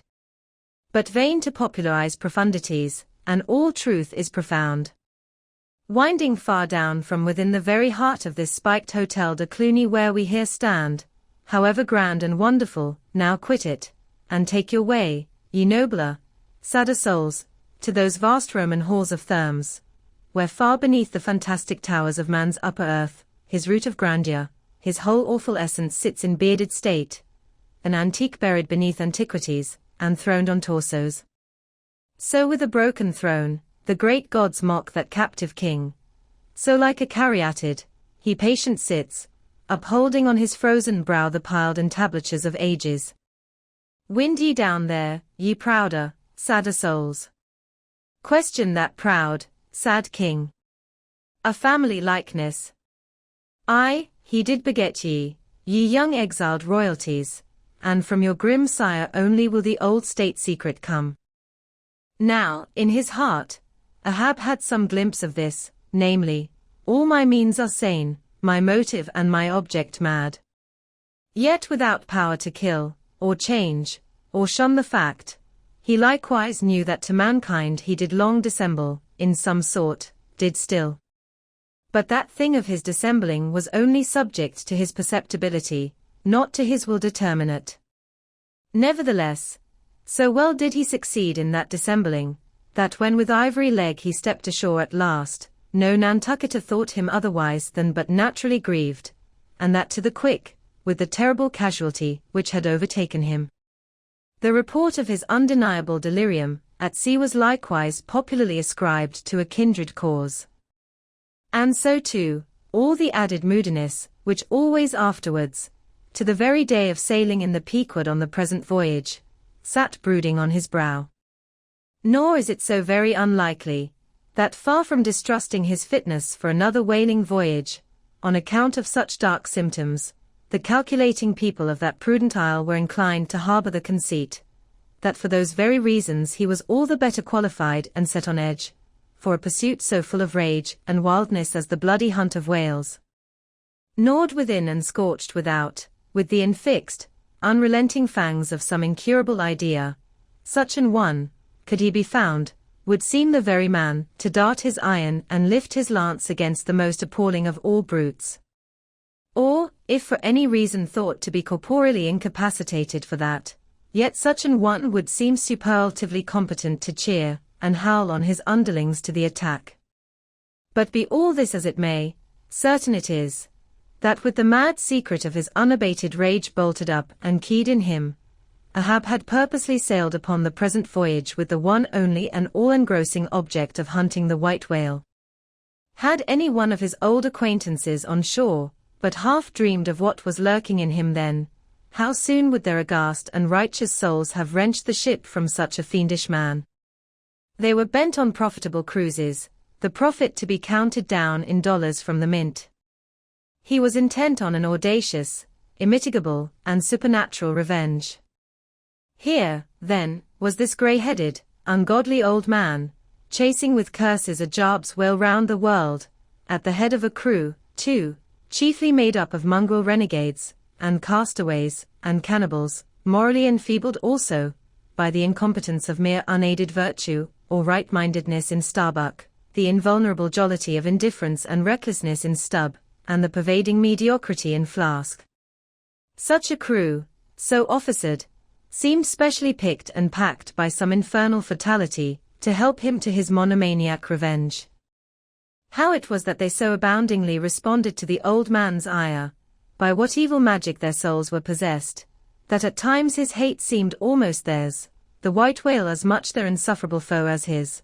How all this came to be, what the white whale was to them, or how to their unconscious understandings, also in some dim, unsuspected way, he might have seemed the gliding great demon of the seas of life, all this to explain, would be to dive deeper than Ishmael can go. The subterranean miner that works in us all, how can one tell whither leads his shaft by the ever-shifting, muffled sound of his pick? Who does not feel the irresistible arm drag? What skiff in tow of a 74 can stand still?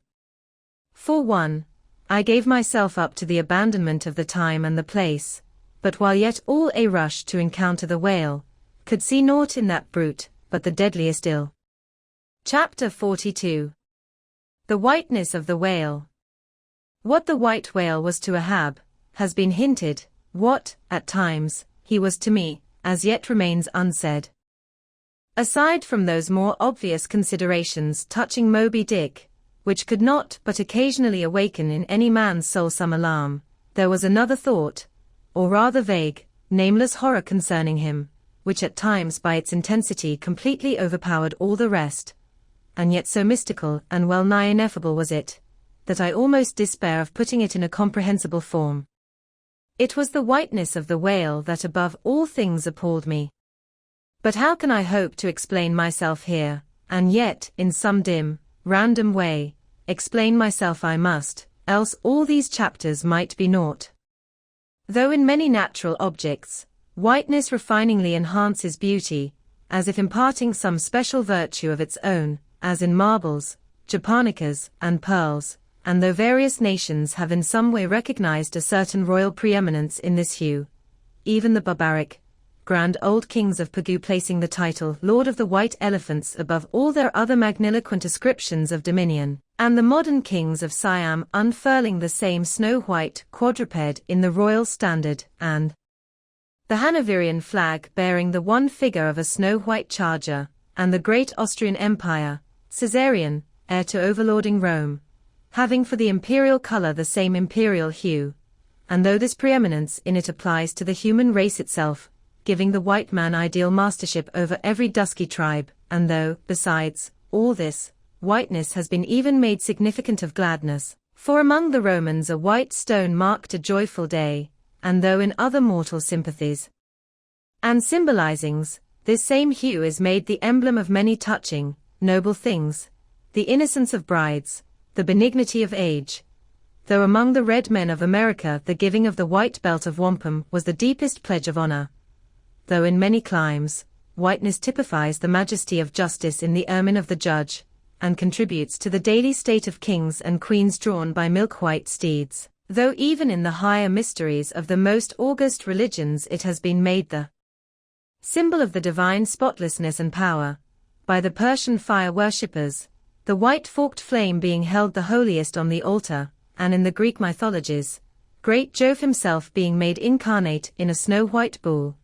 And though to the noble Iroquois, the midwinter sacrifice of the sacred white dog was by far the holiest festival of their theology, that spotless, faithful creature being held the purest envoy they could send to the Great Spirit, with the annual tidings of their own fidelity, and though directly from the Latin word for white, all Christian priests derive the name of one part of their sacred vesture, the alb or tunic, worn beneath the cassock, and though among the holy pomps of the Romish faith, white especially employed in the celebration of the Passion of our Lord, though in the vision of St. John, white robes are given to the redeemed, and the 24 elders stand clothed in white before the great white throne, and the Holy One that sitteth there white like wool, yet for all these accumulated associations, with whatever is sweet, and honorable, and sublime, there yet lurks an elusive something in the innermost idea of this hue, which strikes more of panic to the soul than that redness which affrights in blood. This elusive quality it is, which causes the thought of whiteness, when divorced from more kindly associations, and coupled with any object terrible in itself, to heighten that terror to the furthest bounds. Witness the white bear of the poles, and the white shark of the tropics. What but their smooth, flaky whiteness makes them the transcendent horrors they are? That ghastly whiteness it is which imparts such an abhorrent mildness, even more loathsome than terrific, to the dumb gloating of their aspect. So that not the fierce-fanged tiger, in his heraldic coat, can so stagger courage, as the white-shrouded bear, or shark. Asterisk with reference to the polar bear, it may possibly be urged by him who would fain go still deeper into this matter, that it is not the whiteness, separately regarded, which heightens the intolerable hideousness of that brute, for, analyzed, that heightened hideousness, it might be said, only rises from the circumstance that the irresponsible ferociousness of the creature stands invested in the fleece of celestial innocence and love, and hence, by bringing together two such opposite emotions in our minds, the polar bear frightens us with so unnatural a contrast. But even assuming all this to be true, yet, were it not for the whiteness, you would not have that intensified terror. As for the white shark, the white gliding ghostliness of repose in that creature, when beheld in his ordinary moods, strangely tallies with the same quality in the polar quadruped. This peculiarity is most vividly hit by the French in the name they bestow upon that fish. The Romish Mass for the dead begins with Requiem Aeternam, eternal rest, whence Requiem denominating the Mass itself, and any other funeral music. Now, in allusion to the white, silent stillness of death in this shark, and the mild deadliness of his habits, the French call him Requin. Bethink thee of the albatross, whence come those clouds of spiritual wonderment and pale dread, in which that white phantom sails in all imaginations. Not Coleridge first threw that spell, but God's great, unflattering laureate, nature. I remember the first albatross I ever saw. It was during a prolonged gale, in waters hard upon the Antarctic seas. From my forenoon watch below, I ascended to the overclouded deck, and there, dashed upon the main hatches, I saw a regal, feathery thing of unspotted whiteness, and with a hooked, Roman bill sublime. At intervals, it arched forth its vast archangel wings, as if to embrace some holy ark. Wondrous flutterings and throbbings shook it. Though bodily unharmed, it uttered cries, as some king's ghost in supernatural distress. Through its inexpressible, strange eyes, methought I peeped to secrets which took hold of God. As Abraham before the angels, I bowed myself. The white thing was so white, its wings so wide, and in those forever exiled waters, I had lost the miserable warping memories of traditions and of towns. Long I gazed at that prodigy of plumage. I cannot tell, can only hint, the things that darted through me then. But at last I awoke, and turning, asked a sailor what bird was this. A gonny, he replied. Gonny. Never had heard that name before. Is it conceivable that this glorious thing is utterly unknown to men ashore? Never. But some time after, I learned that gonny was some seaman's name for albatross.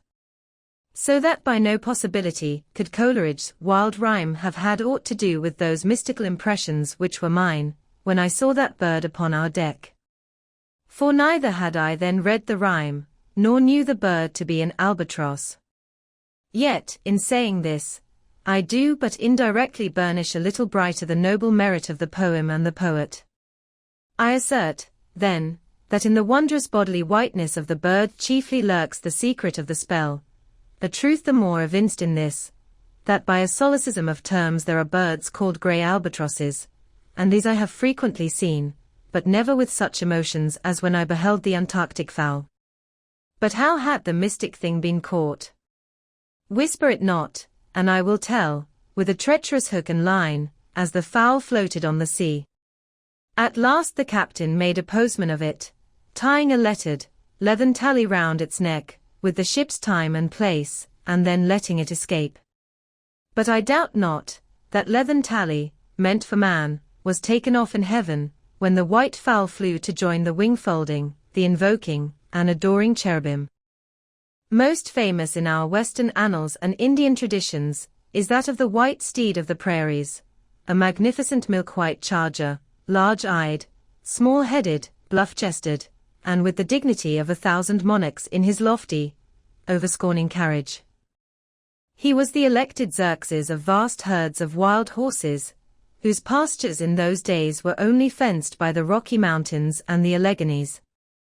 At their flaming head he westward trooped it like that chosen star, which every evening leads on the hosts of light. The flashing cascade of his manner, the curving comet of his tail, invested him with housings more resplendent than gold and silver beaters could have furnished him. A most imperial and archangelical apparition of that unfallen, western world, which to the eyes of the old trappers and hunters revived the glories of those primeval times when Adam walked majestic as a god, bluff-browed and fearless as this mighty steed. Whether marching amid his aides and marshals in the van of countless cohorts that endlessly streamed it over the plains, like an Ohio, or whether with his circumambient subjects browsing all around at the horizon, the white steed gallopingly reviewed them with warm nostrils reddening through his cool milkiness. In whatever aspect he presented himself, always to the bravest Indians he was the object of trembling reverence and awe. Nor can it be questioned from what stands on legendary record of this noble horse, that it was his spiritual whiteness chiefly, which so clothed him with divineness, and that this divineness had that in it which, though commanding worship, at the same time enforced a certain nameless terror. But there are other instances where this whiteness loses all that accessory and strange glory which invests it in the white steed and albatross. What is it that in the albino man so peculiarly repels and often shocks the eye, as that sometimes he is loathed by his own kith and kin? It is that whiteness which invests him, a thing expressed by the name he bears. The albino is as well made as other men, has no substantive deformity, and yet this mere aspect of all-pervading whiteness makes him more strangely hideous than the ugliest abortion. Why should this be so? Nor, in quite other aspects, does nature in her least palpable, but not the less malicious agencies, fail to enlist among her forces this crowning attribute of the terrible. From its snowy aspect, the gauntleted ghost of the southern seas has been denominated the white squall. Nor, in some historic instances, has the art of human malice omitted so potent an auxiliary. How wildly it heightens the effect of that passage in Froissart, when, masked in the snowy symbol of their faction, the desperate white hoods of Ghent murder their bailiff in the marketplace. Nor, in some things, does the common, hereditary experience of all mankind fail to bear witness to the supernaturalism of this hue. It cannot well be doubted, that the one visible quality in the aspect of the dead, which most appalls the gazer, is the marble pallor lingering there, as if indeed that pallor were as much like the badge of consternation in the other world, as of mortal trepidation here. And from that pallor of the dead, we borrow the expressive hue of the shroud in which we wrap them. Nor even in our superstitions do we fail to throw the same snowy mantle round our phantoms, all ghosts rising in a milk-white fog. Yea, while these terrors seize us, let us add, that even the King of Terrors, when personified by the evangelist, rides on his pallid horse. Therefore, in his other moods, symbolize whatever grand or gracious thing he will by whiteness, no man can deny that in its profoundest idealized significance it calls up a peculiar apparition to the soul. But though without dissent this point be fixed, how is mortal man to account for it? To analyze it would seem impossible. Can we, then, by the citation of some of those instances wherein this thing of whiteness, though for the time either wholly, or in great part stripped of all direct associations calculated to impart to it aught fearful, but nevertheless, is found to exert over us the same sorcery, however modified, can we thus hope to light upon some chance clue to conduct us to the hidden cause we seek? Let us try. But in a matter like this, subtlety appeals to subtlety, and without imagination no man can follow another into these halls. And though, doubtless, some at least of the imaginative impressions about to be presented may have been shared by most men, yet few perhaps were entirely conscious of them at the time, and therefore may not be able to recall them now. Why to the man of untutored ideality, who happens to be but loosely acquainted with the peculiar character of the day, does the bare mention of Whitsuntide marshal in the fancy such long, dreary, speechless processions of slow-pacing pilgrims, downcast and hooded with new-fallen snow? Or, to the unread, unsophisticated Protestant of the Middle American states, why does the passing mention of a white friar, or a white nun, evoke such an eyeless statue in the soul? Or what is there apart from the traditions of dungeoned warriors and kings, which will not wholly account for it, that makes the White Tower of London tell so much more strongly on the imagination of an untraveled American, than those other storied structures, its neighbors, the Byward Tower, or even the Bloody? And those sublimer towers, the White Mountains of New Hampshire, whence, in peculiar moods, comes that gigantic ghostliness over the soul at the bare mention of that name, while the thought of Virginia's Blue Ridge is full of a soft, dewy, distant dreaminess? Or why, irrespective of all latitudes and longitudes, does the name of the White Sea exert such a spectralness over the fancy, while that of the Yellow Sea lulls us with mortal thoughts of long lacquered mild afternoons on the waves, followed by the gaudiest and yet sleepiest of sunsets? Or, to choose a wholly unsubstantial instance, purely addressed to the fancy, why, in reading the old fairy tales of Central Europe, does the tall pale man of the Harz forests, whose changeless pallor unrustlingly glides through the green of the groves, why is this phantom more terrible than all the whooping imps of the Blocksberg? Nor is it, altogether, the remembrance of her cathedral toppling earthquakes, nor the stampedos of her frantic seas, nor the tearlessness of arid skies that never rain, nor the sight of her wide field of leaning spires, wrenched copestones, and crosses all adroop, like canted yards of anchored fleets, and her suburban avenues of house walls lying over upon each other, as a tossed pack of cards. It is not these things alone which make tearless Lima, the strangest, saddest city thou canst see. For Lima has taken the white veil, and there is a higher horror in this whiteness of her woe. Old as Pizarro, this whiteness keeps her ruins forever new, admits not the cheerful greenness of complete decay, spreads over her broken ramparts the rigid pallor of an apoplexy that fixes its own distortions.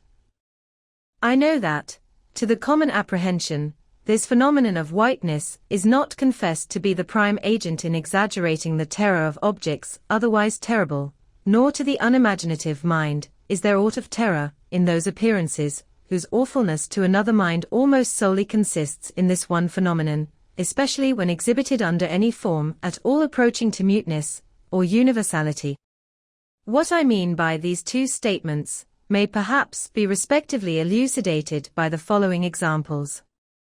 First, the mariner, when drawing nigh the coasts of foreign lands, if by night he hear the roar of breakers, starts to vigilance, and feels just enough of trepidation to sharpen all his faculties, but under precisely similar circumstances, let him be called from his hammock to view his ship sailing through a midnight sea of milky whiteness, as if from encircling headlands shoals of combed white bears were swimming round him, then he feels a silent, superstitious dread, the shrouded phantom of the whitened waters is horrible to him as a real ghost. In vain the lead assures him he is still off soundings, Heart and helm they both go down, he never rests, till blue water is under him again.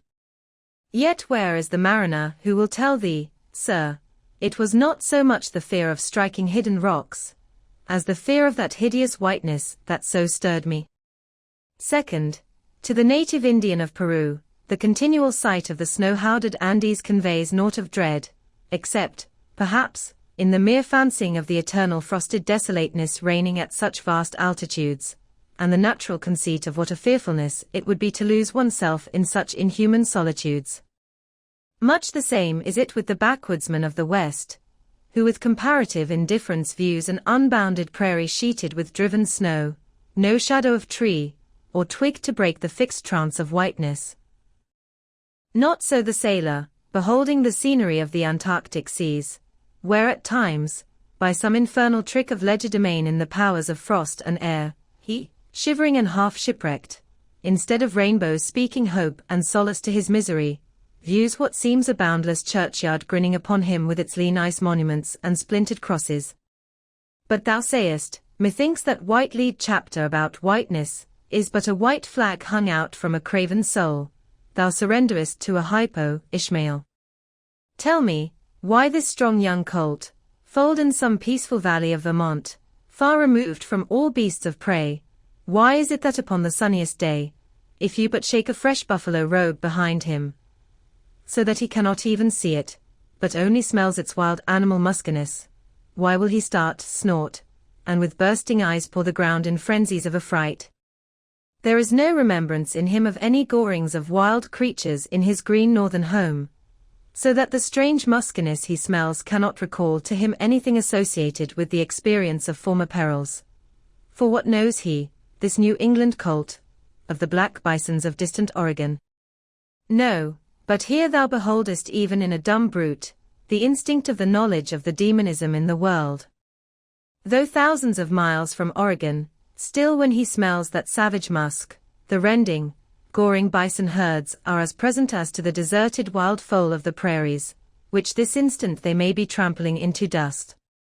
Thus, then, the muffled rollings of a milky sea, the bleak rustlings of the festooned frosts of mountains, the desolate shiftings of the windrowed snows of prairies, all these, to Ishmael, are as the shaking of that buffalo robe to the frightened colt.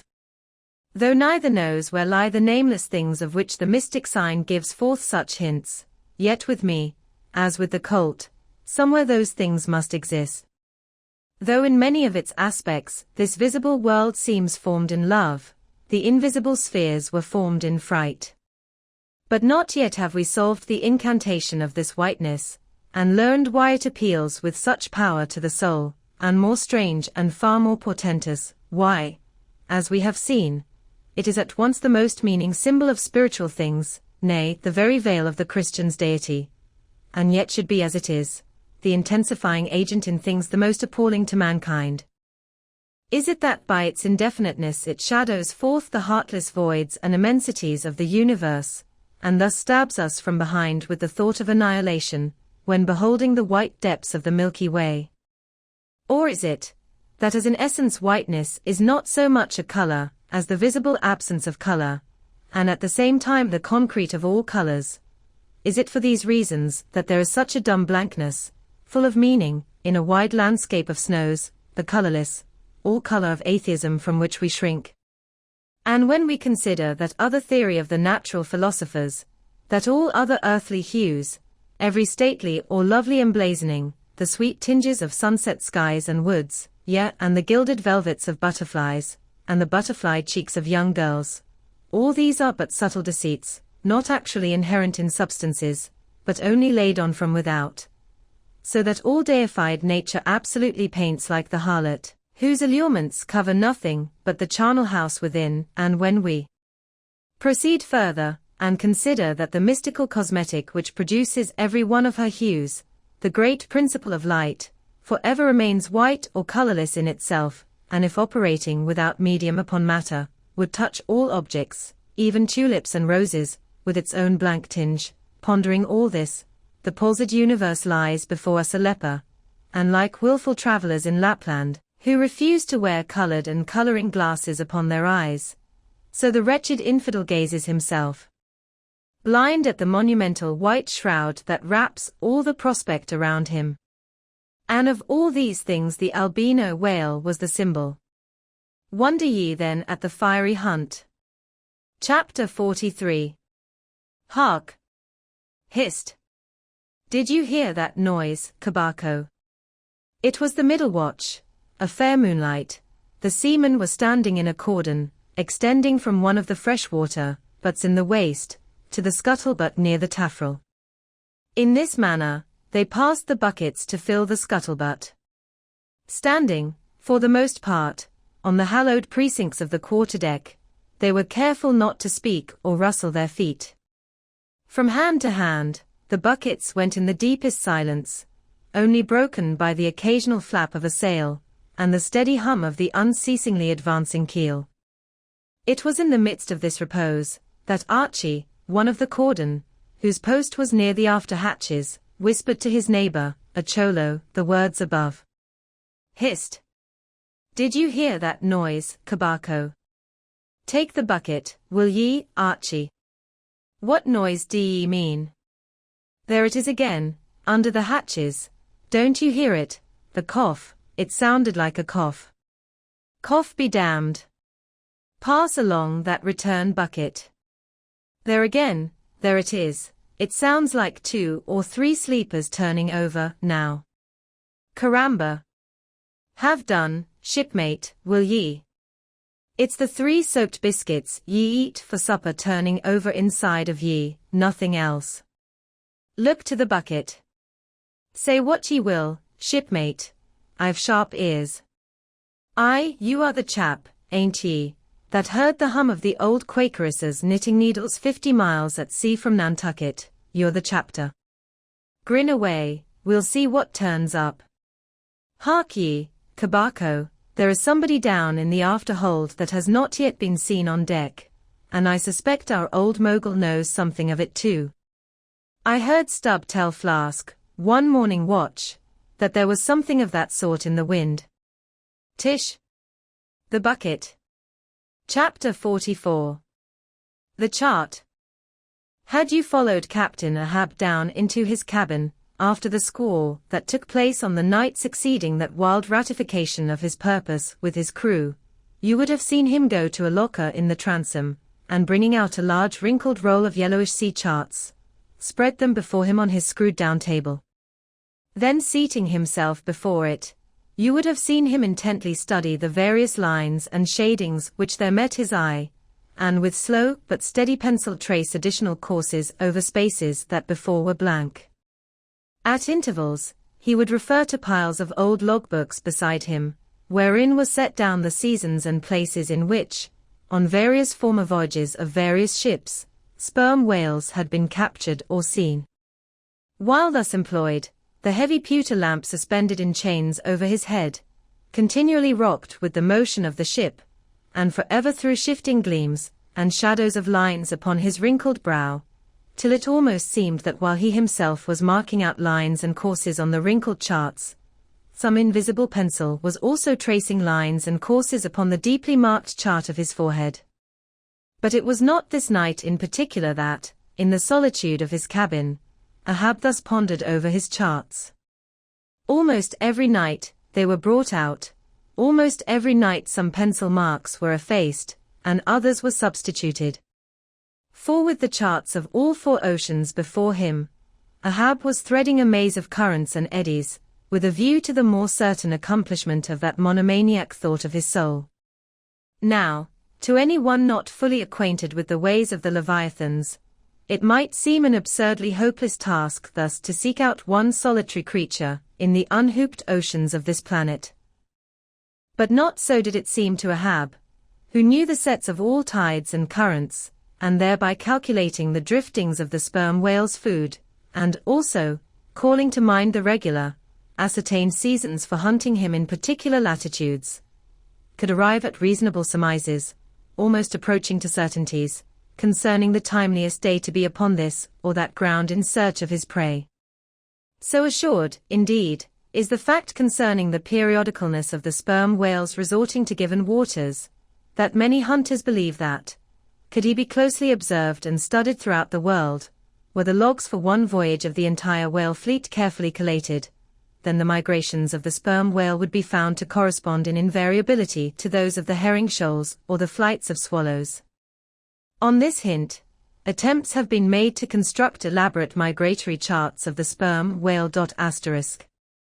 Since the above was written, the statement is happily borne out by an official circular, issued by Lieutenant Maury, of the National Observatory, Washington, April 16, 1851. By that circular, it appears that precisely such a chart is in course of completion, and portions of it are presented in the circular. This chart divides the ocean into districts of 5 degrees of latitude by 5 degrees of longitude, perpendicularly through each of which districts are 12 columns for the 12 months, and horizontally through each of which districts are 3 lines, one to show the number of days that have been spent in each month in every district, and the 2 others to show the number of days in which whales, sperm or right, have been seen. Besides, when making a passage from one feeding ground to another, the sperm whales, guided by some infallible instinct, say, rather, secret intelligence from the deity, mostly swim in veins, as they are called, continuing their way along a given ocean line with such undeviating exactitude, that no ship ever sailed her course, by any chart, with 1/10 of such marvelous precision. Though, in these cases, the direction taken by any one whale be straight as a surveyor's parallel, and though the line of advance be strictly confined to its own unavoidable, straight wake, yet the arbitrary vein, in which at these times he is said to swim, generally embraces some few miles in width more or less, as the vein is presumed to expand or contract, but never exceeds the visual sweep from the whale ship's mastheads, when circumspectly gliding along this magic zone. The sum is, that at particular seasons within that breadth and along that path, migrating whales may with great confidence be looked for. And hence not only at substantiated times, upon well-known separate feeding grounds, could Ahab hope to encounter his prey, but in crossing the widest expanses of water between those grounds he could, by his art, so place and time himself on his way, as even then not to be wholly without prospect of a meeting. There was a circumstance, which at first sight seemed to entangle his delirious, but still methodical scheme. But not so in the reality, perhaps.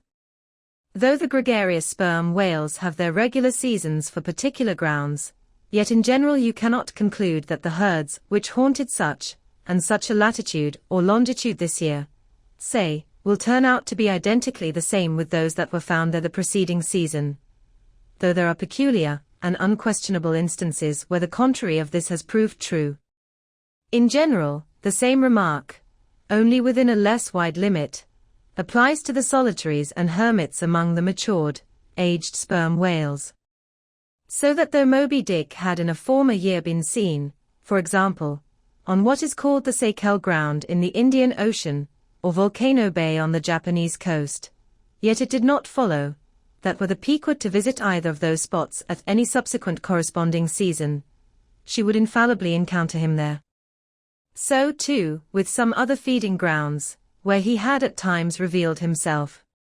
But all these seemed only his casual stopping places and ocean inns, so to speak, not his places of prolonged abode.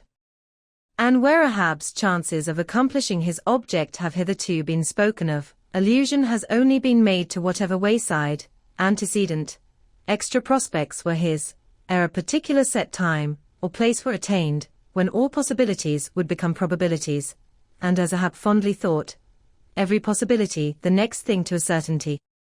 That particular set time and place were conjoined in the one technical phrase, the season on the line. For there and then, for several consecutive years, Moby Dick had been periodically descried, lingering in those waters for a while, as the sun, in its annual round, loiters for a predicted interval in any one sign of the zodiac. There it was, too, that most of the deadly encounters with the white whale had taken place, There the waves were storied with his deeds. There also was that tragic spot where the monomaniac old man had found the awful motive to his vengeance. But in the cautious comprehensiveness and unloitering vigilance with which Ahab threw his brooding soul into this unfaltering hunt, he would not permit himself to rest all his hopes upon the one crowning fact above mentioned, however flattering it might be to those hopes, nor in the sleeplessness of his vow could he so tranquilize his unquiet heart as to postpone all intervening quest. Now, the Pequod had sailed from Nantucket at the very beginning of the season on the line. No possible endeavor then could enable her commander to make the great passage southwards, double Cape Horn, and then running down 60 degrees of latitude arrive in the equatorial Pacific in time to cruise there. Therefore, he must wait for the next ensuing season. Yet the premature hour of the Pequod's sailing had, perhaps, been correctly selected by Ahab, with a view to this very complexion of things. Because an interval of 365 days and nights was before him, an interval which, instead of impatiently enduring ashore, he would spend in a miscellaneous hunt, if by chance the white whale, spending his vacation in seas far remote from his periodical feeding grounds, should turn up his wrinkled brow off the Persian Gulf, or in the Bengal Bay, or China Seas, or in any other waters haunted by his race. So that monsoons, pampas, nor'westers, harmattans, trades, any wind but the levanter and simoon, might blow Moby Dick into the devious zigzag world circle of the Pequod's circumnavigating wake. But granting all this, yet, regarded discreetly and coolly, seems it not but a mad idea, this, that in the broad boundless ocean, one solitary whale, even if encountered, should be thought capable of individual recognition from his hunter, even as a white-bearded mufti in the thronged thoroughfares of Constantinople. Yes. For the peculiar snow-white brow of Moby Dick, and his snow-white hump, could not but be unmistakable. And have I not tallied the whale? Ahab would mutter to himself, as after poring over his charts till long after midnight he would throw himself back in reveries, tallied him, and shall he escape? His broad fins are bored, and scalloped out like a lost sheep's ear. And here, his mad mind would run on in a breathless race, till a weariness and faintness of pondering came over him, and in the open air of the deck he would seek to recover his strength. Ah, God! What trances of torments does that man endure who is consumed with one unachieved revengeful desire? He sleeps with clenched hands, and wakes with his own bloody nails in his palms. Often, when forced from his hammock by exhausting and intolerably vivid dreams of the night, which, resuming his own intense thoughts through the day, carried them on amid a clashing of frenzies, and whirled them round and round and round in his blazing brain, till the very throbbing of his life-spot became insufferable anguish, and when, as was sometimes the case, these spiritual throes in him heaved his being up from its base, and a chasm seemed opening in him, from which forked flames and lightnings shot up, and accursed fiends beckoned him to leap down among them, when this hell in himself yawned beneath him, a wild cry would be heard through the ship, and with glaring eyes Ahab would burst from his stateroom, as though escaping from a bed that was on fire. Yet these, perhaps, instead of being the unsuppressible symptoms of some latent weakness, or fright at his own resolve, were but the plainest tokens of its intensity. For, at such times, crazy Ahab, the scheming, unappeasably steadfast hunter of the white whale, this Ahab that had gone to his hammock, was not the agent that so caused him to burst from it in horror again. The latter was the eternal, living principle or soul in him, and in sleep, being for the time dissociated from the characterizing mind, which at other times employed it for its outer vehicle or agent, it spontaneously sought escape from the scorching contiguity of the frantic thing, of which, for the time, it was no longer an integral. But as the mind does not exist unless leagued with the soul, therefore it must have been that, in Ahab's case, yielding up all his thoughts and fancies to his one supreme purpose, that purpose, by its own sheer inveteracy of will, forced itself against gods and devils into a kind of self-assumed, independent being of its own. Nay, could grimly live and burn, while the common vitality, to which it was conjoined, fled horror-stricken from the unbidden and unfathered birth. Therefore, the tormented spirit that glared out of bodily eyes, when what seemed to have rushed from his room, was for the time but a vacated thing, a formless somnambulistic being, a ray of living light, to be sure, but without an object to color, and therefore a blankness in itself. God help thee, old man, thy thoughts have created a creature in thee, and he whose intense thinking thus makes him a Prometheus, a vulture feeds upon that heart forever, that vulture the very creature he creates. Chapter 45. The Affidavit. So far as what there may be of a narrative in this book, and indeed, as indirectly touching one or two very interesting and curious particulars in the habits of sperm whales, the foregoing chapter, in its earlier part, is as important a one as will be found in this volume, but the leading matter of it requires to be still further and more familiarly enlarged upon, in order to be adequately understood, and moreover to take away any incredulity, which a profound ignorance of the entire subject may induce in some minds, as to the natural verity of the main points of this affair. I care not to perform this part of my task methodically, but shall be content to produce the desired impression by separate citations of items, practically or reliably known to me as a whaleman, and from these citations, I take it, the conclusion aimed at will naturally follow of itself. First, I have personally known 3 instances where a whale, after receiving a harpoon, has effected a complete escape, and after an interval, in one instance of 3 years, has been again struck by the same hand and slain, when the 2 irons, both marked by the same private cipher, have been taken from the body. In the instance where 3 years intervened between the flinging of the 2 harpoons, and I think it may have been something more than that, the man who darted them happening, in the interval, to go in a trading ship on a voyage to Africa, went ashore there, joined a discovery party, and penetrated far into the interior, where he traveled for a period of nearly 2 years, often endangered by serpents, savages, tigers, poisonous miasmas, with all the other common perils incident to wandering in the heart of unknown regions. Meanwhile, the whale he had struck must also have been on its travels.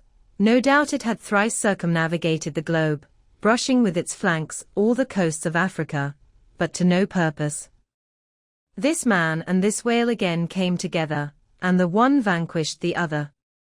I say I, myself, have known 3 instances similar to this. That is, in 2 of them I saw the whales struck, and upon the second attack, saw the 2 irons with the respective marks cut in them, afterwards taken from the dead fish. In the 3-year instance, it so fell out that I was in the boat both times, first and last, and the last time distinctly recognized a peculiar sort of huge mole under the whale's eye, which I had observed there 3 years previous. I say 3 years, but I am pretty sure it was more than that. Here are 3 instances, then, which I personally know the truth of, but I have heard of many other instances from persons whose veracity in the matter there is no good ground to impeach. Secondly, it is well known in the sperm whale fishery, however ignorant the world ashore may be of it, that there have been several memorable historical instances where a particular whale in the ocean has been at distant times and places popularly cognizable. Why such a whale became thus marked was not altogether, and originally owing to his bodily peculiarities, as distinguished from other whales, for however peculiar, in that respect any chance whale may be, they soon put an end to his peculiarities by killing him, and boiling him down into a peculiarly valuable oil.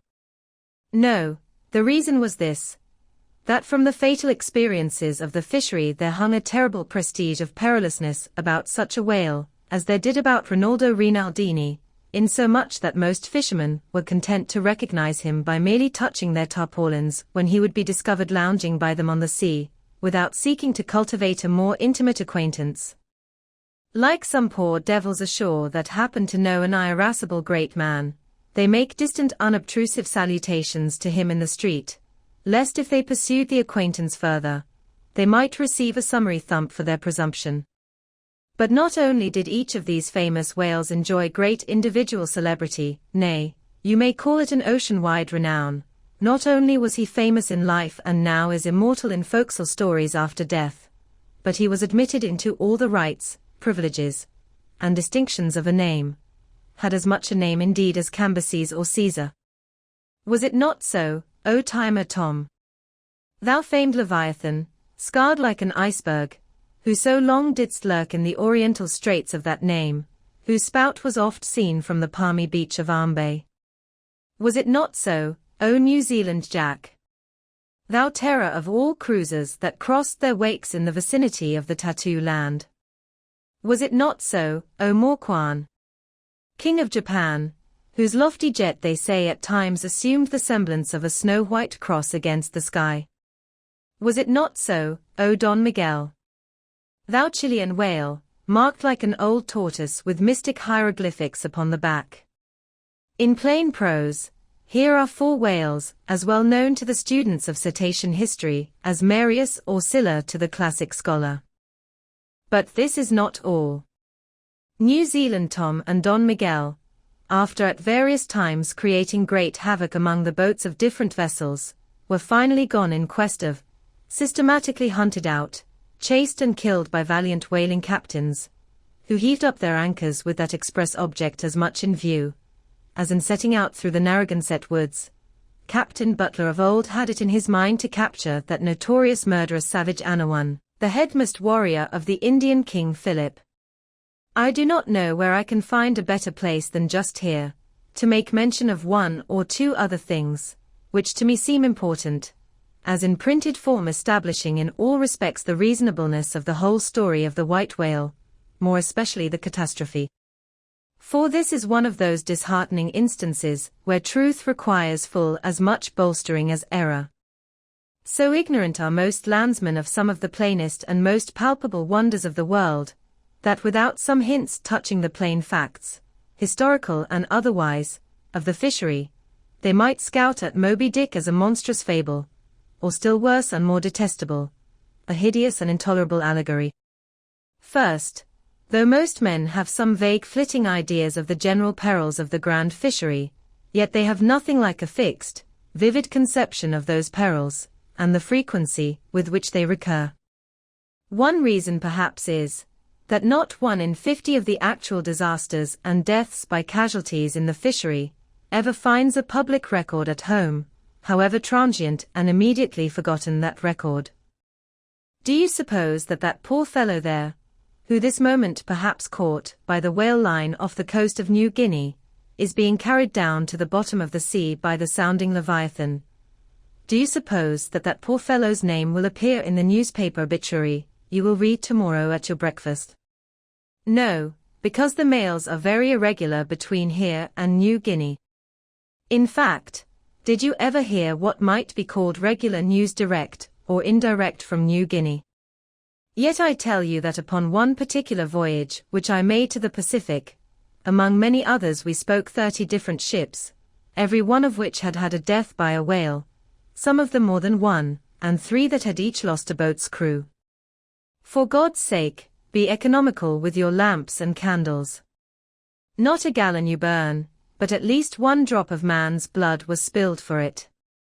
Secondly, people ashore have indeed some indefinite idea that a whale is an enormous creature of enormous power, but I have ever found that when narrating to them some specific example of this twofold enormousness, they have significantly complimented me upon my facetiousness, when, I declare upon my soul, I had no more idea of being facetious than Moses, when he wrote the history of the plagues of Egypt.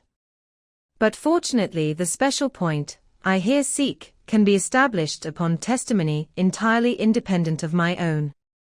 That point is this: the sperm whale is in some cases sufficiently powerful, knowing, and judiciously malicious, as with direct forethought to stave in, utterly destroy, and sink a large ship. And what is more, the sperm whale has done it. First, in the year 1820 the ship Essex, Captain Pollard, of Nantucket, was cruising in the Pacific Ocean.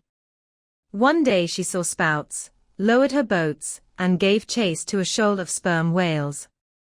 Ere long, several of the whales were wounded, when, suddenly, a very large whale escaping from the boats, issued from the shoal, and bore directly down upon the ship.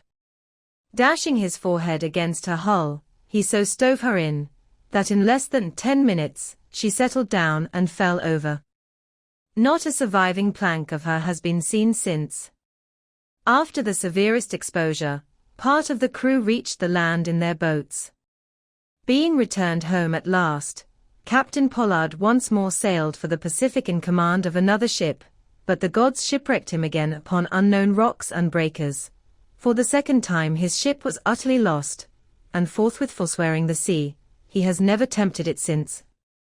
At this day Captain Pollard is a resident of Nantucket. I have seen Owen Chase, who was chief mate of the Essex at the time of the tragedy. I have read his plain and faithful narrative. I have conversed with his son, and all this within a few miles of the scene of the catastrophe. Asterisk. The following are extracts from Chase's narrative. Every fact seemed to warrant me in concluding that it was anything but chance which directed his operations. He made 2 several attacks upon the ship, at a short interval between them, both of which, according to their direction, were calculated to do us the most injury, by being made ahead, and thereby combining the speed of the 2 objects for the shock, to effect which, the exact maneuvers which he made were necessary. His aspect was most horrible, and such as indicated resentment and fury. He came directly from the shoal which we had just before entered, and in which we had struck 3 of his companions, as if fired with revenge for their sufferings.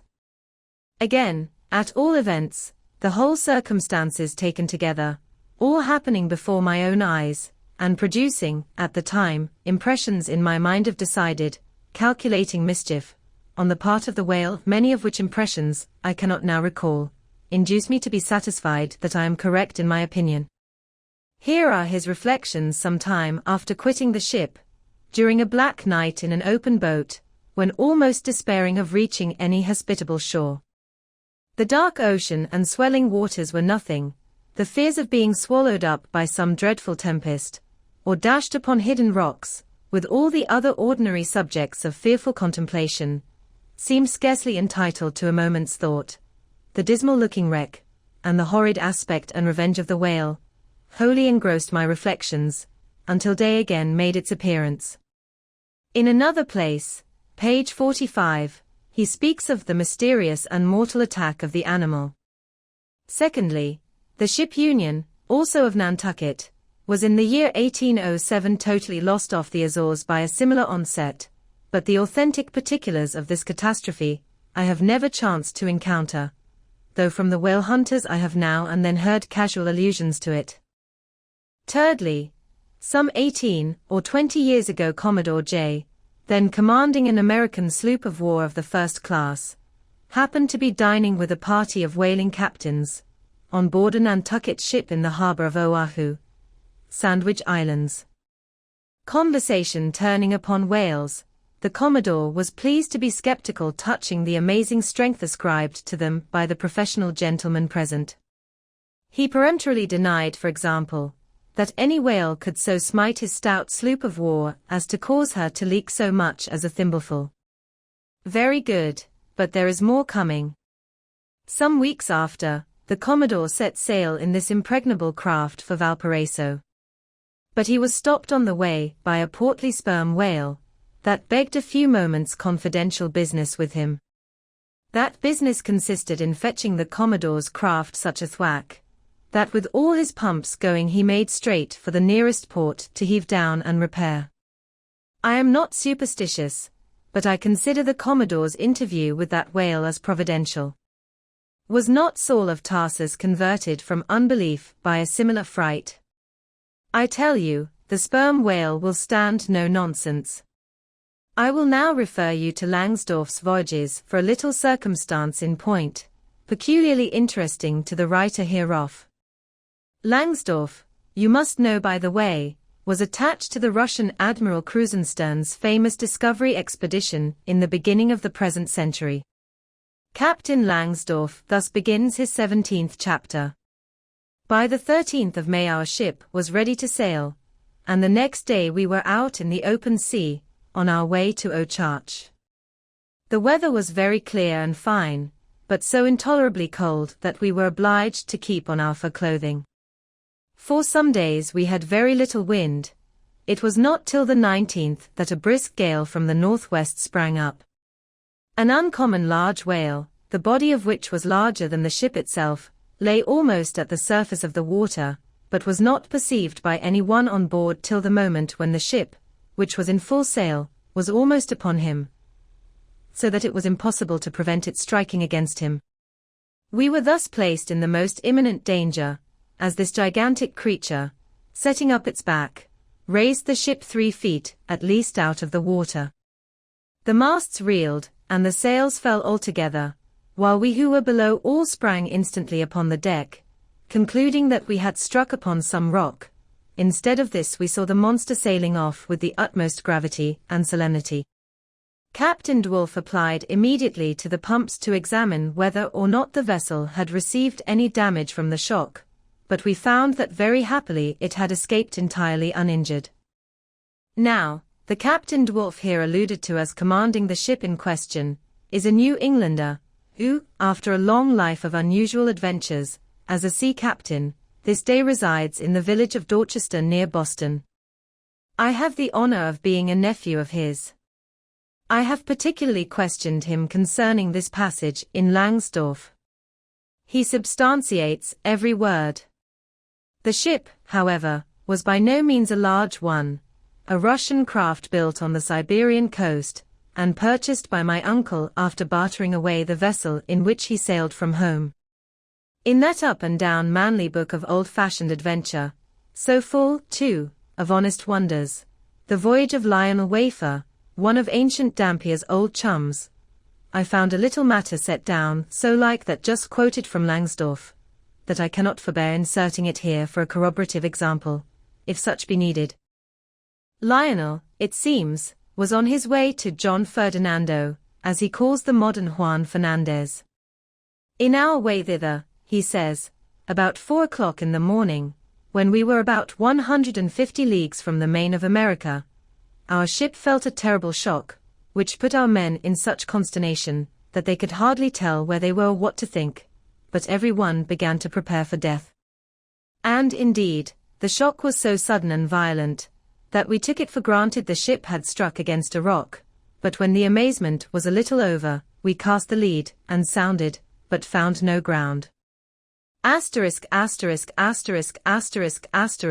suddenness of the shock made the guns leap in their carriages, and several of the men were shaken out of their hammocks. Captain Davis, who lay with his head on a gun, was thrown out of his cabin.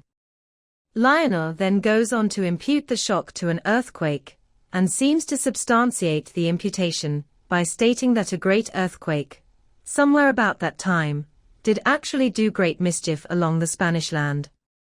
But I should not much wonder if, in the darkness of that early hour of the morning, the shock was after all caused by an unseen whale vertically bumping the hull from beneath. I might proceed with several more examples, one way or another known to me, of the great power and malice at times of the sperm whale. In more than one instance, he has been known, not only to chase the assailing boats back to their ships, but to pursue the ship itself, and long withstand all the lances hurled at him from its decks. The English ship Pusey Hall can tell a story on that head, and as for his strength, let me say, that there have been examples where the lines attached to a running sperm whale have, in a calm, been transferred to the ship, and secured there, the whale towing her great hull through the water, as a horse walks off with a cart. Again, it is very often observed that, if the sperm whale, once struck, is allowed time to rally, he then acts, not so often with blind rage, as with willful, deliberate designs of destruction to his pursuers, nor is it without conveying some eloquent indication of his character, that upon being attacked he will frequently open his mouth, and retain it in that dread expansion for several consecutive minutes.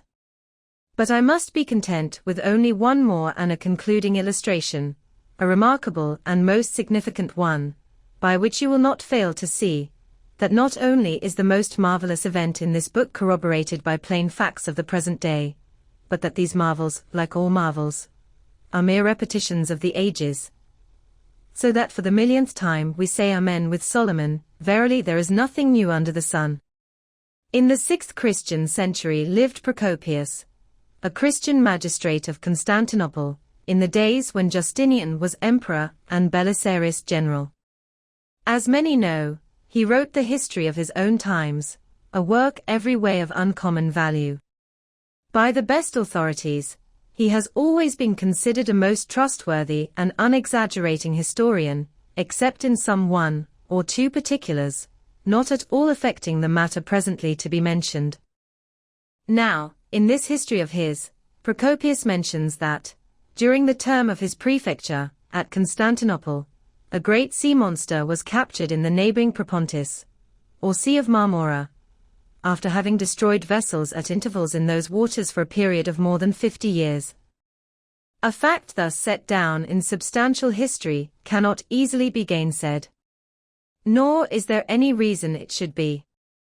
Of what precise species this sea monster was, is not mentioned. But as he destroyed ships, as well as for other reasons, he must have been a whale, and I am strongly inclined to think a sperm whale. And I will tell you why. For a long time I fancied that the sperm whale had been always unknown in the Mediterranean and the deep waters connecting with it. Even now I am certain that those seas are not, and perhaps never can be, in the present constitution of things, a place for his habitual gregarious resort. But further investigations have recently proved to me that in modern times there have been isolated instances of the presence of the sperm whale in the Mediterranean.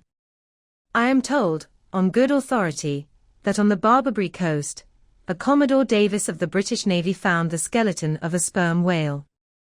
Now, as a vessel of war readily passes through the Dardanelles, hence a sperm whale could, by the same route, pass out of the Mediterranean into the Propontis. In the Propontis, as far as I can learn, none of that peculiar substance called brit is to be found, the aliment of the right whale. But I have every reason to believe that the food of the sperm whale, squid or cuttlefish, lurks at the bottom of that sea, because large creatures, but by no means the largest of that sort, have been found at its surface. If, then, you properly put these statements together, and reason upon them a bit, you will clearly perceive that, according to all human reasoning, Procopius's sea monster, that for half a century stove the ships of a Roman emperor, must in all probability have been a sperm whale. Chapter 46. Surmises. Though, consumed with the hot fire of his purpose, Ahab in all his thoughts and actions ever had in view the ultimate capture of Moby Dick, though he seemed ready to sacrifice all mortal interests to that one passion, nevertheless it may have been that he was by nature and long habituation far too wedded to a fiery whaleman's ways, altogether to abandon the collateral prosecution of the voyage. Or at least if this were otherwise, there were not wanting other motives much more influential with him. It would be refining too much, perhaps, even considering his monomania, to hint that his vindictiveness towards the white whale might have possibly extended itself in some degree to all sperm whales, and that the more monsters he slew by so much the more he multiplied the chances that each subsequently encountered whale would prove to be the hated one he hunted. But if such an hypothesis be indeed exceptionable, there were still additional considerations which, though not so strictly according with the wildness of his ruling passion, yet were by no means incapable of swaying him. To accomplish his object Ahab must use tools, and of all tools used in the shadow of the moon, men are most apt to get out of order.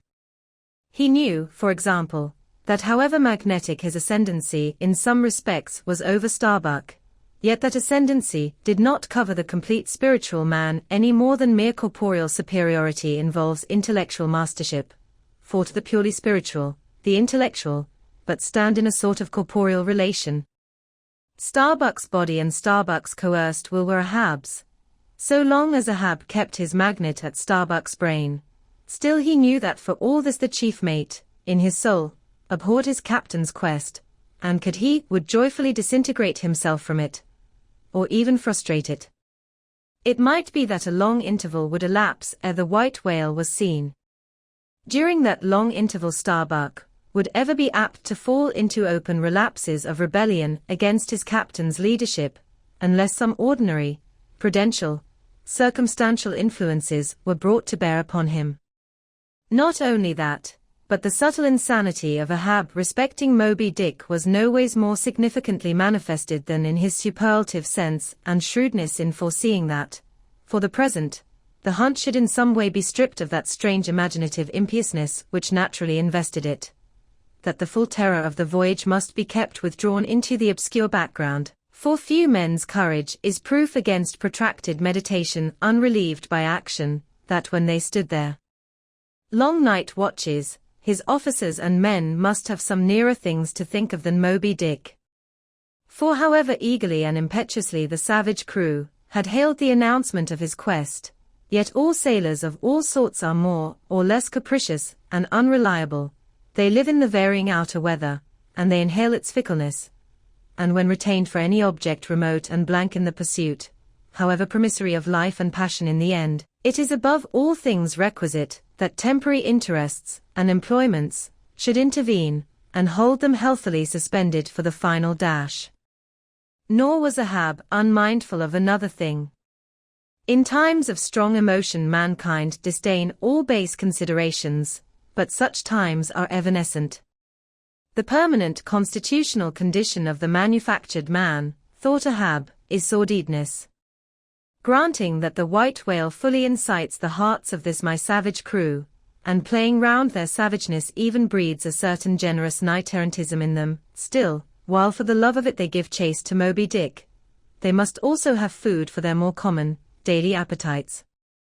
For even the high-lifted and chivalric crusaders of old times were not content to traverse 2,000 miles of land to fight for their holy sepulchre, without committing burglaries, picking pockets, and gaining other pious perquisites by the way. Had they been strictly held to their one final and romantic object, that final and romantic object, too many would have turned from in disgust. I will not strip these men, thought Ahab, of all hopes of cash. Cash. They may scorn cash now, but let some months go by, and no prospective promise of it to them, and then this same quiescent cash all at once mutinying in them, this same cash would soon cashier Ahab. Nor was there wanting still another precautionary motive more related to Ahab personally. Having impulsively, it is probable, and perhaps somewhat prematurely revealed the prime, but private purpose of the Pequod's voyage, Ahab was now entirely conscious that, in so doing, he had indirectly laid himself open to the unanswerable charge of usurpation, and with perfect impunity, both moral and legal, his crew if so disposed, and to that end competent, could refuse all further obedience to him, and even violently wrest from him the command. From even the barely hinted imputation of usurpation, and the possible consequences of such a suppressed impression gaining ground, Ahab must of course have been most anxious to protect himself. That protection could only consist in his own predominating brain and heart and hand, backed by a heedful, closely calculating attention to every minute atmospheric influence, which it was possible for his crew to be subjected to. For all these reasons then, and others perhaps too analytic to be verbally developed here, Ahab plainly saw that he must still in a good degree continue true to the natural, nominal purpose of the Pequod's voyage. Observe all customary usages, and not only that, but force himself to evince all his well-known passionate interest in the general pursuit of his profession. Be all this as it may, his voice was now often heard hailing the three mastheads and admonishing them to keep a bright lookout, and not omit reporting even a porpoise. This vigilance was not long without reward. Chapter 47. The Mat Maker. It was a cloudy, sultry afternoon. The seamen were lazily lounging about the decks, or vacantly gazing over into the lead-colored waters. Queequeg and I were mildly employed weaving what is called a sword mat, for an additional lashing to our boat. So still and subdued and yet somehow preluding was all the scene, and such an incantation of reverie lurked in the air, that each silent sailor seemed resolved into his own invisible self. I was the attendant or page of Queequeg, while busy at the mat. As I kept passing and repassing the filling or woof of marline between the long yarns of the warp, using my own hand for the shuttle, and as Queequeg, standing sideways, ever and anon slid his heavy oaken sword between the threads, and idly looking off upon the water, carelessly and unthinkingly drove home every yarn. I say so strange a dreaminess did there then reign all over the ship and all over the sea, only broken by the intermitting dull sound of the sword, that it seemed as if this were the loom of time, and I myself were a shuttle mechanically weaving and weaving away at the fates. There lay the fixed threads of the warp subject to but one single, ever-returning, unchanging vibration, and that vibration merely enough to admit of the crosswise interblending of other threads with its own. This warp seemed necessity, and here, thought I, with my own hand I ply my own shuttle, and weave my own destiny into these unalterable threads. Meantime, Queequeg's impulsive, indifferent sword, sometimes hitting the woof slantingly, or crookedly, or strongly, or weakly, as the case might be, and by this difference in the concluding blow producing a corresponding contrast in the final aspect of the completed fabric, this savage sword, thought I, which thus finally shapes and fashions both warp and woof, this easy, indifferent sword must be chance, chance, free will, and necessity, nowise incompatible, all interweavingly working together. The straight warp of necessity, not to be swerved from its ultimate course, its every alternating vibration, indeed, only tending to that. Free will still free to ply her shuttle between given threads, and chance, though restrained in its play within the right lines of necessity, and sideways in its motions directed by free will, though thus prescribed to by both, chance by turns rules either, and has the last featuring blow at events. Thus we were weaving and weaving away, when I started at a sound so strange, long-drawn, and musically wild and unearthly, that the ball of free will dropped from my hand, and I stood gazing up at the clouds whence that voice dropped like a wing. High aloft in the cross trees was that mad gay header, Tashtigo. His body was reaching eagerly forward, his hand stretched out like a wand, and at brief sudden intervals he continued his cries. To be sure the same sound was that very moment perhaps being heard all over the seas, from hundreds of whalemen's lookouts perched as high in the air, but from few of those lungs could that accustomed old cry have derived such a marvelous cadence as from Tashtigo the Indian's. As he stood hovering over you half suspended in air, so wildly and eagerly peering towards the horizon, you would have thought him some prophet, or seer beholding the shadows of fate, and by those wild cries announcing their coming. There she blows. There. There. There. She blows. She blows. Where away? On the lee beam, about 2 miles off. A school of them. Instantly all was commotion. The sperm whale blows as a clock ticks, with the same undeviating and reliable uniformity. And thereby whalemen distinguish this fish from other tribes of his genus.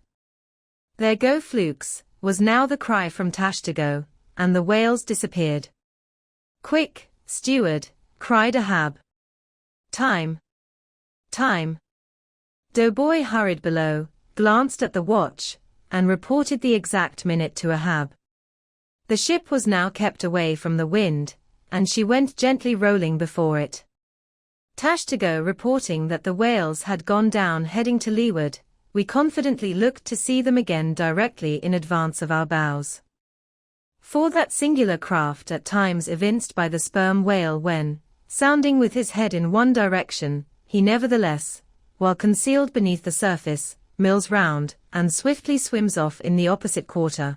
This deceitfulness of his could not now be in action, for there was no reason to suppose that the fish seen by Tashtigo had been in any way alarmed, or indeed knew at all of our vicinity. One of the men selected for shipkeepers, that is, those not appointed to the boats, by this time relieved the Indian at the mainmast head.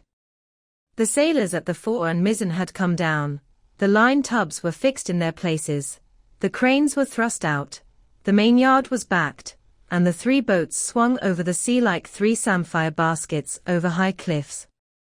Outside of the bulwarks their eager crews with one hand clung to the rail, while one foot was expectantly poised on the gunwale. So looked the long line of man-o'-war's men about to throw themselves on board an enemy's ship. But at this critical instant a sudden exclamation was heard that took every eye from the whale. With a start all glared at dark Ahab, who was surrounded by 5 dusky phantoms that seemed fresh formed out of air. Chapter 48. The first lowering. The phantoms, for so they then seemed, were flitting on the other side of the deck, and, with a noiseless celerity, were casting loose the tackles and bands of the boat which swung there. This boat had always been deemed one of the spare boats, though technically called the captain's, on account of its hanging from the starboard quarter. The figure that now stood by its bows was tall and swart, with one white tooth evilly protruding from its steel-like lips. A rumpled Chinese jacket of black cotton funereally invested him, with wide black trousers of the same dark stuff. But strangely crowning this ebonness was a glistening white plaited turban, the living hair braided and coiled round and round upon his head. Less swart in aspect, the companions of this figure were of that vivid, tiger-yellow complexion peculiar to some of the aboriginal natives of the Manilas, a race notorious for a certain diabolism of subtlety, and by some honest white mariners supposed to be the paid spies and secret confidential agents on the water of the devil, their lord, whose counting-room they supposed to be elsewhere. While yet the wondering ship's company were gazing upon these strangers, Ahab cried out to the white-turbaned old man at their head, "All ready there, Fedallah?" "Ready," was the half-hissed reply. "Lower away then, do ye hear?" shouting across the deck. "Lower away there, I say."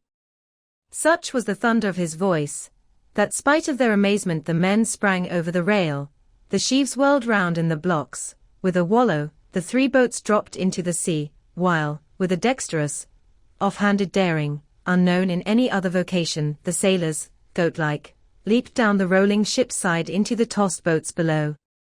Hardly had they pulled out from under the ship's lee, when a 4th keel, coming from the windward side, pulled round under the stern, and showed the 5 strangers rowing Ahab, who, standing erect in the stern, loudly hailed Starbuck, Stubb, and Flask, to spread themselves widely, so as to cover a large expanse of water.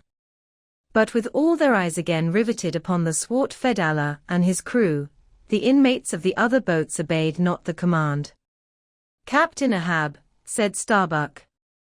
"Spread yourselves," cried Ahab, "give way, all 4 boats. Thou, Flask, pull out more to leeward." "Aye, aye, sir," cheerily cried little Kingpost, sweeping round his great steering oar. "Lay back," addressing his crew. There again. There she blows right ahead, boys, lay back. Never heed yonder yellow boys, Archie." "Oh, I don't mind sir," said Archie. "I knew it all before now. Didn't I hear in the hold? And didn't I tell Kabako hear of it? What say ye, Kabako?" "They are stowaways, Mr. Flask." "Pull, pull, my fine hearts alive, pull, my children, pull, my little ones," drawlingly and soothingly sighed Stubb to his crew, some of whom still showed signs of uneasiness. "Why don't you break your backbones, my boys? What is it you stare at?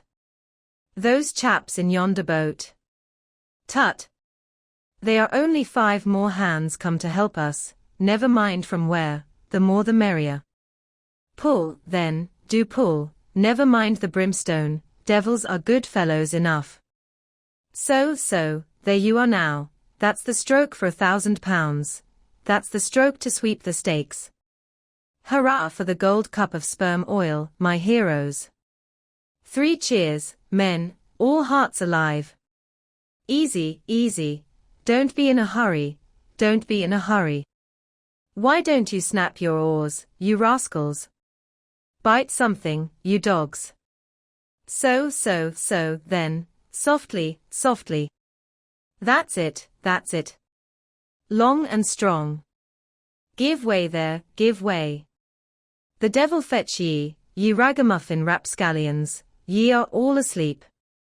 Stop snoring, ye sleepers, and pull. Pull, will ye? Pull, can't ye? Pull, won't ye? Why in the name of gudgeons and ginger cakes don't ye pull, pull and break something?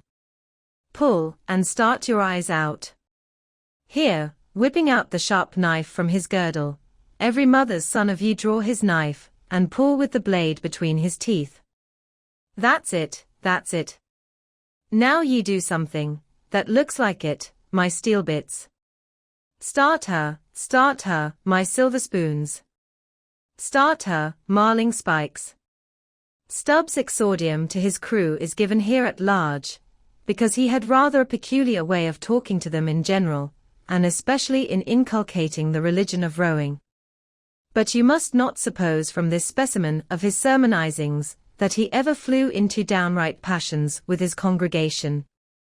Not at all, and therein consisted his chief peculiarity. He would say the most terrific things to his crew, in a tone so strangely compounded of fun and fury, and the fury seemed so calculated merely as a spice to the fun, that no oarsman could hear such queer invocations without pulling for dear life, and yet pulling for the mere joke of the thing. Besides, he all the time looked so easy and indolent himself, so loungingly managed his steering oar, and so broadly gaped, open-mouthed at times, that the mere sight of such a yawning commander, by sheer force of contrast, acted like a charm upon the crew. Then again, Stubb was one of those odd sort of humorists, whose jollity is sometimes so curiously ambiguous, as to put all inferiors on their guard in the matter of obeying them. In obedience to a sign from Ahab, Starbuck was now pulling obliquely across Stubb's bow, and when for a minute or so the two boats were pretty near to each other, Stubb hailed the mate. "Mr. Starbuck. Larboard boat there, ahoy. A word with ye, sir, if ye please." "Hello," returned Starbuck, turning round not a single inch as he spoke, still earnestly, but whisperingly urging his crew, his face set like a flint from Stubb's. "What think ye of those yellow boys, sir? Smuggled on board, somehow, before the ship sailed. Strong, strong, boys," in a whisper to his crew, then speaking out loud again, "a sad business, Mr. Stubb. Seethe her, my lads, but never mind, Mr. Stubb, all for the best. Let all your crew pull strong, come what will. Spring, my men, spring. There's hogsheads of sperm ahead, Mr. Stubb, and that's what he came for. Pull, my boys. Sperm's the play. This at least is duty and profit hand in hand." I thought as much," soliloquized Stubb, when the boats diverged. "As soon as I clapped eye on I thought so. And that's what he went into the after hold for, so often, as Doughboy long suspected. They were hidden down there. The white whales at the bottom of it. Well, so be it. Can't be helped. All right. Give way, men. It ain't the white whale today. Give way." Now the advent of these outlandish strangers, at such a critical instant as the lowering of the boats from the deck, this had not unreasonably awakened a sort of superstitious amazement in some of the ship's company, but Archer's fancied discovery having some time previous got abroad among them, though indeed not credited then, this had in some small measure prepared them for the event. It took off the extreme edge of their wonder, and so what with all this and Stubb's confident way of accounting for their appearance, they were for the time freed from superstitious surmisings, though the affair still left abundant room for all manner of wild conjectures as to dark Ahab's precise agency in the matter from the beginning. For me, I silently recalled the mysterious shadows I had seen creeping on board the Pequod during the dim Nantucket dawn, as well as the enigmatical hintings of the unaccountable Elijah. Meantime, Ahab, out of hearing of his officers, having sided the furthest to windward, was still ranging ahead of the other boats, a circumstance bespeaking how potent a crew was pulling him. Those tiger-yellow creatures of his seemed all steel and whalebone. Like 5 trip hammers they rose and fell with regular strokes of strength, which periodically started the boat along the water like a horizontal burst boiler out of a Mississippi steamer. As for Fedallah, who was seen pulling the harpooner oar, he had thrown aside his black jacket, and displayed his naked chest with the whole part of his body above the gunwale, clearly cut against the alternating depressions of the watery horizon, while at the other end of the boat Ahab, with one arm, like a fencer's, thrown half backward into the air, as if to counterbalance any tendency to trip, Ahab was seen steadily managing his steering, or as in 1,000 boat lowerings ere the white whale had torn him. All at once the outstretched arm gave a peculiar motion, and then remained fixed, while the boat's 5 oars were seen simultaneously peaked. Boat and crew sat motionless on the sea. Instantly the 3 spread boats in the rear paused on their way. The whales had irregularly settled bodily down into the blue, thus giving no distantly discernible token of the movement, though from his closer vicinity Ahab had observed it. "Every man look out along his oars," cried Starbuck. "Thou, Queequeg, stand up." Nimbly springing up on the triangular raised box in the bow, the savage stood erect there, and with intensely eager eyes gazed off towards the spot where the chase had last been descried. Likewise upon the extreme stern of the boat, where it was also triangularly platformed level with the gunwale, Starbuck himself was seen coolly and adroitly balancing himself to the jerking tossings of his chip of a craft, and silently eyeing the vast blue eye of the sea. Not very far distant Flask's boat was also lying breathlessly still, its commander recklessly standing upon the top of the loggerhead, a stout sort of post rooted in the keel, and rising some 2 feet above the level of the stern platform. It is used for catching turns with the whale line. Its top is not more spacious than the palm of a man's hand, and standing upon such a base as that, Flask seemed perched at the masthead of some ship which had sunk to all but her trucks. But Little Kingpost was small and short, and at the same time Little Kingpost was full of a large and tall ambition, so that this loggerhead standpoint of his did by no means satisfy Kingpost.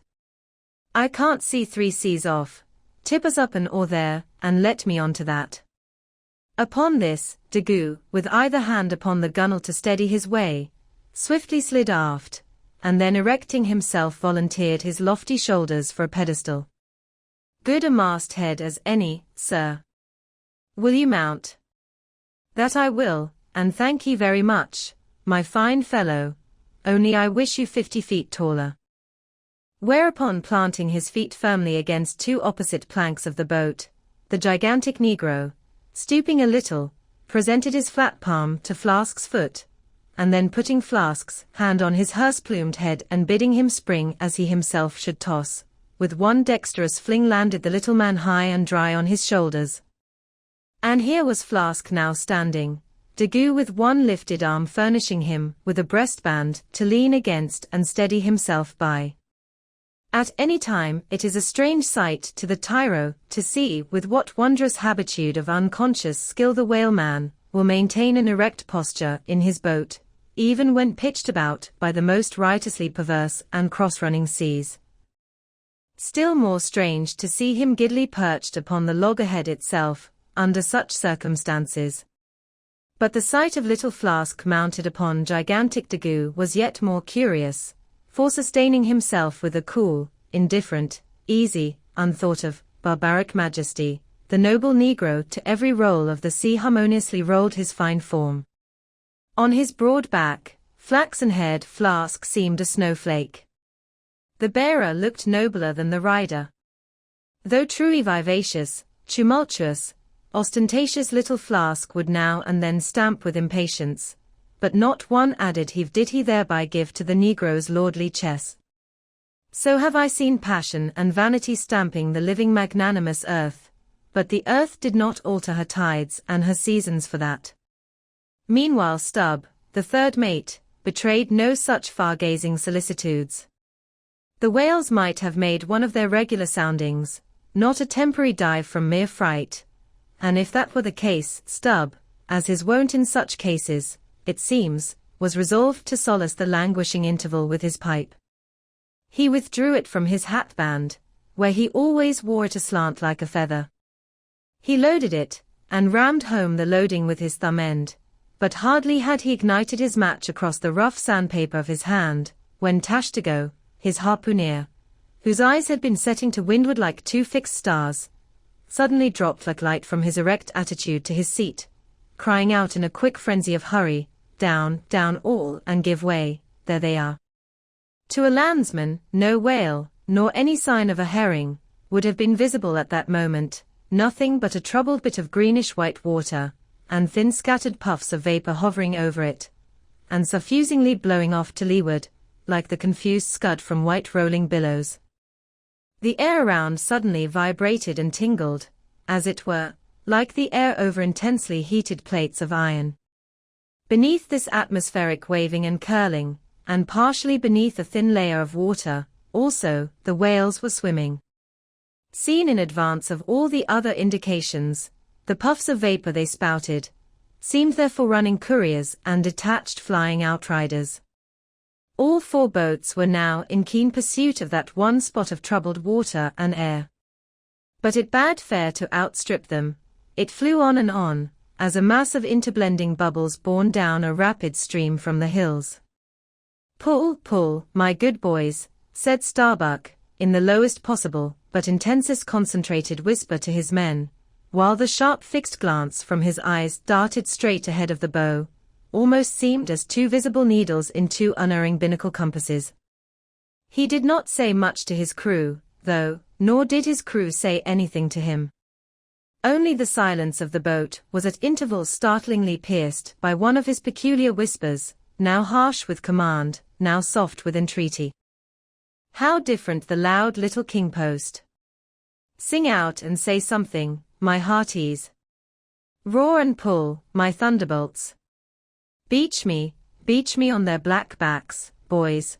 Only do that for me, and I'll sign over to you my Martha's Vineyard plantation, boys, including wife and children, boys. Lay me on, lay me on. Oh Lord, Lord. But I shall go stark, staring mad. See that white water. And so shouting, he pulled his hat from his head, and stamped up and down on it. Then picking it up, flirted it far off upon the sea, and finally fell to rearing and plunging in the boat's stern like a crazed colt from the prairie. Look at that chap now, philosophically drawled Stubb, who, with his unlighted short pipe, mechanically retained between his teeth, at a short distance, followed after. He's got fits, that flask has. Fits? Yes, give him fits, that's the very word, pitch fits into him. Merrily, merrily, hearts alive. Pudding for supper, you know, merry's the word. Pull, babes, pull, sucklings, pull, all. But what the devil are you hurrying about? Softly, softly and steadily, my men. Only pull, and keep pulling, nothing more. Crack all your backbones, and bite your knives in two, that's all. Take it easy, why don't ye take it easy, I say, and burst all your livers and lungs. But what it was that inscrutable Ahab said to that tiger-yellow crew of his, these were words best omitted here, for you live under the blessed light of the evangelical land. Only the infidel sharks in the audacious seas may give ear to such words, when, with tornado brow, and eyes of red murder, and foam-glued lips, Ahab leaped after his prey. Meanwhile, all the boats tore on. The repeated specific allusions of Flask to that whale, as he called the fictitious monster, which he declared to be incessantly tantalizing his boat's bow with its tail, these allusions of his were at times so vivid and lifelike, that they would cause some one or two of his men to snatch a fearful look over the shoulder. But this was against all rule, for the oarsmen must put out their eyes, and ram a skewer through their necks, usage pronouncing that they must have no organs but ears, and no limbs but arms, in these critical moments. It was a sight full of quick wonder and awe. The vast swells of the omnipotent sea, the surging, hollow roar they made, as they rolled along the 8 gunwales, like gigantic bowls in a boundless bowling green, the brief suspended agony of the boat, as it would tip for an instant on the knife-like edge of the sharper waves, that almost seemed threatening to cut it in two, the sudden profound dip into the watery glens and hollows, the keen spurrings and goadings to gain the top of the opposite hill, the headlong, sled-like slide down its other side, all these, with the cries of the headsmen and harpooneers, and the shuddering gasps of the oarsmen, with the wondrous sight of the ivory Pequod bearing down upon her boats with outstretched sails, like a wild hen after her screaming brood. All this was thrilling. Not the raw recruit, marching from the bosom of his wife into the fever heat of his first battle, not the dead man's ghost encountering the first unknown phantom in the other world. Neither of these can feel stranger and stronger emotions than that man does, who for the first time finds himself pulling into the charmed, churned circle of the hunted sperm whale. The dancing white water made by the chase was now becoming more and more visible, owing to the increasing darkness of the dun cloud shadows flung upon the sea. The jets of vapor no longer blended, but tilted everywhere to right and left, the whales seemed separating their wakes. The boats were pulled more apart, Starbuck giving chase to 3 whales running dead to leeward. Our sail was now set, and with the still rising wind, we rushed along, the boat going with such madness through the water, that the lee oars could scarcely be worked rapidly enough to escape being torn from the rowlocks. Soon we were running through a suffusing wide veil of mist, neither ship nor boat to be seen. "Give way, men," whispered Starbuck, drawing still further aft the sheet of his sail. "There is time to kill a fish yet before the squall comes. There's white water again, close to spring." Soon after, 2 cries in quick succession on each side of us denoted that the other boats had got fast, but hardly were they overheard, when with a lightning-like hurtling whisper Starbuck said, "Stand up," and Queequeg, harpoon in hand, sprang to his feet. Though not one of the oarsmen was then facing the life and death peril so close to them ahead, yet with their eyes on the intense countenance of the mate in the stern of the boat, they knew that the imminent instant had come. They heard, too, an enormous wallowing sound as of 50 elephants stirring in their litter. Meanwhile the boat was still booming through the mist, the waves curling and hissing around us like the erected crests of enraged serpents. "That's his hump. There, give it to him," whispered Starbuck. A short rushing sound leaped out of the boat. It was the darted iron of Queequeg. Then all in one welded commotion came an invisible push from astern, while forward the boat seemed striking on a ledge. The sail collapsed and exploded. A gush of scalding vapor shot up nearby. Something rolled and tumbled like an earthquake beneath us. The whole crew were half suffocated, as they were tossed helter-skelter into the white curling cream of the squall. Squall, whale, and harpoon had all blended together, and the whale, merely grazed by the iron, escaped. Though completely swamped, the boat was nearly unharmed. Swimming round it we picked up the floating oars, and lashing them across the gunwale, tumbled back to our places. There we sat up to our knees in the sea, the water covering every rib and plank, so that to our downward-gazing eyes the suspended craft seemed a coral boat grown up to us from the bottom of the ocean.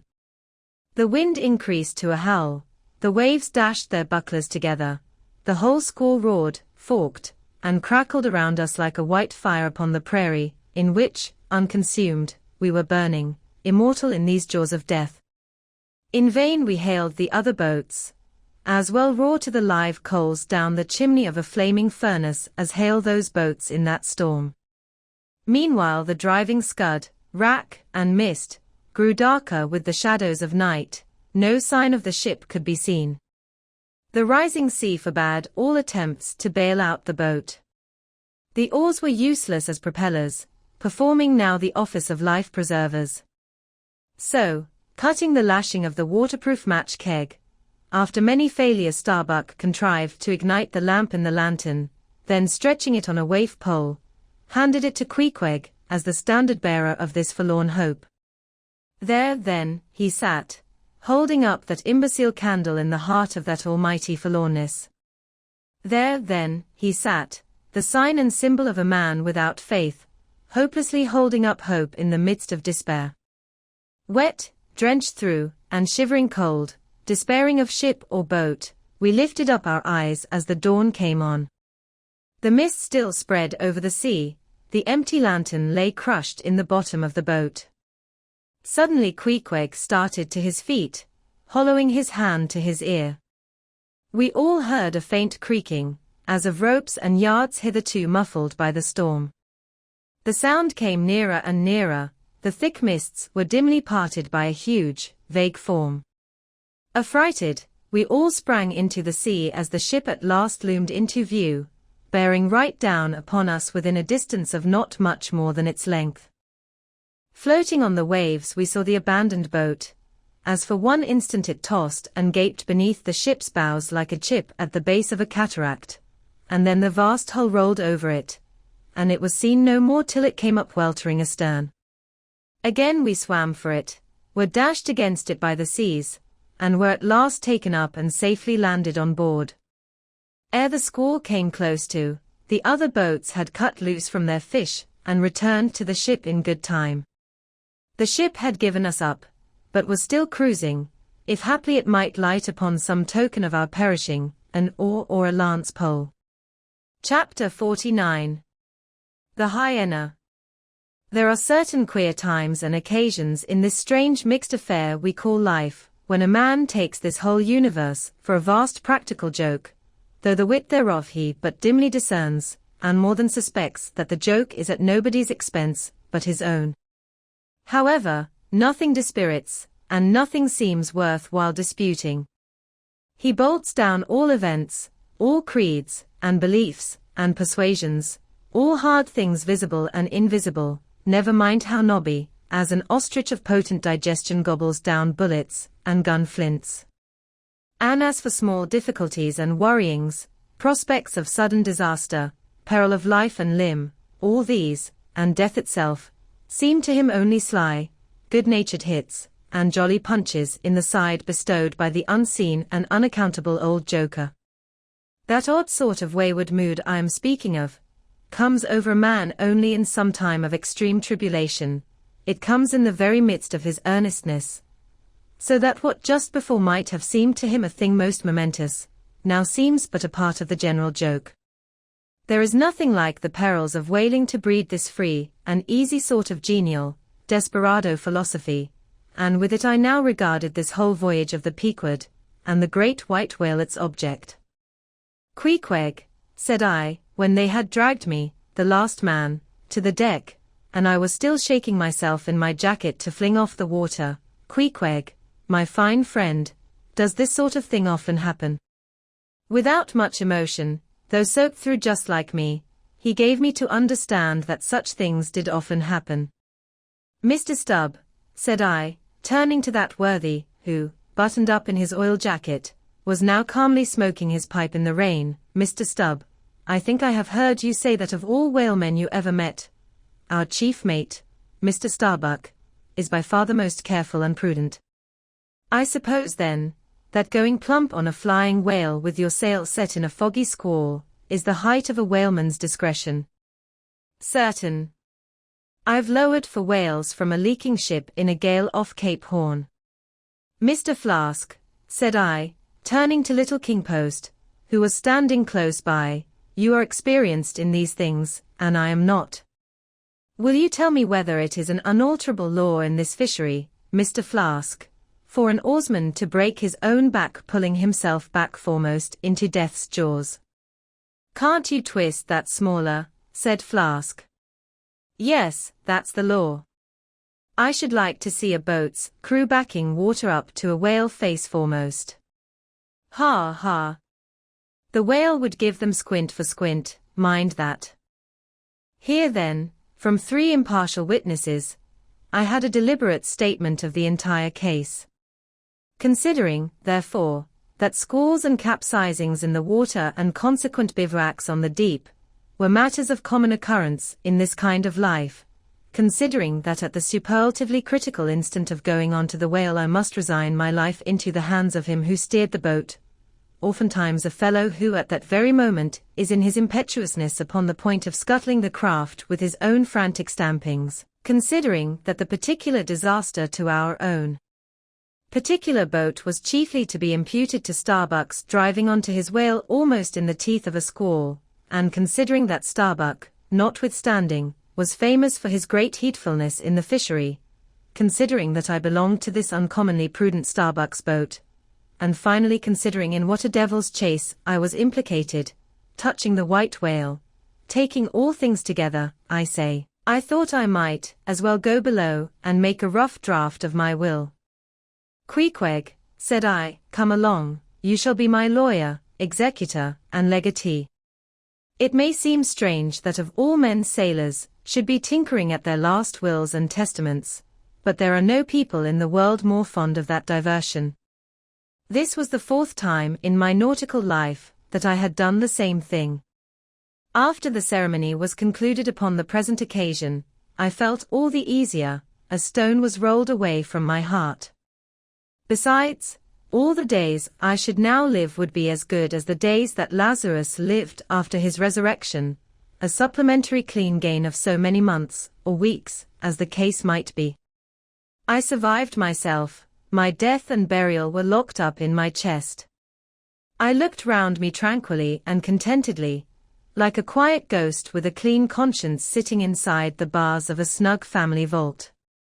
Now then, thought I, unconsciously rolling up the sleeves of my frock, here goes for a cool, collected dive at death and destruction, and the devil fetch the hindmost. Chapter 50. Ahab's boat and crew. Fed Allah. Who would have thought it, Flask? Cried Stubb. If I had but one leg you would not catch me in a boat, unless maybe to stop the plug hole with my timber toe. Oh! He's a wonderful old man. I don't think it so strange, after all, on that account, said Flask. If his leg were off at the hip, now, it would be a different thing. That would disable him, but he has one knee, and good part of the other left, you know. I don't know that, my little man, I never yet saw him kneel. Among whale-wise people it has often been argued whether, considering the paramount importance of his life to the success of the voyage, it is right for a whaling captain to jeopardize that life in the active perils of the chase. So Tamerlane's soldiers often argued with tears in their eyes, whether that invaluable life of his ought to be carried into the thickest of the fight. But with Ahab the question assumed a modified aspect. Considering that with 2 legs man is but a hobbling wight in all times of danger, considering that the pursuit of whales is always under great and extraordinary difficulties, that every individual moment, indeed, then comprises a peril. Under these circumstances, is it wise for any maimed man to enter a whaleboat in the hunt? As a general thing, the joint owners of the Pequod must have plainly thought not. Ahab well knew that although his friends at home would think little of his entering a boat in certain comparatively harmless vicissitudes of the chase, for the sake of being near the scene of action, and giving his orders in person, yet for Captain Ahab to have a boat actually apportioned to him as a regular headsman in the hunt, above all for Captain Ahab to be supplied with 5 extra men, as that same boat's crew, he well knew that such generous conceits never entered the heads of the owners of the Pequod. Therefore he had not solicited a boat's crew from them, nor had he in any way hinted his desires on that head. Nevertheless, he had taken private measures of his own touching all that matter. Until Cabarco's published discovery, the sailors had little foreseen it, though to be sure when, after being a little while out of port, all hands had concluded the customary business of fitting the whaleboats for service, when some time after this Ahab was now and then found bestirring himself in the matter of making thole-pins with his own hands for what was thought to be one of the spare boats, and even solicitously cutting the small wooden skewers, which when the line is running out are pinned over the groove in the bow, When all this was observed in him, and particularly his solicitude in having an extra coat of sheathing in the bottom of the boat, as if to make it better withstand the pointed pressure of his ivory limb, and also the anxiety he evinced in exactly shaping the thigh-board, or clumsy cleat, as it is sometimes called, the horizontal piece in the boat's bow for bracing the knee against in darting or stabbing at the whale, when it was observed how often he stood up in that boat with his solitary knee fixed in the semicircular depression in the cleat, and with the carpenter's chisel gouged out a little here and straightened it a little there, all these things, I say, had awakened much interest and curiosity at the time. But almost everybody supposed that this particular preparative heedfulness in Ahab must only be with a view to the ultimate chase of Moby Dick, for he had already revealed his intention to hunt that mortal monster in person. But such a supposition did by no means involve the remotest suspicion as to any boat's crew being assigned to that boat. Now, with the subordinate phantoms, what wonder remained soon waned away, for in a whaler wonders soon wane. Besides, now and then such unaccountable odds and ends of strange nations come up from the unknown nooks and ash-holes of the earth to man these floating outlaws of whalers, and the ships themselves often pick up such queer castaway creatures found tossing about the open sea on planks, bits of wreck, oars, whaleboats, canoes, blown-off Japanese junks, and what not, that Beelzebub himself might climb up the side and step down into the cabin to chat with the captain, and it would not create any unsubduable excitement in the forecastle. But be all this as it may, certain it is that while the subordinate phantoms soon found their place among the crew, though still as it was somehow distinct from them, yet that hair-turbaned Fedallah remained a muffled mystery to the last.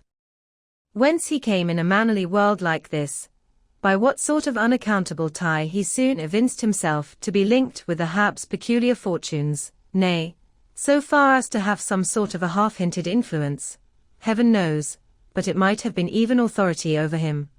All this none knew. But one cannot sustain an indifferent air concerning Fedallah. He was such a creature as civilized, domestic people in the temperate zone only see in their dreams, and that but dimly, but the like of whom now and then glide among the unchanging Asiatic communities, especially the Oriental isles to the east of the continent, those insulated, immemorial, unalterable countries, which even in these modern days still preserve much of the ghostly aboriginalness of Earth's primal generations, when the memory of the first man was a distinct recollection and awe. Men his descendants, unknowing whence he came, eyed each other as real phantoms, and asked of the sun and the moon why they were created and to what end, when though, according to Genesis, the angels indeed consorted with the daughters of men, the devils also, add the uncanonical rabbins, indulged in mundane amours. Chapter 51. The Spirit Spout. Days, weeks passed, and under easy sail, the ivory Pequod had slowly swept across 4 several cruising grounds, that off the Azores, off the Cape de Verdes, on the Plate, so called, being off the mouth of the Rio de la Plata, and the Carroll Ground, an unstaked, watery locality, southerly from St. Helena. It was while gliding through these latter waters that one serene and moonlight night, when all the waves rolled by like scrolls of silver, and by their soft, suffusing seethings, made what seemed a silvery silence, not a solitude. On such a silent night a silvery jet was seen far in advance of the white bubbles at the bow. Lit up by the moon, it looked celestial, seemed some plumed and glittering god uprising from the sea. Fedallah first descried this jet. 4 of these moonlight nights, it was his wont to mount to the mainmast head, and stand a lookout there, with the same precision as if it had been day. And yet, though herds of whales were seen by night, not one whaleman in 100 would venture a lowering for them. You may think with what emotions, then, the seaman beheld this old Oriental perched aloft at such unusual hours, his turban and the moon, companions in one sky. But when, after spending his uniform interval there for several successive nights, without uttering a single sound, when, after all this silence, his unearthly voice was heard announcing that silvery, moonlit jet, every reclining mariner started to his feet as if some winged spirit had lighted in the rigging, and hailed the mortal crew. There she blows. Had the trump of judgment blown, they could not have quivered more, yet still they felt no terror, rather pleasure.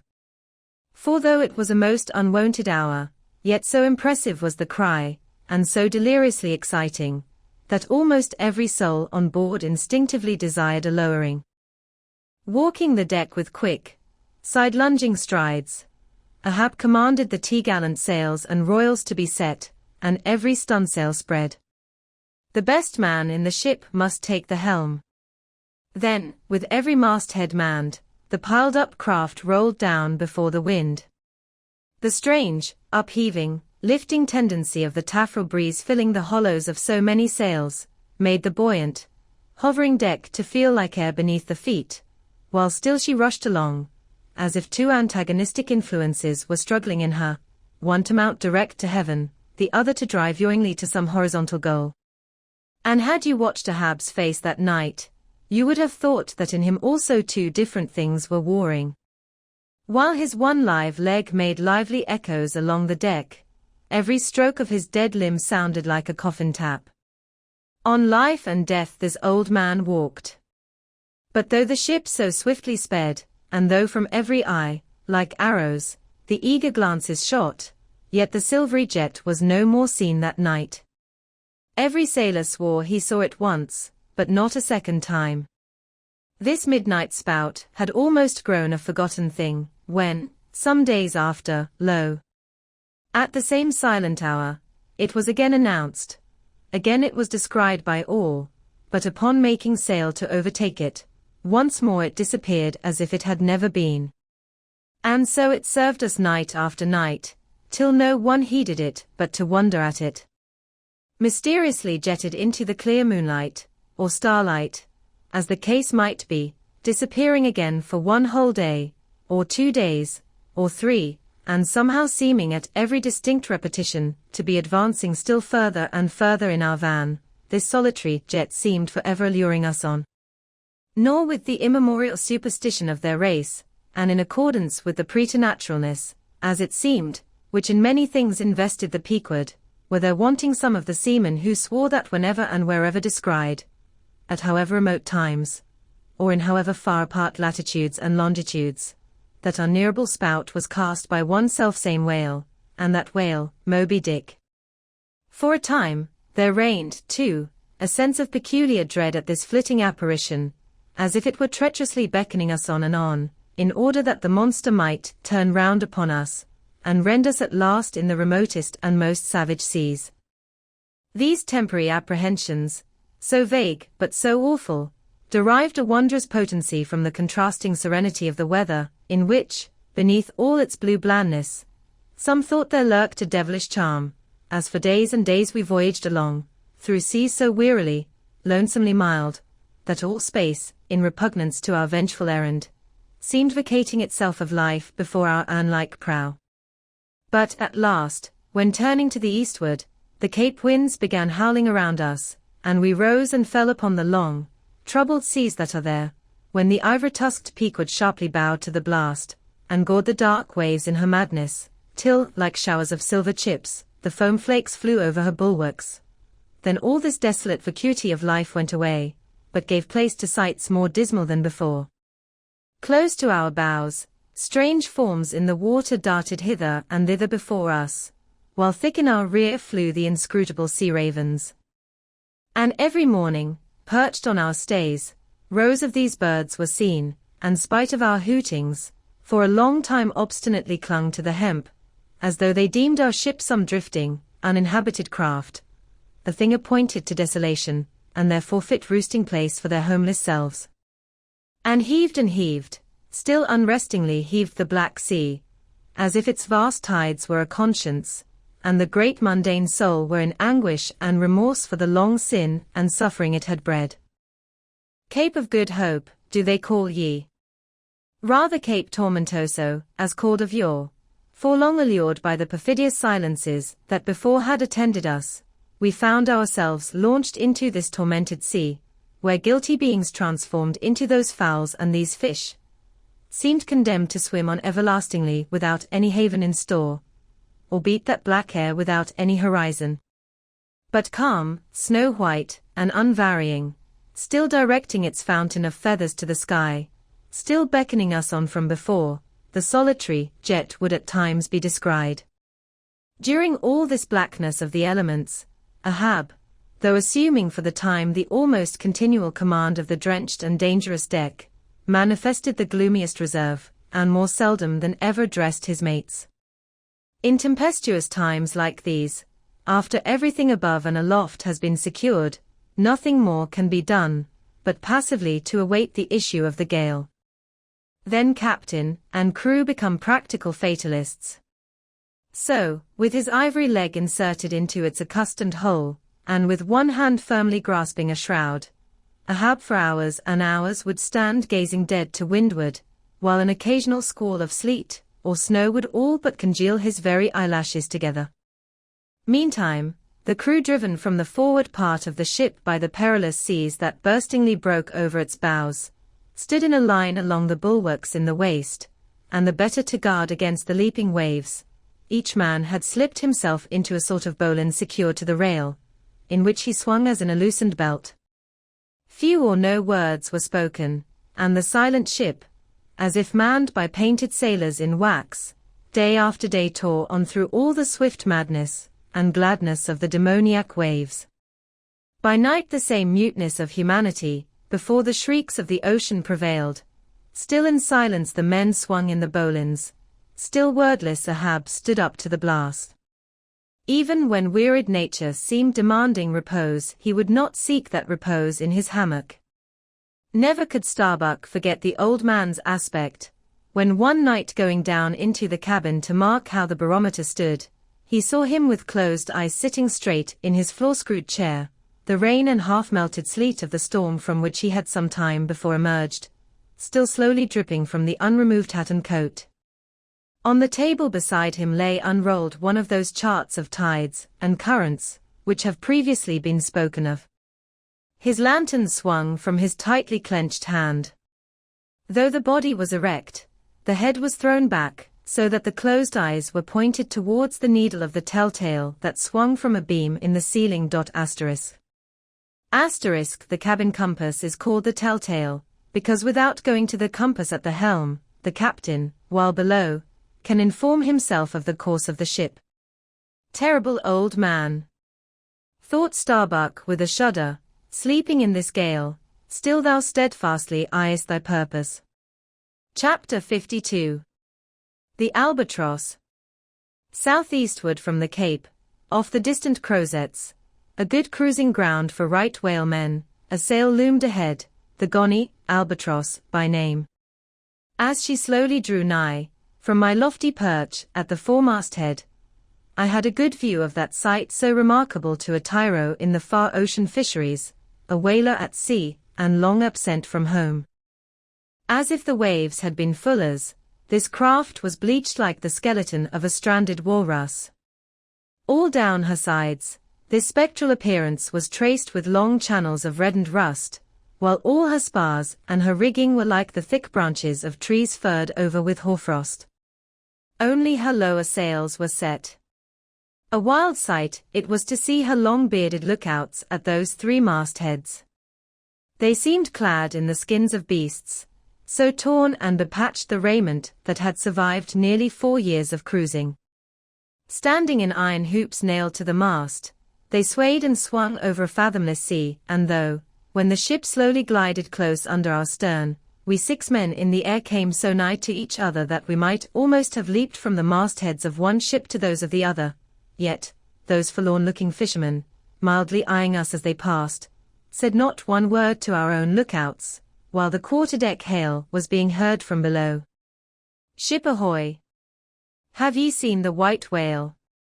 But as the strange captain, leaning over the pallid bulwarks, was in the act of putting his trumpet to his mouth, it somehow fell from his hand into the sea, and the wind now rising amain, he in vain strove to make himself heard without it. Meantime his ship was still increasing the distance between. While in various silent ways the seamen of the Pequod were evincing their observance of this ominous incident at the first mere mention of the white whale's name to another ship, Ahab for a moment paused. It almost seemed as though he would have lowered a boat to board the stranger, had not the threatening wind forbade. But taking advantage of his windward position, he again seized his trumpet, and knowing by her aspect that the stranger vessel was a Nantucketer, and shortly bound home, he loudly hailed, "Ahoy there! This is the Pequod, bound round the world. Tell them to address all future letters to the Pacific Ocean. And this time 3 years, if I am not at home, tell them to address them to." At that moment the two wakes were fairly crossed, and instantly, then, in accordance with their singular ways, shoals of small harmless fish, that for some days before had been placidly swimming by our side, darted away with what seemed shuddering fins, and ranged themselves fore and aft with the stranger's flanks. Though in the course of his continual voyagings Ahab must often before have noticed a similar sight, yet, to any monomaniac man, the various trifles capriciously carry meanings. "Swim away from me, do ye," murmured Ahab, gazing over into the water. There seemed but little in the words, but the tone conveyed more of deep helpless sadness than the insane old man had ever before evinced. But turning to the steersman, who thus far had been holding the ship in the wind to diminish her headway, he cried out in his old lion voice, "Up helm! Keep her off round the world! Round the world!" There is much in that sound to inspire proud feelings, but whereto does all that circumnavigation conduct? Only through numberless perils to the very point whence we started, where those that we left behind secure, were all the time before us. Were this world an endless plain, and by sailing eastward we could forever reach new distances, and discover sights more sweet and strange than any Cyclades, or islands of King Solomon, then there were promise in the voyage. But in pursuit of those far mysteries we dream of, or in tormented chase of that demon phantom that, some time or other, swims before all human hearts, while chasing such over this round globe, they either lead us on in barren mazes or midway leave us whelmed. Chapter 53. The Gam. The ostensible reason why Ahab did not go on board of the whaler we had spoken was this: the wind and sea betokened storms. But even had this not been the case, he would not after all, perhaps, have boarded her, judging by his subsequent conduct on similar occasions, if so it had been that, by the process of hailing, he had obtained a negative answer to the question he put. For, as it eventually turned out, he cared not to consort, even for 5 minutes, with any stranger captain, except he could contribute some of that information he so absorbingly sought. But all this might remain inadequately estimated, were not something said here of the peculiar usages of whaling vessels, when meeting each other in foreign seas, and especially on a common cruising ground.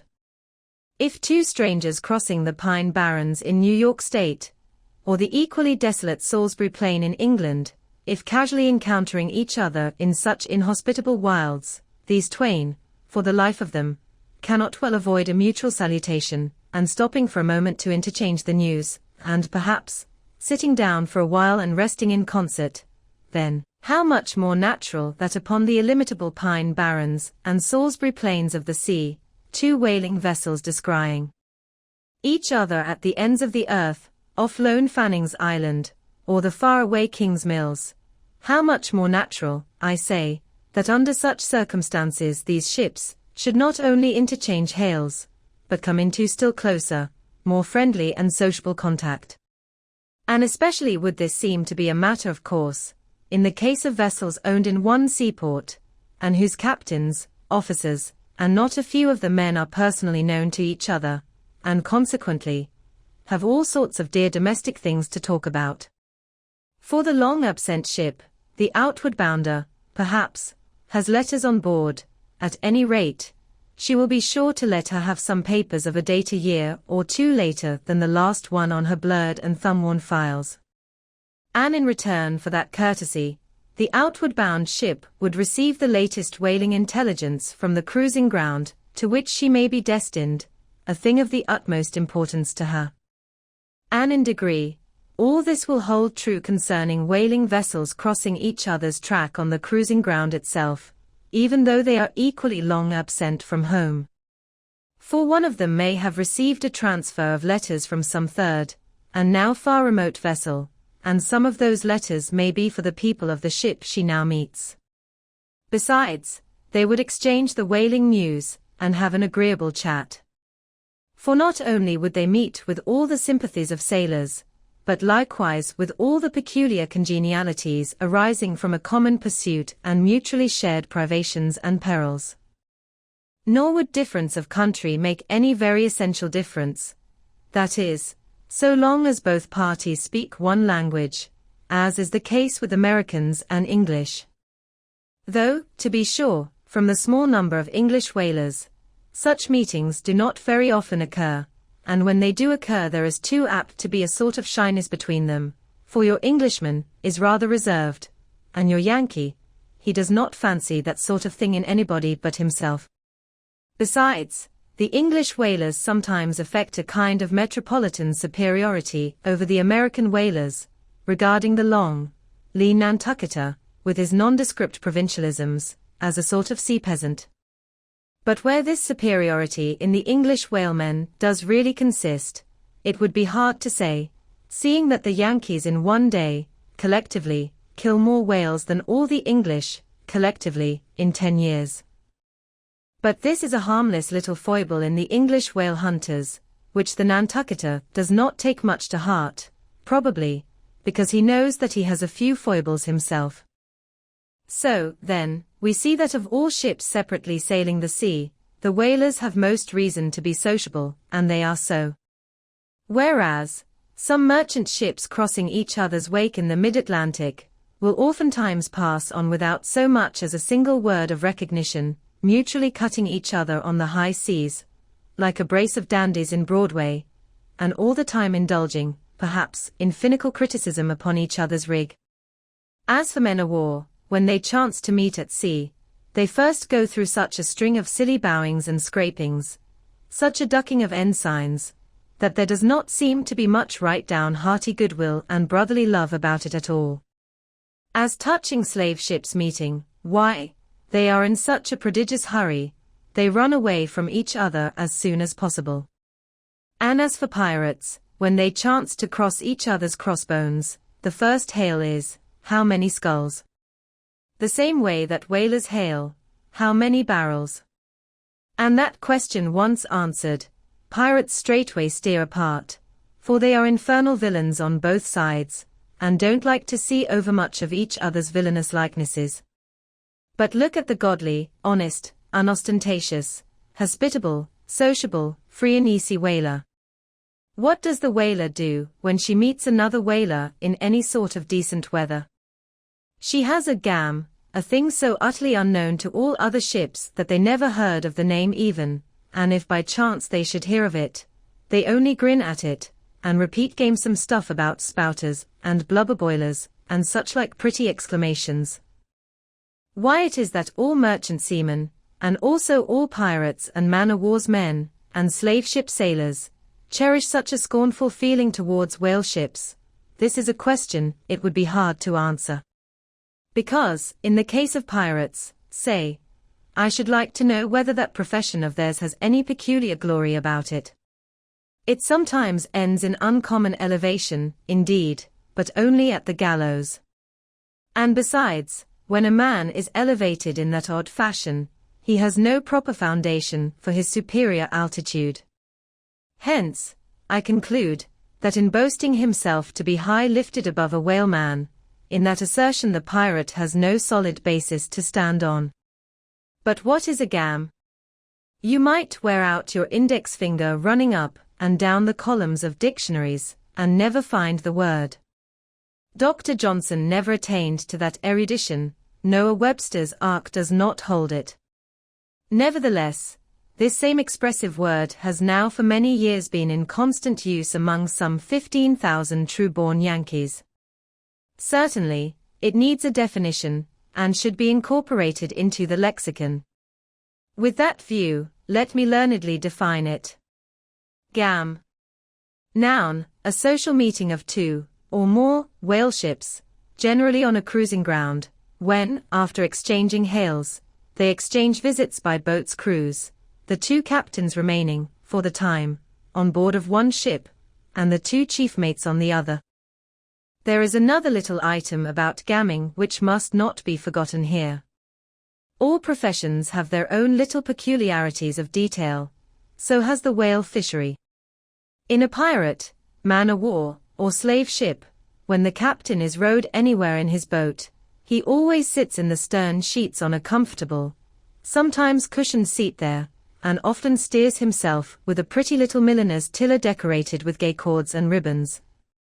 But the whaleboat has no seat astern, no sofa of that sort whatever, and no tiller at all.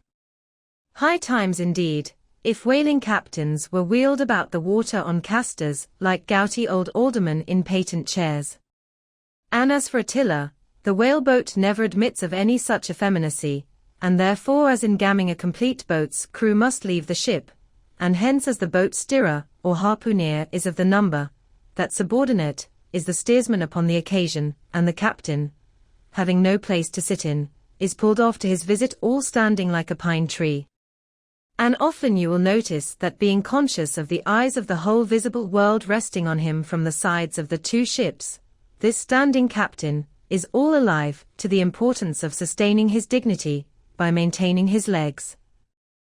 Nor is this any very easy matter, for in his rear is the immense projecting steering or hitting him now and then in the small of his back, the after oar reciprocating by wrapping his knees in front. He is thus completely wedged before and behind, and can only expand himself sideways by settling down on his stretched legs, but a sudden, violent pitch of the boat will often go far to topple him, because length of foundation is nothing without corresponding breadth. Merely make a spread angle of two poles, and you cannot stand them up. Then, again, it would never do in plain sight of the world's riveted eyes, it would never do, I say, for this straddling captain to be seen steadying himself the slightest particle by catching hold of anything with his hands. Indeed, as token of his entire, buoyant self-command, he generally carries his hands in his trousers pockets, but perhaps being generally very large, heavy hands, he carries them there for ballast.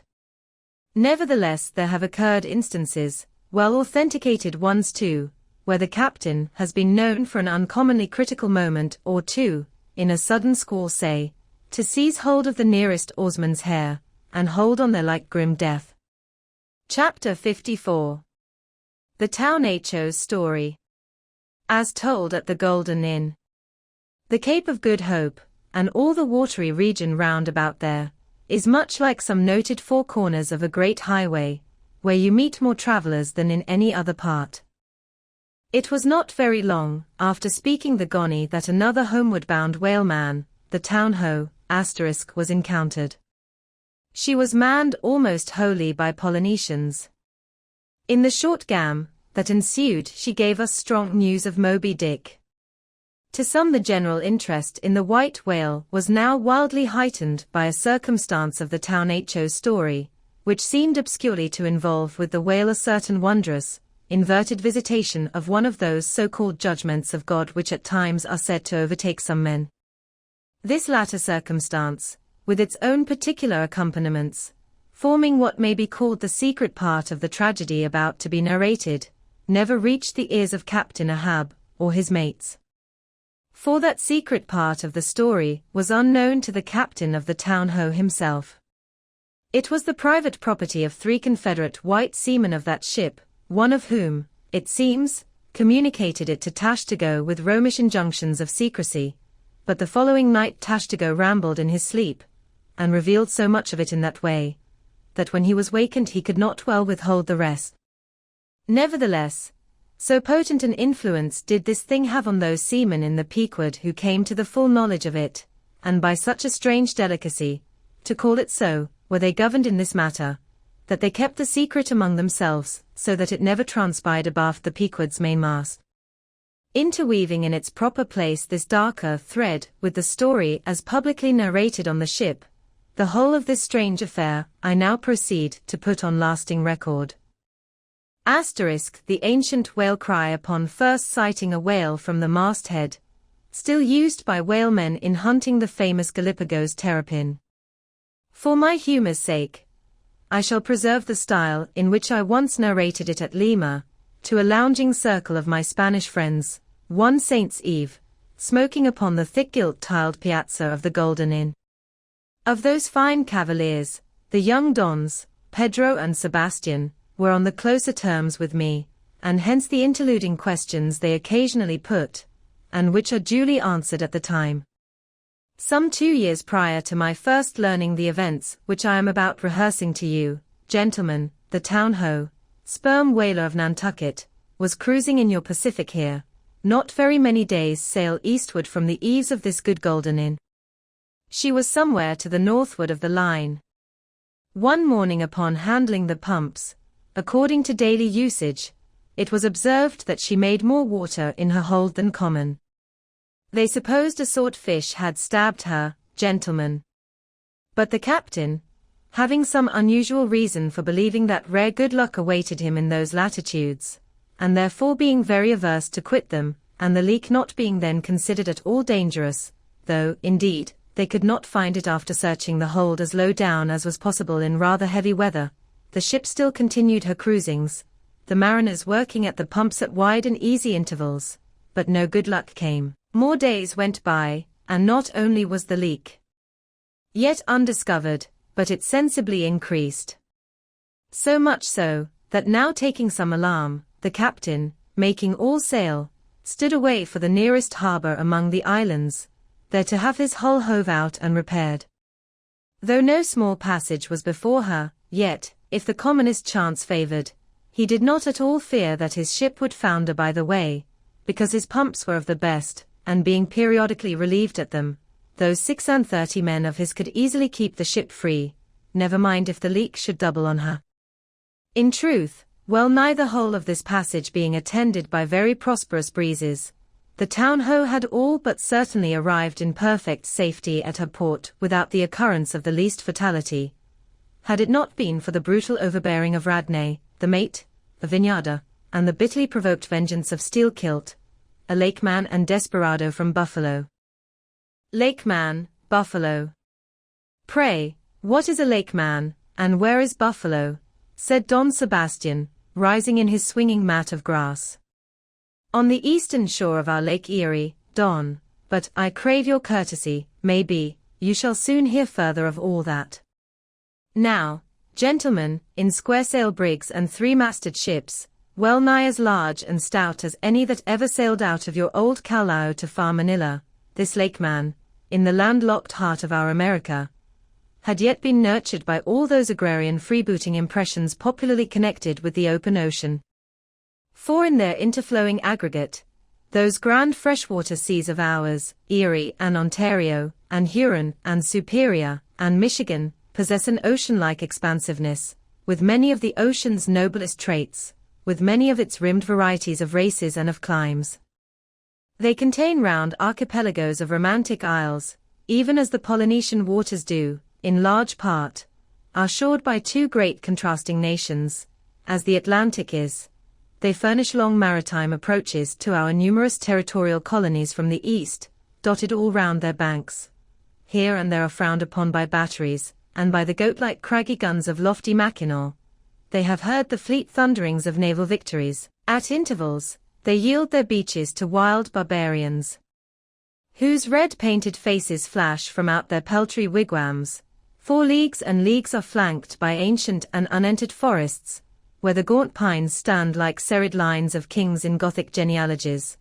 Those same woods harboring wild Afric beasts of prey, and silken creatures whose exported furs give robes to Tartar emperors. They mirror the paved capitals of Buffalo and Cleveland, as well as Winnebago villages. They float alike the full-rigged merchant ship, the armed cruiser of the state, the steamer, and the beach canoe. They are swept by borean and dismasting blasts as direful as any that lash the salted wave.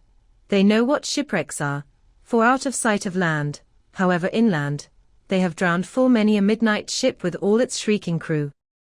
Thus, gentlemen, though an inlander, Steelkilt was wild ocean born, and wild ocean nurtured, as much of an audacious mariner as any. And for Radney, though in his infancy he may have laid him down on the low Nantucket beach, to nurse at his maternal sea, though in after life he had long followed our austere Atlantic and your contemplative Pacific, yet was he quite as vengeful and full of social quarrel as the backwoods seaman, fresh from the latitudes of buckhorn-handled bowie knives. Yet was this Nantucketer a man with some good-hearted traits, and this lake man, a mariner, who though a sort of devil indeed, might yet by inflexible firmness, only tempered by that common decency of human recognition, which is the meanest slave's right. Thus treated, this Steelkilt had long been retained harmless and docile. At all events, he had proved so thus far, but Radney was doomed and made mad, and Steelkilt, but, gentlemen, you shall hear.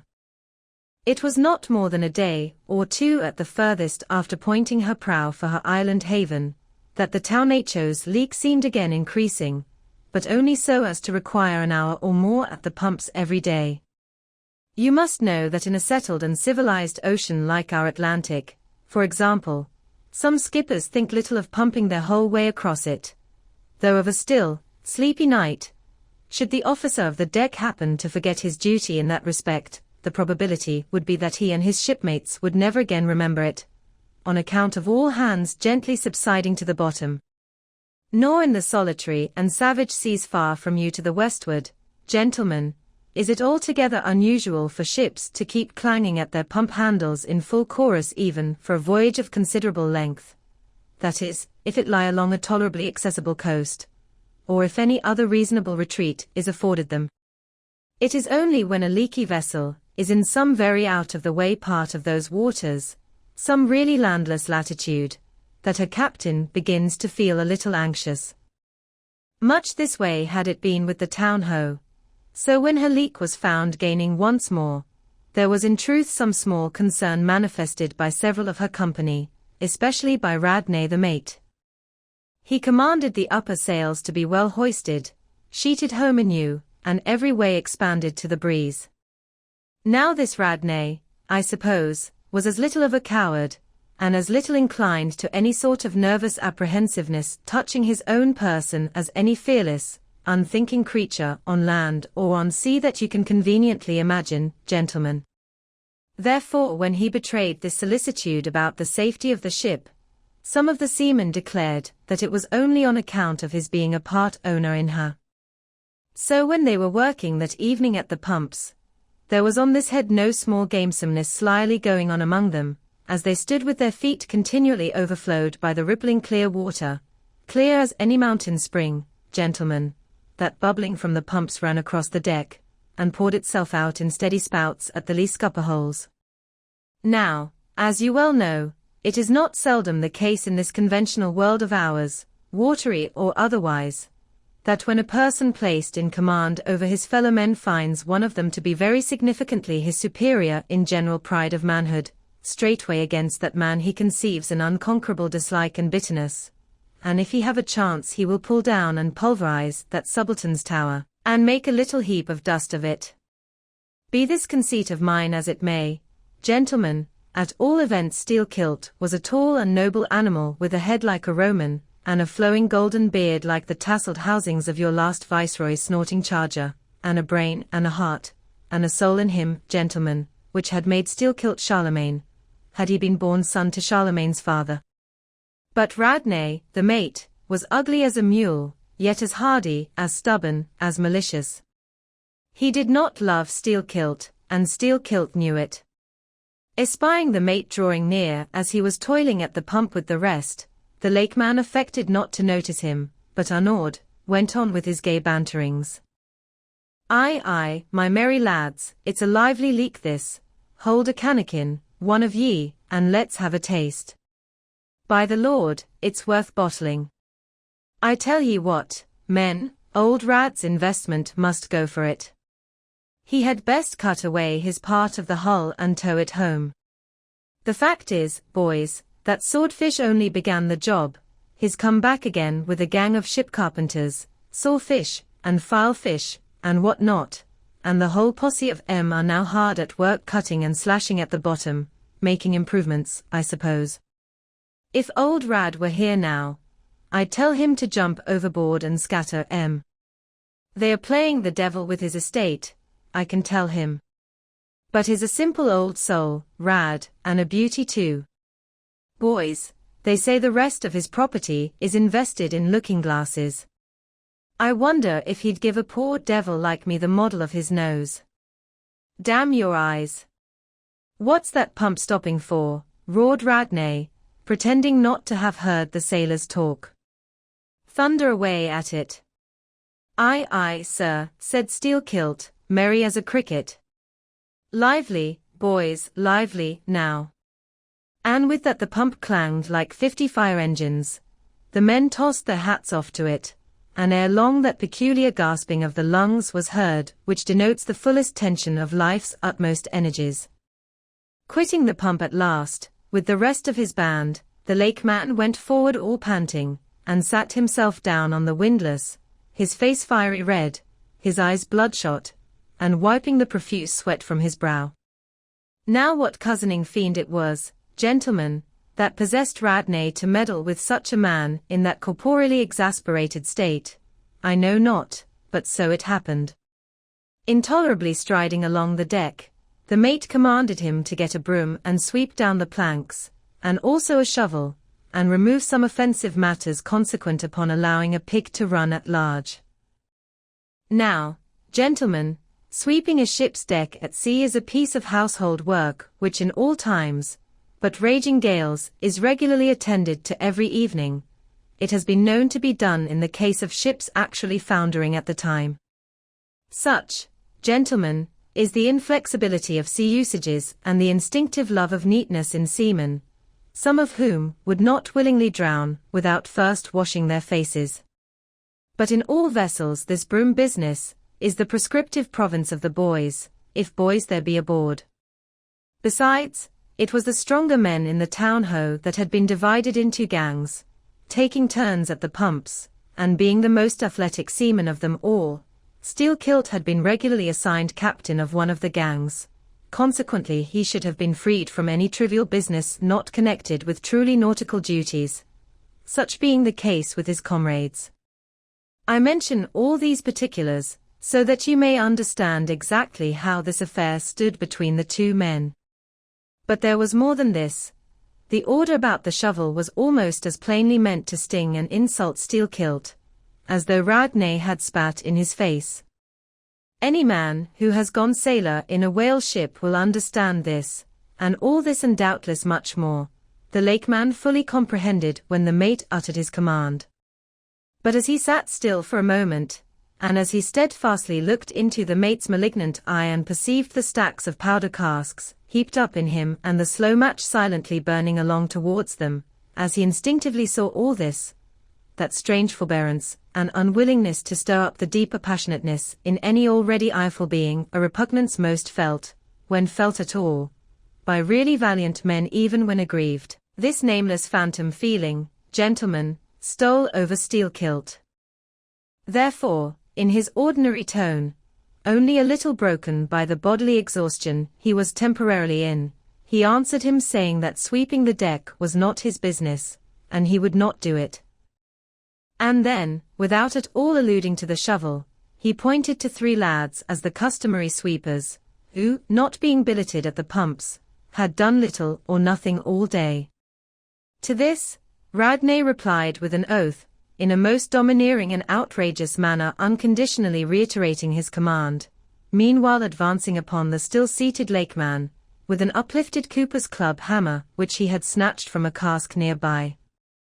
Heated and irritated, as he was by his spasmodic toil at the pumps, for all his first nameless feeling of forbearance the sweating Steelkilt could but ill brook this bearing in the mate, but somehow still smothering the conflagration within him, without speaking he remained doggedly rooted to his seat, till at last the incensed Radney shook the hammer within a few inches of his face, furiously commanding him to do his bidding.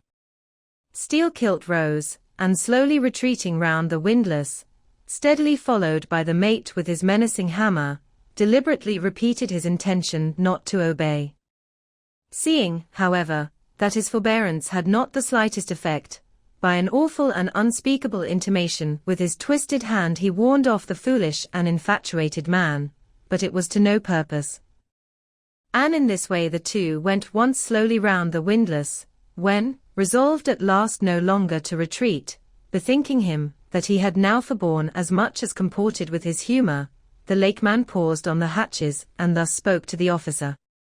Mr. Radney, I will not obey you. Take that hammer away, or look to yourself.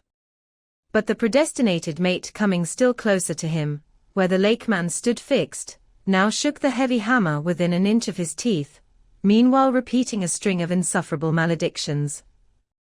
Retreating not the 1,000th part of an inch, stabbing him in the eye with the unflinching poniard of his glance, steel-kilt, clenching his right hand behind him and creepingly drawing it back, told his persecutor that if the hammer but grazed his cheek he, steel-kilt, would murder him. But, gentlemen, the fool had been branded for the slaughter by the gods. Immediately the hammer touched the cheek. The next instant the lower jaw of the mate was stove in his head. He fell on the hatch spouting blood like a whale. Ere the cry could go aft, steel-kilt was shaking one of the backstays, leading far aloft to where two of his comrades were standing their mastheads. They were both Canales. Canales, cried Don Pedro. We have seen many whale ships in our harbors, but never heard of your Canales. Pardon, who and what are they? Canales, Don, are the boatmen belonging to our Grand Erie Canal. You must have heard of it.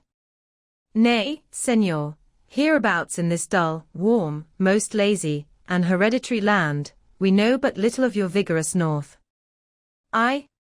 Well then, Don, refill my cup.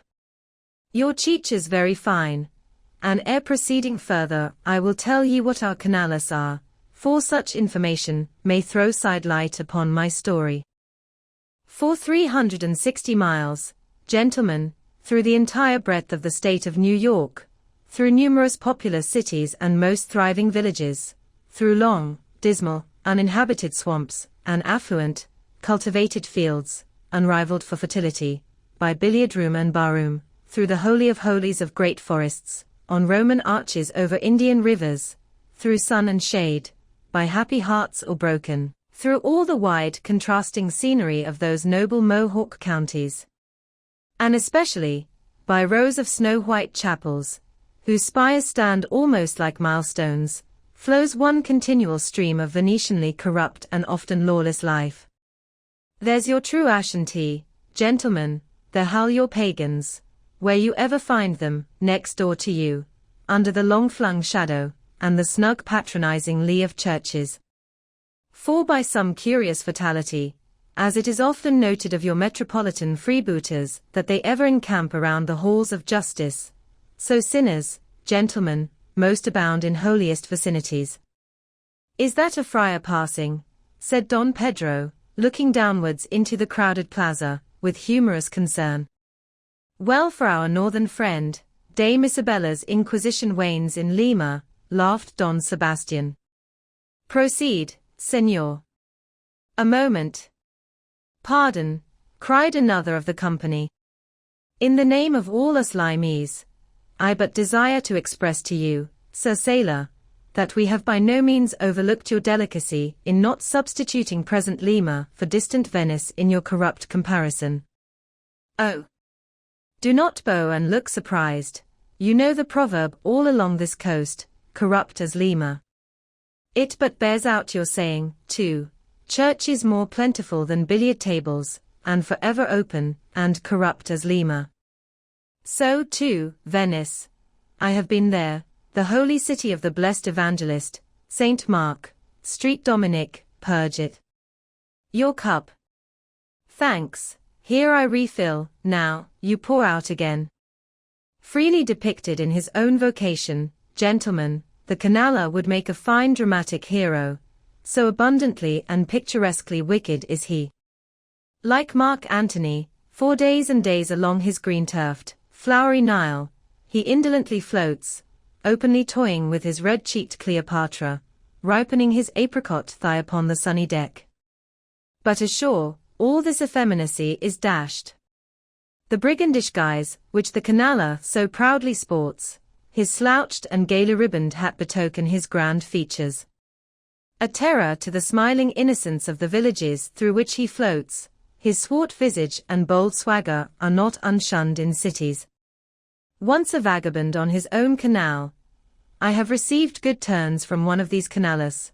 I thank him heartily, would fain be not ungrateful, but it is often one of the prime redeeming qualities of your man of violence, that at times he has a stiffen arm to back a poor stranger in a strait, as to plunder a wealthy one. In sum, gentlemen, what the wildness of this canal life is emphatically evinced by this, that our wild whale fishery contains so many of its most finished graduates, and that scarce any race of mankind, except Sydney men, are so much distrusted by our whaling captains. Nor does it at all diminish the curiousness of this matter, that to many thousands of our rural boys and young men born along its line, the probationary life of the Grand Canal furnishes the sole transition between quietly reaping in a Christian cornfield and recklessly ploughing the waters of the most barbaric seas. I see, impetuously exclaimed Don Pedro, spilling his chicha upon his silvery ruffles. No need to travel. The world's one lemur. I had thought, now, that at your temperate north the generations were cold and holy as the hills dot, but the story. I left off, gentlemen, where the lakeman shook the backstay. Hardly had he done so, when he was surrounded by the 3 junior mates and the 4 harpooneers, who all crowded him to the deck. But sliding down the ropes like baleful comets, the 2 canallers rushed into the uproar, and sought to drag their man out of it towards the forecastle. Others of the sailors joined with them in this attempt, and a twisted turmoil ensued, while standing out of harm's way, the valiant captain danced up and down with a whale pike, calling upon his officers to manhandle that atrocious scoundrel, and smoke him along to the quarterdeck. At intervals, he ran close up to the revolving border of the confusion, and prying into the heart of it with his pike, sought to prick out the object of his resentment. But Steelkilt and his desperadoes were too much for them all. They succeeded in gaining the forecastle deck, where, hastily slewing about 3 or 4 large casks in a line with the windlass, these Sea Parisians entrenched themselves behind the barricade. "Come out of that, ye pirates!" roared the captain, now menacing them with a pistol in each hand, just brought to him by the steward. "Come out of that, ye cutthroats!" Steelkilt leaped on the barricade, and striding up and down there, defied the worst the pistols could do, but gave the captain to understand distinctly that his Steelkilt's death would be the signal for a murderous mutiny on the part of all hands. Fearing in his heart lest this might prove but too true, the captain a little desisted, but still commanded the insurgents instantly to return to their duty. "Will you promise not to touch us, if we do?" demanded their ringleader. Turn to, I make no promise, to your duty. Do you want to sink the ship, by knocking off at a time like this? Turn to, and he once more raised a pistol. "Sink the ship," cried Steelkilt. "Aye, let her sink. Not a man of us turns to, unless you swear not to raise a rope yarn against us. What say ye, men?" turning to his comrades. A fierce cheer was their response. The lakeman now patrolled the barricade, all the while keeping his eye on the captain, and jerking out such sentences as these. "It's not our fault. We didn't want it. I told him to take his hammer away. It was boy's business. He might have known me before this. I told him not to prick the buffalo. I believe I have broken a finger here against his cursed jaw. Ain't those mincing knives down in the forecastle there, men? Look to those handspikes, my hearties. Captain, by God, look to yourself. Say the word. Don't be a fool, forget it all. We are ready to turn to. Treat us decently, and we're your men, but we won't be flogged. Turn to. I make no promises, turn to, I say. Look ye, now," cried the lakeman, flinging out his arm towards him, "There are a few of us here, and I am one of them, who have shipped for the cruise, DEC. Now, as you well know, sir, we can claim our discharge as soon as the anchor is down. So we don't want a row. It's not our interest. We want to be peaceable. We are ready to work, but we won't be flogged." "Turn to," roared the captain. Steelkilt glanced round him a moment and then said, "I tell you what it is now, captain, rather than kill ye, and be hung for such a shabby rascal, we won't lift a hand against ye unless ye attack us.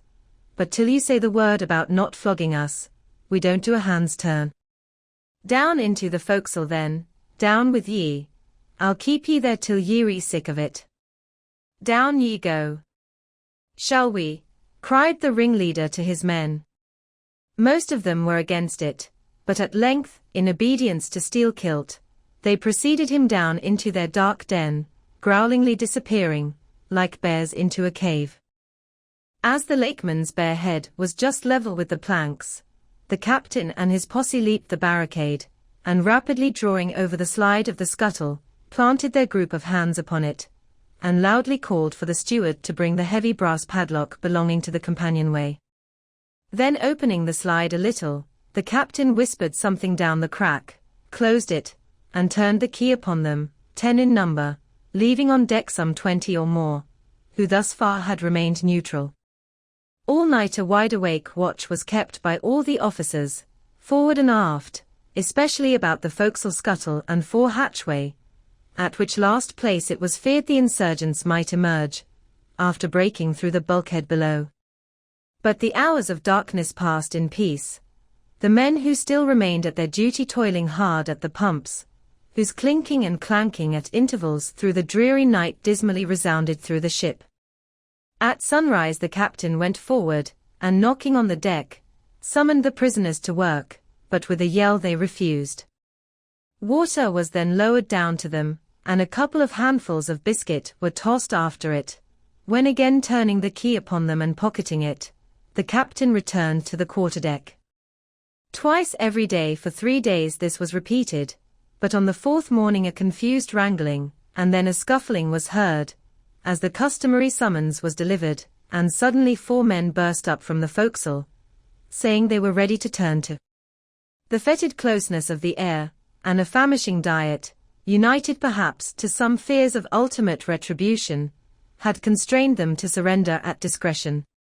Emboldened by this, the captain reiterated his demand to the rest, but Steelkilt shouted up to him a terrific hint to stop his babbling and betake himself where he belonged. On the 5th morning 3 others of the mutineers bolted up into the air from the desperate arms below that sought to restrain them. Only 3 were left. "Better turn to, now," said the captain with a heartless jeer. "Shut us up again, will ye?" cried Steelkilt. "Oh certainly," said the captain, and the key clicked. It was at this point, gentlemen, that enraged by the defection of 7 of his former associates, and stung by the mocking voice that had last hailed him, and maddened by his long entombment in a place as black as the bowels of despair, it was then that Steelkilt proposed to the 2 Canales, thus far apparently of one mind with him, to burst out of their hole at the next summoning of the garrison, and armed with their keen mincing knives, long, crescentic, heavy implements with a handle at each end, run amuck from the bowsprit to the taffrail, and if by any devilishness of desperation possible, seize the ship. For himself, he would do this, he said, whether they joined him or not. That was the last night he should spend in that den. But the scheme met with no opposition on the part of the other 2. They swore they were ready for that, or for any other mad thing, for anything in short, but a surrender. And what was more, they each insisted upon being the first man on deck, when the time to make the rush should come. But to this their leader as fiercely objected, reserving that priority for himself, particularly as his 2 comrades would not yield, the one to the other, in the matter, and both of them could not be first, for the ladder would but admit 1 man at a time. And here, gentlemen, the foul play of these miscreants must come out.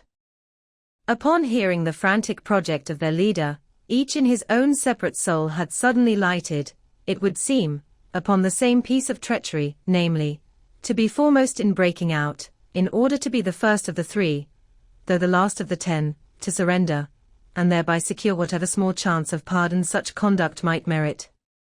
But when Steelkilt made known his determination still to lead them to the last, they in some way, by some subtle chemistry of villainy, mixed their before secret treacheries together, and when their leader fell into a doze, verbally opened their souls to each other in 3 sentences, and bound the sleeper with cords, and gagged him with cords, and shrieked out for the captain at midnight.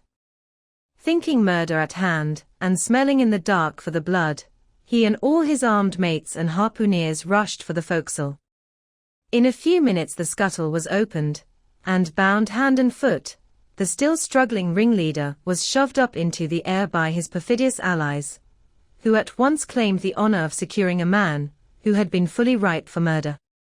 But all these were collared, and dragged along the deck like dead cattle, and, side by side, were seized up into the mizzen rigging, like 3/4 of meat, and there they hung till morning.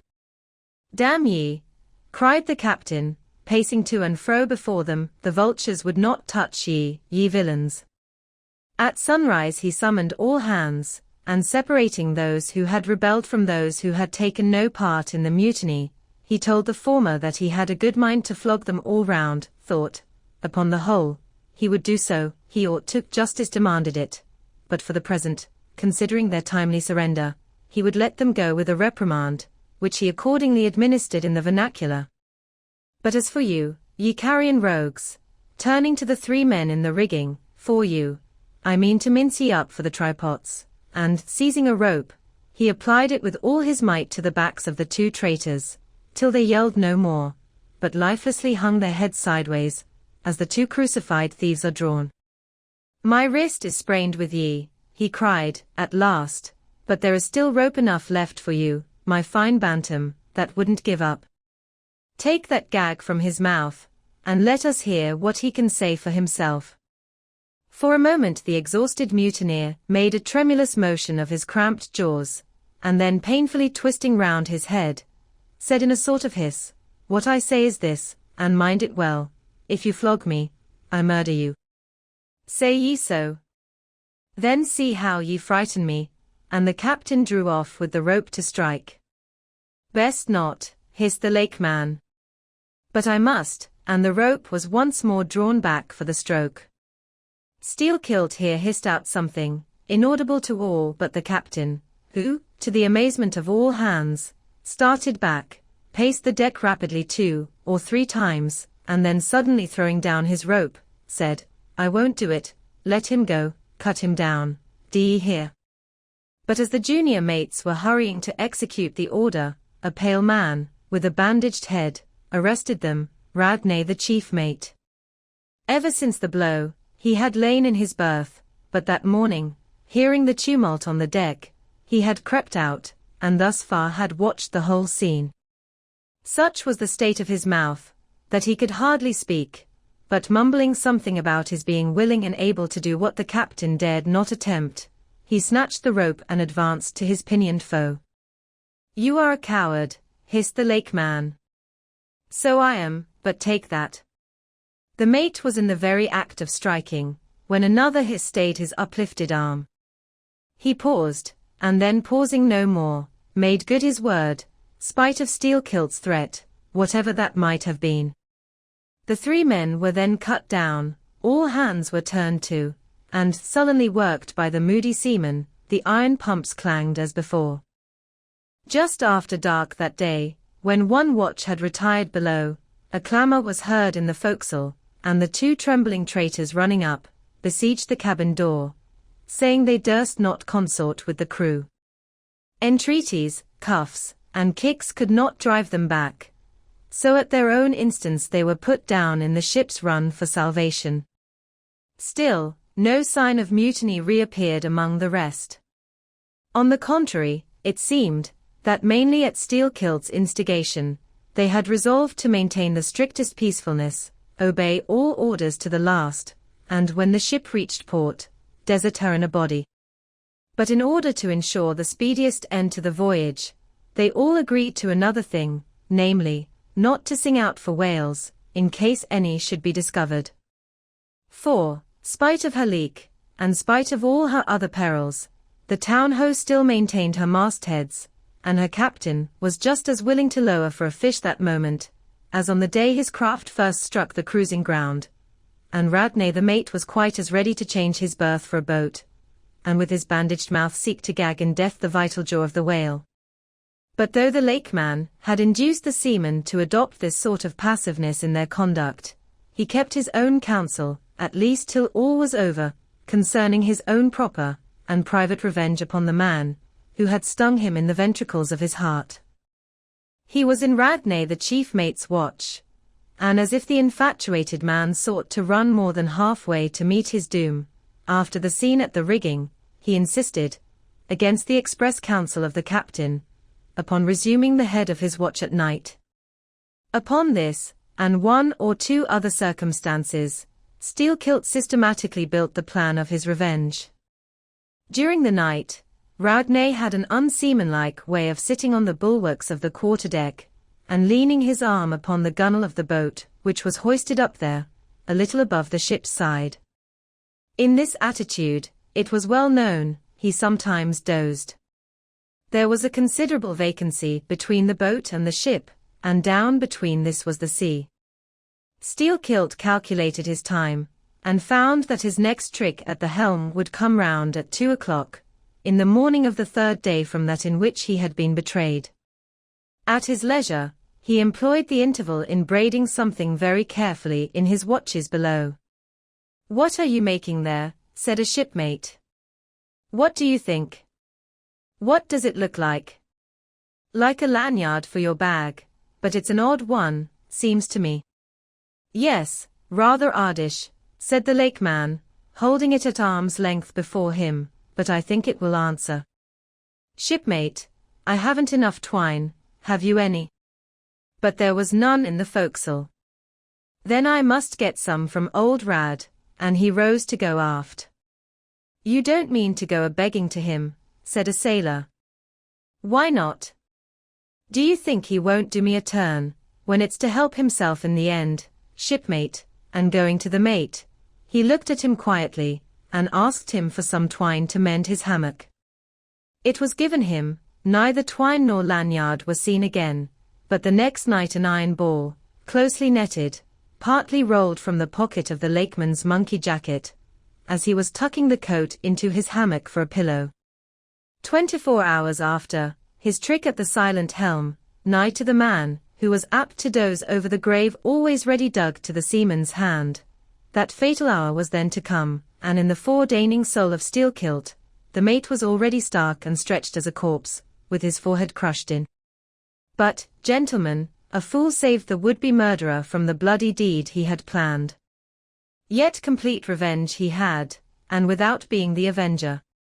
For by a mysterious fatality, heaven itself seemed to step in to take out of his hands into its own the damning thing he would have done. It was just between daybreak and sunrise of the morning of the second day, when they were washing down the decks, that a stupid Tenerife man, drawing water in the main chains, all at once shouted out, "There she rolls! There she rolls! Jesu, what a whale!" It was Moby Dick. "Moby Dick!" cried Don Sebastian, Street Point Dominic. "Sir Sailor, but do whales have christenings? Whom call you Moby Dick?" "A very white, and famous, and most deadly immortal monster, Don, but that would be too long a story." "How? How?" cried all the young Spaniards, crowding. "Nay, Dons, nay, nay. I cannot rehearse that now. Let me get more into the air, sirs." "The Chicha! The Chicha!" cried Don Pedro. "Our vigorous friend looks faint, fill up his empty glass." "No need, gentlemen, one moment, and I proceed. Now, gentlemen," so suddenly perceiving the snowy whale within 50 yards of the ship, forgetful of the compact among the crew, in the excitement of the moment, the Tenerife man had instinctively and involuntarily lifted his voice for the monster, though for some little time past it had been plainly beheld from the 3 sullen mastheads. All was now a frenzy. The white whale, was the cry from captain, mates, and harpooneers, who, undeterred by fearful rumors, were all anxious to capture so famous and precious a fish, while the dogged crew eyed askance, and with curses, the appalling beauty of the vast milky mass, that lit up by a horizontal spangling sun, shifted and glistened like a living opal in the blue morning sea. Gentlemen, a strange fatality pervades the whole career of these events, as if verily mapped out before the world itself was charted. The mutineer was the bowsman of the mate, and when fast to a fish, it was his duty to sit next him, while Radney stood up with his lance in the prow, and haul in or slacken the line, at the word of command. Moreover, when the 4 boats were lowered, the mates got the start, and none howled more fiercely with delight than did Steelkilt, as he strained at his oar. After a stiff pull, the harpooneer got fast, and, spear in hand, Radney sprang to the bow. He was always a furious man, it seems, in a boat.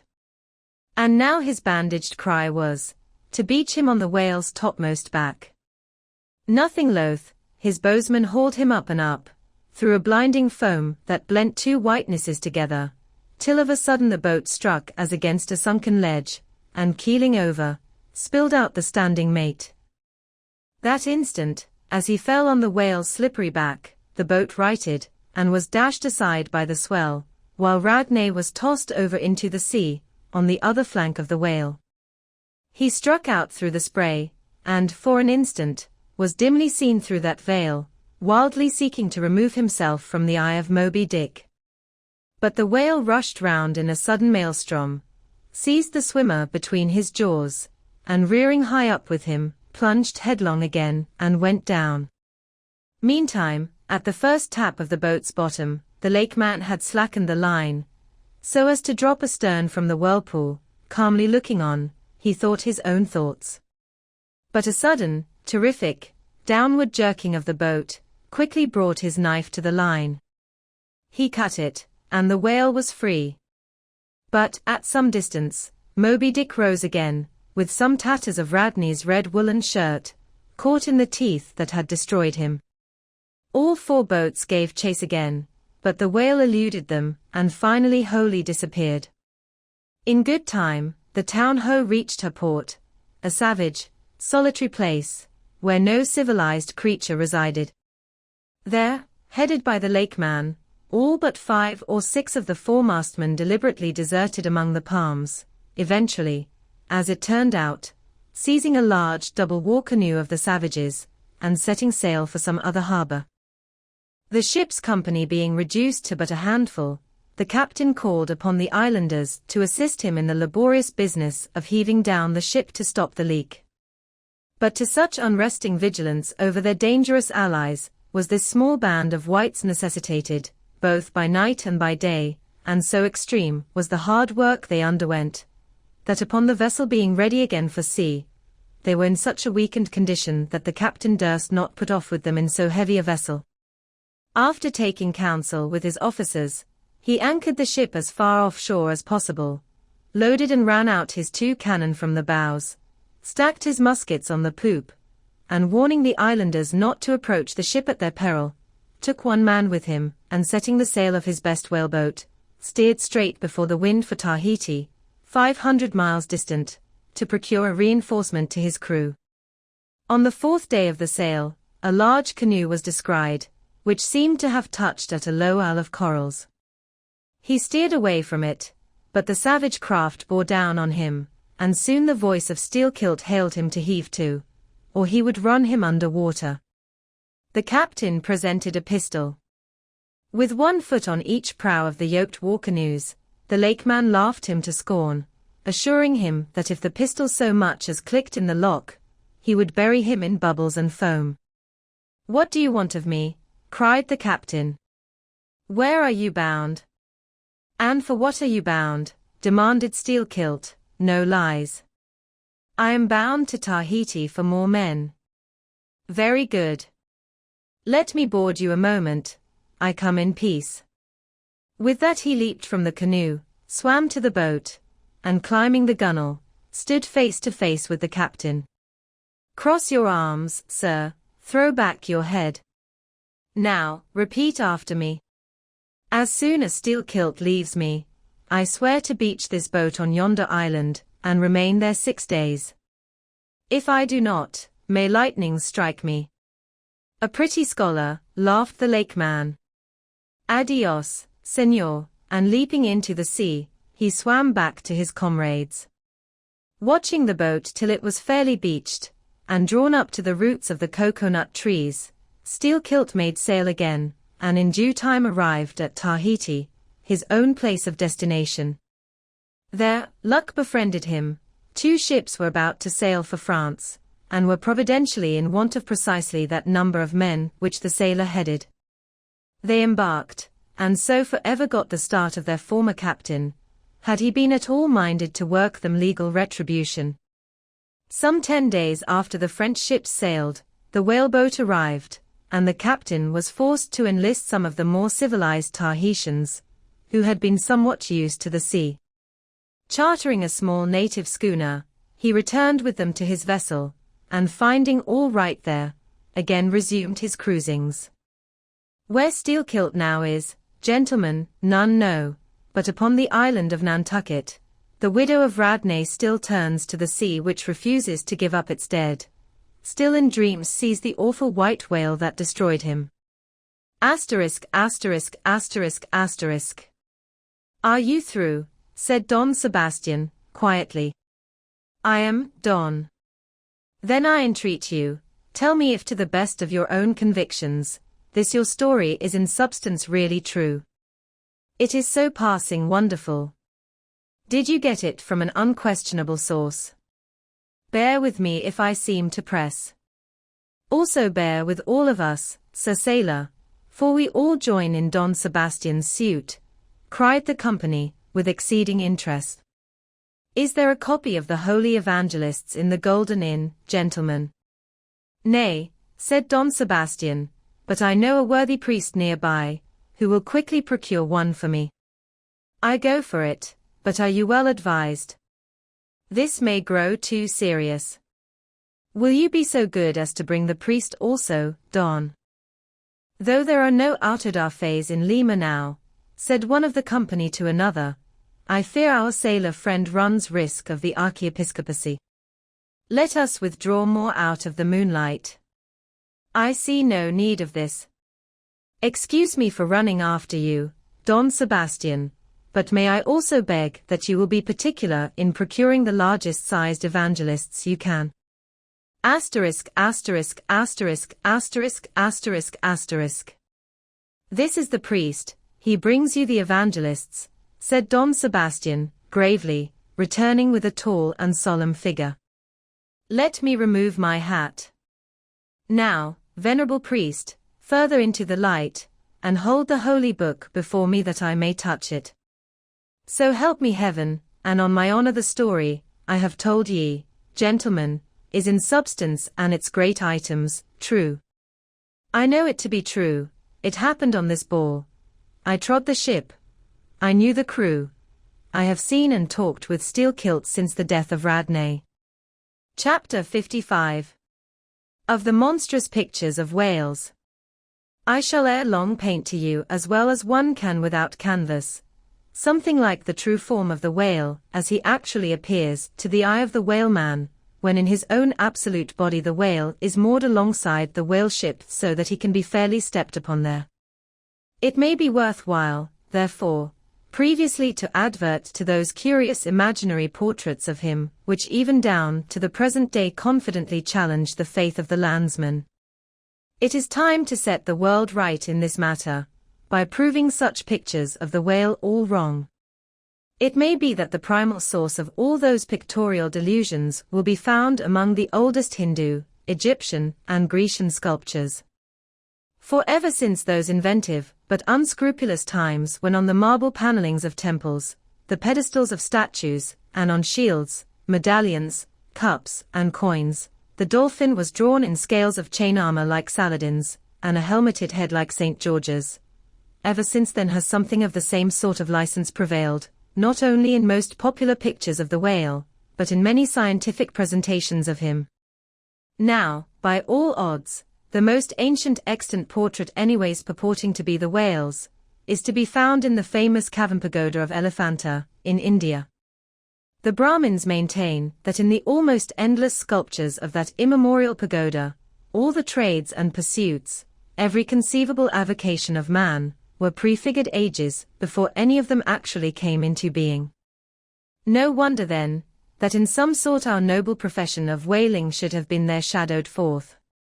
The Hindu whale referred to occurs in a separate department of the wall, depicting the incarnation of Vishnu in the form of Leviathan, learnedly known as the Mat's avatar. But though this sculpture is half man and half whale, so as only to give the tail of the latter, yet that small section of him is all wrong. It looks more like the tapering tail of an anaconda, than the broad palms of the true whale's majestic flukes. But go to the old galleries, and look now at a great Christian painter's portrait of this fish, for he succeeds no better than the antediluvian Hindu. It is Guido's picture of Perseus rescuing Andromeda from the sea monster, or whale.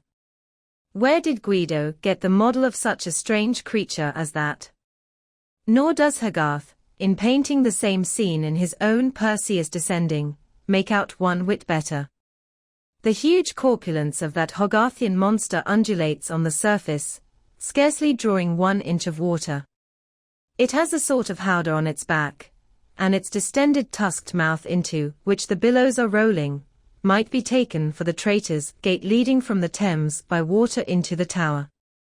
Then, there are the prodromus whales of old Scotch Sibbald, and Jonah's whale, as depicted in the prints of old Bibles and the cuts of old primers. What shall be said of these?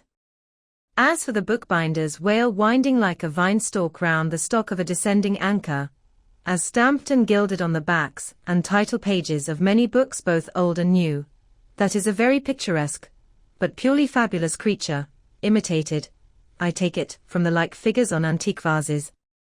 Though universally denominated a dolphin, I nevertheless call this bookbinder's fish an attempt at a whale, because it was so intended when the device was first introduced. It was introduced by an old Italian publisher somewhere about the 15th century, during the revival of learning, and in those days, and even down to a comparatively late period, dolphins were popularly supposed to be a species of the Leviathan. In the vignettes and other embellishments of some ancient books you will at times meet with very curious touches at the whale, where all manner of spouts, jets d'eau, hot springs and cold, Saratoga and Baden-Baden, come bubbling up from his unexhausted brain. In the title page of the original edition of The Advancement of Learning, you will find some curious whales. But quitting all these unprofessional attempts, let us glance at those pictures of Leviathan purporting to be sober, scientific delineations, by those who know. In old Harris's collection of voyages there are some plates of whales extracted from a Dutch book of voyages, AD 1671, entitled A Whaling Voyage to Spitzbergen, in the ship Jonas in the Whale, Peter Peterson of Friesland, master. In one of those plates the whales, like great rafts of logs, are represented lying among ice isles, with white bears running over their living backs. In another plate, the prodigious blunder is made of representing the whale with perpendicular flukes. Then again, there is an imposing quarto, written by one Captain Colnett, a post-captain in the English Navy, entitled, A Voyage Round Cape Horn into the South Seas, for the purpose of extending the spermaceti whale fisheries. In this book is an outline purporting to be a picture of a physeter, or spermaceti whale, drawn by scale from one killed on the coast of Mexico, August, 1793, and hoisted on deck. I doubt not the captain had this veracious picture taken for the benefit of his marines. To mention but one thing about it, let me say that it has an eye which applied, according to the accompanying scale, to a full-grown sperm whale, would make the eye of that whale a bow window some 5 feet long. Ah, my gallant captain, why did ye not give us Jonah looking out of that eye? Nor are the most conscientious compilations of natural history for the benefit of the young and tender, free from the same heinousness of mistake. Look at that popular work, Goldsmith's Animated Nature. In the abridged London edition of 1807, there are plates of an alleged whale and a narwhale. I do not wish to seem inelegant, but this unsightly whale looks much like an amputated sow, and as for the narwhale, one glimpse at it is enough to amaze one, that in this 19th century such a hippogriff could be palmed for genuine upon any intelligent public of schoolboys. Then, again, in 1825, Bernard German, Count de Lacépède, a great naturalist, published a scientific systemized whale book, wherein are several pictures of the different species of the Leviathan. All these are not only incorrect, but the picture of the Mysticetus or Greenland whale, that is to say, the right whale, even Scoresby, a long-experienced man as touching that species, declares not to have its counterpart in nature. But the placing of the cap sheaf to all this blundering business was reserved for the scientific Frederick Cuvier, brother to the famous Baron. In 1836, he published a natural history of whales, in which he gives what he calls a picture of the sperm whale. Before showing that picture to any Nantucketer, you had best provide for your summary retreat from Nantucket. In a word, Frederick Cuvier's sperm whale is not a sperm whale, but a squash. Of course, he never had the benefit of a whaling voyage, such men seldom have, but whence he derived that picture, who can tell? Perhaps he got it as his scientific predecessor in the same field, Desmarest, got one of his authentic abortions, that is, from a Chinese drawing. And what sort of lively lads with the pencil those Chinese are, many queer cups and saucers inform us. As for the sign painters' whales seen in the streets hanging over the shops of oil dealers, what shall be said of them? They are generally Richard III. Whales, with dromedary humps, and very savage, breakfasting on 3 or 4 sailor tarts, that is whaleboats full of mariners, their deformities floundering in seas of blood and blue paint. But these manifold mistakes in depicting the whale are not so very surprising after all. Consider. Most of the scientific drawings have been taken from the stranded fish, and these are about as correct as a drawing of a wrecked ship, with broken back, would correctly represent the noble animal itself in all its undashed pride of hull and spars. Though elephants have stood for their full lengths, the living Leviathan has never yet fairly floated himself for his portrait. The living whale, in his full majesty and significance, is only to be seen at sea in unfathomable waters, and afloat the vast bulk of him is out of sight, like a launched line of battleship, and out of that element it is a thing eternally impossible for mortal man to hoist him bodily into the air, so as to preserve all his mighty swells and undulations. And not to speak of the highly presumable difference of contour between a young sucking whale and a full-grown Platonian Leviathan, yet, even in the case of one of those young sucking whales hoisted to a ship's deck, such is then the outlandish, eel-like, limbered, varying shape of him, that his precise expression the devil himself could not catch. But it may be fancied, that from the naked skeleton of the stranded whale, accurate hints may be derived touching his true form. Not at all. For it is one of the more curious things about this Leviathan, that his skeleton gives very little idea of his general shape. Though Jeremy Bentham's skeleton, which hangs for candelabra in the library of one of his executors, correctly conveys the idea of a burly-browed utilitarian old gentleman, with all Jeremy's other leading personal characteristics, yet nothing of this kind could be inferred from any Leviathan's articulated bones. In fact, as the great Hunter says, the mere skeleton of the whale bears the same relation to the fully invested and padded animal as the insect does to the chrysalis that so roundingly envelopes it. This peculiarity is strikingly evinced in the head, as in some part of this book will be incidentally shown. It is also very curiously displayed in the side fin, the bones of which almost exactly answer to the bones of the human hand, minus only the thumb. This fin has 4 regular bone fingers, the index, middle, ring, and little finger. But all these are permanently lodged in their fleshy covering, as the human fingers in an artificial covering. However recklessly the whale may sometimes serve us, said humorous Stubb one day, he can never be truly said to handle us without mittens.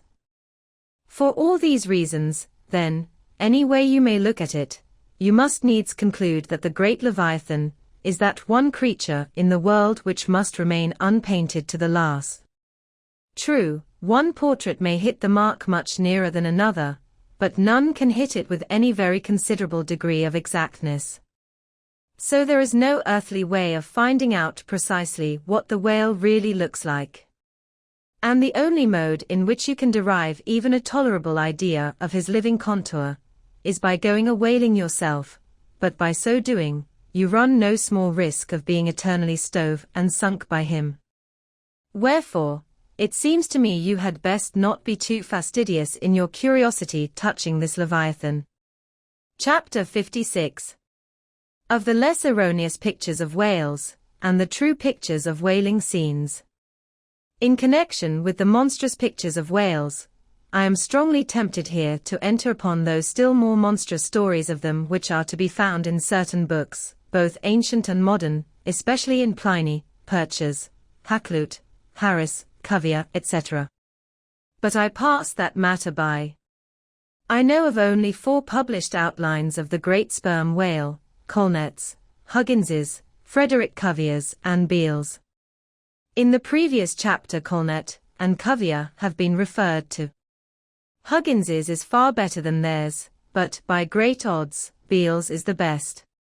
All Beale's drawings of this whale are good, excepting the middle figure in the picture of 3 whales in various attitudes, capping his second chapter. His frontispiece, boats attacking sperm whales, though no doubt calculated to excite the civil skepticism of some parlor men, is admirably correct and lifelike in its general effect. Some of the sperm whale drawings in J. Ross Brown are pretty correct in contour, but they are wretchedly engraved. That is not his fault though. Of the right whale, the best outline pictures are in Scoresby, but they are drawn on too small a scale to convey a desirable impression. He has but one picture of whaling scenes, and this is a sad deficiency, because it is by such pictures only, when at all well done, that you can derive anything like a truthful idea of the living whale as seen by his living hunters. But, taken for all in all, by far the finest, though in some details not the most correct, presentations of whales and whaling scenes to be anywhere found, are 2 large French engravings, well executed, and taken from paintings by one Garnet. Respectively, they represent attacks on the sperm and right whale. In the first engraving a noble sperm whale is depicted in full majesty of might, just risen beneath the boat from the profundities of the ocean, and bearing high in the air upon his back the terrific wreck of the stoven planks. The prow of the boat is partially unbroken, and is drawn just balancing upon the monster spine, and standing in that prow, for that one single incomputable flash of time, you behold an oarsman, half shrouded by the incensed boiling spout of the whale, and in the act of leaping, as if from a precipice. The action of the whole thing is wonderfully good and true. The half-emptied line-tub floats on the whitened sea, the wooden poles of the spilled harpoons obliquely bob in it, the heads of the swimming crew are scattered about the whale in contrasting expressions of affright, while in the black stormy distance the ship is bearing down upon the scene. Serious fault might be found with the anatomical details of this whale, but let that pass, since, for the life of me, I could not draw so good a one. In the second engraving, the boat is in the act of drawing alongside the barnacled flank of a large running right whale, that rolls his black weedy bulk in the sea like some mossy rockslide from the Patagonian cliffs. His jets are erect, full, and black like soot, so that from so abounding a smoke in the chimney, you would think there must be a brave supper cooking in the great bowels below. Sea fowls are pecking at the small crabs, shellfish, and other sea candies and macaroni, which the right whale sometimes carries on his pestilent back. And all the while the thick-lipped Leviathan is rushing through the deep, leaving tons of tumultuous white curds in his wake, and causing the slight boat to rock in the swells like a skiff caught nigh the paddle wheels of an ocean steamer. Thus, the foreground is all raging commotion, but behind, in admirable artistic contrast, is the glassy level of a sea becalmed, the drooping unstarched sails of the powerless ship, and the inert mass of a dead whale, a conquered fortress, with the flag of capture lazily hanging from the whale pole inserted into his spout hole. Who Garnery the painter is, or was, I know not. But my life for it he was either practically conversant with his subject, or else marvellously tutored by some experienced whaleman. The French are the lads for painting action.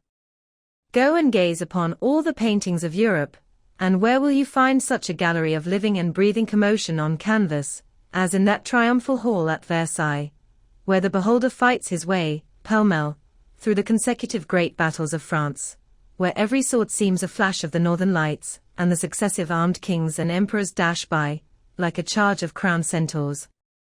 Not wholly unworthy of a place in that gallery are these sea battle pieces of Garnery. The natural aptitude of the French for seizing the picturesqueness of things seems to be peculiarly evinced in what paintings and engravings they have of their whaling scenes. With not 1/10 of England's experience in the fishery, and not the 1,000th part of that of the Americans, they have nevertheless furnished both nations with the only finished sketches at all capable of conveying the real spirit of the whale hunt. For the most part, the English and American whale draftsmen seem entirely content with presenting the mechanical outline of things, such as the vacant profile of the whale, which, so far as picturesqueness of effect is concerned, is about tantamount to sketching the profile of a pyramid. Even Scoresby, the justly renowned right whaleman, after giving us a stiff full length of the Greenland whale, and 3 or 4 delicate miniatures of narwhales and porpoises, treats us to a series of classical engravings of boat hooks, chopping knives, and grapnels, and with the microscopic diligence of a Leeuwenhoek submits to the inspection of a shivering world 96 facsimiles of magnified Arctic snow crystals. I mean no disparagement to the excellent voyager, I honor him for a veteran, but in so important a matter it was certainly an oversight not to have procured for every crystal a sworn affidavit taken before a Greenland justice of the peace. In addition to those fine engravings from Garnery, there are 2 other French engravings worthy of note, by some one who subscribes himself H. Durand. One of them, though not precisely adapted to our present purpose, nevertheless deserves mention on other accounts. It is a quiet noon scene among the isles of the Pacific, a French whaler anchored, inshore, in a calm, and lazily taking water on board, the loosened sails of the ship, and the long leaves of the palms in the background, both drooping together in the breezeless air. The effect is very fine, when considered with reference to its presenting the hardy fishermen, under one of their few aspects of oriental repose. The other engraving is quite a different affair. The ship hove to upon the open sea, and in the very heart of the leviathanic life, with a right whale alongside, the vessel, in the act of cutting in, hove over to the monster as if to a quay, and a boat, hurriedly pushing off from this scene of activity, is about giving chase to whales in the distance. The harpoons and lances lie leveled for use, 3 oarsmen are just setting the mast in its hole, while from a sudden roll of the sea, the little craft stands half erect out of the water, like a rearing horse. From the ship, the smoke of the torments of the boiling whale is going up like the smoke over a village of smithies, and to windward, a black cloud, rising up with earnest of squalls and rains, seems to quicken the activity of the excited seaman. Chapter 57. Of whales in paint, in teeth, in wood, in sheet iron, in stone, in mountains, in stars. On Tower Hill, as you go down to the London docks, you may have seen a crippled beggar, or kedger, as the sailors say, holding a painted board before him, representing the tragic scene in which he lost his leg. There are 3 whales and 3 boats, and one of the boats, presumed to contain the missing leg in all its original integrity, is being crunched by the jaws of the foremost whale. Any time these 10 years, they tell me, has that man held up that picture, and exhibited that stump to an incredulous world. But the time of his justification has now come. His 3 whales are as good whales as were ever published in Wapping, at any rate, and his stump as unquestionable a stump as any you will find in the western clearings. But, though forever mounted on that stump, never a stump speech does the poor whaleman make, but, with downcast eyes, stands ruefully contemplating his own amputation. Throughout the Pacific, and also in Nantucket, and New Bedford, and Sag Harbor, you will come across lively sketches of whales and whaling scenes, graven by the fishermen themselves on sperm whale teeth, or ladies' busks wrought out of the right whale bone, and other like scrimshander articles, as the whalemen call the numerous little ingenious contrivances they elaborately carve out of the rough material, in their hours of ocean leisure. Some of them have little boxes of dentistical-looking implements, specially intended for the scrimshandering business. But, in general, they toil with their jackknives alone, and, with that almost omnipotent tool of the sailor, they will turn you out anything you please, in the way of a mariner's fancy. Long exile from Christendom and civilization inevitably restores a man to that condition, in which God placed him, i.e. what is called savagery. Your true whale hunter is as much a savage as an Iroquois.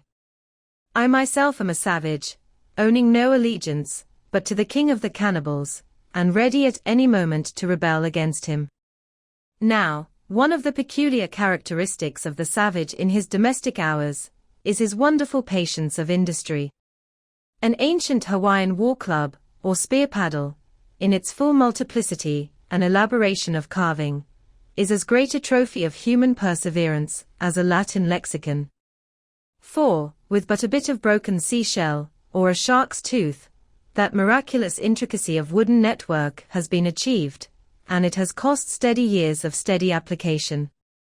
As with the Hawaiian savage, so with the white sailor savage. With the same marvelous patience, and with the same single shark's tooth, of his one poor jackknife, he will carve you a bit of bone sculpture, not quite as workmanlike, but as close-packed in its maziness of design, as the Greek savage, Achilles' shield, and full of barbaric spirit and suggestiveness, as the prince of that fine old Dutch savage, Albert Dürer. Wooden whales, or whales cut in profile out of the small dark slabs of the noble South Sea war wood, are frequently met within the forecastles of American whalers. Some of them are done with much accuracy. At some old gable-roofed country houses you will see brass whales hung by the tail for knockers to the roadside door. When the porter is sleepy, the anvil-headed whale would be best. But these knocking whales are seldom remarkable as faithful essays. On the spires of some old-fashioned churches you will see sheet-iron whales placed there for weathercocks, but they are so elevated, and besides that are to all intents and purposes so labelled with hands off, you cannot examine them closely enough to decide upon their merit. In bony, ribby regions of the earth, where at the base of high broken cliffs masses of rock lie strewn in fantastic groupings upon the plain, you will often discover images, as of the petrified forms of the Leviathan partly merged in grass, which of a windy day breaks against them in a surf of green surges. Then, again, in mountainous countries where the traveler is continually girdled by amphitheatrical heights, here and there from some lucky point of view you will catch passing glimpses of the profiles of whales defined along the undulating ridges. But you must be a thorough whaleman to see these sights, and not only that, but if you wish to return to such a sight again, you must be sure and take the exact intersecting latitude and longitude of your first standpoint, else so chance-like are such observations of the hills, that your precise, previous standpoint would require a laborious rediscovery, like the Saloma Islands, which still remain incognita, though once high-ruffed Mendana trod them and old Figaro chronicled them. Nor when expandingly lifted by your subject, can you fail to trace out great whales in the starry heavens, and boats in pursuit of them, as when long filled with thoughts of war the eastern nations saw armies locked in battle among the clouds. Thus at the north have I chased Leviathan round and round the pole with the revolutions of the bright points that first defined him to me. And beneath the effulgent Antarctic skies, I have boarded the Argonaves, and joined the chase against the starry Cetus far, beyond the utmost stretch of Hydrus and the flying fish. With a frigate's anchors for my bridle bits and fasces of harpoons for spurs, would I could mount that whale and leap the topmost skies, to see whether the fabled heavens with all their countless tents really lie encamped beyond my mortal sight. Chapter 58. Brit. Steering northeastward from the Crozettes, we fell in with vast meadows of brit, the minute, yellow substance, upon which the right whale largely feeds. 4 leagues and leagues it undulated round us, so that we seemed to be sailing through boundless fields of ripe and golden wheat. On the second day, numbers of right whales were seen, who, secure from the attack of a sperm whaler like the Pequod, with open jaws sluggishly swam through the brit, which, adhering to the fringing fibers of that wondrous Venetian blind in their mouths, was in that manner separated from the water that escaped at the lip. As morning mowers, who side by side slowly and seethingly advance their scythes through the long wet grass of marshy meads, even so these monsters swam, making a strange, grassy, cutting sound, and leaving behind them endless swaths of blue upon the yellow sea. That part of the sea known among whalemen as the Brazil Banks, does not bear that name as the banks of Newfoundland do, because of there being shallows and soundings there, but because of this remarkable meadow-like appearance, caused by the vast drifts of brit continually floating in those latitudes, where the right whale is often chased. But it was only the sound they made as they parted the brit which at all reminded one of mowers. Seen from the mastheads, especially when they paused and were stationary for a while, their vast black forms looked more like lifeless masses of rock than anything else. And as in the great hunting countries of India, the stranger at a distance will sometimes pass on the plains recumbent elephants without knowing them to be such, taking them for bare, blackened elevations of the soil, even so often with him, who for the first time beholds this species of the leviathans of the sea. And even when recognized at last, their immense magnitude renders it very hard really to believe that such bulky masses of overgrowth can possibly be instinct, in all parts, with the same sort of life that lives in a dog or a horse. Indeed, in other respects, you can hardly regard any creatures of the deep with the same feelings that you do those of the shore. For though some old naturalists have maintained that all creatures of the land are of their kind in the sea, and though taking a broad general view of the thing, this may very well be, yet coming to specialties, where, for example, does the ocean furnish any fish that in disposition answers to the sagacious kindness of the dog? The accursed shark alone can in any generic respect be said to bear comparative analogy to him. But though, to landsmen in general, the native inhabitants of the seas have ever been regarded with emotions unspeakably unsocial and repelling, though we know the sea to be an everlasting terra incognita, so that Columbus sailed over numberless unknown worlds to discover his one superficial western one, though, by vast odds, the most terrific of all mortal disasters have immemorially and indiscriminately befallen tens and hundreds of thousands of those who have gone upon the waters, though but a moment's consideration will teach that however baby man may brag of his science and skill, and however much, in a flattering future, that science and skill may augment, yet forever and forever, to the crack of doom, the sea will insult and murder him, and pulverize the stateliest, stiffest frigate he can make. Nevertheless, by the continual repetition of these very impressions, man has lost that sense of the full awfulness of the sea which aboriginally belongs to it. The first boat we read of, floated on an ocean, that with Portuguese vengeance had whelmed a whole world without leaving so much as a widow. That same ocean rolls now, that same ocean destroyed the wrecked ships of last year. Yea, foolish mortals, Noah's flood is not yet subsided, 2/3 of the fair world it yet covers. Wherein differ the sea and the land, that a miracle upon one is not a miracle upon the other. Preternatural terrors rested upon the Hebrews, when under the feet of Korah and his company the live ground opened and swallowed them up forever, yet not a modern sun ever sets, but in precisely the same manner the live sea swallows up ships and crews. But not only is the sea such a foe to man, who is an alien to it, but it is also a fiend to its own offspring, worse than the Persian host who murdered his own guests, sparing not the creatures which itself hath spawned. Like a savage tigress that tossing in the jungle overlays her own cubs, so the sea dashes even the mightiest whales against the rocks, and leaves them there side by side with the split wrecks of ships. No mercy, no power, but its own controls it.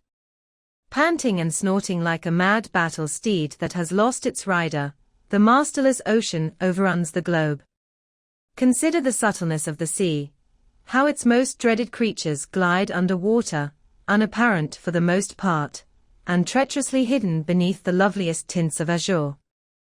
Consider also the devilish brilliance and beauty of many of its most remorseless tribes, as the dainty embellished shape of many species of sharks.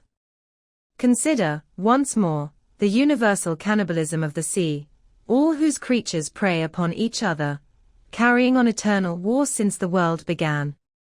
Consider all this, and then turn to this green, gentle, and most docile earth, consider them both, the sea and the land, and do you not find a strange analogy to something in yourself? For as this appalling ocean surrounds the verdant land, so in the soul of man there lies one insular Tahiti, full of peace and joy, but encompassed by all the horrors of the half-known life. God keep thee. Push not off from that isle, thou canst never return. Chapter 59. Squid. Slowly wading through the meadows of Brit, the Pequod still held on her way northeastward towards the island of Java, a gentle air impelling her keel, so that in the surrounding serenity her three tall tapering masts mildly waved to that languid breeze, as three mild palms on a plain. And still, at wide intervals in the silvery night, the lonely, alluring jet would be seen. But one transparent blue morning, when a stillness almost preternatural spread over the sea, however unattended with any stagnant calm, when the long burnished sunglade on the waters seemed a golden finger laid across them, enjoining some secrecy, when the slippered waves whispered together as they softly ran on, in this profound hush of the visible sphere a strange spectre was seen by Daggoo from the main masthead. In the distance, a great white mass lazily rose, and rising higher and higher, and disentangling itself from the azure, at last gleamed before our prow like a snowslide, new slid from the hills. Thus glistening for a moment, as slowly it subsided and sank. Then once more arose, and silently gleamed. It seemed not a whale, and yet is this Moby Dick? Thought Daggoo. Again the phantom went down, but on reappearing once more, with a stiletto-like cry that startled every man from his nod, the negro yelled out, "There! There again! There she breaches! Right ahead! The white whale, the white whale!" Upon this, the seamen rushed to the yardarms, as in swarming time the bees rushed to the bows. Bareheaded in the sultry sun, Ahab stood on the bowsprit, and with one hand pushed far behind in readiness to wave his orders to the helmsman, cast his eager glance in the direction indicated aloft by the outstretched motionless arm of Daggoo. Whether the flitting attendants of the one still and solitary jet had gradually worked upon Ahab, so that he was now prepared to connect the ideas of mildness and repose with the first sight of the particular whale he pursued, however this was, or whether his eagerness betrayed him, whichever way it might have been, no sooner did he distinctly perceive the white mass, than with a quick intensity he instantly gave orders for lowering. The 4 boats were soon on the water, Ahab's in advance, and all swiftly pulling towards their prey. Soon it went down, and while, with oars suspended, we were awaiting its reappearance, lo! In the same spot where it sank, once more it slowly rose. Almost forgetting for the moment all thoughts of Moby Dick, we now gazed at the most wondrous phenomenon which the secret seas have hitherto revealed to mankind.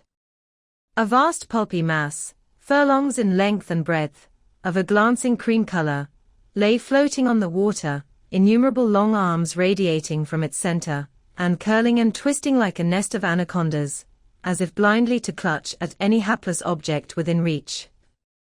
No perceptible face or front did it have, no conceivable token of either sensation or instinct, but undulated there on the billows, an unearthly, formless, chance-like apparition of life. As with a low sucking sound it slowly disappeared again, Starbuck still gazing at the agitated waters where it had sunk, with a wild voice exclaimed, "Almost rather had I seen Moby Dick and fought him, than to have seen thee, thou white ghost." "What was it, sir?" said Flask. "The great live squid, which, they say, few whale ships ever beheld, and returned to their ports to tell of it." But Ahab said nothing. Turning his boat, he sailed back to the vessel, the rest as silently following. Whatever superstitions the sperm whalemen in general have connected with the sight of this object, certain it is, that a glimpse of it being so very unusual, that circumstance has gone far to invest it with portentousness. So rarely is it beheld, that though one and all of them declare it to be the largest animated thing in the ocean, yet very few of them have any, but the most vague ideas concerning its true nature and form, notwithstanding, they believe it to furnish to the sperm whale his only food. For though other species of whales find their food above water, and may be seen by man in the act of feeding, the spermaceti whale obtains his whole food in unknown zones below the surface, and only by inference is it that any one can tell of what, precisely, that food consists. At times, when closely pursued, he will disgorge what are supposed to be the detached arms of the squid, some of them thus exhibited exceeding 20 and 30 feet in length. They fancy that the monster to which these arms belonged ordinarily clings by them to the bed of the ocean, and that the sperm whale, unlike other species, is supplied with teeth in order to attack and tear it. There seems some ground to imagine that the great kraken of Bishop Pontoppidan may ultimately resolve itself into squid. The manner in which the bishop describes it, as alternately rising and sinking, with some other particulars he narrates, in all this the two correspond. But much abatement is necessary, with respect to the incredible bulk he assigns it. By some naturalists, who have vaguely heard rumors of the mysterious creature, here spoken of, it is included among the class of cuttlefish, to which, indeed, in certain external respects it would seem to belong, but only as the anak of the tribe.